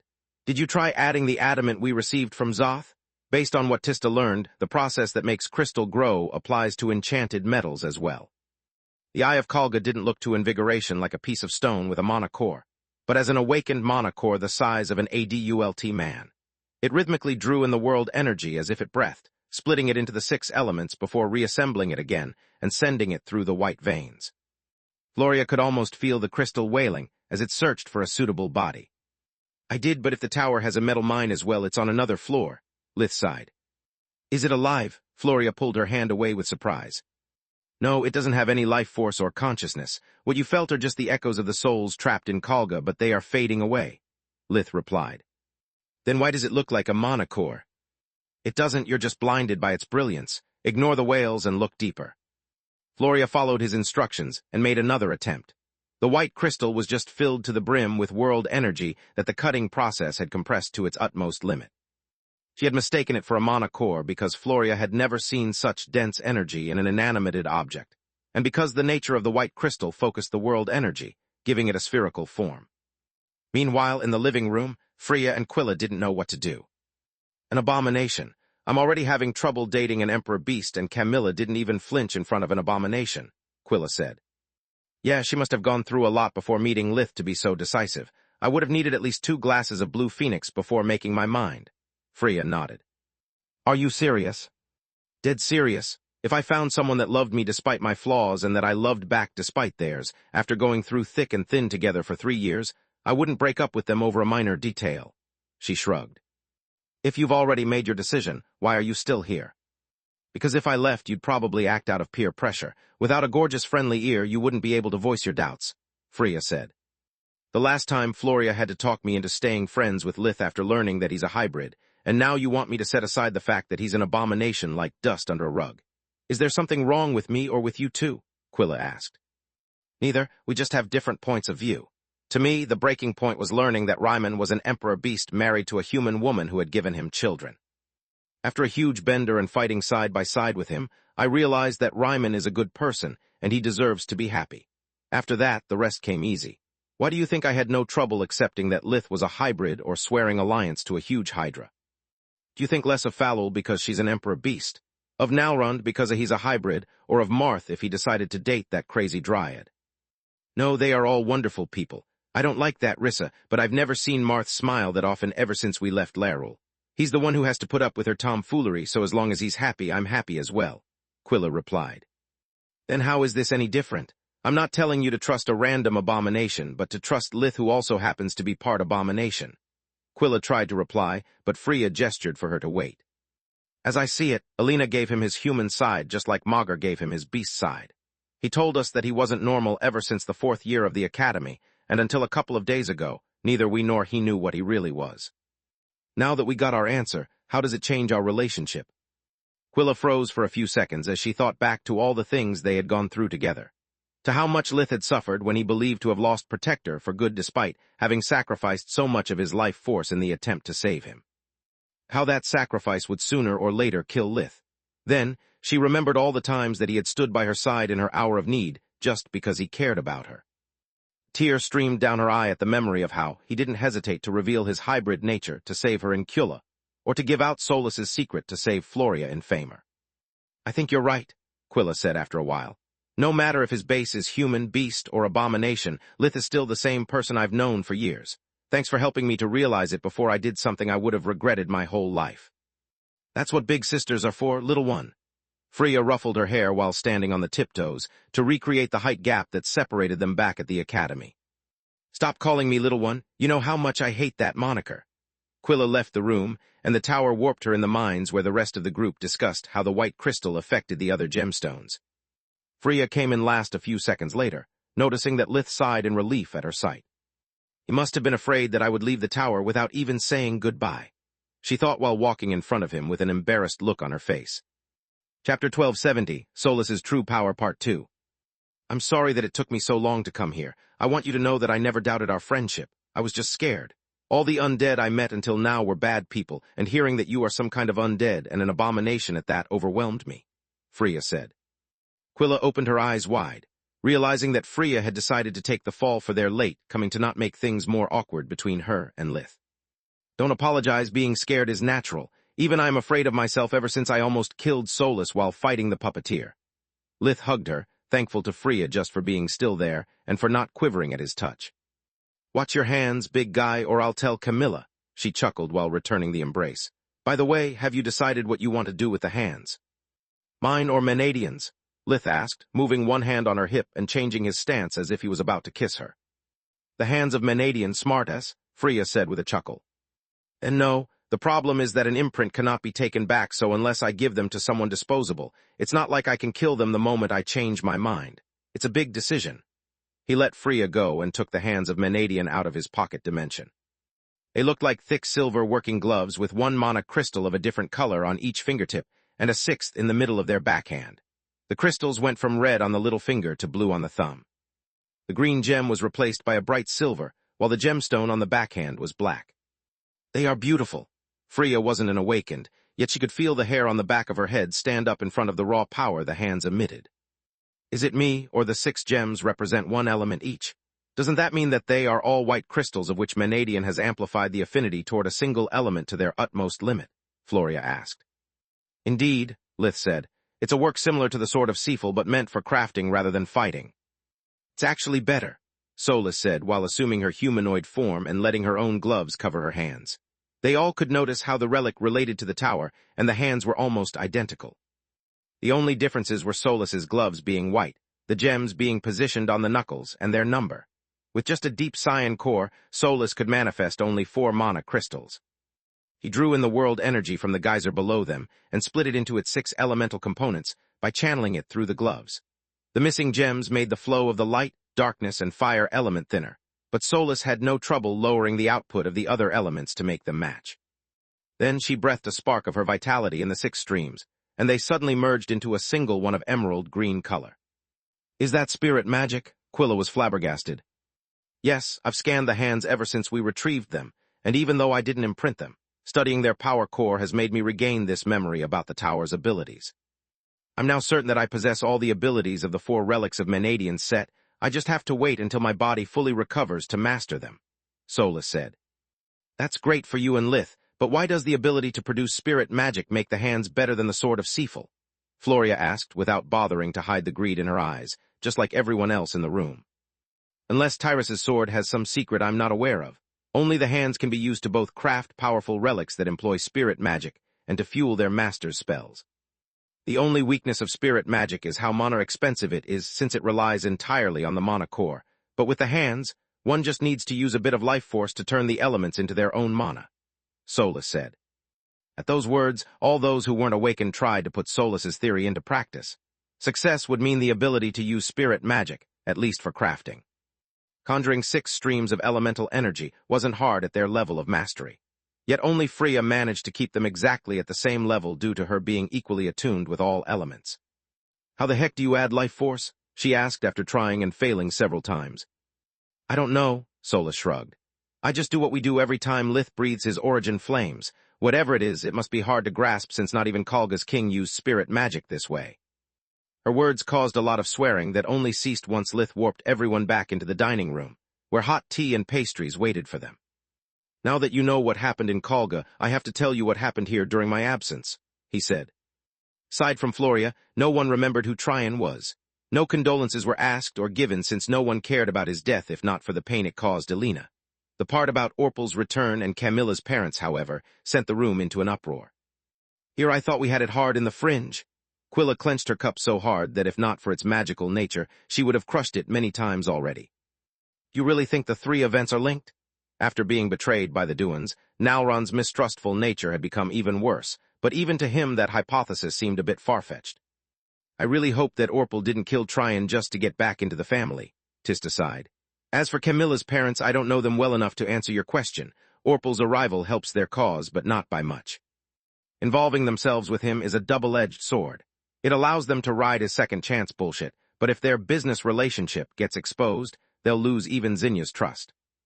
Call me crazy, but I don't believe that Tryon killed himself, Floria said. Even after what he did to me, I kept an eye on him because he was your brother. Sure, he was green with envy and would whinny about his family with whoever was willing to lend him an ear, but he loved his job. The army was his new family, and he had lots of friends. Before my discharge, I heard that he was about to get promoted. That, coupled with the fact that he died months after you became an archmage instead that immediately after, sounds suspicious to me. Camilla is already looking into it, but at this point, maybe it's better if I ask Jeannie for help as well. Lith pondered Floria's words, feeling his paranoia sense tingling more and more. Please, you know how my mother works. She probably already has a folder thicker than my arm about everyone involved. I bet that if she found anything suspicious, she would already be at your doorstep, Floria said with a sneer. You are probably right, but I'll ask her anyway just to stay on the safe side. Lith nodded. Chapter 1271, Family and Gifts, Part 1. Moreover, until these matters aren't resolved, I don't plan on leaving Lucia unless it's strictly necessary. In the meantime, feel free to get back to your respective homes. We all deserve some time to recover from our respective missions. I just need Freya's help to prepare a present for my parents. What, they almost brought your childhood nemesis back into your home and you want to give them a present? Floria asked. Staying angry with them wouldn't achieve anything but break my family apart. If I'm right about Orpal, that's exactly what he wants. I'm not going to play by his rules. I'll just act like always as if he doesn't exist, Lith replied. Okay, but why Freya? Tista felt a bit offended by his choice. She's not an awakened, and she's even the less skilled forger master among us. Thank you, Tista, I love you too, Freya's voice oozed sarcasm. Because among its many horrors, Khalga had a couple of decent ideas I would like to try out. I don't like the fact that whenever one of us isn't home, our parents are stranded in the middle of nowhere. Regular people cannot fly or warp, which makes them easy to capture. The moment Mom and Dad get out of the arrays surrounding our house, they are sitting ducks. Even the Queen's core can do only so much since dimensional magic can be easily blocked. All the more reason why you shouldn't pick Freya, Quilla pointed out. One more word and I'll kick all of your asses, Freya snorted. I'm sorry, Quilla, but I need the Master of Space if I want to craft a Lorien. Space. Duchy of Esseger, Zogger Vaster's home. After successfully assimilating the Abomination Core, the Master had plenty of reasons to rejoice. He was stronger than ever. He was now capable of using chaos magic, and with each passing day he converted more of his spells into true magic. His black core had given him the same abilities of a non-awakened Emperor Beast, and some more. Yet not even Xenogrosh reassuring him that aside from invigoration, nothing could discover his hybrid nature could quench Vaster's worry and rage. Worry because no matter what Xenogrosh said, Manohar couldn't be underestimated. The god of healing had accomplished the impossible with ease so many times that the master had lost count. He couldn't bear the thought that a casual brush with Manohar would expose his use of the forbidden arts and force him to set his plan into motion before all of his pieces on the board were in position. Unfortunately for him, Vaster couldn't avoid his esteemed colleague forever. The idea of Tyrus piecing together the facts and ruining decades of hard work made his stomach twist into a knot, but even that was nothing compared to the fury that almost clouded his vision. I can't believe that those parasites of the Befraz dare to mess with both Lith and I. They may be Zinya's parents, but if they think that I'll let them ruin the happiness of the only person on this mudball that gives an honest shit about me, they are sorely mistaken. Vaster thought as black spots appeared on his skin whenever his emotions let the chaos energy run rampant. I stayed out of Zinya's life to keep her from being dragged down with me in the case something goes wrong with my plan, but I'll be damned before I let the same vermin that almost got her killed in the past poison her life again. I wish I could just send Xenogrosh to set them up for an accident, but Lith would take the blame for it. Poor kid, he has to deal with both them and his insignificant brother. That one I can kill. I just need to give Lith plausible deniability and make sure to make Meln's entire corpse disappear. The FUC Cur has no one and had already gone missing for years. I can either send Meln on a nice one-way trip or make him write a note before committing suicide. Scratch that, Lady Verhin has already suffered enough because of Tryon. She deserves some peace. Vaster had a file on Meln of Siamu, and it was too thin for his liking. According to the intel that Xenogrosh had collected, after the voluntary military service, Meln had left the army because after 2 years he had failed to become even a private first class. Meln had proven to be talented, strong-willed, and resourceful, but his thirst for power often interfered with discipline. He had several demerits for arguing with his commanding officers and for starting fights with the other soldiers. According to the notes, they were all related to his squadmates being promoted faster than him. Meln liked to use his fists more than his brains during an argument, something that the army couldn't tolerate. Following his barely honorable discharge, Meln had fallen into a spiral of crimes that had led him to get in and out of jail. Even as a criminal, he was considered a small fry, barely more than a thug. Yet the trail went cold right after Lith had graduated from the academy and earned his family name. Meln seemed to have disappeared for years, leaving no trace of his passage until just a few weeks ago, when he had conveniently learned about his brother's death. A perfect excuse to knock at the Verhin household. Something smells fishy here. Even my contacts in the underworld of the Gorgon Empire and the Blood Desert have failed to find anything about him. If this guy has turned over a new leaf, then I'm a guardian, Vaster thought while looking at his own reflection. Human body was weak compared to that of monsters, and the more he lost control of his black core, the more flesh the chaos devoured. The moment the black dots covered his whole skin, Vaster would die. He needed to take several deep breaths to calm down. The master used the breathing techniques that his adopted children had learned through the millennia to make the chaos subside. Only then could he use healing magic to cover his now exposed muscles with new skin and regrow his lost bits. The black core gave him strength, but it also fed upon anything containing light element, Vaster's body included. No offense, kid, but you're 100 years too early to return to the human scene. One mistake and you'll doom us all. A rough, familiar voice that sounded like a barking dog made Vaster turn around. The creature coming out of a dimensional gate, in violation of all the defensive arrays of his house, looked like a humanoid wolf, almost 2.5 meters 8, tall, covered by a pitch-black thick fur, and with rainbow-colored eyes. What are you doing here? You're supposed to stand guard to Lith's house in the case Night returns. The master had a hard time keeping his anger from maiming his body again. Wargs are great at multitasking. One tail is more than enough now that the wormling has returned.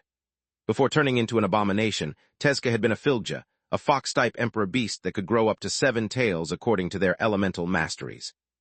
Their powers worked differently from Hydra's and couldn't use domination, but it didn't make them any less dangerous. Chapter 1272, Family and Gifts, Part 2. After fusing with his warg half, Tezca had not only broken the natural limit of the Filgja and reached 10 tails. He had also gained the ability to split in up to 10 bodies, one for each tail. All of them would share the same mind, allowing him to be in multiple places at the same time or work 10 times faster than normal. The problem was that his strength would decrease for each clone he created. On top of that, if one of them was killed, Tezca would experience their death and lose the tails that he had bestowed upon them along with the elemental mastery they held. Healing magic wouldn't bring them back, Tezka needed to practice from scratch, wasting time and resources to condense the lost element into his flesh and blood.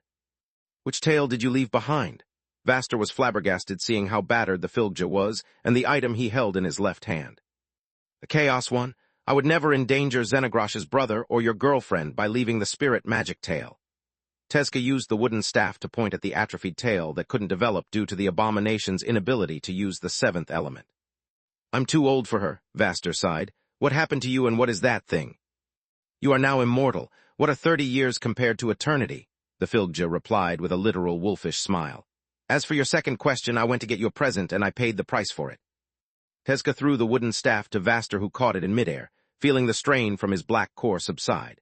Not because an oversized walking cane could tame the chaos, so much as because all the notions about how to control it that he had crammed since his rebirth finally made sense.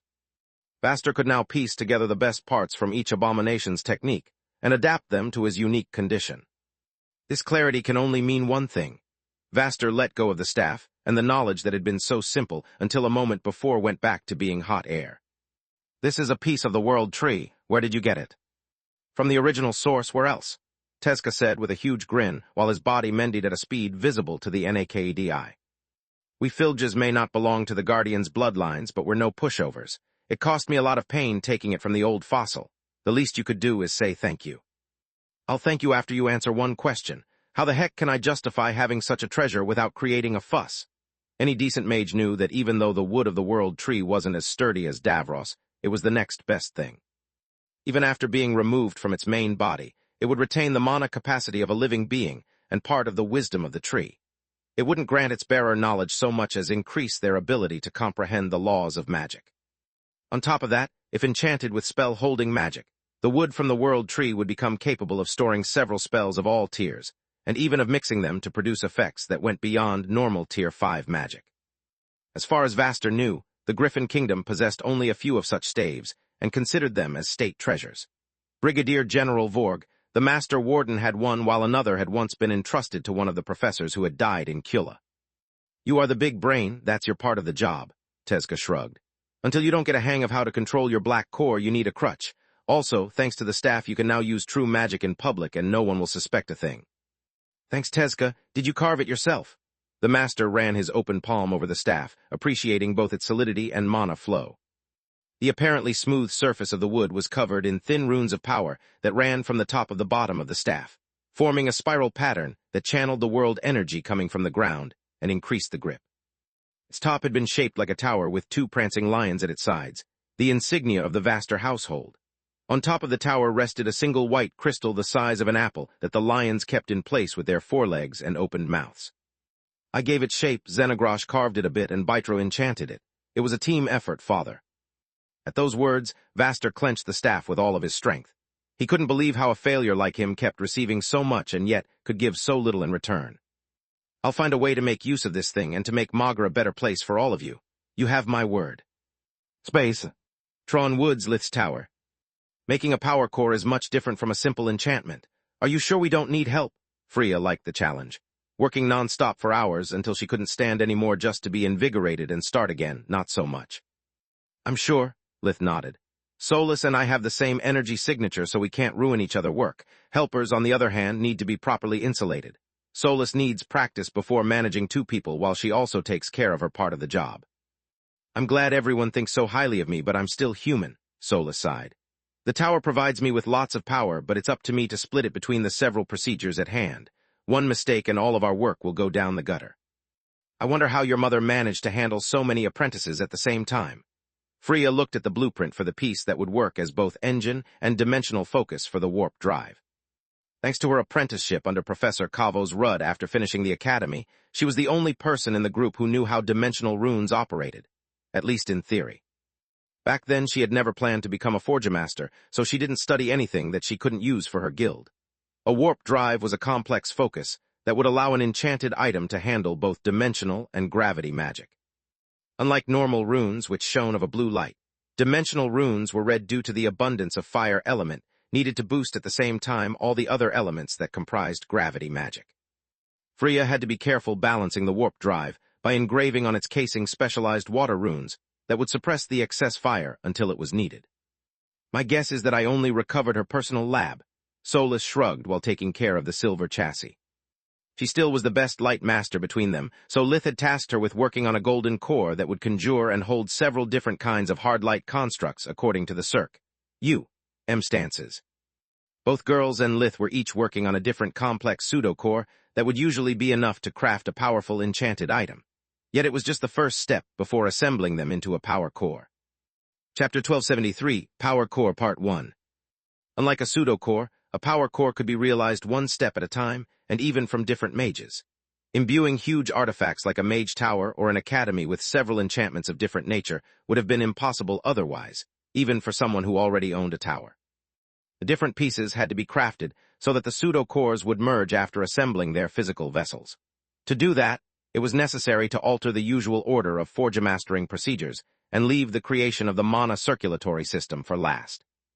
On the one hand, it made the crafting of the single pieces simple, since each one of them would only hold a small part of the final enchantment. On the other hand, the pseudo-cores had to be positioned so that they wouldn't disrupt the formation of the mana circulatory system. That way, the sudden flow of power from the crystal would carry the different pseudo-cores to the heart of the artifact and exert a pressure that would allow them to merge into one power core capable of managing all the different enchantment. Finding the right position for each core required a lot of planning and even more trial and error. Freya had crafted so many failed warp drives that she now almost hated dimensional magic. I can't believe that someone as stingy as you is wasting so much silver. Do your mines really earn you that much, or does this come out of Fallow's pocket as an apology for the mess in Kalga? Freya asked. It comes from the mines. I saved every single bit of metal from my shares. There's a reason why I still live in a 2-story cottage and in Camilla's apartment, Lith said with pride.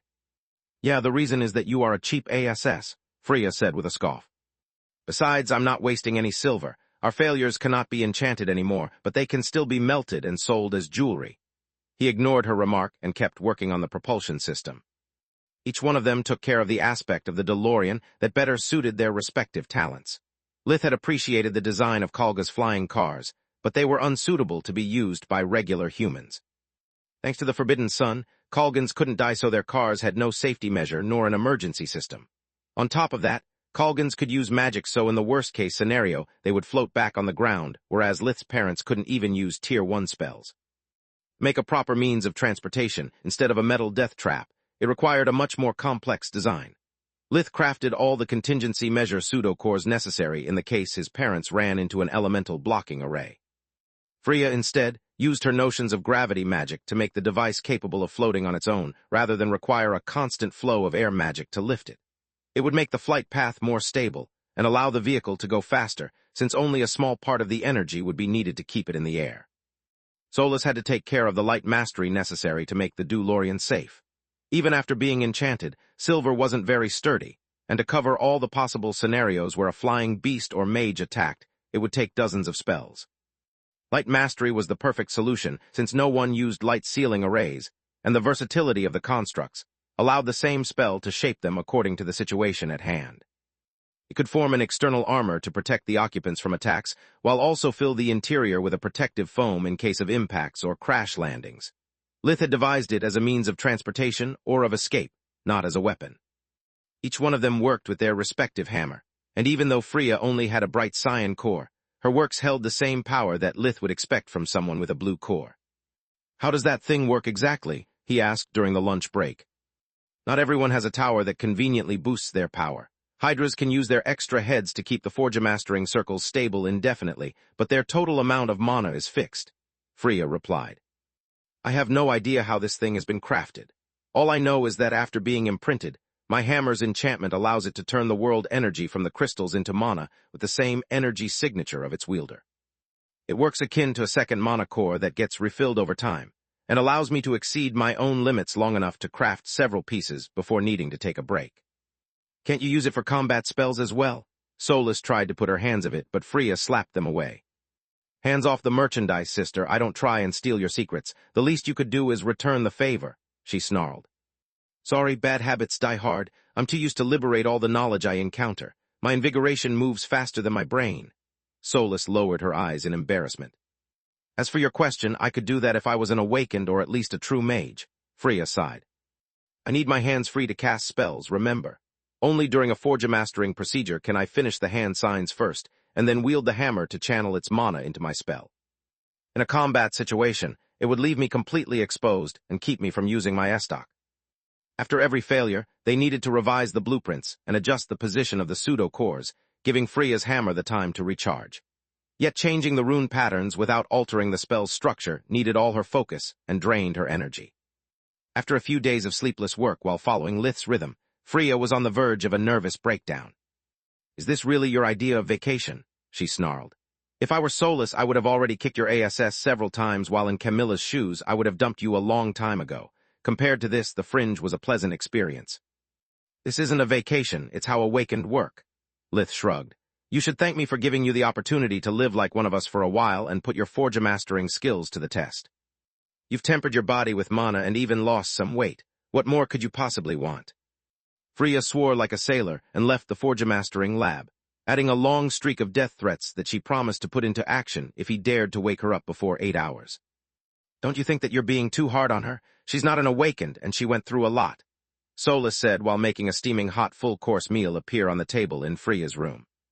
"I know, but I want this to be ready for Camilla's next leave. This way I can bring my family along without the need to constantly babysit them. Also, by returning home for the meals, I give them some space after our big argument without making things awkward, and I get the opportunity to spend time with you." "Two birds with one stone," he said with a warm smile. Chapter 1274, Power Core, Part 2. "Are you sure you're not doing it just to avoid facing Alina? Besides, as Freya said, this is not my kind of vacation either. I don't feel very coddled having to work my ASS in a lab for over 20 hours a day." Solus sighed. "I know from experience how hard it is to live with a big burden on your mind. If I thought that letting you roam through the kingdom or even past its borders would help, I'd do it without a moment of hesitation," Lith replied. "Yet I think that after walking on your legs, no matter the landscape you look at while stuck inside the tower, your mind would be replaying those few hours when we taught you how to stand, run, and dance. By working, you can keep your mind and hands busy instead of torturing yourself with the memory of what you have lost. We have the next 8 hours completely free, so you have all the time to prove me wrong. What do you want to do?" Solus thought for a few seconds about her options. She couldn't get far from the tower without fading away, which forced her to walk in circles like a hamster. To make matters worse, it was broad daylight outside. Tower popping out of nowhere, and a spirit of light would hardly go unnoticed, forcing her to choose as a destination one of the geyser's nearby barren lands. Solus could go back to Giera where it was already night, but the thought was enough to make her want to cry. "I want to sleep, but I don't want to be alone," she said, turning into her wisp form. Lith kept her company, caresing the wisp until she fell asleep. This was the easy part. The hard one will be when she wakes up and she is forced to face the limits of her condition again, Lith thought. Unfortunately, he was right. A few hours later, after the tower had restored her strength, Solus opened her eyes and almost burst into tears when she tried to stretch the limbs that she lacked. Even turning into her humanoid form didn't help. She had no toes to wriggle and no bones that would pop. No matter how accurate her energy body became, it was still just an imitation of life. "Let's get back to work." Solus covered her face with her hands for a few seconds before getting on her feet. Lith said nothing, but checked her mana core with invigoration, hoping that all that time spent together would bring her closer to freedom. Solus's core had indeed become of a shade brighter, yet it was far from enough. Freya joined them a while later, in a much better mood than at the moment of their separation. Lith and Solus had already arranged the different pieces of the flying car, each inside a different magic circle, for the final step of the Forja mastering process. "Let's do this. I can't wait to see if all our efforts will finally pay off. No Forja master of my age has ever crafted a power core," she said.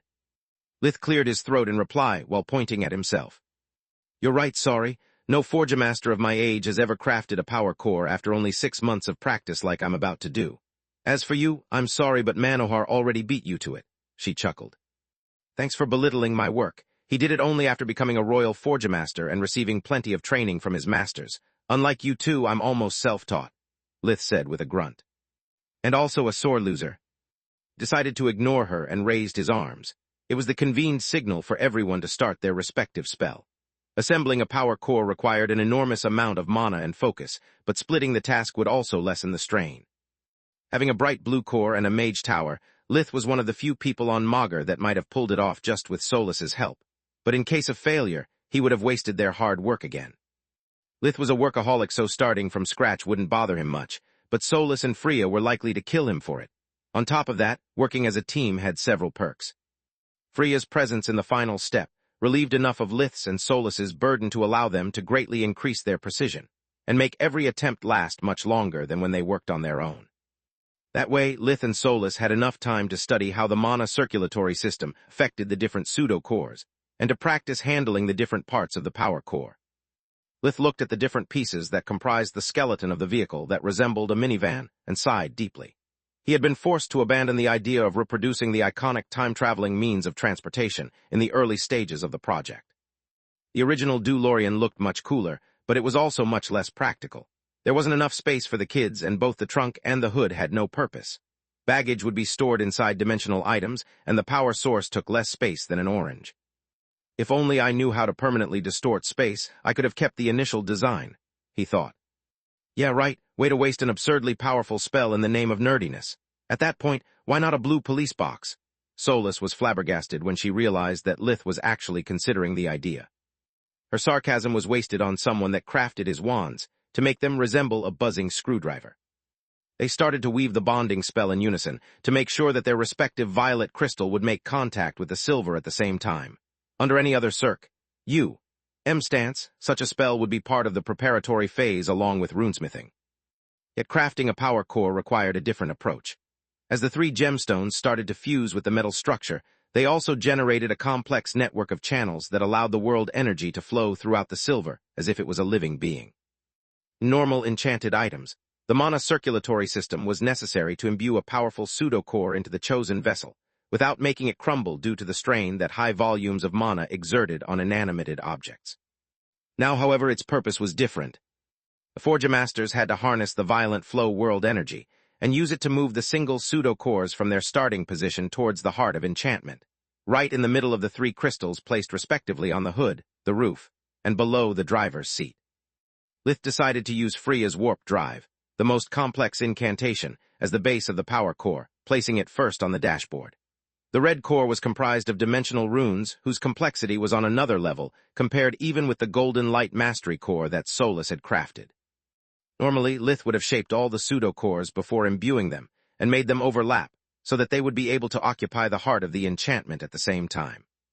This time, however, he was crafting something intended for non-mages, and as such, it required a high level of automation that could only be achieved by embedding all of the required protocols into a single string of runes. Chapter 1275, Craftsman's Pride, Part 1. Multiple pseudo-cores required their user to know how and when to activate one or more of them at the same time, whereas a single one once activated would follow its program until it was turned off. It was the reason why Lith had decided to craft his first power core, to make sure that even someone with a bright red mana core like his parents could use several powerful types of magic with no effort and little training. To assemble a power core, the Forge Master had to merge several pseudo-cores into one, making sure that their runes harmonized so that the resulting core would be greater than the sum of its parts. Once bonded with the metal, mana crystals generated a flow of world energy, but during the bonding process, before the mana circulatory system fully formed, the flow was actually a flood. The time window between the start of the bonding and its end was the only moment when the pseudo-cores could be moved from their original position, like boats amid a storm on the surface of the sea. Freya and Solus harnessed the power from the crystals to move all the pseudo-cores near to each other so that Lith could merge them quickly. Yet they also had to keep them far enough from the warp core to keep them from messing with the formation process of the power core. Lith brought both the warp core and the construct core to the heart of the enchantment, splitting them both into the runes that comprised their energy body before they touched.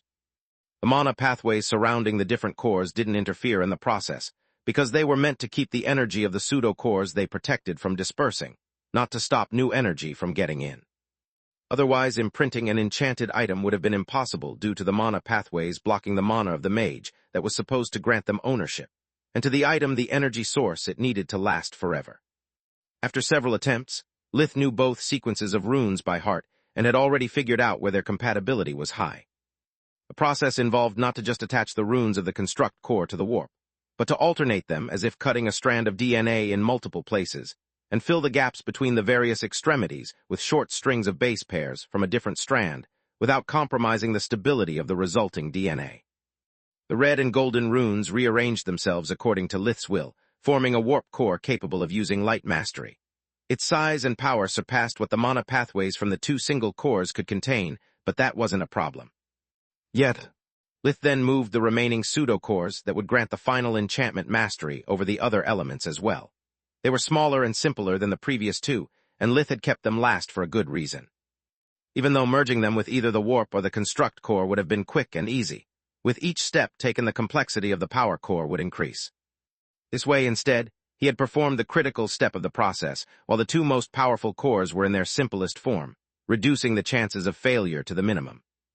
The air core would grant the car speed, maneuverability, and stability. The fire and water cores served both in contingency situations and to create air conditioning. The earth core would soften a crash landing, while the darkness core would keep the car clean. With each pseudo-core that Lith merged, Freya and Solus increased the number of mana pathways surrounding the heart of the enchantment. The pressure they generated kept the power core stable and helped Lith in the assembling process. Once they finished, the power core resembled a white dwarf whose heat spread evenly throughout the car, exerting a mana pressure that made the hair on the back of the group's neck stand up. Mana pathways weren't meant to contain something that powerful, they merely aided its creation.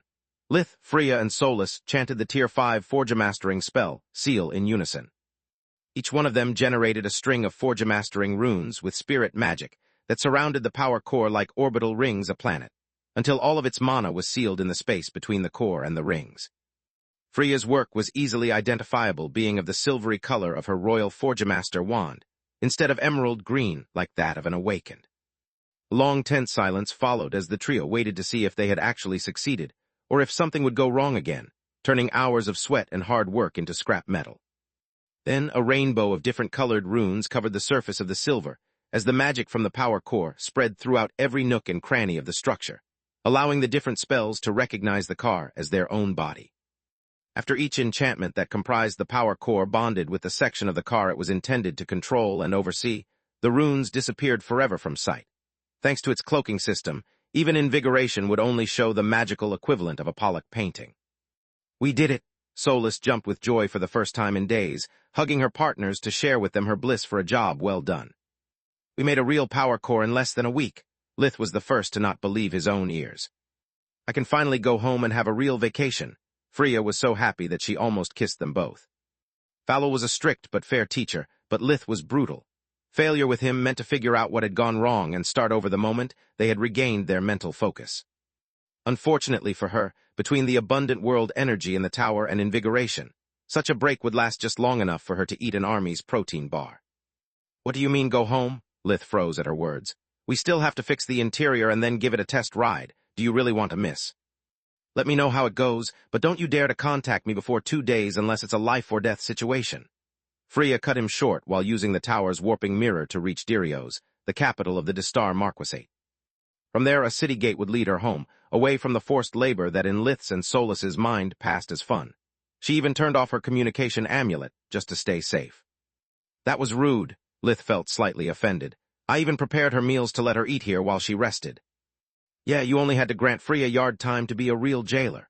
Solus laughed her ASS off while she used her dimensional pocket to move the custom-made sofas inside the sealed chassis of the car, explaining to the artisan why the sofa's frame had to be made out of metal rather than of wood, and why they needed to have something uncomfortable, as a seat belt had been a hassle that only paying an extra in silver had avoided. The metal frame allowed Lith to fuse them with the rest of the car, while the belts would keep both the children and the ADULTS safe. Chapter 1276, Craftsman's Pride, Part 2. Aside from the minivan shape of the vehicle, Lith's biggest gripe with its design was Maugre's lack of tires. If gum trees existed, no one had yet figured out their potential or even reported their existence, and the chemical process to obtain synthetic rubber wasn't worth its trouble. It forced him to use 4 wooden wheels to keep the car lifted from the ground. "Do you think my parents will like it?" Lith asked. "They will either love it or be scared shitless. Only one way to find out," Solus said. "Do you want to follow your master jailer, or would you rather have a well-deserved vacation as well?" "Are you kidding me? What kind of craftsman would miss the unveiling of their original creation? Of course I want to check how it performs and how it's received, but if I have to use one more spell for non-recreational purposes, I'll fry your ASS," Solus said. Lith gave the car the finishing touches before storing it inside his dimensional amulet and going back home just in time for lunch. "Told you so?" Solus chuckled, noticing Freya fast asleep on one of the couches in the living room. How cute. She even speaks your name in her sleep. Yeah, too bad it's associated with swear words, Lith replied. Between the fatigue from the crafting and warping her way back from Dirio's after changing her mind, Freya was dead tired. You didn't tell me we would have guests for lunch today. Alina scolded Lith while she checked him for injuries. Her son seemed to be a magnet for disasters, to the point that she feared for his well-being, even when Lith went for groceries. I didn't tell you because I didn't know either. Besides, with the amount of food you prepare every day, we could feed a small platoon. Lith tried to take her hands off of him, receiving a big hug in return. That's because you need to eat properly to grow into a fine man. Mom, I'm almost 19. My growth spurt is over and I can mostly grow horizontally now. Lith surrendered and returned the embrace. Nonsense. I'm sure that with 2 life forces you can get even taller. From her worried tone, one would think that Lith was short for his age instead of being already 20 centimeters, 8, taller than her. Did you spend the last few days with Freya? Is that the reason why you were never home? She asked while sighing in relief. Yes, Mom, I wasn't trying to avoid you. I was just working on a new project, just like I told you 100 times. It was just work, right? Camilla has no reason to be jealous. Between Freya's youth and beauty, Alina worried a lot at the idea of the two of them spending so much time together. Mom, Lith raised his voice so much that Freya woke up. I'll take my steak medium rare, thanks, she said before using a hush spell on herself and falling asleep again. When the meal was ready, Lith had to use invigoration on Freya to allow her to enjoy her food without blacking out from time to time. What was the big project about? Did you finally succeed or did you give up? Tista had no idea what Lith had planned and was a bit angry for having been left out of it. The craziest, but not the ugliest thing I have ever seen, Freya replied as her appetite came with eating, consuming even more food than Lith. I wasn't with you guys in Kalga, so I don't know how much he copied and how much of its design is original, but I think that overall, it's a masterpiece of ingenuity. What does it do? Tista's question expressed the curiosity of all those at the table. Beats me? Freya shrugged, making them groan in disappointment. With my skill level, I consider myself lucky to have succeeded crafting a warp core. It's a present for Mom and Dad. Lith would have liked to surprise them, but between the begging eyes of the ADULTS and the kids pulling his clothes for an answer, his patience ran thin. Thank you, son, but you didn't have to do this. I'm sorry for having a big argument right after your return. I would have liked to tell you everything after you rested a little and not have yelled so much. I shouldn't have lost my cool like that. If there's someone who has to make amends, that's me. Your understanding is the only gift I want, Roz said. I didn't do it because I felt guilty, Lith said. Well, not just because of that. I have looked for a long time for a solution to your problems, and I think I finally got it. What problems? Roz scratched his head with confusion. Ever since Tista left the house as well, the moment bad weather arrives you are stranded here. You can't visit Renaa, you can't get fresh bread, and reaching the village healer if anyone gets ill or injured becomes dangerous. On top of that, now that you have expanded your business, Dad, you need to travel a lot between the neighboring villages, and doing it by horse takes a lot of time, Lith said. Well, that's true, but thanks to Nalrund we could still move around a bit, and the Queen's Corps helps us whenever something serious happens, Alina said. Between his own apprenticeship and goals, Nalrund isn't a full-time nanny for a while now. Also, it's not like you can call the Queen's Corps for something as trivial as bread or social visits. Lith shook his head. I know, Alina sighed. That's why we have been considering moving to Lucia for a while or at least buy a second home there. What? Lith was flabbergasted. It would make everything easier, especially for the children now that they have to start school. Don't worry, dear, we know how long it took you to make this place safe and how much you have invested in this house. She patted his hand to reassure him. Besides, we have too many memories linked to this house. We would never leave it. There's no need for a second home. My present will solve all of your issues in one fell swoop, Lith said with a certainty that made the children clap their little hands. What about me? Renaa asked. What about you? Lith echoed. Because of the fact that my house in Lucia has no heating nor cooling devices, I live here half the year. On top of that, having tap water makes wonders to keep the children healthy, especially during winter. Can't you make something for me for a change? Renaa said. First, I made working bathrooms for you so that no one in your family would ever need an outhouse. Second, I prepared it for Mom and Dad, but you can use it as well. If the three of you use it wisely, it should make your lives easier. Soon curiosity made everyone gobble their food to get out and take a look at the wonder Lith described. The moment he took the DeLorean out of the pocket dimension, they all sighed in disappointment. The worst part was that Lith couldn't even blame them. With its big wooden wheels and stumpy appearance, the DeLorean lacked any luster aside from that of the metal it was made of. Chapter 1277, Test Drive Part 1. A silver stagecoach. Roz was dumbfounded. We already have a wooden one. Why did you waste your money on something like that? Where a horse is going to be attached and where the coachman is supposed to sit? Alina asked, doing her best to feign interest in the strange contraption. Get in, it's easier to show than to tell. Lith took the driver's seat, opening all the doors at the same time with the pressure of a button. Due to the absence of the engine and of the trunk, the DeLorean could comfortably accommodate 11 people by adding 2 more backseats. Roz rode shotgun at Lith's insistence while Tista, Renaa, Alina, Aaron, Lyria, Freya, and Senton sat behind. Fasten your seatbelts, Lith said. Our what? A snap of Lith's fingers and a spark of spirit magic secured everyone to their respective position. Okay, since I want you and Mom to share it, I couldn't make the imprint permanent. You just have to put your handhead here. Lith pointed at a handprint on the dashboard, right between the driver and the passenger seat. And imprint it with your mana. If you do it a second time, the imprint is lost and someone else can use it. Where did you learn to do such a thing? Tista's eyes opened wide in surprise. I learned the basics while studying the ballots back at the academy. If you remember, the headmaster can remove their imprint. Then I practiced it with the camellia. I simply had to use less chi to perfect the method. Lith replied. I still can't believe your relationship is built on avarice. Roz sighed in disappointment again. The spell is beautiful, but did you have to use scrap metal painted green as a vessel? Please, at least tell me that you didn't pick it from Zekel's trash. Once you imprint the vehicle, you just need to press this button. Lith rushed to say, not willing to let Roz know how close to home he had gotten. A low hum accompanied the wheels moving below the DeLorean as the warp drive reduced its weight, and that of its occupants, so that a simple Tier 1 float spell could keep the vehicle in midair. The spell conjured not just a single strong updraft, but hundreds of them at the same time, each one pushing upwards with the same force to keep the balance in check. Bringing the DeLorean to zero gravity would have meant that even a sneeze would topple it, and that the slightest wing would make its flying path highly unstable. The reduced weight coupled with float instead made the interior of the car as if it was gyrostabilized, preventing any kind of motion sickness. The spell was so silent that Roz noticed they were moving only because the vehicle slowly turned towards the Tron woods. Well, at least this thing doesn't require horses. Just by avoiding to feed water and make them rest, I can save a bit of time, he thought. Hey, son, you'd better turn around. The road to Lucia is that way. Roz pointed over his own shoulder. Roads, where we're going, we don't need roads, Lith said with the smirk of a man who had waited 3 lives to say that line. By my mom, you really tricked him into giving you the cue. Solus laughed her ass off. Hold tight. As the only one who had been to Kalga, Tista knew what was about to happen. This sets the speed. Lith lowered what looked like a gear lever by 1 notch, bringing it from 0 to 1 and making the DeLorean move forward.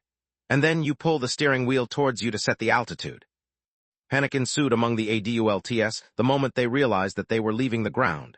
The kids, instead, couldn't take their eyes off the windows, screaming with joy as they reached for the sky. The DeLorean flew above the treetops without making a noise and moving with the grace of a ballerina.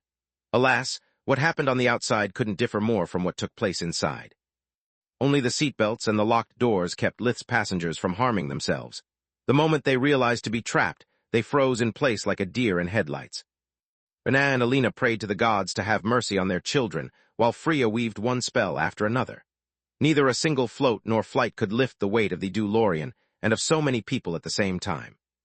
Even blinking was off the table, since the dimensional spell would cut along a lot of the vehicle to take her away, potentially compromising the power core that kept it afloat. She trusted Lith, yet she was scared. On Magur, people weren't used to sitting inside a sealed metal box, and even though the DeLorean was quite spacious, the feeling of helplessness struck fear even in the heart of a seasoned warrior like Freya. Would you please calm down? Lith had stopped the car in midair to reassure them that nothing bad was going to happen. This thing has more safety measures than transportation spells. I would never put your lives in danger. Can't we go faster this time, please? Unlike his parents, Aaron was getting bored. Lith would often take him out for a flight, and compared to the feeling of the wind flowing through his hair, sitting in the DeLorean with a bunch of screaming ADULTS felt more like being stuck in the henhouse than like an adventure. Can I open the window, Uncle? I want to see the birds. Lyria, too, searched the car for something interesting to do. Her parents screaming and making a fuss over silly things like Lyria using fire magic inside the house were hardly a novelty. No, they are closed for safety reasons, and because once we start moving, the wind would become troublesome, he replied. But I'm hot. Mom and Dad are sweating like crazy. Lyria Whined about the pungent smell of fear surrounding her that made her parents blush in embarrassment. Dad, turn on the air conditioning. It works like that of our home. Lith pointed at a knob whose left side was painted blue and the right red. Right beside it there was a small lever with knots numbered from 0 to 5. Roz was so nervous that he turned the knob to the extreme left before moving the lever to 5. A slightly chill breeze came at the passengers from every direction with the violence of a storm. Gowns flew up as Alina and Renaa had to fight to keep their privates from showing, while all those sitting next to someone with long hair had their faces beaten like a drum by hair strands that seemed to have come to life. Dad, Lith turned it down to 1 and everything went back to normal. I said that it works like that at home. What did I tell you about the 5? To never use it. I'm sorry, but that thing is so little and I'm still shaken. Roz couldn't wait for that nightmare to end. And he wasn't the only one. From his vantage point atop one of the trees, Locrias, the captain of the Queen's Corps in charge of the security detail of Lith's family, stared in horror at the DeLorean. Chapter 1278, Test Drive, Part 2. No one is going to believe me unless they see it with their own eyes. After facing an undead army and witnessing Lith's armies of beasts and shadows, the flying stagecoach was just icing on the cake. I should request to be transferred to a simpler job, like hunting Bulker, he said while using his contact amulet to scan the scene unfolding in front of his eyes and calling both of his supervisors. What the heck is that? The Royals and Marchioness de Star said while looking at the DeLorean darting above the Tron woods. A security nightmare? Locrias couldn't think of a better definition. That's a really interesting concept. Queen Silpha sounded more intrigued than worried. It could replace those boring, obnoxious stagecoaches, allowing us to give a breathtaking experience to our guests and a scare to our enemies. Indeed, flight is the dream and the nightmare of normal people, King Meron nodded. Unlike warp gates, only mages can experience it, at least until now, yet I'm more interested to know if that thing can be weaponized. I don't think it's a good idea. Marchioness de Star shook her head. It makes long-distance travel easier for the smugglers and roadblocks useless. Our soldiers already have a hard time patrolling the many roads of the kingdom. Not even if we tripled their numbers could they also check the infinite skies. Do you think we should outlaw its production? Queen Silpha nodded. Mages were rare enough to make smuggling by flight a minor issue, and those who could use dimensional magic were even rarer. I'm proud of her. Miriam needed but a glance to see the dangers lying past the flying machine's eluester that blinded us, she thought. For the public, sure. I called dibs on the first commission, though. My daughter deserves to get a bit of freedom after being trapped home for most of her life. Just like the magicless royal heirs, Brynja de Star couldn't move without a heavy detail. Flight was impossible, and warp steps could only lead to coordinates that a mage had personally memorized. Whenever Brynja wanted to visit a new place, it took the elite troops protecting her weeks of planning to not make her an easy mark. Then we'll get the one after that, King Meron sighed. Meanwhile, Lith gave his family a tour of the Tron woods, increasing the speed as soon as he felt the tension in the car fading and amazement replaced fear. I'll show you how quick it is to go to Lucia, he said after a full circle back home. This is nice, son, Roz said while still clinging to his armrest, but not with so much strength to turn his hands white anymore.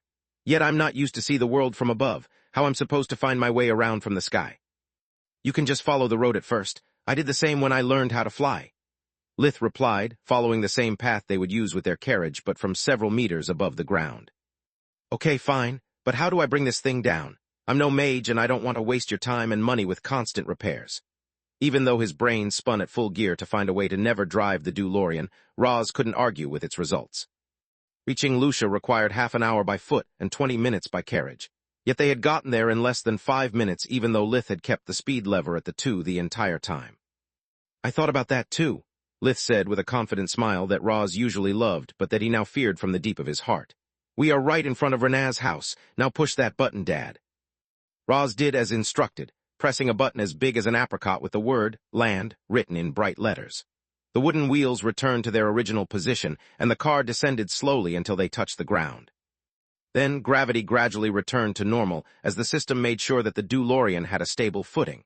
It all happened in just a few seconds, but both Lith and the children found it boring nonetheless. He could have sped up the process, but he knew that normal people would have found the process reassuring. What in the God's name did you make me craft? Zekel's tone didn't match his words. The old blacksmith was jumping with joy around the silver chassis that he had worked so hard to make, caresing its surface like the face of a long-lost child. His body moved in such a frenzy that he seemed to be almost dancing. Did we really made this thing, and can I get one?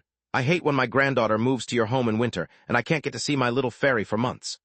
Warm tears streaked down his face as Zekel cried on cue, like he had learned to do ever since he was an apprentice. His father had taught him that even the cruelest merchant had a hard time haggling with a crying man, and Zekel had passed that creed down to Senton as well. No to both, I made it and you have no idea how much time and magic it cost me.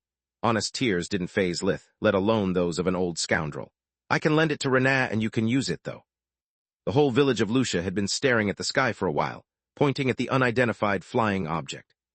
Is it a bird? Too small, it must be a mage. Nah, it's too big for a single mage. It must be one of Lith's wizardries. After unanimously agreeing on it, the citizens of Lucia took a break from their respective jobs to follow the car's movements from a safe distance.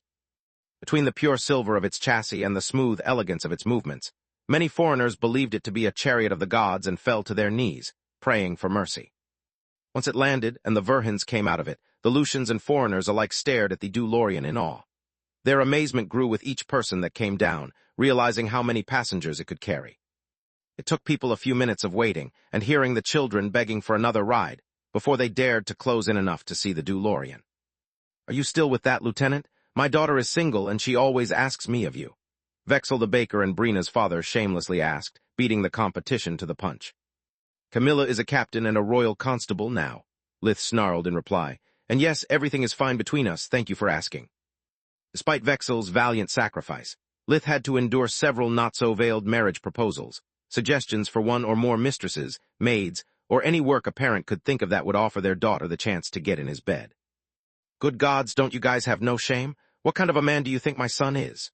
Alina's words snapped them out of their frenzy, making people realize how they were humiliating themselves in front of their neighbors. Get me out of here. Lucia's air stinks today. Alina took the passenger seat, wishing to study the dashboard from up close. The family quickly followed her back inside the DeLorean, Zekel included. Chapter 1279, Test Drive, Part 3. Dad, Senton asked. Yes, I'm your father. Look inside you know it's the truth. The blacksmith's voice oozed sarcasm. I wasn't questioning that. What I meant to say is, what are you doing here? Didn't you hear your mother-in-law? The air stinks today and we should get away from those ruffians, Zekel said with a scoff. I know, but I can't believe that my own son doesn't consider me a member of this family and wants to leave me behind. Zekel started to cry again, earning Senton several glares. Uncle, can we bring Grandpa along? Pretty please. Lyria begged Lith with her big puppy T-nut eyes that she had inherited from Tista. Everything for my little fairy. Lith and Senton both inwardly griped at Zekel calling the pot black right before shamelessly exploiting his own niece to get what he wanted. Mom, do you want to give it a go? Lith asked before takeoff. Maybe later. Now I want just to observe. Alina had been angered by the Lucian's words, yet they had also made her see past her fears and take pride in her son's work. No matter how scary the thought of flight was, the fact that Lith had created for her something as amazing as the DeLorean was enough to make Alina overcome her worries. She wanted to learn how to use it to make her son proud of her as well. By the way, thanks for your vote of confidence, Freya, Lith said with a sneer. Your desperate screams for help touched my heart. I'll use them the next time I have to stage a damsel in distress for the kids. You never told me what to expect. She tried to defend herself while turning to a bright shade of purple. That's because I hoped that you trusted me enough to appreciate the surprise. Even Aaron is braver than you. Lith turned around to ruffle his little brother's hair while the DeLorean slowly gained altitude to not scare anyone. Don't worry, Auntie. I'll protect you. Aaron puffed his chest out with pride, holding Freya's hand to reassure her and making things even more humiliating for her.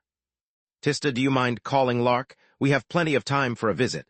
Lith moved towards the Count's residence before someone could raise an objection. We're not properly dressed, Roz said. I'm pretty sure I told you to keep at least one set of fancy clothes inside your armor. Aaron and Lyria shapeshifted their Scalewalker armor into silk evening clothes, confirming Lith's words as he set the speed from 1 to 2. Dad doesn't have one, Senton said. I'll be your valet then, your majesty. Zekel laughed hard, giving a bow to the kids while Lith moved the speed lever up a notch. I'm glad beyond what words can express that for once Lith decided to visit me without a hidden agenda. Lark's voice sounded jovial as usual. How long will it take for you to arrive? 5 minutes tops, Lith replied. Reaching the Lark household would require over 30 minutes of horse gallop from Lucia, so everyone remained flabbergasted doing the simple math that calculating their speed required. Are we really moving that fast? Roz didn't dare to look down, and they were flying so high that aside from birds, there was nothing he could use as a benchmark. On top of that, between the float spell supporting the DeLorean and the wedge-shaped wind blade in front of the car that worked as a windshield, he could barely feel a vibration as they moved. The wind blade protected them from insects and dust, since, at that speed, even a fly would hit them with the energy of a bullet. It also created a slipstream effect, allowing the propulsion spell to achieve great speed while meeting minimum resistance. Then I'd better go alert my guards and staff. Otherwise, at your arrival, you'll receive a quite rude welcome. Lark hung up the call and yelled orders as he walked briskly toward the main entrance of his mansion. Despite his age, the Count kept himself in great shape, and with his long legs, the butlers had to run to keep up with his pace. Tell the guards to stand down. I'm expecting honored guests to knock at my door at any moment, he said to the poor old Pontus, the head butler, who refused to both pant and sweat to uphold the decorum that his job required. Anything else? Yes, thanks for reminding me. Alert Hylia first and the guards second. Lark pointed at the kitchen where the head chef spent most of her time. Do you want something special to be prepared? Pontus asked. No, I just don't want her to embarrass me for the umpteenth time. If Hylia calls Lith young master again, I swear to the gods that I'll fire her. Lark had explained to the chef that Roz wasn't his bastard son until her ears bled, yet she had never changed her mind. Only after delivering the messages as fast as his physique allowed him to did Pontus sit down and politely ask to send the resident healer for him. The butler was quite certain that all that running would soon give him a heart attack, and he didn't want to ruin his master's reunion with something distasteful like sudden death. The DeLorean landed as softly as a feather in the space reserved for the stagecoaches of visiting guests, while the house staff set a red carpet, and the guards formed an honor guard all the way to the entrance. Too bad that Lark disregarded protocol entirely, surpassing the butlers and dribbling the guards instead of waiting in front of the hallway. Dear Lark, it's good to see you. No matter if he went out for groceries or to the royal court, the deep blue archmage robe was the only attire Lith needed. The Pleasure, it's all mine, dear Lith. Did you come here to show off your latest creation or your beautiful family? The two men shook hands under the curious look of the guards. Due to them having similar height, build, and even hair color, it was hard to dismiss the rumors about Archmage Verhin being blood-related with their master. Sure, the Count was leaner and less muscular, but having a sedentary lifestyle it would have been odd otherwise. Grandpa Lark, the children came out of the car, wearing such fine clothes that they would look good for a gala. Look how much you guys have grown. I'm afraid you are now too heavy for your old. After failing to lift Aaron, the Count choked on his words when he noticed Hylia walking on the red carpet while pushing a cart full of delicacies. He had a smug grin on her face, clearly assuming that those weren't just the words that kids would say to any man past a certain age that their parents were in an amicable relationship with. Hi, I'm Zekel, the other grandpa and Lith's right-hand man. You sure jumped through a lot of hoops for the kid. The blacksmith's poor choice of words, and the confidence with which he moved around like he owned the place, only made the Count's situation worse. Lark couldn't lecture Renaz's father-in-law for his rudeness without embarrassing the whole family. The Count was torn between giving face to his guests and not adding oil to the fire of the rumors. Chapter 1280 Test Drive, Part 4. Welcome home, young master. It's always a pleasure having you here, Hylia said. Lark was about to burst into outrage when he noticed that the head chef had actually obeyed his orders. She was talking with Aaron, not Lith, offering to both him and Lyria sweets from her cart. The stress almost gave him a stroke, especially when he noticed how the guards looked at him, expecting the Count to scold Hylia and ruin the happiness of the children. Stuck between a rock and a hard head, Lark could only suck it up and endure. Lady Ernaz, to what do I owe this unexpected pleasure? He knew Freya from the court, and he hoped that her presence along with Tista's would keep the male staff from remembering anything about those events.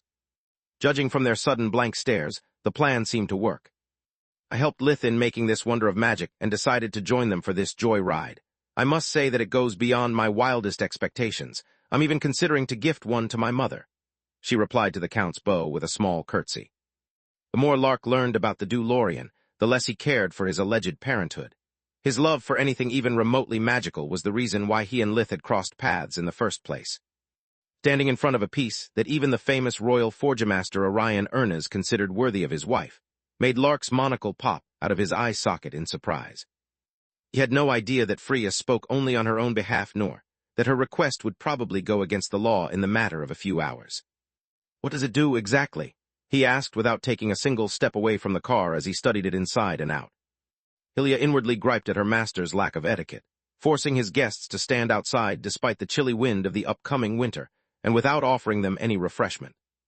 She had filled her cart to the brim with still warm pastries and hot tea, expecting to serve it in the tea room, not in the middle of the honor guard.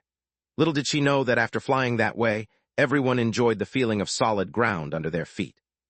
"I'm sorry to interrupt, Your Grace, but your tea is getting cold. Maybe you should continue the conversation inside the house." Hylia had positioned herself so that when she tilted her head pointing at the house, it would also point at the kids. She hoped that the Count would put two and two together and cease his shenanigans. "I think you are right, Hylia," Lark said with the pained voice of a man forced to say goodbye to his true love. Then he looked at the sun and calculated how much time was left before sunset. "I know that it's really rude of me, but I would love to have a ride until there's still some light to enjoy the scenery. Care to join us?" he asked. The adults shuddered. The kids were too busy stuffing their faces with sweets, and Zekel preferred to enjoy a hospitality worthy of the royals. He never followed the Verhans to official events, and for a mere country blacksmith, it was a unique opportunity to receive undeserved attentions. "In this case, I'd better leave this here." Lith took out from his pocket dimension a black sphere the size of an orange covered in red runes. "What is that?" Lark asked. "It's a home stone," Freya said. "It works in couples, allowing to extend the range of dimensional magic and to reduce its requirements by creating a beacon that contains a specific set of coordinates." Lark nodded, pretending to have understood her words, and so did the others. "It's another of the reasons why I needed Freya's help," Lith said. "My understanding of dimensional magic allows me to craft one with fixed coordinates, while this baby can lead to a different destination according to the circ, stances." The stone in Lith's hands pulsed with a red light as the runes on its surface changed. The process was akin to that of Lith's army amulet when he shared his position, but in this case, the stone would just store the information. Once the light disappeared, Lith used earth magic to bury the home stone without ruining Lark's perfect lawn. "It mustn't be removed until our return," Lith said to the Count, who ordered the guards to leave the place and Hylia to take care of his guests until his return. "Where is Pontus? This is supposed to be his job," Lark said. "The last time I saw him, he was having a meeting with your healer, Your Grace," Hylia replied. "I don't care about gossip, Hylia. He can date whoever he wants as long as he doesn't do it during working hours." The Count was both flabbergasted and mistaken about his butler's uncharacteristic lack of ethics. "I believe their relationship is strictly professional, Your Grace," she said. "Does he need help?" Freya asked. "According to Mage Offen, Pontus is just a bit tired and ill-suited for running, Your Ladyship, but I'm certain he could use a second opinion." The head chef gave her a deep bow. Lark instead didn't hear a word of it and jumped straight on the driver's seat. "Are you sure you don't want to experience it as a passenger first?" Lith asked. "Isn't it safe?" "Of course, I made it for non-mages, so safety was my first priority," Lith replied. "Then I can just trust your work and enjoy myself. What do I have to do?" Lark asked while pulling and turning the steering wheel to no avail. After a brief explanation about the commands, the Count imprinted the car and had it bolt off the lawn, pulling the speed lever straight from 0 to 3. "Don't you need your monocle to see?" Lith's guts went up and down along with the DeLorean when Lark made it jump above the metal gate of his mansion, without even giving the guards the time to open it for them. "Nonsense. Sight is for the weak. Either a vehicle it's safe or it isn't." The Count brought the car back on the road, laughing heartily like a child. Given his age, he sounded more like a madman, but Lith had no time to notice such trivial things. He was too focused on being ready to take the wheel the moment something went wrong. The Count never decelerated and took turns so sharp that he almost hit road signs more than once. "I'm glad we made the controls so responsive, yet Lark is really pushing them to their limits," Solus thought as she watched the DeLorean jump or dodge other vehicles according to the nobleman's whims. Lark never slowed down, so each one of his maneuvers brought them centimeters away from a crash. "Look, that's Viscount Drath." The Count pointed at a gold-painted, luxurious stagecoach that floated in midair and pulled by 6 magnificent white stallions. "You have no idea how much he likes to flaunt that useless thing.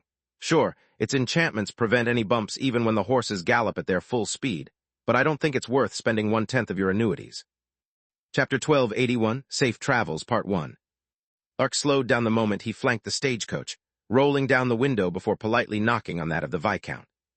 "Lark, where did you get that thing?" Envy and surprise made Drath forget the basics of etiquette, but the Count didn't mind.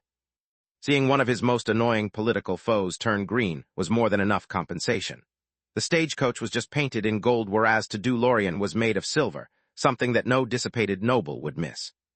"Just a present from one of my old proteges. Do you remember Archmage Verhin?" Lark casually nodded at the passenger seat. He was keeping the two vehicles at the same height so that the Viscount could see inside. Seeing the deep blue robe was already a huge blow to Drath's ego, but comparing his cramped stagecoach with the spacious interns of the car almost gave him a stroke. "It seems that I have the high ground now, dear Viscount." Lark raised the DeLorean more, forcing his rival to look up to him. Then he took the skies, scaring the horses so much that the stagecoach almost crashed against a patch of trees. Way from the ground, Lark pulled the speed lever down to 5, and had his fun performing sudden U-turns, nose-diving, and harassing all the flying magical beasts he met by literally running circles around them. Despite his age, the Count performed more high-speed, complicated maneuvers in a few minutes than most Grand Prix drivers in their entire careers. "Thank you very much, Lith. I never had so much fun in my life. Now I can really die happy," Lark said after stopping the DeLorean just below the clouds. "I've always wanted to watch the sunset from the top of a mountain, but I could never afford the time. You made another of my dreams come true. First one of my protégés enrolled in the White Griffin, then you brought me at the graduation ceremony, and now this." "I should be the one thanking you," Lith replied. "Without your help, I'd have been stuck in Lucia until I turned 16 instead of receiving my family name from the king himself. On top of that, you really put my creation to the test, allowing me to collect priceless data. It performs even better than I predicted." "I'm always glad to be of assistance." Lark blushed in embarrassment for all those compliments, and because now that the speed high was gone, he realized how reckless he had been. "Not to ruin this moment, but I'm afraid we're lost. I was so engrossed in going as fast as I could that I have no idea where we are," the Count said after a while. "That makes the two of us." Lith had been too busy keeping his lunch in to mind their flight path. "Luckily, we can just take a shortcut. Do you remember the red button I told you to never press?" Lark nodded enthusiastically as Lith explained to him what to do. The Count took a random direction, pushing the DeLorean to its utmost speed until the red button lit up, and he could finally push it. "I'd say our resident nerd miscalculated something. We're way past the 88 miles per hour, Solus said. "There's no point in setting a fixed threshold. The required speed just varies with distance," Lith replied, wondering how far they had gone from the Lark estate. The DeLorean transformed the world energy from the violet crystals and the ACU, emulated kinetic energy, into a warp gate that brought them exactly above the home stone. "That was amazing," Lark said. "Yeah, it's another safety measure," Lith said while retrieving the home stone and reassuring the guards that he had brought the lord of the house back and not an invading force. "This way my parents can return to the safety of the arrays surrounding our home in the blink of an eye, no matter if they are afar and if they can't use dimensional magic. The only issue is that now the crystals need time to recharge." Lith switched Lark's imprint with his own to hasten the DeLorean's recovery. "It's my fault that you are stranded here, so you'll be my honored guests for dinner. We have so much catching up to do." Lark patted Lith's shoulder, wishing the young man really was his grandson. The meal was delicious and the conversation pleasant. Lark knew about Orpal and Tryon, yet he never mentioned them to ruin the mood. He preferred pointing at the colored streaks among Lyria's and Aaron's hair. "I don't mean to pry, but at their age, our Lith was already an accomplished magico and a healer. If you delay their magical education further, they will be forced to join the academy from the first year." Lena and Renat both felt as if those words were a cruel vice that squeezed the blood out of their hearts. The idea of Aaron leaving the house brought Alina all kinds of terrible memories. Whenever one of her boys left, something bad happened. As for Renat, she had the triplets keeping her busy, but she still had a hard time believing how quickly her little girl was growing, let alone accepting the idea that one day she would have to let her go. Lith was really mature for his age, whereas Lyria almost burned the curtains of her room several times and finds it funny to freeze our neighbor's doorstep to watch them slip and fall. Renat shook her head. "Because it is funny," Lyria blushed in embarrassment seeing everyone's reproachful gaze.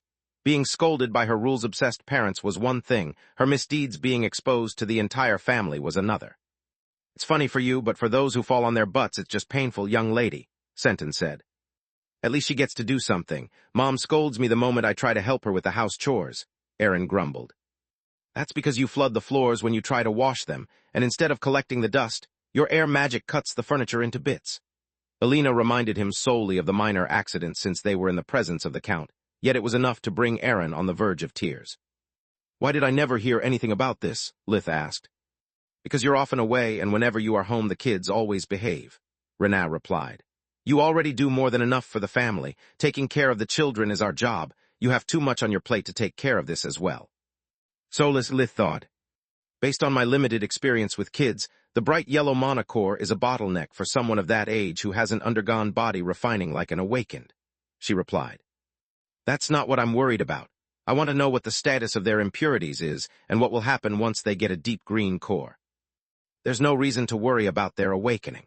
You have kept them away from mana geysers, and you never used invigoration on them for prolonged periods of time to keep what happened to Tista from repeating itself. As for the green core, I'm afraid that without proper training they might be a danger for their families.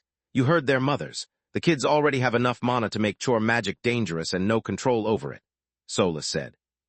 Chapter 1282, Safe Travels, Part 2. Thanks, Renaa, but I think Lark is right. Lyria and Aaron will only get stronger with time, which makes teaching them how to control their abilities a priority. What do you say I take them on a short camping trip along with Ryman's children?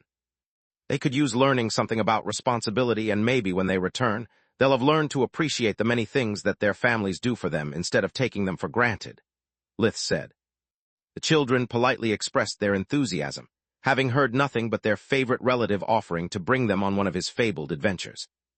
The latest demonstration that Lyria and Aaron had perfect manners, yet they refused to use them when their parents asked them to, irked Renaa and Alina to no end.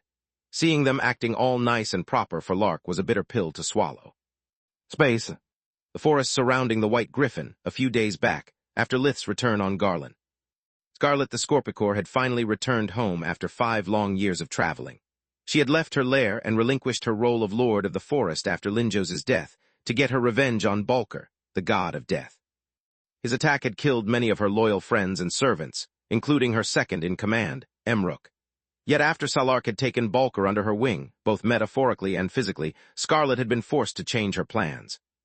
Having failed to achieve a violet core after over 300 years of life, and without the means to face a guardian, she had traveled to the Gorgon Empire to ask Ligon for advice. The father of all dragons had given her insight about both how to reach the final step of core refining and about her potential rise to guardianhood. Despite all of her knowledge, despite her traveling throughout the Garland and Verendi continent, her return tasted like defeat. She brought with her rich spoils but little progress. She had achieved the violet core and quickly brought it to the bright level, yet in those 5 years since she had faced Salark in the desert, Scarlet had triggered a single-world tribulation. Facing the Lord of War again just because of that would have been suicidal. Aside from white, the color of your mana core mattered like the color of your shirt when fighting a guardian. It only affected how fashionable you would look for your own funeral, not the final result. I can't believe Magus is so picky with me, and yet that runt undergoes world tribulations like I eat cows. She thought with anger while opening the several arrays that locked her door. Lith had 1 per year ever since he joined the army, whereas I only got 2 since the day I left. He even had the galls to trigger the latest tribulation while he was on council duty and kick a hornet nest. Not only was the silver pillar visible from the merfolk cities surrounding Kalga, but also the whirlpool parting the ocean above the lost city was hard to miss. Lith was the only one who had left the strike team to keep the king busy, so it didn't take the council long to figure out what had happened. Maybe I should attend the next time they summon him and ask him for advice, Scarlet inwardly sighed. FUCK the council and FUCK Salark, I'm home now and that's all that matters. I wonder how Kala will grate my return. The thought of the white brought a smile to her feline snout. Don't bother me. I'm on the verge of a breakthrough. Bring something to eat for my children on your way back. Those were the words Kala had wished Scarlet Godspeed with, probably not having listened to a word she had said. She may be a bit airheaded, but Kala is one of the best people I know. I hope she never changes. The moment the heavy enchanted adamant door opened, Scarlet pushed all the sad thoughts aside. She took a deep breath, eager to sniff the familiar symphony of delicate scents she had spent decades decorating her home with. Her fine selection of aromas was the thing that she had missed the most during her travels. What she smelled instead were a thick smell of dust that filled her nose, a putrid stench of decay that ruined her considerable appetite, and the sour reek of stale air that reminded Scarlet of the time when she had almost died to the mycotoxins of a fungal creature. Light magic was useless against the sudden assault, and using her breathing technique, Aura, would have just brought more poison into her system. Long story short, she fainted on the spot. Death Star, said a muffled voice as she stirred from her forced slumber. Her senses were still clouded by the stupor, so when she believed to see a figure donned in black, wearing a strange helmet that gave him a ridiculous heavy breathing, Scarlet thought that whatever poison coursed through her body also gave her hallucinations. I've been waiting for you. We meet again at last. She had got enough of her hearing back to recognize a male voice. Come again? Her voice came out muffled as well, allowing her to realize that the heavy breathing she heard was her own. "I said you scared me to death, Aunt Scar," a majestic black bear at least 2.5 meters, 8.2 feet tall said. "I've been waiting 5 years for you. We meet again at last." "Knock, is that you?" she said as the creature that she still remembered as a young cub did his best to clean her body from the dust and cobwebs that covered her with some kind of mop. The sight of her usually flaming red fur being now ashen gray, and of the thick webs that bound her wing together like a rope flabbergasted her. "Nailed in one, be careful not letting your mask fall or you'll faint again," he replied. What the heck happened here? Except for the areas protected by the arrays, her beloved house looked like the perfect scenario for one of the horror stories that the students of the White Griffin told each other during the mock exam. Dark, damp, and with pieces of corpses lying around. Some even moved or emitted wailing noises. "Nothing much, just Mom being Mom. She likes bringing her work home and cleaning isn't her strong suit," Knox said. "I can't believe you lived with that thing of your face for 5 years. You must have gone out hunting or you'd have starved." Scarlet noticed the clean trail in the dust where Knock had dragged her unconscious body. "I only used the back door. Even before spiders claimed the main entrance, the stench of death was too much. I wear the mask only when I go checking on Mom. You're lucky that the house is so quiet that I heard your thud. Please tell me that only a small part of my house is in such a pitiful condition." Scarlet conjured several small twisters the size of a garbage bin that sucked dust and cobwebs until they become gray from the mass of dirt compressed in their eye. She threw them out the front door and conjured more anew. Chapter 1283, The Mark of the Lee Chapter, Part 1. All the rooms that aren't protected by arrays and our living space are this dirty, if not worse. Knock tried to take off the mask, but even without the dust, the stench of death still made him nauseous. "Which means most of the house. I only protected my labs and library since it takes just a few minutes a week and chore magic to keep everything crystal clear. How could you let this happen?" Scarlet snarled. "I'm just a bike, Auntie. I used earth and darkness magic to keep the dirt out, but once I turn stuff into dust it stays there." Knock showed his huge clawed paws to her. They were great at killing and ripping flesh, but useless to hold a broom. "What about your sister? The last time I checked, she had hands." Scarlet sighed while using magic to conjure a wind that spread fresh air throughout the house and drove away most of the disgusting smell plaguing the place. "Nika, you know her. She thinks that Mom is always right. On top of that, she's getting cranky with age and says that she's not going to waste the few hours a day that she can actually live cleaning something that would sooner or later get dirty again." Knock used his darkness magic to give the finishing touch and make the room inhabitable. "Order and chaos, are you telling me she has reached puberty?" Scarlet shivered at the thought. The worst moment for every parent wasn't when their cubs left their den, but when they hit their rebellious phase. "No, Nika has always been fully grown. Yet now she complains about everything. She says that I don't understand her because I have fur instead of brains, and she thinks to know best about everything." Knock shook his head. "That's puberty, you moron. Growth is just a side effect of pups turning from adorable furballs into conceited assholes. Only one thing doesn't add up. How come she supports your mother instead of nagging at her?" "It's hard to nag at someone that you never see," Knock sighed with sadness. "Whenever Mom comes out of the lab, we're so happy to see her that we even stop bickering. Which makes me the responsible parent. Worst homecoming ever." Scarlet facepawed herself and went to Nika's room to check how bad the situation was. "I got back from less than 5 minutes and I already want to run away. I don't dare imagine the mess she's made if she has taken after her M." Scarlet choked on her thoughts the moment she touched the handle and a powerful electric discharge hit her. "Sorry, I forgot to warn you," Knock said amid laughs. "Gods, your hair standing up makes you look like a scorpupine rather than a scorpicore. How hard can it be so hard for someone named Knock to learn to actually knock?" An angry female voice came from inside. "You're a rude dimwit and Aunt Scar." He had been away from home for years, and the welcome she had received so far consisted of filth, stench, and now of a bolt of lightning that ruined her mane. The fury that coursed through her body lit her eyes of a violet light that demanded blood. Yet her rage faded away when the young vampire hugged her with a face brimming with joy. "I missed you so much. Mom said you had gone out fetching dinner, but you never returned. I have been so worried about you."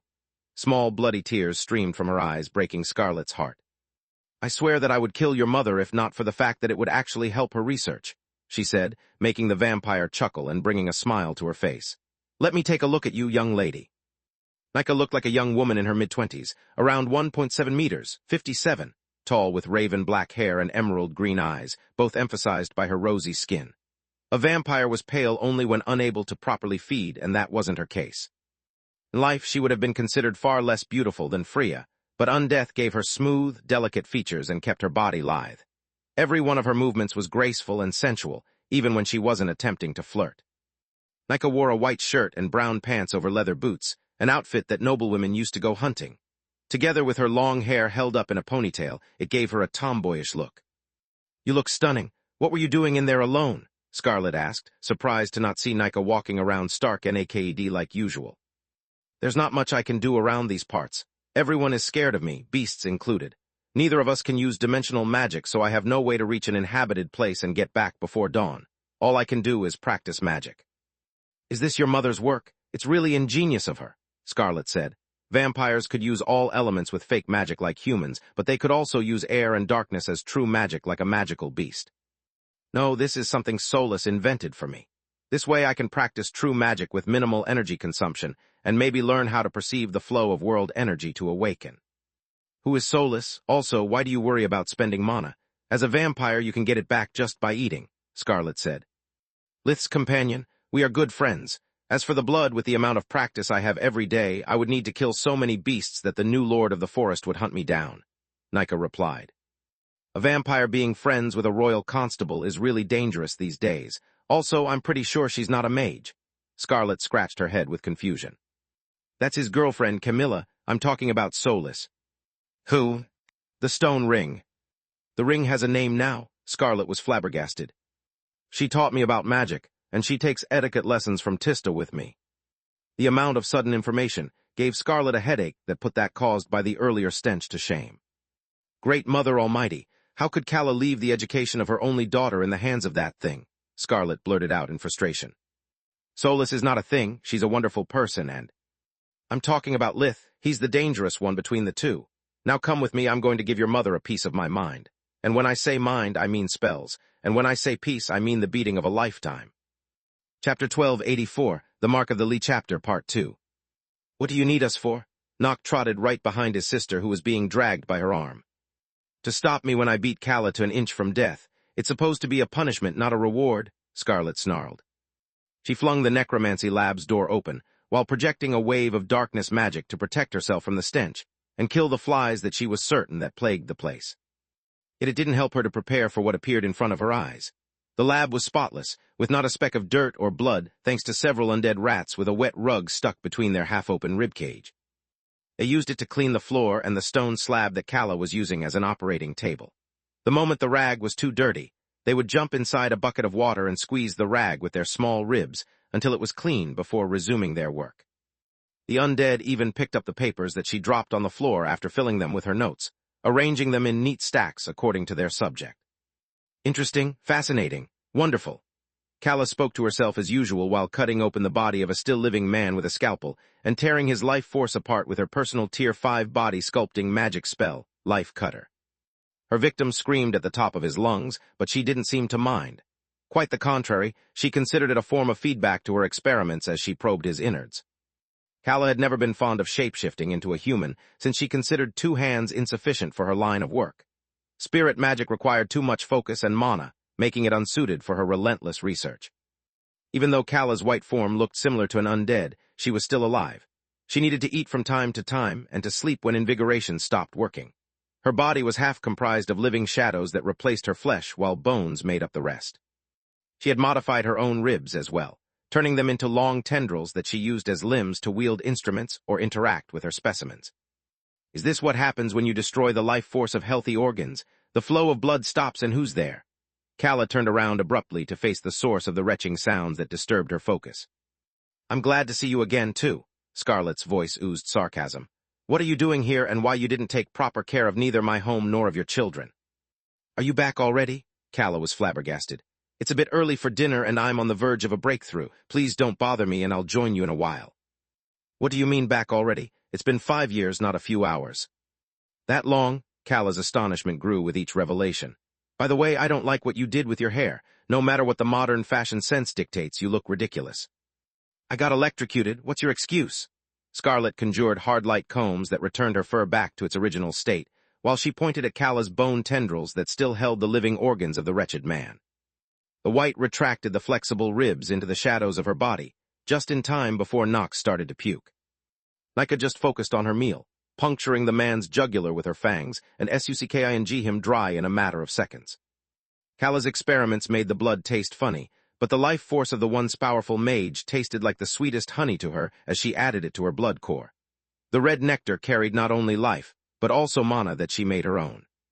"Where that guy comes from, I hope you didn't kidnap one of the runts from the White Griffin," Scarlet asked. "I don't have time to waste committing crimes," Kala replied. After losing Fillard, Headmaster Linjos needed a scavenger for the castle dungeon. Humans like some flair for their executions. I need specimens, and Nika needs food. I simply found one solution that fixed all of our problems at the same time. "The headmaster now is Marthmom. Linjos is dead," Nox said. What seemed like just a slip of the mind worried Scarlet to no end. The lack of care for her environment, but the lab, the loss of track of time, and most of all, the indifference towards her offspring were all typical signs of the Lick race. Body modification was creepy, but not unusual for mages who didn't trust anyone to be their assistant, just like the lack of compassion for all those who messed with their research. "That's it, give me back the ownership of my house." Scarlet extended her right paw, hoping there was enough of her friend left in that skeletal husk to honor the pact they made before her departure. No mage could walk away from their lab for too long because all the spells, and even the arrays they were imbued with needed a sliver of mana and maintenance from their owner to keep working properly. Also, without someone operating the defensive system, anyone competent enough could disable them one layer at a time and pillage the abandoned lab. Scarlet needed someone to take care of her home, and Kala a safe place to stay, so she had replaced her own imprint with the Whites. Now, however, the Scorpicore wasn't so sure that Kala would renounce such power without a fight, especially since as long as the arrays obeyed the White, she would have the upper hand despite the gap in both mana core and battle experience. The red light of undeath in Kala's eyes flickered for a moment as an awkward silence descended between them. Her gaze remained steady as she pondered her next words. "Nika, where did you get those clothes?" Kala said while putting her paw above Scarlet's and returning the house to its rightful owner. "It puzzled me for a while, just like Nox's astonishing growth rate." "My growth is normal. It's you who didn't give me a proper look during the last 3 years," Nox said. "And I showed you these clothes dozens of times." Nika furiously tapped her foot on the ground, pouting. "How long since she last got out of the lab?" Scarlet asked. "I'm not asking you but them," Scarlet cut Kala short. "You just answer some nonsense like yesterday." Hearing the Scorpicore taking the words out of her mind made the White wonder if maybe her old friend had a good reason for being so angry with her. "A couple of years ago during the crisis in Larul," Nika said, "Marth needed her help against some undead plants, and Mom rushed at the opportunity to collect more samples. It was a great learning experience that showed me the importance of light magic to craft powerful undead.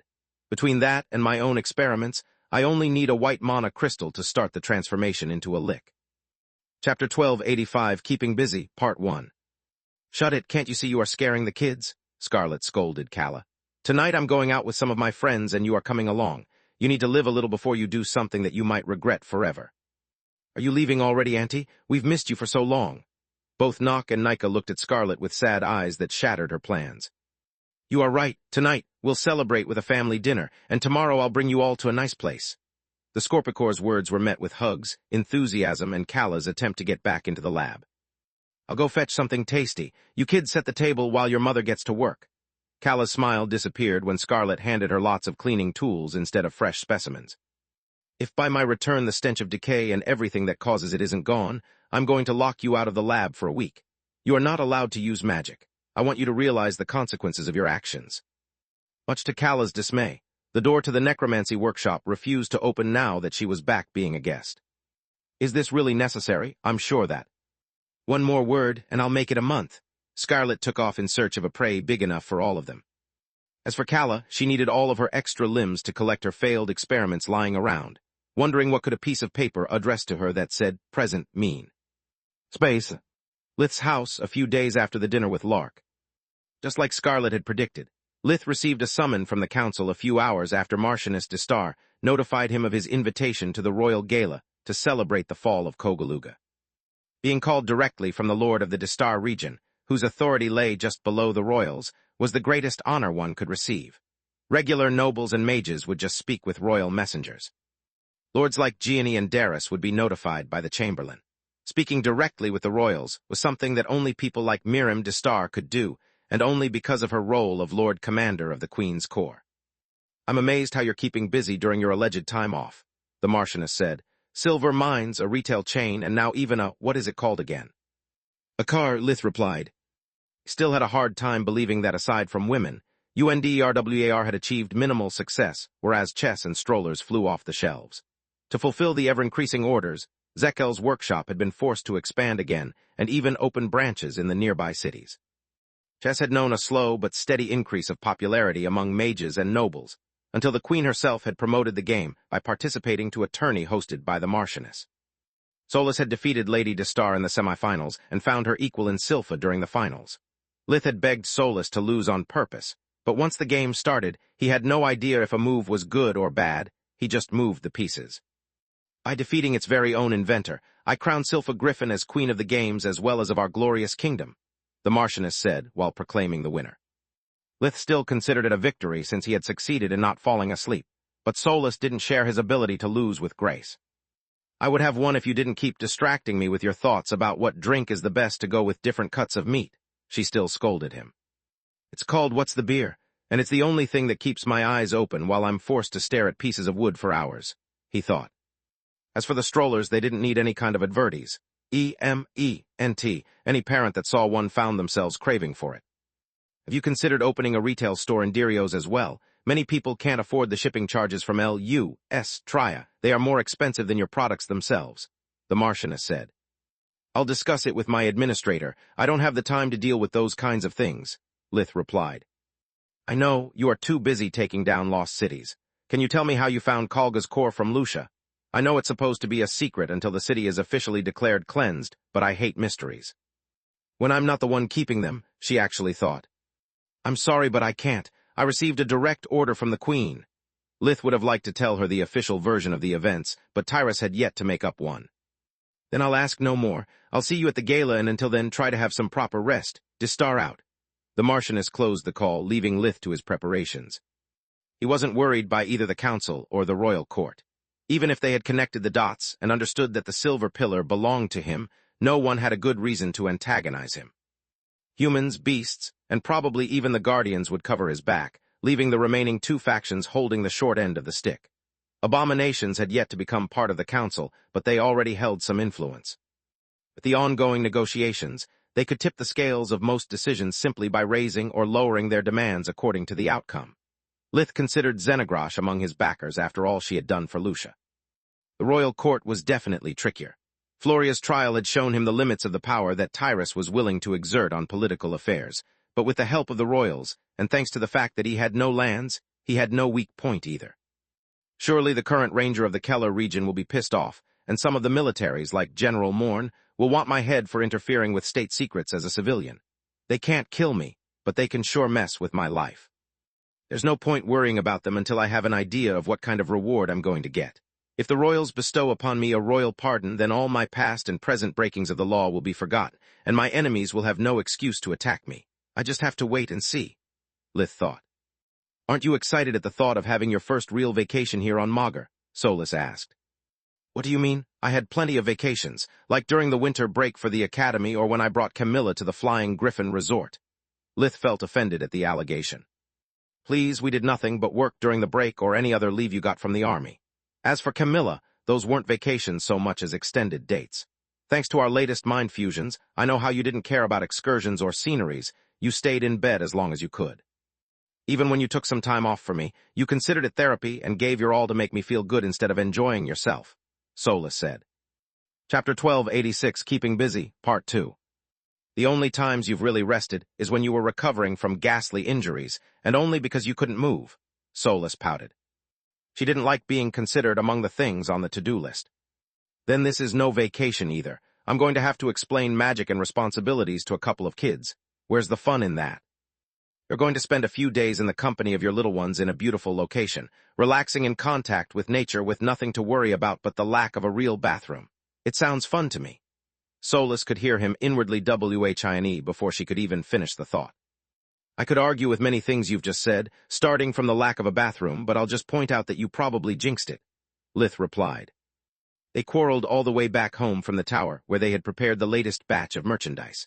Solus's alchemical lab was the perfect place to mass-produce items while also imbuing them with minor spells that would prevent counterfeiting. Chess was easily replicable and required cheap materials, so Lith simply added a multicolored magical brand, shaped like his family crest on every chessboard that marked it as an original piece. The most expensive pieces, those made of high-quality wood and marble figurines, he would simply autograph them. Any noble or magician found playing with a knockoff would become the laughing stock of the chess community, so aside from those who couldn't afford to get one, counterfeits had no real market. As for the strollers, Lith sold and prepared two kinds of them, one with wheels for the low-middle class and one with a floating spell for the middle-high class. They both bore a small enchantment that would make them crumble the moment they were disassembled, making them impossible to study. Their design was complicated on purpose, with several movable parts that seemed to be important but were actually just for show. "Are you sure you don't want to come?" On his way, Lith had stopped by Celia's house to invite Protector and his kids to the adventure. "Thanks, but no." The Skal was in his human form, 2.1 meters, 7 tall, wearing a deep green hunter suit over brown leather boots with a soft outer sole. Ryman's face was still rough and savage, with a square jaw and a cleft chin. Despite his huge size and bulging muscles, Ryman's emerald eyes were calm and his smile warm. He kept his long, flaming red hair in a tress, and there were wood chips in his well-trimmed beard from the constant repairing the holes in the house that his kids opened with their claws.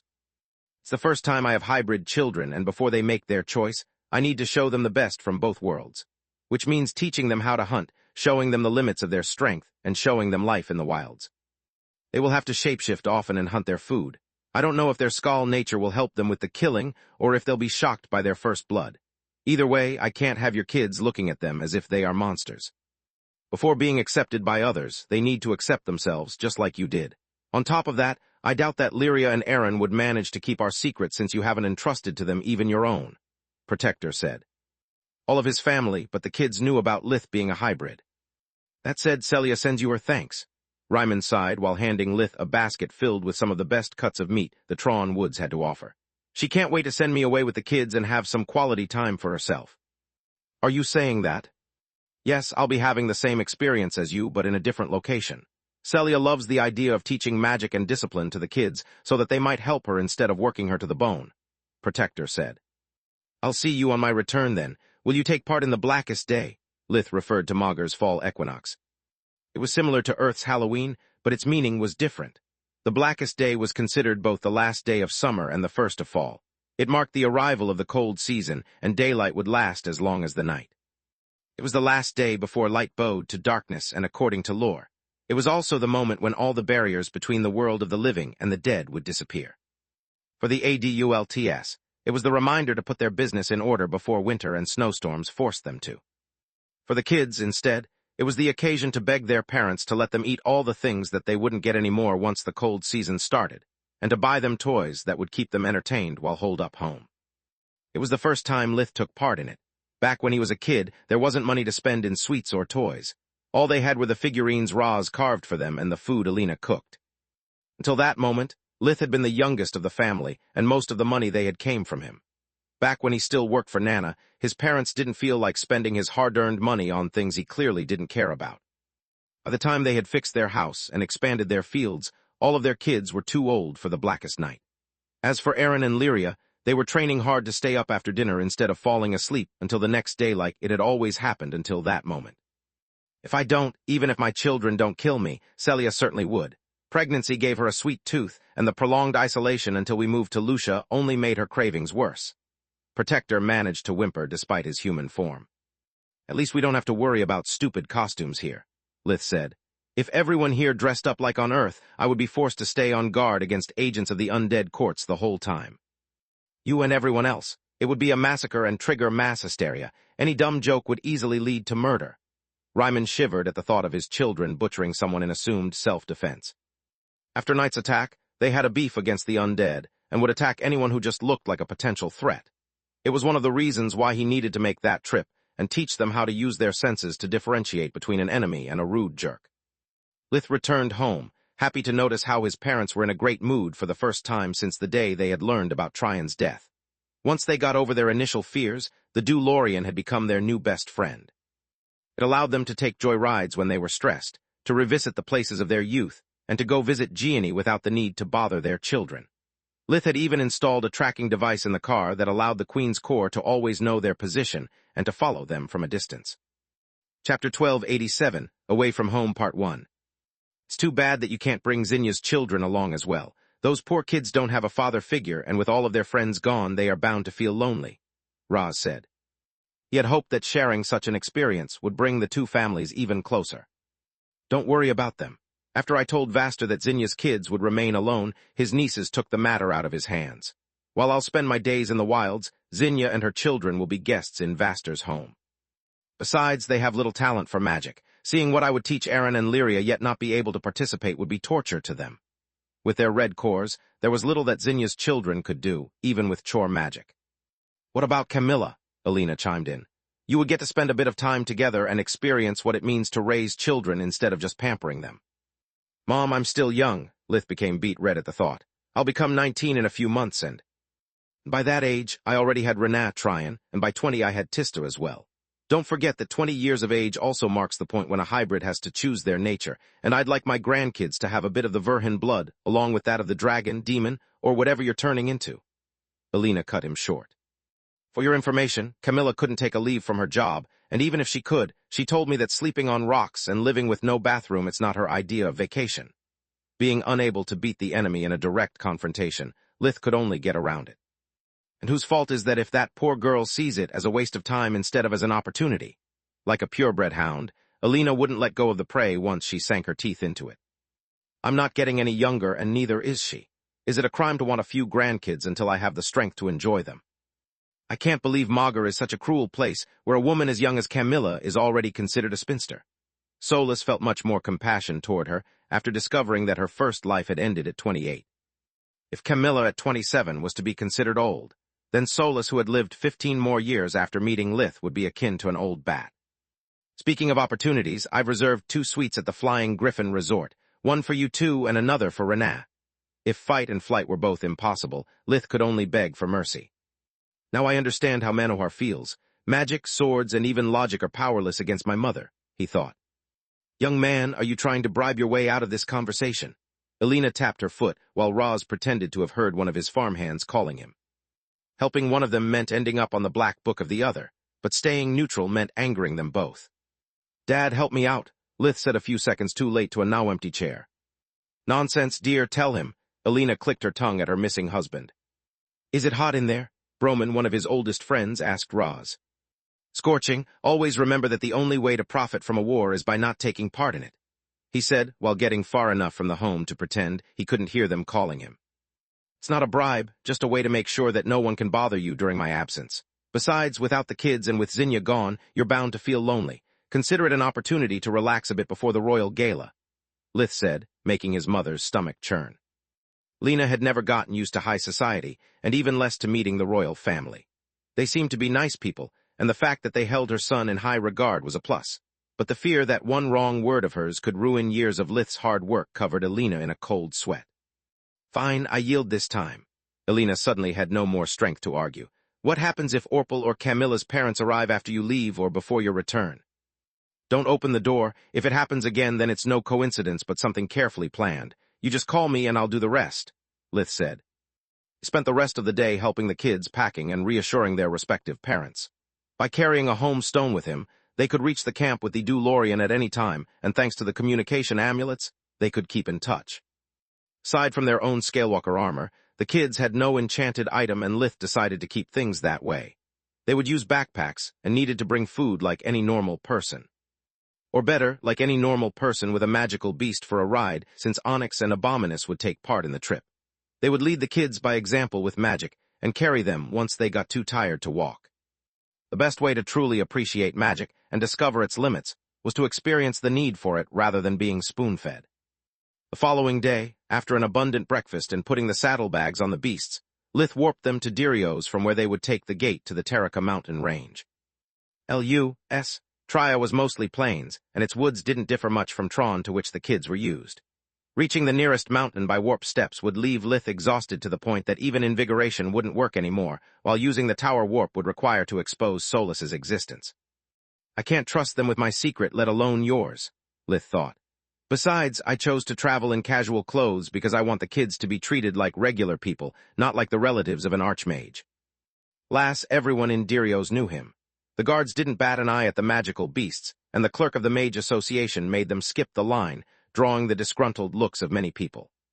How can a peddler take precedence? I demand an explanation, a finely dressed man with more grease in his grayed hair than brains in his head said. Arrest Baronet Greff for insubordination, please. Next, the clerk said with a calm, monotone voice, and the guards promptly obeyed. If you CK me sideways, my disguise doesn't work as intended. I'm receiving an apparently unfair treatment that is drawing all the wrong kinds of attention from those who failed to recognize me. Lith inwardly griped. Thanks for your service, hero of the North. Are these beautiful kids your apprentices? A middle-aged clerk said. He was all smiles, and despite the many lines around his eyes, his voice was youthful and vibrant. My relatives, I trust the magical beasts didn't give you any problem. Lith knew that, magical or not, animals moved through a different gate after being searched. We just pointed them the way, and they did the rest. I hope you won't mind if we gave them something to eat while they wait for your arrival. The clerk gave him a deep bow as if he was apologizing. Chapter 1288, Away from Home, Part 2. What the heck? They didn't even search the magical beasts. I better get out of here fast or someone will chase us to ask me for some frigging favor. Lith left in a hurry, dodging several quests that arrived a few seconds after his departure only thanks to the sharp instinct he had inherited from Roz. Space. After the events in Kalga, Ligon couldn't take it anymore. He was sick and tired of councils and guardians considering him Lith's father. The father of all dragons knew to be innocent, and such claims wouldn't bother him in the least if not for Lith succeeding in his latest world tribulation. Guardians bothered him to know which partner had allowed him to spawn a lesser dragon whose powers could potentially rival that of the Guardians, while the councils tried to cajole him into helping them with promises to help his alleged heir. No matter how strongly Ligon denied those allegations, the only thing he had achieved was the Guardians searching for all the companions he had in the past and several members of the council bothering him so much that he had been forced to mute his communication amulet. I must admit that between the scales and the origin flames, dragons are the first thing that comes to mind when seeing Lith's proto-guardian form. Also, his growth speed is simply outstanding. He is this close to reaching the violet core by the age when most hybrids have to worry about choosing their life force, and he has already opened 5 of his 7 eyes in the same time that usually takes a hydra to grow their second head. Ligon thought. Last but not least, his bloodline carries an outstanding power that it's only limited by his lack of experience and resources. As much as I wouldn't mind being blood-related with him, I know for a fact that I'm not. If one of my enemies targets him because of me, I'd feel obligated to help him, whereas my allies are going to give him gifts for no reason. On top of that, my children now resent me for abandoning their brother. Zorith means well, but by calling him little brother in public is causing me a lot of trouble. My only way out is to prove once and for all that the anomaly belongs to a different species. He inwardly sighed. Never in his life had Ligon been grateful to fake mages like he was now towards Marth. Blood resonance would allow him to finally clear that misunderstanding. To do that, he needed a sample of blood from Lith's parents and a trustworthy witness. Without the former, he couldn't perform the test, and without the latter, nobody would believe him, claiming that the blood belonged to 2 random humans. Reaching Lucia by flight had taken him but a few hours, most of which he had spent trying to go unnoticed. Tyrus would have laughed at Ligon's attempt and demanded to accompany him during his stay on her turf, making his mission impossible. He wanted something covert, whereas 2 guardians moving together for a petty reason like a paternity test would be an unprecedented event. Everyone would believe that the rumors were true, and that Tyrus was helping him for her own gain, if not to hide the fact that she was the mother. If only that stupid griffin had more than one human form. The father of all dragons inwardly griped while knocking on a stone door. The appearance she uses always draws attention because she's too beautiful. With all the trouble that the war against undead courts is causing, using a disguise is off the table as well. Not to mention that Tyrus is still quite angry about my little manipulation and might even try to stop me. Grandpa, what are you doing here and why didn't you just warp? Fallow the Hydra wasn't expecting visitors that day. It's nice to see you too, Ligon grunted. He looked like a man in his late 30s, about 1.75-59, tall, with black hair and dark eyes. He wore leather pants, a brown jacket, a light mantle to protect him from the wind, and a hood to shield him from the sun. Nothing from the color of his skin to his accent made him any different from one of the traveling merchants that passed through Lucia on their way to Dirio's. I'm sorry, nice to see you, Grandpa. What are you doing here and why didn't you just warp? Even though Hydras had a good relationship with their forefather, usually his coming only meant troubles. Warping to such distance would require a guardian tear spell that Tyrus would perceive, while using the beast's warping network would mean leaving a trail. I can't afford either. As for why I'm here, it's quite simple, Ligon said before explaining his reasons to her. Let me get this straight. You need me to get close to Lith's parents unnoticed and testify the authenticity of the blood resonance, Fallow asked. I can't go to two complete strangers, draw their blood, and expect that no one will make a fuss. Not with all the crazy layers of protections around the Verhin household and the armor they wear. On top of that, I can't perform the spell myself or everyone will doubt its results, and I can't entrust the samples to any member of the council either, Ligon said. Yeah, even one drop of your blood would allow creating artifacts and fuel golems the like Magur has never seen before, Fallow nodded. I came to you because I trust you enough to destroy my blood after the test, and because our relationship is not so deep that you would lie for me. Quite the contrary, if your disciple turns out to not belong to my bloodline, your status in both the council and the dragon family would decrease. You have all to lose and nothing to gain from this, Ligon said. Space. City of Zonks, the local branch of the Mage Association. Why aren't we flying or something? Aaron asked while holding Onyx's fur tight to take courage. He had never been to a city before, so his first impression was terrifying. Between its tall buildings and its bustling activity, Zonks made Lucia look like a quiet graveyard in comparison. Unlike Dirios, where people knew Lith and made way for them and treated them with courtesy, here no one would give them a second look. People were too busy minding their own business to care about three country bumpkins, and the moment the kids stepped away from Lith, they had been almost swept away by the crowd. Luckily, the Shife had caught her little friend by the shirt and put him on her back before it was too late. Only the space near the magical beasts was safe because of their intimidating look. Their height at the withers reached 1.6 meters, 56, and they weighed a few hundreds of kilos of pure muscles. The deadly look of their fangs and their growls the moment someone came too close garnered them lots of personal space. I can't fly while carrying people, and I can't warp where I've never been. Lith replied while showing for the third time in less than 5 minutes his ID to the city guards. Chapter 1289 Road Trip, Part 1. Whenever people saw the beasts, they would call the city guards, who in turn asked Lith the reason why he traveled with such dangerous creatures. The laws of the kingdom protected magical beasts due to their role in keeping the monster population in check, but they were also expected to stay in the wilds. Take a good look around, kids. Magic is rare, and most people can only use regular means of transportation. For them, even a steed is a luxury. Lith jumped on Onyx's back with Aaron and lead Abominus by the bridle along the street. The Shife could easily carry them both, and once they got down the sidewalk, it took them but a few minutes to reach Zonks's outer rim. Thanks to the warp gate, the city was an important trading hub that allowed the nearby cities to buy products from all around the kingdom and to sell their own on the global market. The constant flow of merchandise to and from the gate provided the city with lots of money, and its hotels were booked all year round. Zonks's roads were paved with perfectly squared gray stone blocks and wide enough to let 3 carriages pass side by side. The sidewalks were filled with people of all social classes, each minding their own business. Bordering with the wilds, Zonks hadn't been built to be beautiful, but to be practical.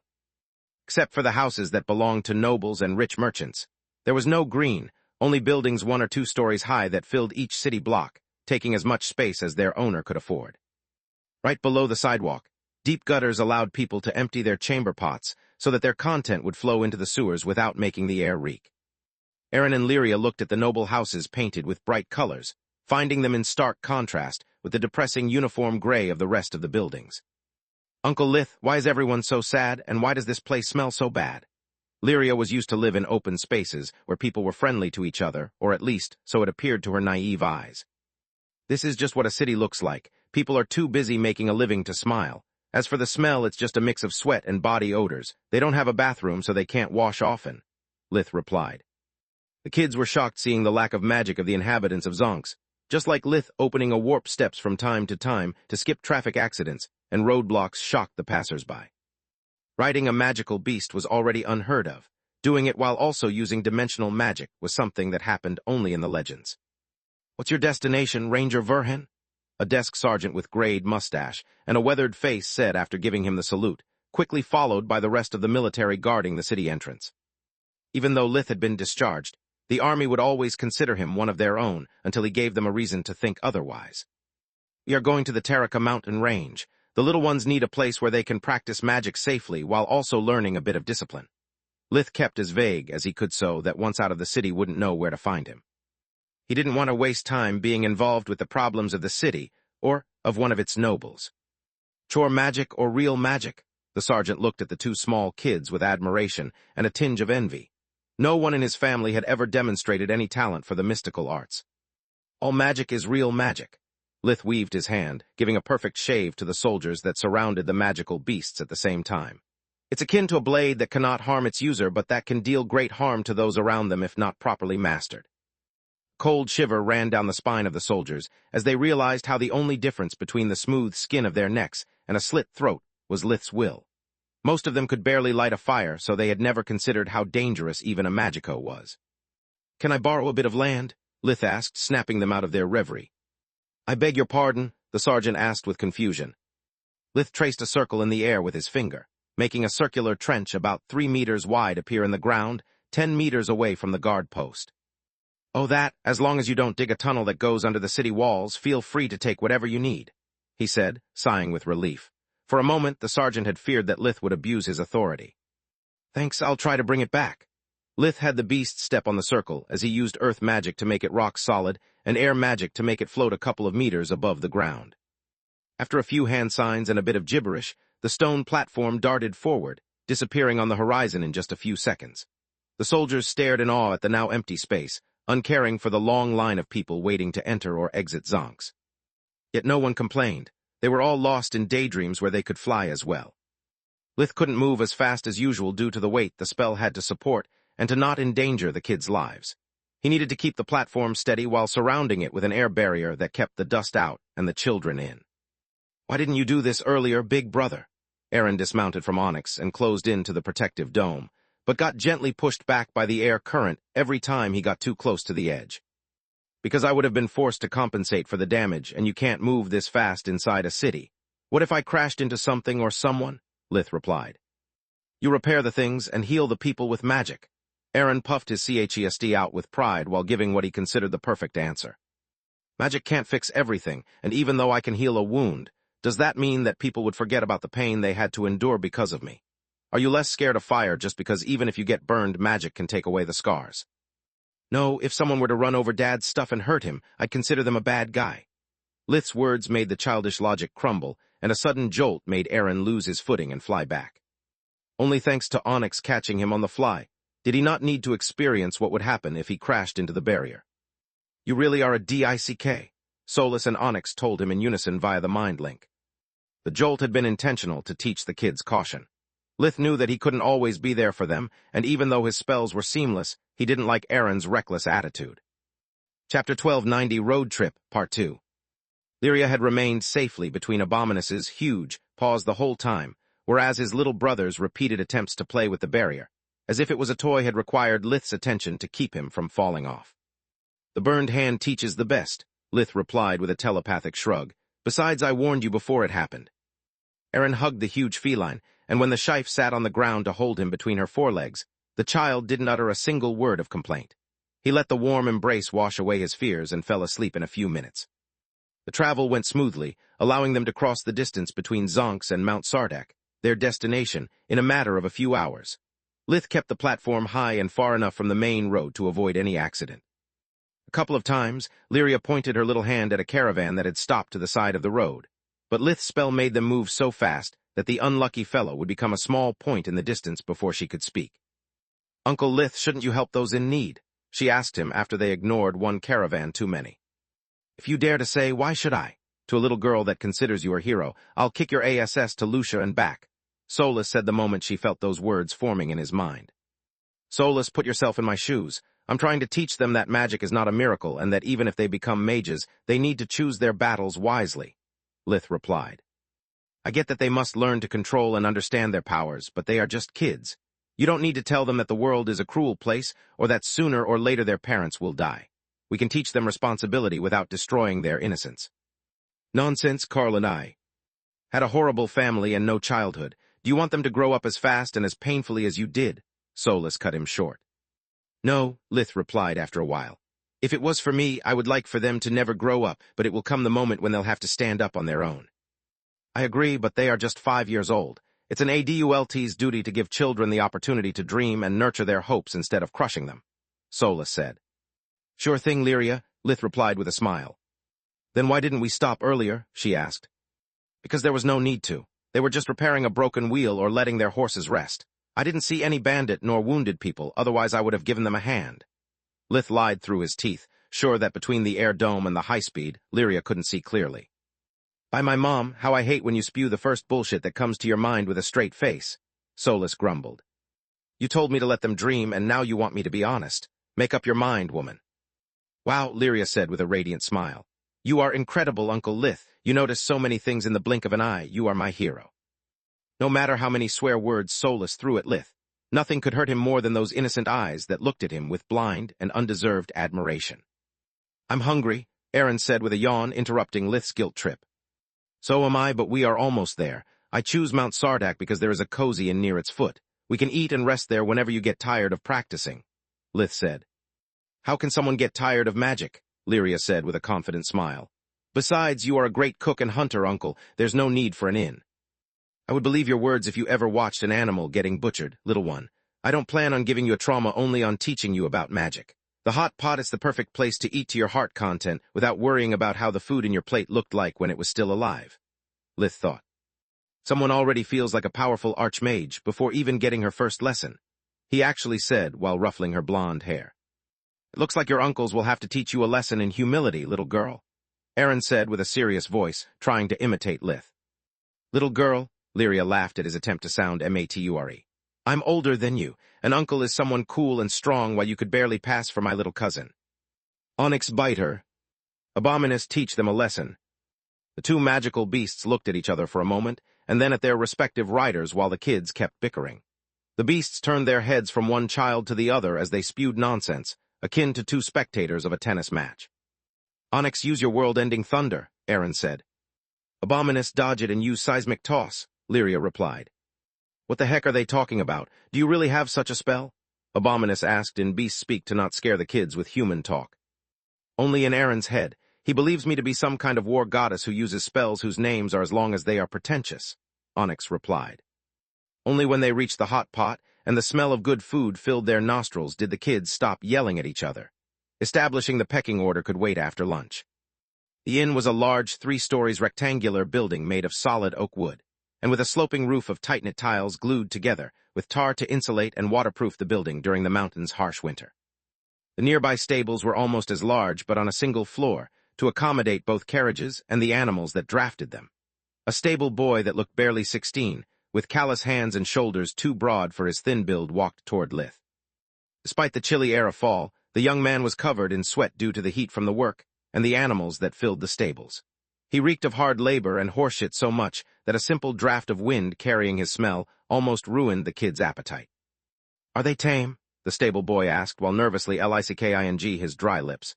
He was used to dealing with horses and mules. Fanged beasts weren't part of his job description. "No, but if you treat them well, they will return the favor. One last thing, don't try to feed them hay unless you have a death wish. My companions take their meat medium rare and not seasoned. They are on a diet," Lith said, ignoring the whining of the magical beasts. Lith threw a couple of copper coins to the stable boy to calm him down before cleansing him from both the sweat and the stench with a wave of the hand. The young man felt as if he had just taken a bath and looked at Lith with a mix of wonder and fear. Chapter 1291, The 3 Branches of Magic, Part 1. "Are you a mage?" The stable boy had never seen one before. Just like nobles, mages didn't use trade routes. "Sort of. I'll pay for whatever damage and heal any injury my beasts might cause. Yet try to con me and it will be the last mistake you make. I have eyes and ears everywhere," Lith said, while Onyx and Abominus went on their own to 2 empty stalls. The stable boy gulped and followed their movements with his eyes, fearing that the horses might get scared and injure themselves in the attempt to escape, yet nothing happened. When he turned around, Lith and the children were gone. The inside of the hot pot was as warm as the stables, but it smelled much better. The walls were lined with long tables and benches, while the center of the ground floor was filled with tables for 4. The former would host the caravan's crew members and their bodyguards, while their masters used the latter to enjoy better food and privacy. The tables would be removed for the night, turning the restaurant into a cheap hostel for travelers who couldn't afford a room. The wood pavement was dull and full of scratches from the moving of chairs, but it was clean. A huge fireplace took the center part of the west wall, where several animal heads and pelts were hung. Either the owner of this place is a hunter, or they have an odd way to display their selection of meat, Lith thought. Seeing 3 plainly dressed people sitting at one of the center tables, a blonde waitress with a face full of freckles was about to ask them to move to one of the side benches when she noticed several things that didn't add up. They didn't smell, their clothes didn't have a speck of dust on them, and the tall guy was way too young to be the father of the kids who, in turn, were too tanned to be from around those parts. "Welcome to the hot pot. What can I serve you today?" she asked with her best smile while offering them the menus from the pouch of her apron. He didn't miss the too many non-precious rings on Lith's hands, nor that the calluses on his hands didn't fit a worker so much as a warrior. To laymen, magic crystals looked like well-cut pieces of colored glass. "One rainbow soup each, 1 roasted duck, 2 sides of roasted potatoes, and water for drink. Thanks," Lith said. "I don't want the soup," Aaron complained. "I don't want to share my potatoes with him. He always tries to hog them all," Lyria said. "And I don't want to hear another word. You are making us look bad in front of this nice lady," Lith replied. "We're here for a light meal, otherwise you'll fall asleep and we'll lose most of the remaining daylight." She wasn't used to seeing kids around those parts, let alone such odd fellows. By that age, a merchant's child would have had the spunk beaten out of them already, whereas a noble wouldn't care about what she might think. "I'm sorry for my rudeness." The kids gave the waitress a small bow, making her eyes go wide with surprise. After that, the service was quick and the servings generous. The soup owed his name to the different kinds of colored vegetables cut into pieces that floated on its surface, but this time they had been cut with a flower shape. The duck was big and greasy, while the plates of potatoes were filled to the brim. Useless to say, the plates returned clean to the kitchens, and the kids fell asleep before Lith could ask for the bill. "Is there any discount if I leave the room in a couple of hours?" he asked. "I'm sorry, but I'm not the one setting the prices," the waitress said while counting the money and appreciating the tip. Lith ended up paying for a full night even though he left in a few hours. He tried to make up for the lost time by climbing the mountain walls instead of taking the paths, but all that jumping almost made the kids puke their lunch. "Why do we have to walk? Can't we fly again or at least mount on Abominus?" Lyria asked the moment fatigue beat her wonder for all the foreign smells and colors of the Sartak mountain. At first, she had liked the idea of climbing because it gave her a sense of purpose, but now she discovered that plains were much easier to walk. "Only a strong body can withstand powerful magic. Don't you remember how strong even Aunt Quilla is?" Lith replied. Even before starting her apprenticeship with Falul, the practice of Forgemastering and Tier 5 spells had made her even stronger than Roz. "Then this is part of our training, correct?"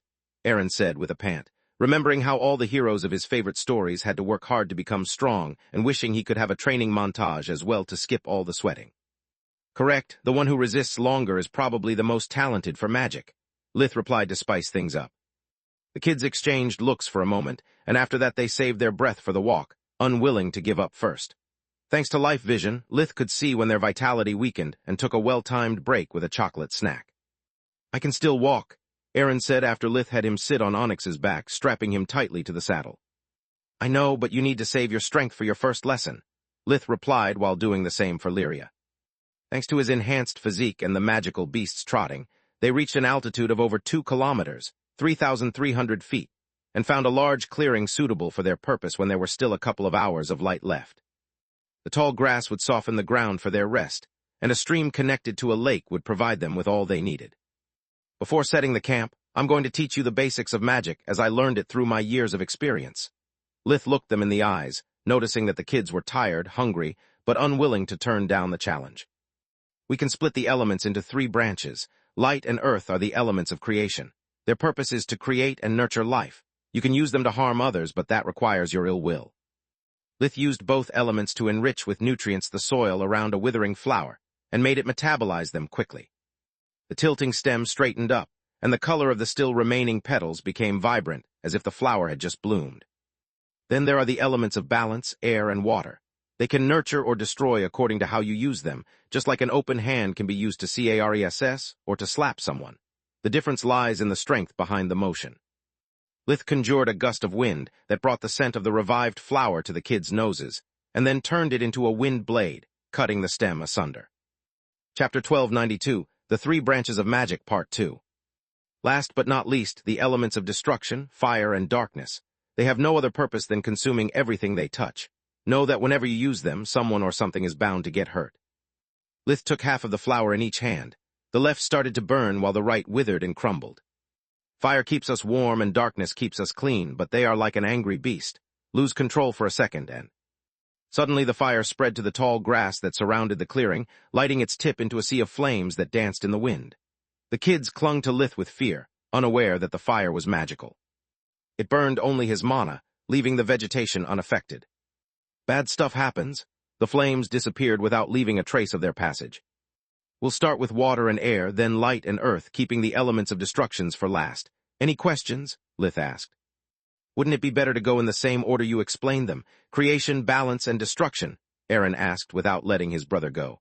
Suddenly, fire had lost most of its charm. Excellent question. Lith ruffled his hair, making Aaron feel proud and Lyria envious. The problem with your idea is that at low levels, light does almost everything by itself, like when you treat a skinned knee or a small cut. Earth magic, instead, it's equally safe, but it requires a lot of juice to do more than move dirt and pebbles. They are hard elements that require a lot of skill to shape. Lith conjured a stone doll resembling Aaron and a hologram of Lyria. Air and water are shapeless. Even a novice can have them move according to their wishes. They are the best tools to learn how to control your powers with minimal risks for others. What about fire and darkness? Lyria asked. They have no shape at all, and they don't require control to be unleashed so much as to be stopped. That's why they are the worst elements for a beginner, Lith said. Now, if you want to have dinner, you better start practicing. I've brought no food aside from vegetables, but luckily for us, the lake is full of fish. How are we supposed to catch them? Aaron's stomach was grumbling at the sight of his meal swimming in the clear waters, yet he had no idea how to move it into his plate. In any way you like, Joran. Lith moved his index and medium finger tracing a short wave in the air, the rune of water. It generated a small geyser as if a whale had puffed through its blowhole, throwing several fish in midair. While the kids followed the trajectory of the prey, Onyx jumped from one shore of the lake to another, gobbling them before they could start falling down. Bad Onyx, bad, that was my dinner, Aaron said. No, it was theirs. After all, they carried both you and your luggage until now. We'll eat only what you can catch, Lith replied. The grumbling stomachs of the magical beasts put an end to the argument. I'm sorry, Abominus. I'll try to get enough for you too. Joran, Lyria said while mimicking Lith and obtaining just a few bubbles. The Rye had no expression, but the worry in his eyes was tangible. The great love he had for the small girl wouldn't fill his belly, nor give him the strength to defend them if something happened. Take a walk and come back only after sundown. Lith winked and removed the saddlebags from their backs. Without the extra weight, they could move as quickly and silently as the wind. Rise and Shifes could manipulate the air element like true mages, and they used it to catch their prey before they could even hear them coming. Just remember to wash away the blood. The kids still see you two as living plushies, not as predators, Lith said via the mind link. The magical beasts trotted away in search of their dinner. They had never been on a mountain, but their hunger and instinct allowed them to cope quickly with the new environment.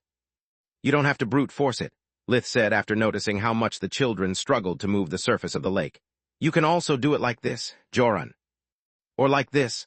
The water froze, trapping another fish in an ice cube that floated for a split second before melting and releasing its prisoner. As I told you, water is shapeless. Use your imagination. While Aaron and Lyria suddenly discovered the urge to learn swear words with each failure they made, Lith prepared their shelter for the night. He used earth magic to soften the ground where they would sleep and conjure a small house made of stone that would protect them from the wind, while a darkness array took care of all insects that might have disturbed their rest. Uncle, are we doing something wrong, or is this water cursed? Lyria was tired, hungry, and covered in sweat, yet she refused to back down. The sun had started to disappear behind the treetops, leaving them half an hour of light at most. Back home, I practice water magic when Mom isn't watching, and I'm pretty good at it. Since the Shife is out of the bag, I too practice the magic words I know even though Mom has forbidden me to. Aaron scratched his head in embarrassment. I don't have much control, but I'm usually very powerful. I believe you. Lith looked at their radiant yellow cores, knowing they could do much more than the parlor tricks he had shown earlier. Then why nothing works here? Is Lucia special?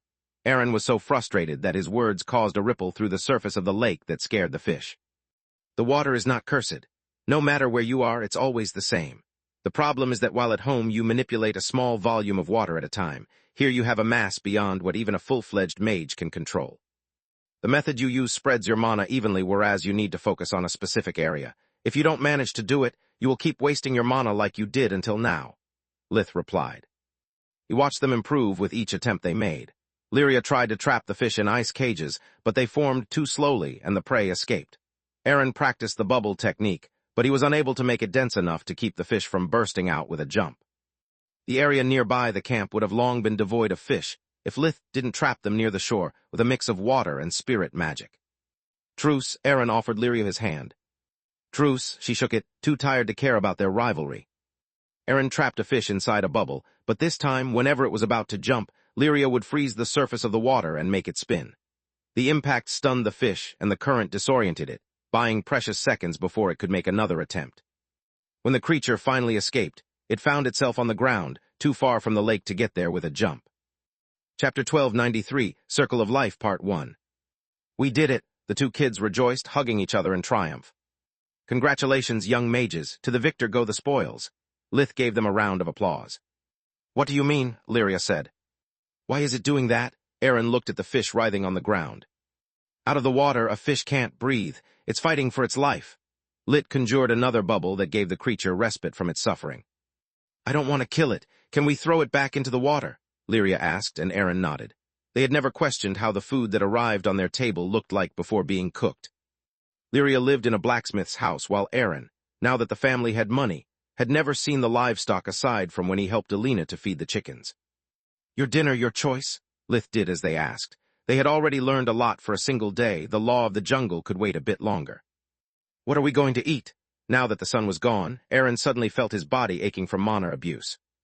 Snap of Lith's fingers dug a hole in the ground, while a wave of his hand made a warm, crackling fire appear. Several vegetables and mushroom skewers came out of his pocket dimension and slowly spun above the fire to get grilled. While we wait, we can eat the leftovers of the roasted potatoes from lunch. They are vegetables, after all.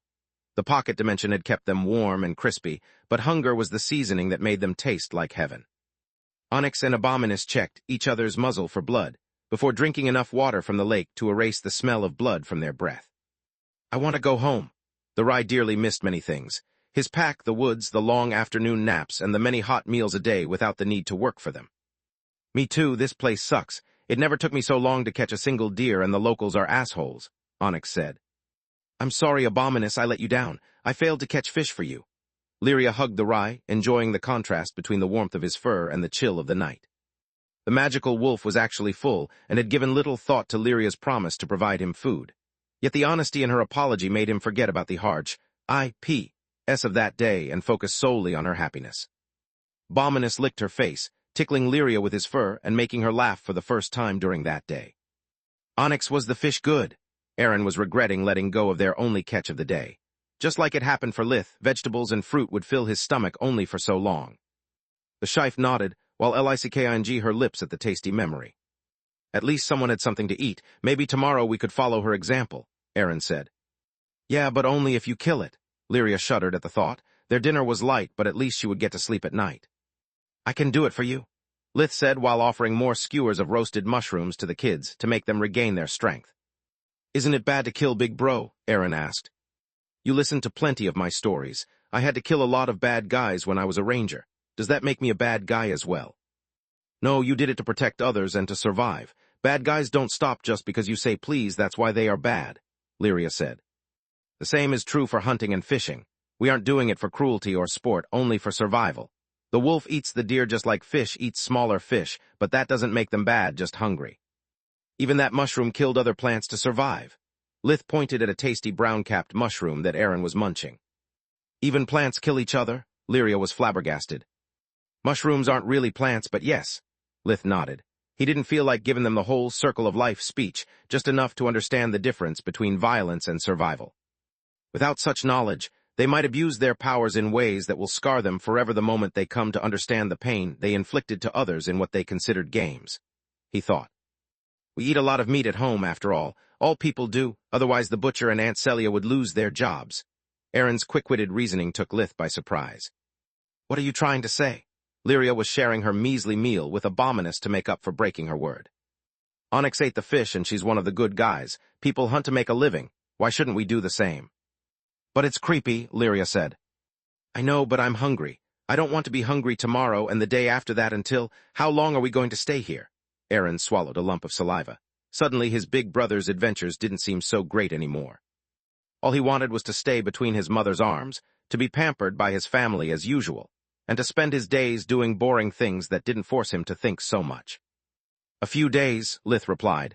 The plural hit the kids like a punch in the gut. Can you please cut off the head and tail before cooking the fish? Lyria asked, hoping that she wouldn't feel bad if her food didn't look like a living being. I can do that. Now let's get to bed. Tomorrow is going to be a busy day. Lith had brought sleeping bags and plenty of blankets.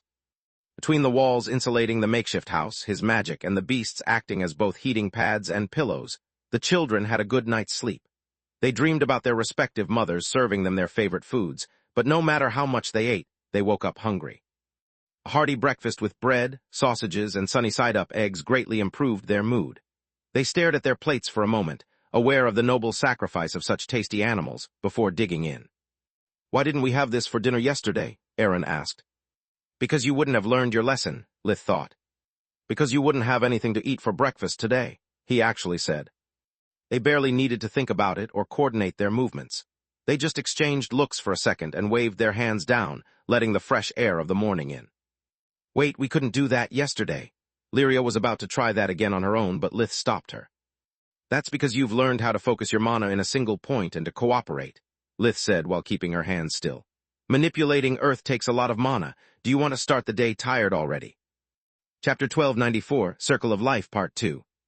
Conjuring a building needed Tier 3 magic, whereas the kids could only use chore magic. Lyria shook her head and followed Lith near the lake again. "Today your training will be all about control. I want you to practice both air and water magic so that once we go back home, you can start helping your mothers with the house chores." His words made the children groan, but Lith ignored them. "No matter how boring a task seems, as long as you perform it with magic, it will give you precious experience. How can I trust you with spells that can part the sea if you can't even wash the floor properly?" Lith said while looking at Aaron. He made a few random gestures while counting from 1 to 3 in English, and the waters of the lake opened, forming a path a few meters long. A wave of his hand made the soil solid, allowing him to walk without sinking in the mud. Without control, the water would turn into a blade and cut all the poor fish or become unstable and drown us. The kids had followed him and were now below the ground level, surrounded by water walls from 3 sides. They understood his words, yet they felt no fear as they trusted Lith too much and were engrossed by the sight of the underwater wildlife. As Lith moved forward, the water opened in front of him, offering the kids the next best thing to visiting an aquarium on Earth. The phenomenon caused sparkles of light that lured the fish, allowing the kids to see them from up close. They all had plain and dull colors, but they moved with grace. The bravest and the dumbest among the fish even dared to jump past the gap to reach the other side. "Can we really learn to do something like this just by washing floors?" Lyria asked while putting her hand in the water wall, and yet finding it dry once she took it out. "Wax on, wax off, Danielson," Lith replied. "What?" the kids said in unison. "It means that you must have a solid grasp of the basics before being able to perform a complex craft." Lith sighed as he walked them back to the shore of the lake. "Water and air both follow the same principle. They are only as hard as you make them. They can be soft." A wave of Lith's left hand generated a thin mist, while that from the right conjured a gentle breeze that ruffled the hair of his apprentices. "They can be balanced." The mist turned into a water whip that struck the ground, leaving a deep mark, while the breeze turned into a storm that made it hard for the kids to stand. "They can be hard."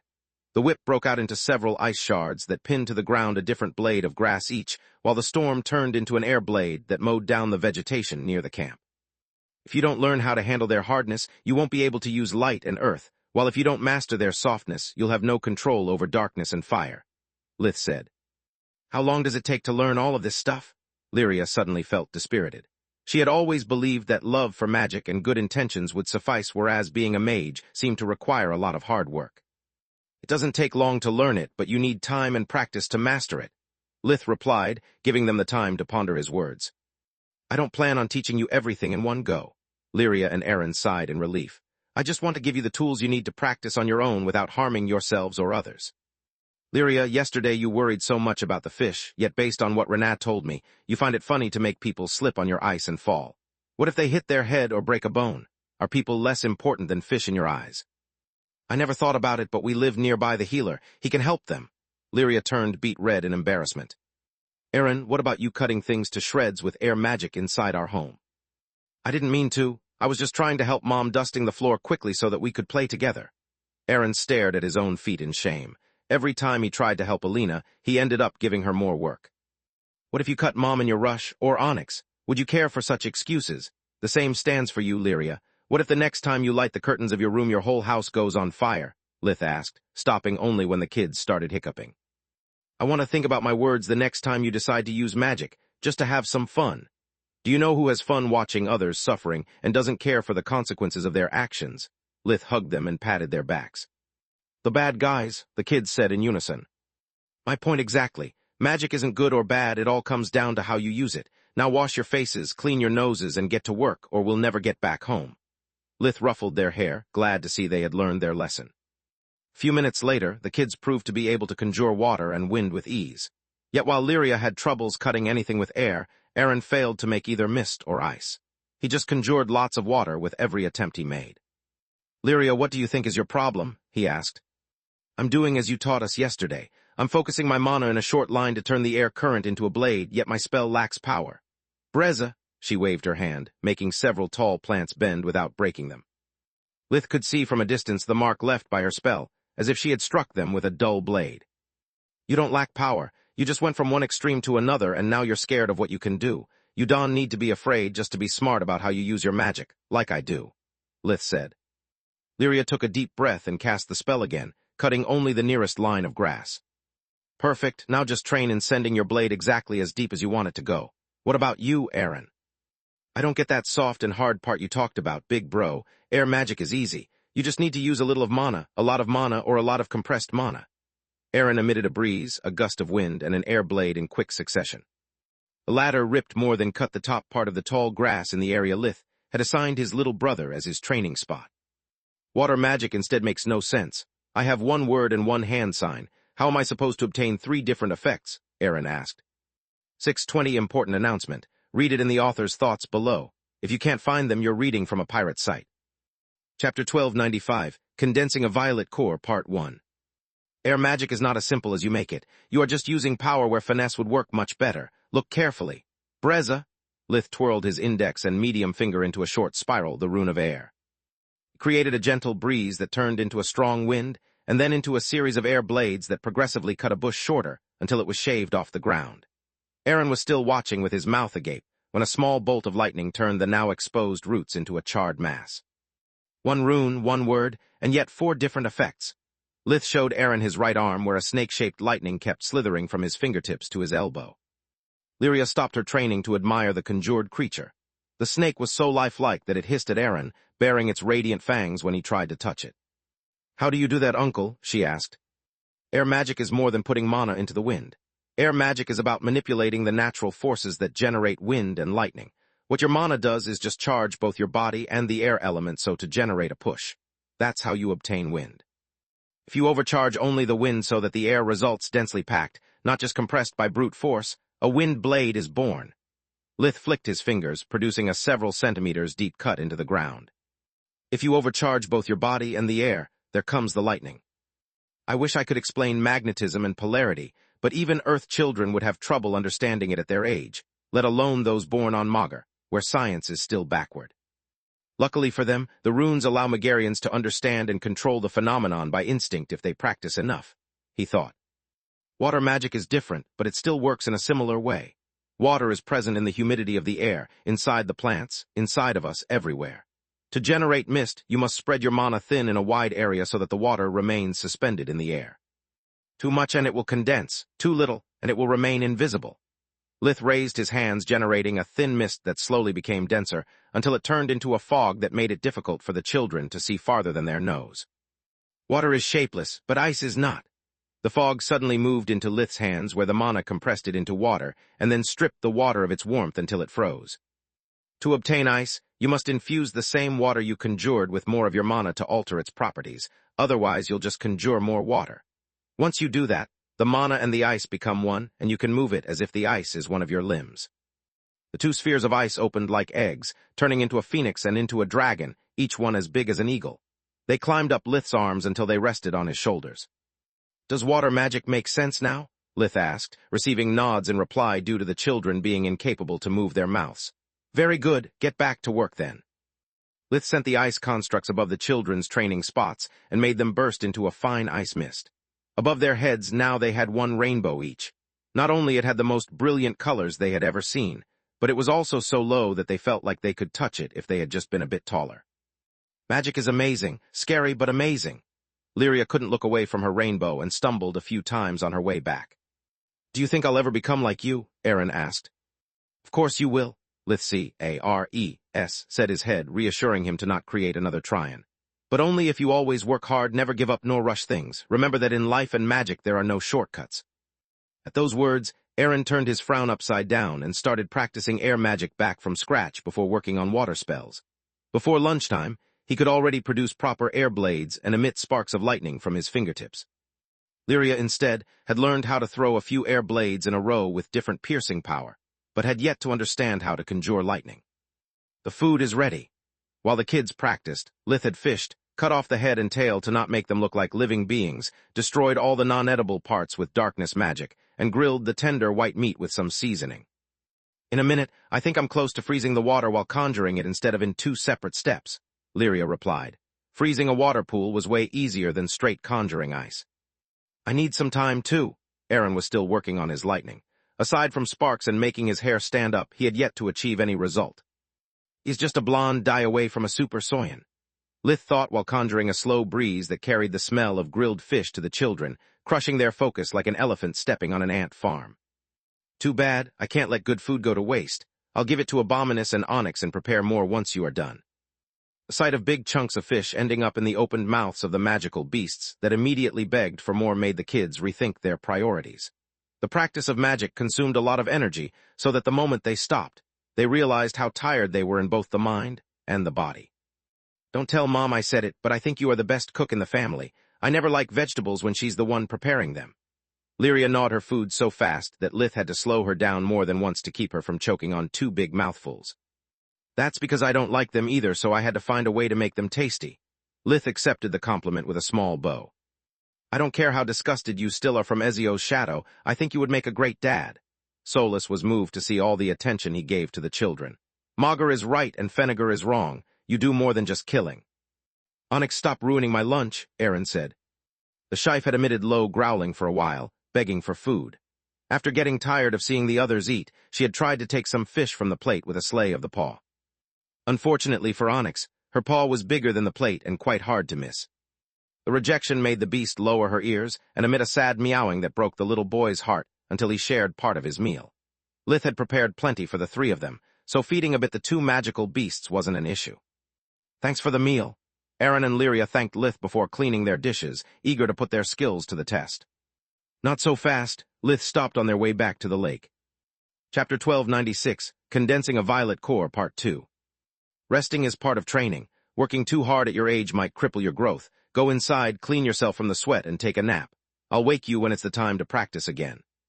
He had prepared 2 different rooms, each with a spacious stone tub with a rough surface to not make them slip, and had filled it with steaming water. Lyria was about to object, but after sniffing under the collar of her shirt, she just said, "Thanks, Uncle. Keep them company, make sure that nothing happens, and call me the moment they fall asleep." Lith sent the magical beasts inside while he could finally practice a bit for his violet core. I think I know why fusing with the demons of the darkness allowed me to get close to reach the next breakthrough. A violet-cored individual can cast spells simply by moving, using their bones, muscles, and even their blood flow to trace energy runes. While in my proto-guardian form, each part of my body had 1 or more mana core. By controlling them with spirit magic, I could make the demons cast in my stead even though I was too busy fighting to focus on spells. Lith thought. During that time, I've been able to fight like someone with a violet core thanks to minds of the demons working as a crutch. Also, the fact that I used energy that wasn't my own significantly lessened the burden. In this form instead, my organs generate vortexes that increase my mana flow and store mana. They support my mana core and improve all of my abilities, yet I have no conscious control over them. To achieve a violet core, I must be able to control the vortexes and condense them into pseudo, if not even auxiliary mana cores. The first step is to learn how to feel them, just like the first step of awakening is the ability to sense the world energy. Lith sat cross-legged on the floor and focused solely on his breathing. He didn't use any technique to not let the external energy affect his perceptions. Then, he started to actively circulate his mana from one part of his body to another, while Solus used her mana sense to show him where the vortexes were. I'm sorry, but nothing happens. Even when the mana flow overlaps with a vortex, there is no interaction between them, Solus said after several failed attempts. We should. Hold that thought. Lith cut her short, feeling one of the magical beasts coming to him. As he had predicted, the kids had fallen asleep in the tubs. There was no risk they could drown, but once the water cooled, they were bound to catch a cold. Lith used water magic to dry their body and hair before putting the kids to bed under several blankets already warmed by fire magic. What were you saying?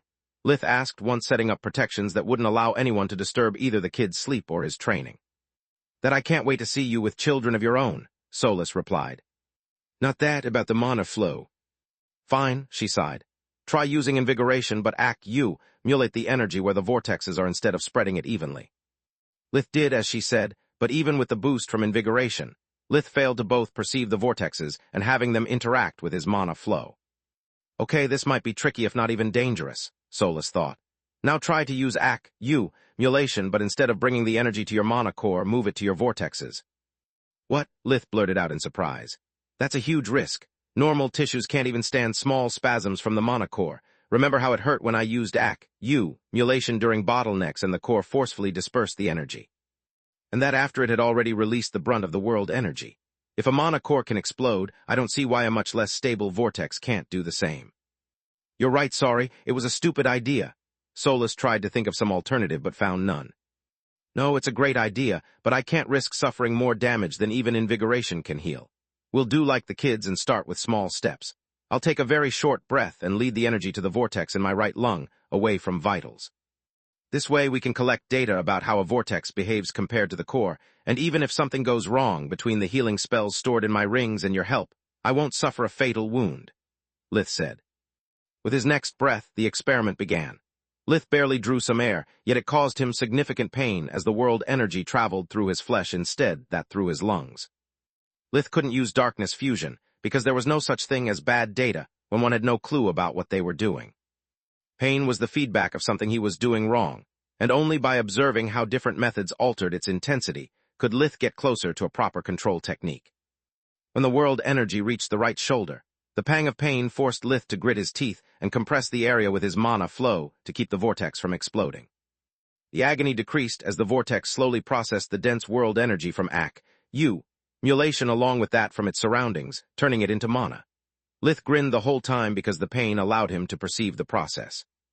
If you CK me sideways, this is going to be though. Lith sighed in relief after noticing that healing his body repaired his vortex as well, leaving no permanent damage. I know that time flies when one has fun or risks their life, but I think you should wake up the children, Solus said while taking extensive notes of her findings and showing him a replay of the failure in slow motion. Lith had been too busy limiting the damage and withstanding the pain to take a proper look in real time. Thanks, Solus. I don't know what I would do without your memory. I really wish there was a mana geyser here. It would be the perfect occasion for the kids to casually meet a fairy of light, Lith thought. Me too, she said. It took Lyria and Aaron a while to find their enthusiasm for magic again. They were still tired, and after sleeping in a warm bed with their belly full, they felt like a bear ready to go into hibernation. Sluggish and with a craving for honey. Yet they didn't complain and resumed their training from where they had left it, without stopping until the trees hid the lower half of the sun. They were still a bit rough around the edges, but they both could now conjure ice and lighting with a moment's notice. Isn't it too soon? They're still light, Lyria pointed at the sunset. No, you have worked enough for today, and I want to avoid the rush hour. No dinner again? After Lith signaled them to stop, Aaron had turned around just to discover that there was no fire, no dinner waiting for them. Chapter 1297, Great Minds and Fools, Part 1. Are we getting punished? Lyria traced a circle in the ground with her foot, trying to remember if she had done something wrong. No, you are getting rewarded. Lith put his hands on their shoulders, using water magic to remove their sweat, while darkness magic canceled bad smells and killed head lice. This isn't funny, big bro. How is fasting a reward? Aaron complained. Remember what I said just yesterday, that I can't reach a place I've never been before. Lith waved his hand and opened a warp steps leading straight to the hot pot. Food? Aaron asked. A real bath with some soap? Lyria was tired of smelling. All the food you can eat, real baths and beds. I know I've been a bit strict with you, but this is a vacation, not a boot camp. You deserve some fun. Thanks, you are the best, Aaron and Laren said in unison while hugging him. Split second after, they darted through the dimensional gate, quickly followed by their magical beasts who also demanded their due. Sudden crash told Lith that an accident had happened, yet no one yelled or cursed. Two carriages had bumped into each other, while their owners were arguing about who had the right to enter the stables first. The step's appearance had scared the horses, making them attempt to run away with predictable consequences. Sorry, my bad. Lith said in reply to the stupefied gazes of the merchants. They couldn't stop staring at the hole in the space nor at the lake that seemed to be in the middle of the road. Or at least they tried to. I'm on vacation. I offer my apologies but no compensation. The next time, watch where you go. Lith's tone was kind, but only because the kids could hear him. Stone-cold face and his eyes blazing with mana left the merchants frozen in place, incapable to even draw breath until he walked through the inn's door. Winter was drawing near, and all cities needed to stock food and supplies before the first cold wave arrived, isolating them until spring. The road at the base of Mount Sardak led directly to Zonks, the nearest city with a warp gate, making it one of the busiest trading routes during fall.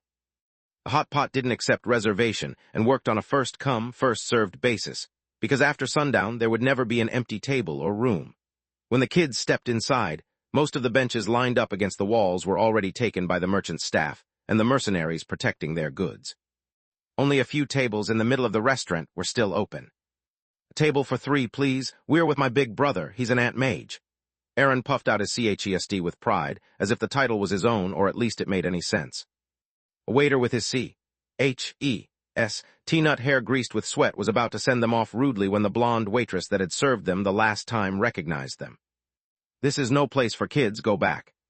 Is your brother really a mage? She cut her colleague short while making way to a still empty table for 4 people. Yes, but don't listen to him.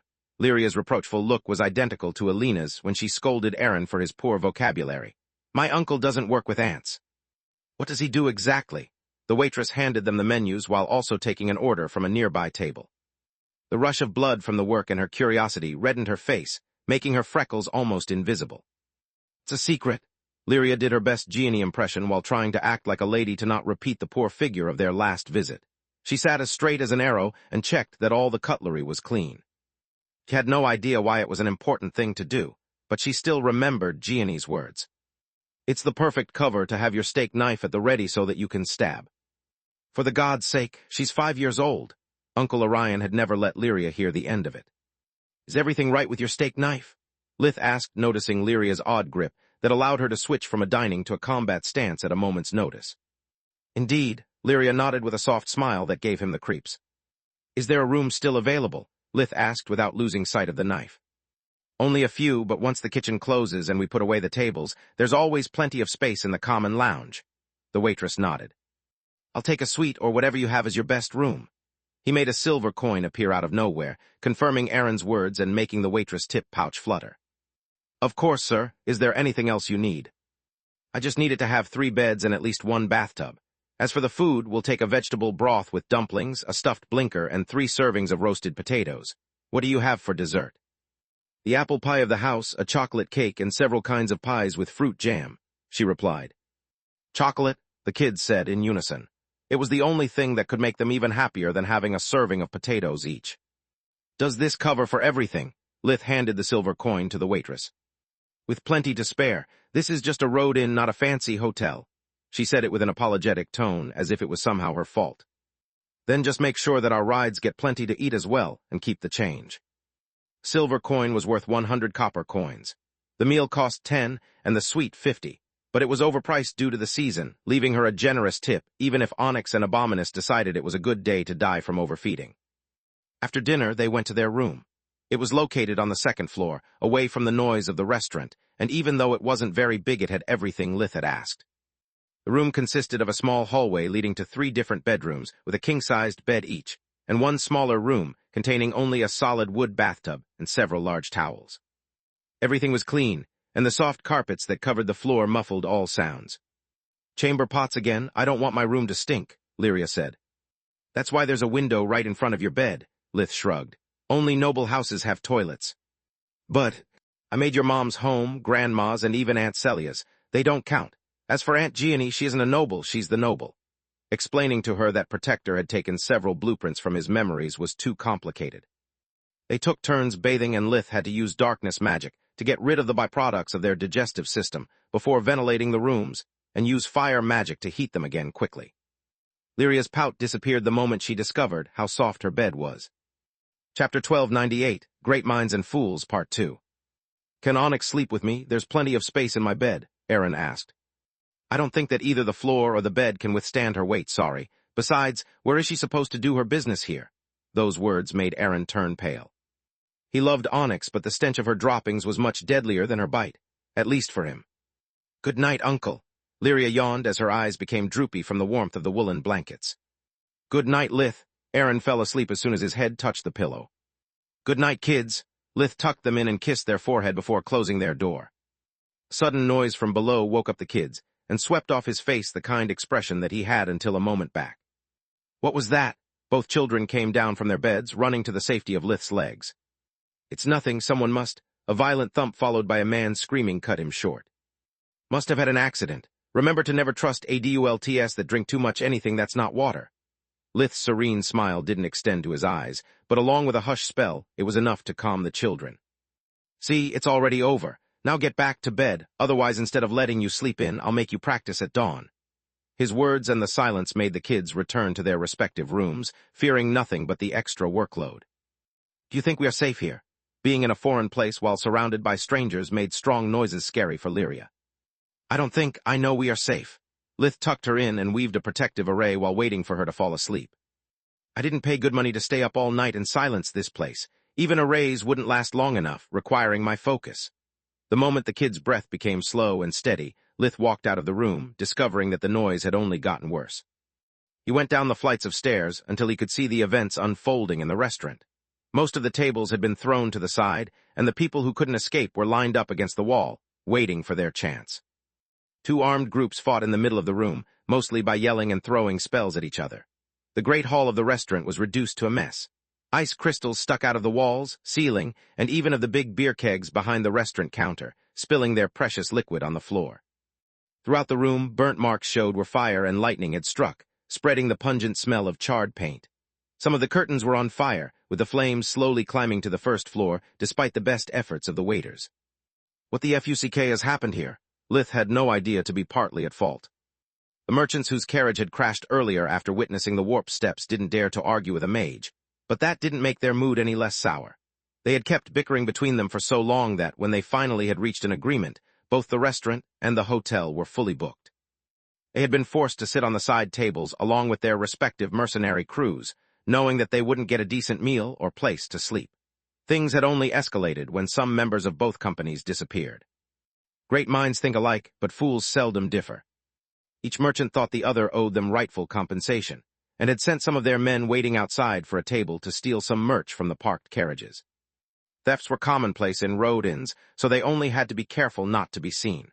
Little did they know that the stable boy had been so busy that he had delayed dinner for the animals. Whoever put themselves between a magical beast and their meal was bound to take its place. The men had disappeared without leaving a trace, and it would take about 8 hours for their undigested remains to see the light again. The merchants blamed each other for the missing people, trading accuses of theft and murder until the alcohol in their bodies did the rest. Two middle-aged men exchanging punches were more pathetic than scary, at least until the mercenaries got involved. From that point, things had escalated quickly, leading to the events unfolding in front of Lith's eyes. "Silence!" Lith's magically enhanced voice carried enough killing intent to make the customers cower and the fighters stop. All heads turned to look at him, and he exploited that moment to exert his dominance. The beer from the kegs flew into his hands and froze into golden blades, streaked with green runes from spirit magic, while his hunter outfit turned into a deep blue robe. "I'm Archmage Lith Verhin, and you are ruining my sleep. I don't care what's the beef between you, go settle it somewhere else or pay the consequences." A flick of his wrist extinguished the flames on the curtains. "Anyone can wear a blue robe," said one of the mercenaries, showing his hood. "What's an archmage doing in a place like this?" another one said, his voice oozing with sarcasm. "You're no archmage, just a thug," a merchant yelled, high on wine and adrenaline.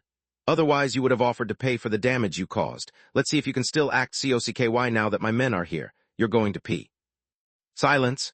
Lith didn't waste mana to amplify his voice this time. He used it to reinforce the violent feelings his words carried and forced those present to obey. "Kneel."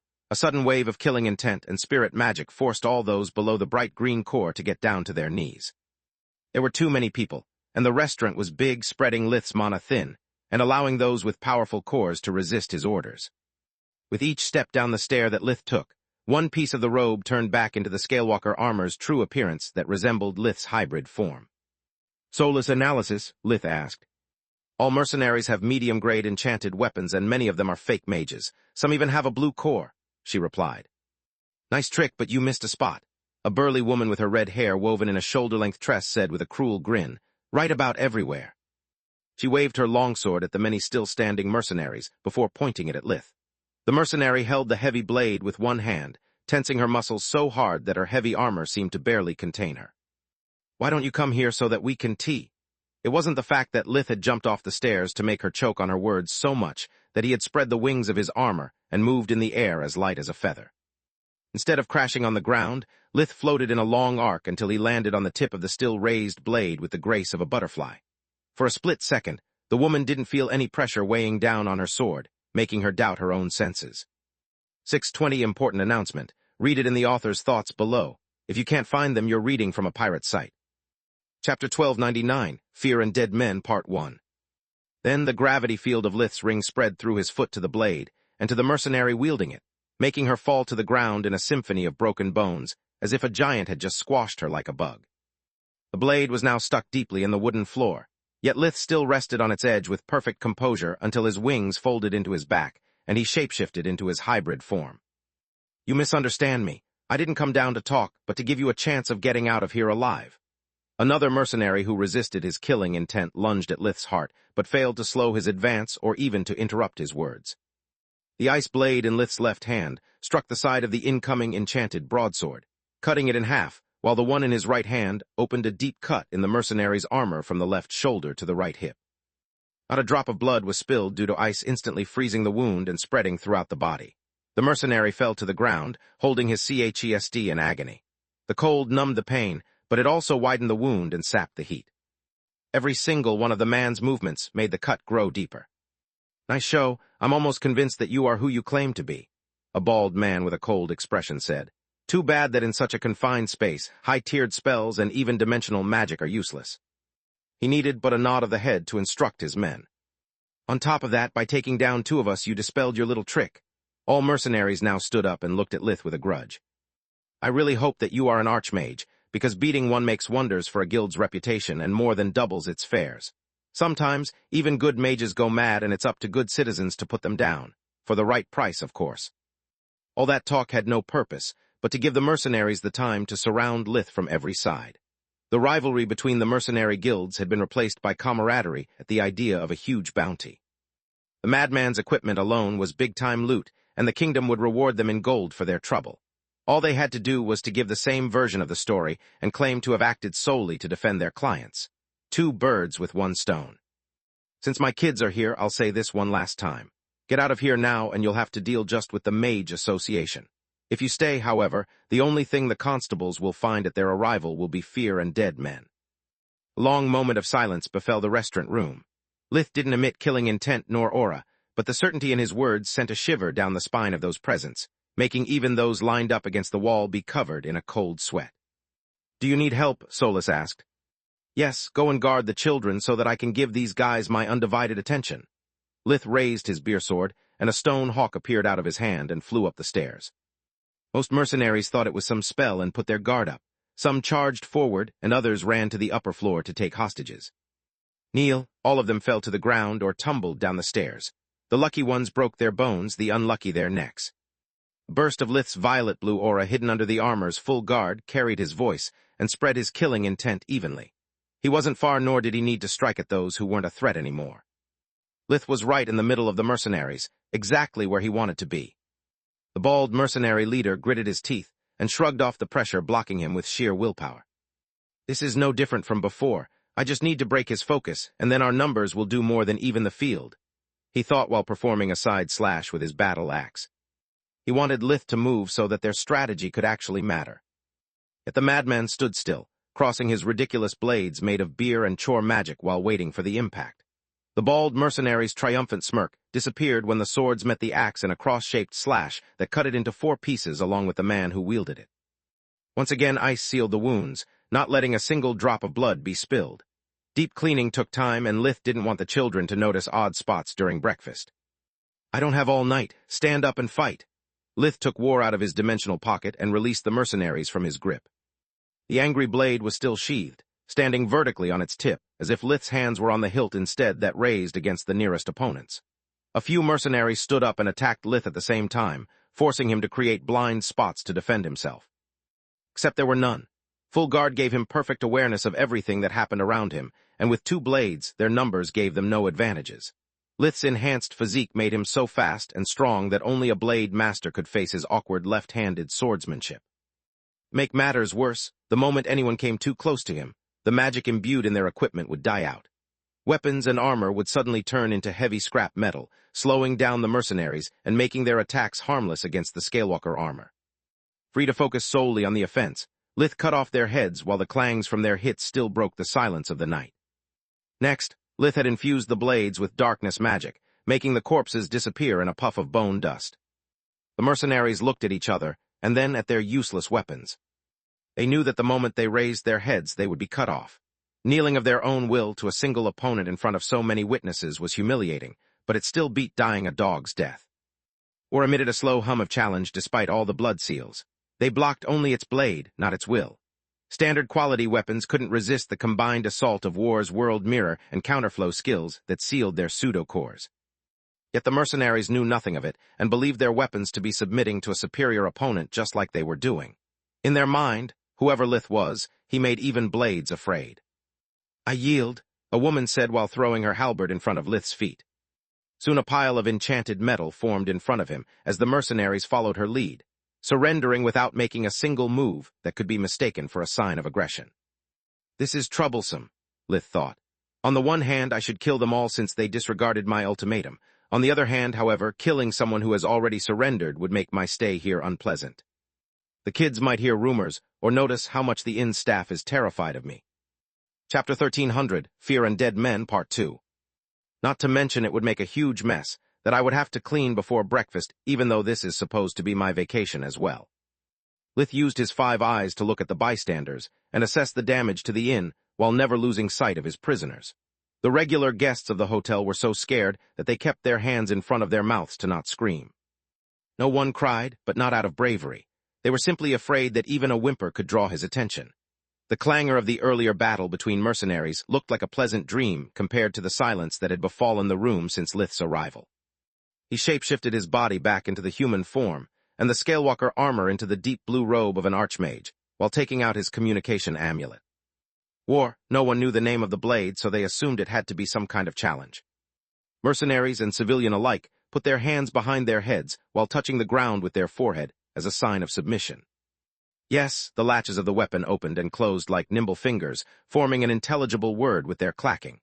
The inhuman sound lacked a tone, yet it managed to convey war's eagerness for a fight. The blood that comprised the sheath slithered and writhed in a hypnotic way, making it impossible for those who witnessed the phenomenon to avert their gaze. "Kill anyone who tries to leave the room without my permission," Lith said. Yes, the seals on the blade clicked with the enthusiasm of a kid playing with the wrap of a long-awaited gift they couldn't wait to open. "I'm Archmage Verhin. I need to report a crime and I require a cleanup team." While Lith gave the night clerk his position and a brief report of the events, some of the mercenaries closer to the exit made a run for it. Once the association was involved, and if Lith really was who he claimed to be, death was the easy way out. War darted after them, returning every time in the blink of an eye. No scream nor thud betrayed the fate of the runaways. Everything happened in silence. The sheath, however, became thicker and its color more vibrant with each life it took. While waiting for backup, Lith helped the bystanders to stand up, healed those that had been injured during the fight between mercenaries, and broke all of the merchants' limbs after hushing them so that no one could hear a thing. Even though they were civilians, it was their fault if his vacation had almost gotten ruined. They had made it personal, and Lith hated to leave loose ends. Between his apparent mercy and the free treatments that he offered, by the time the constable arrived, both the staff of the inn and its guests were back in high spirits. The drinks were on the house, and with enough liquid courage flowing through their veins, the recent events didn't look so bad anymore. The storm had passed safely, at least for them, and the lack of bloodshed had made the whole thing like something out of a bard's tale. Lith had even carved a plaque for the inn's owner that said, "My beer is mightier than the sword." Everyone laughed at the joke and couldn't wait to tell the story behind it to whoever was willing to listen to them.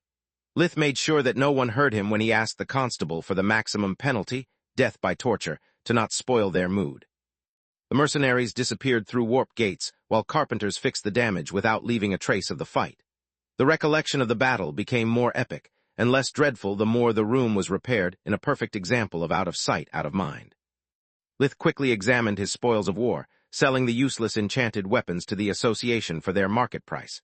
As the victim, he also lay claim on a part of the now ownerless merchandise and sold it as well.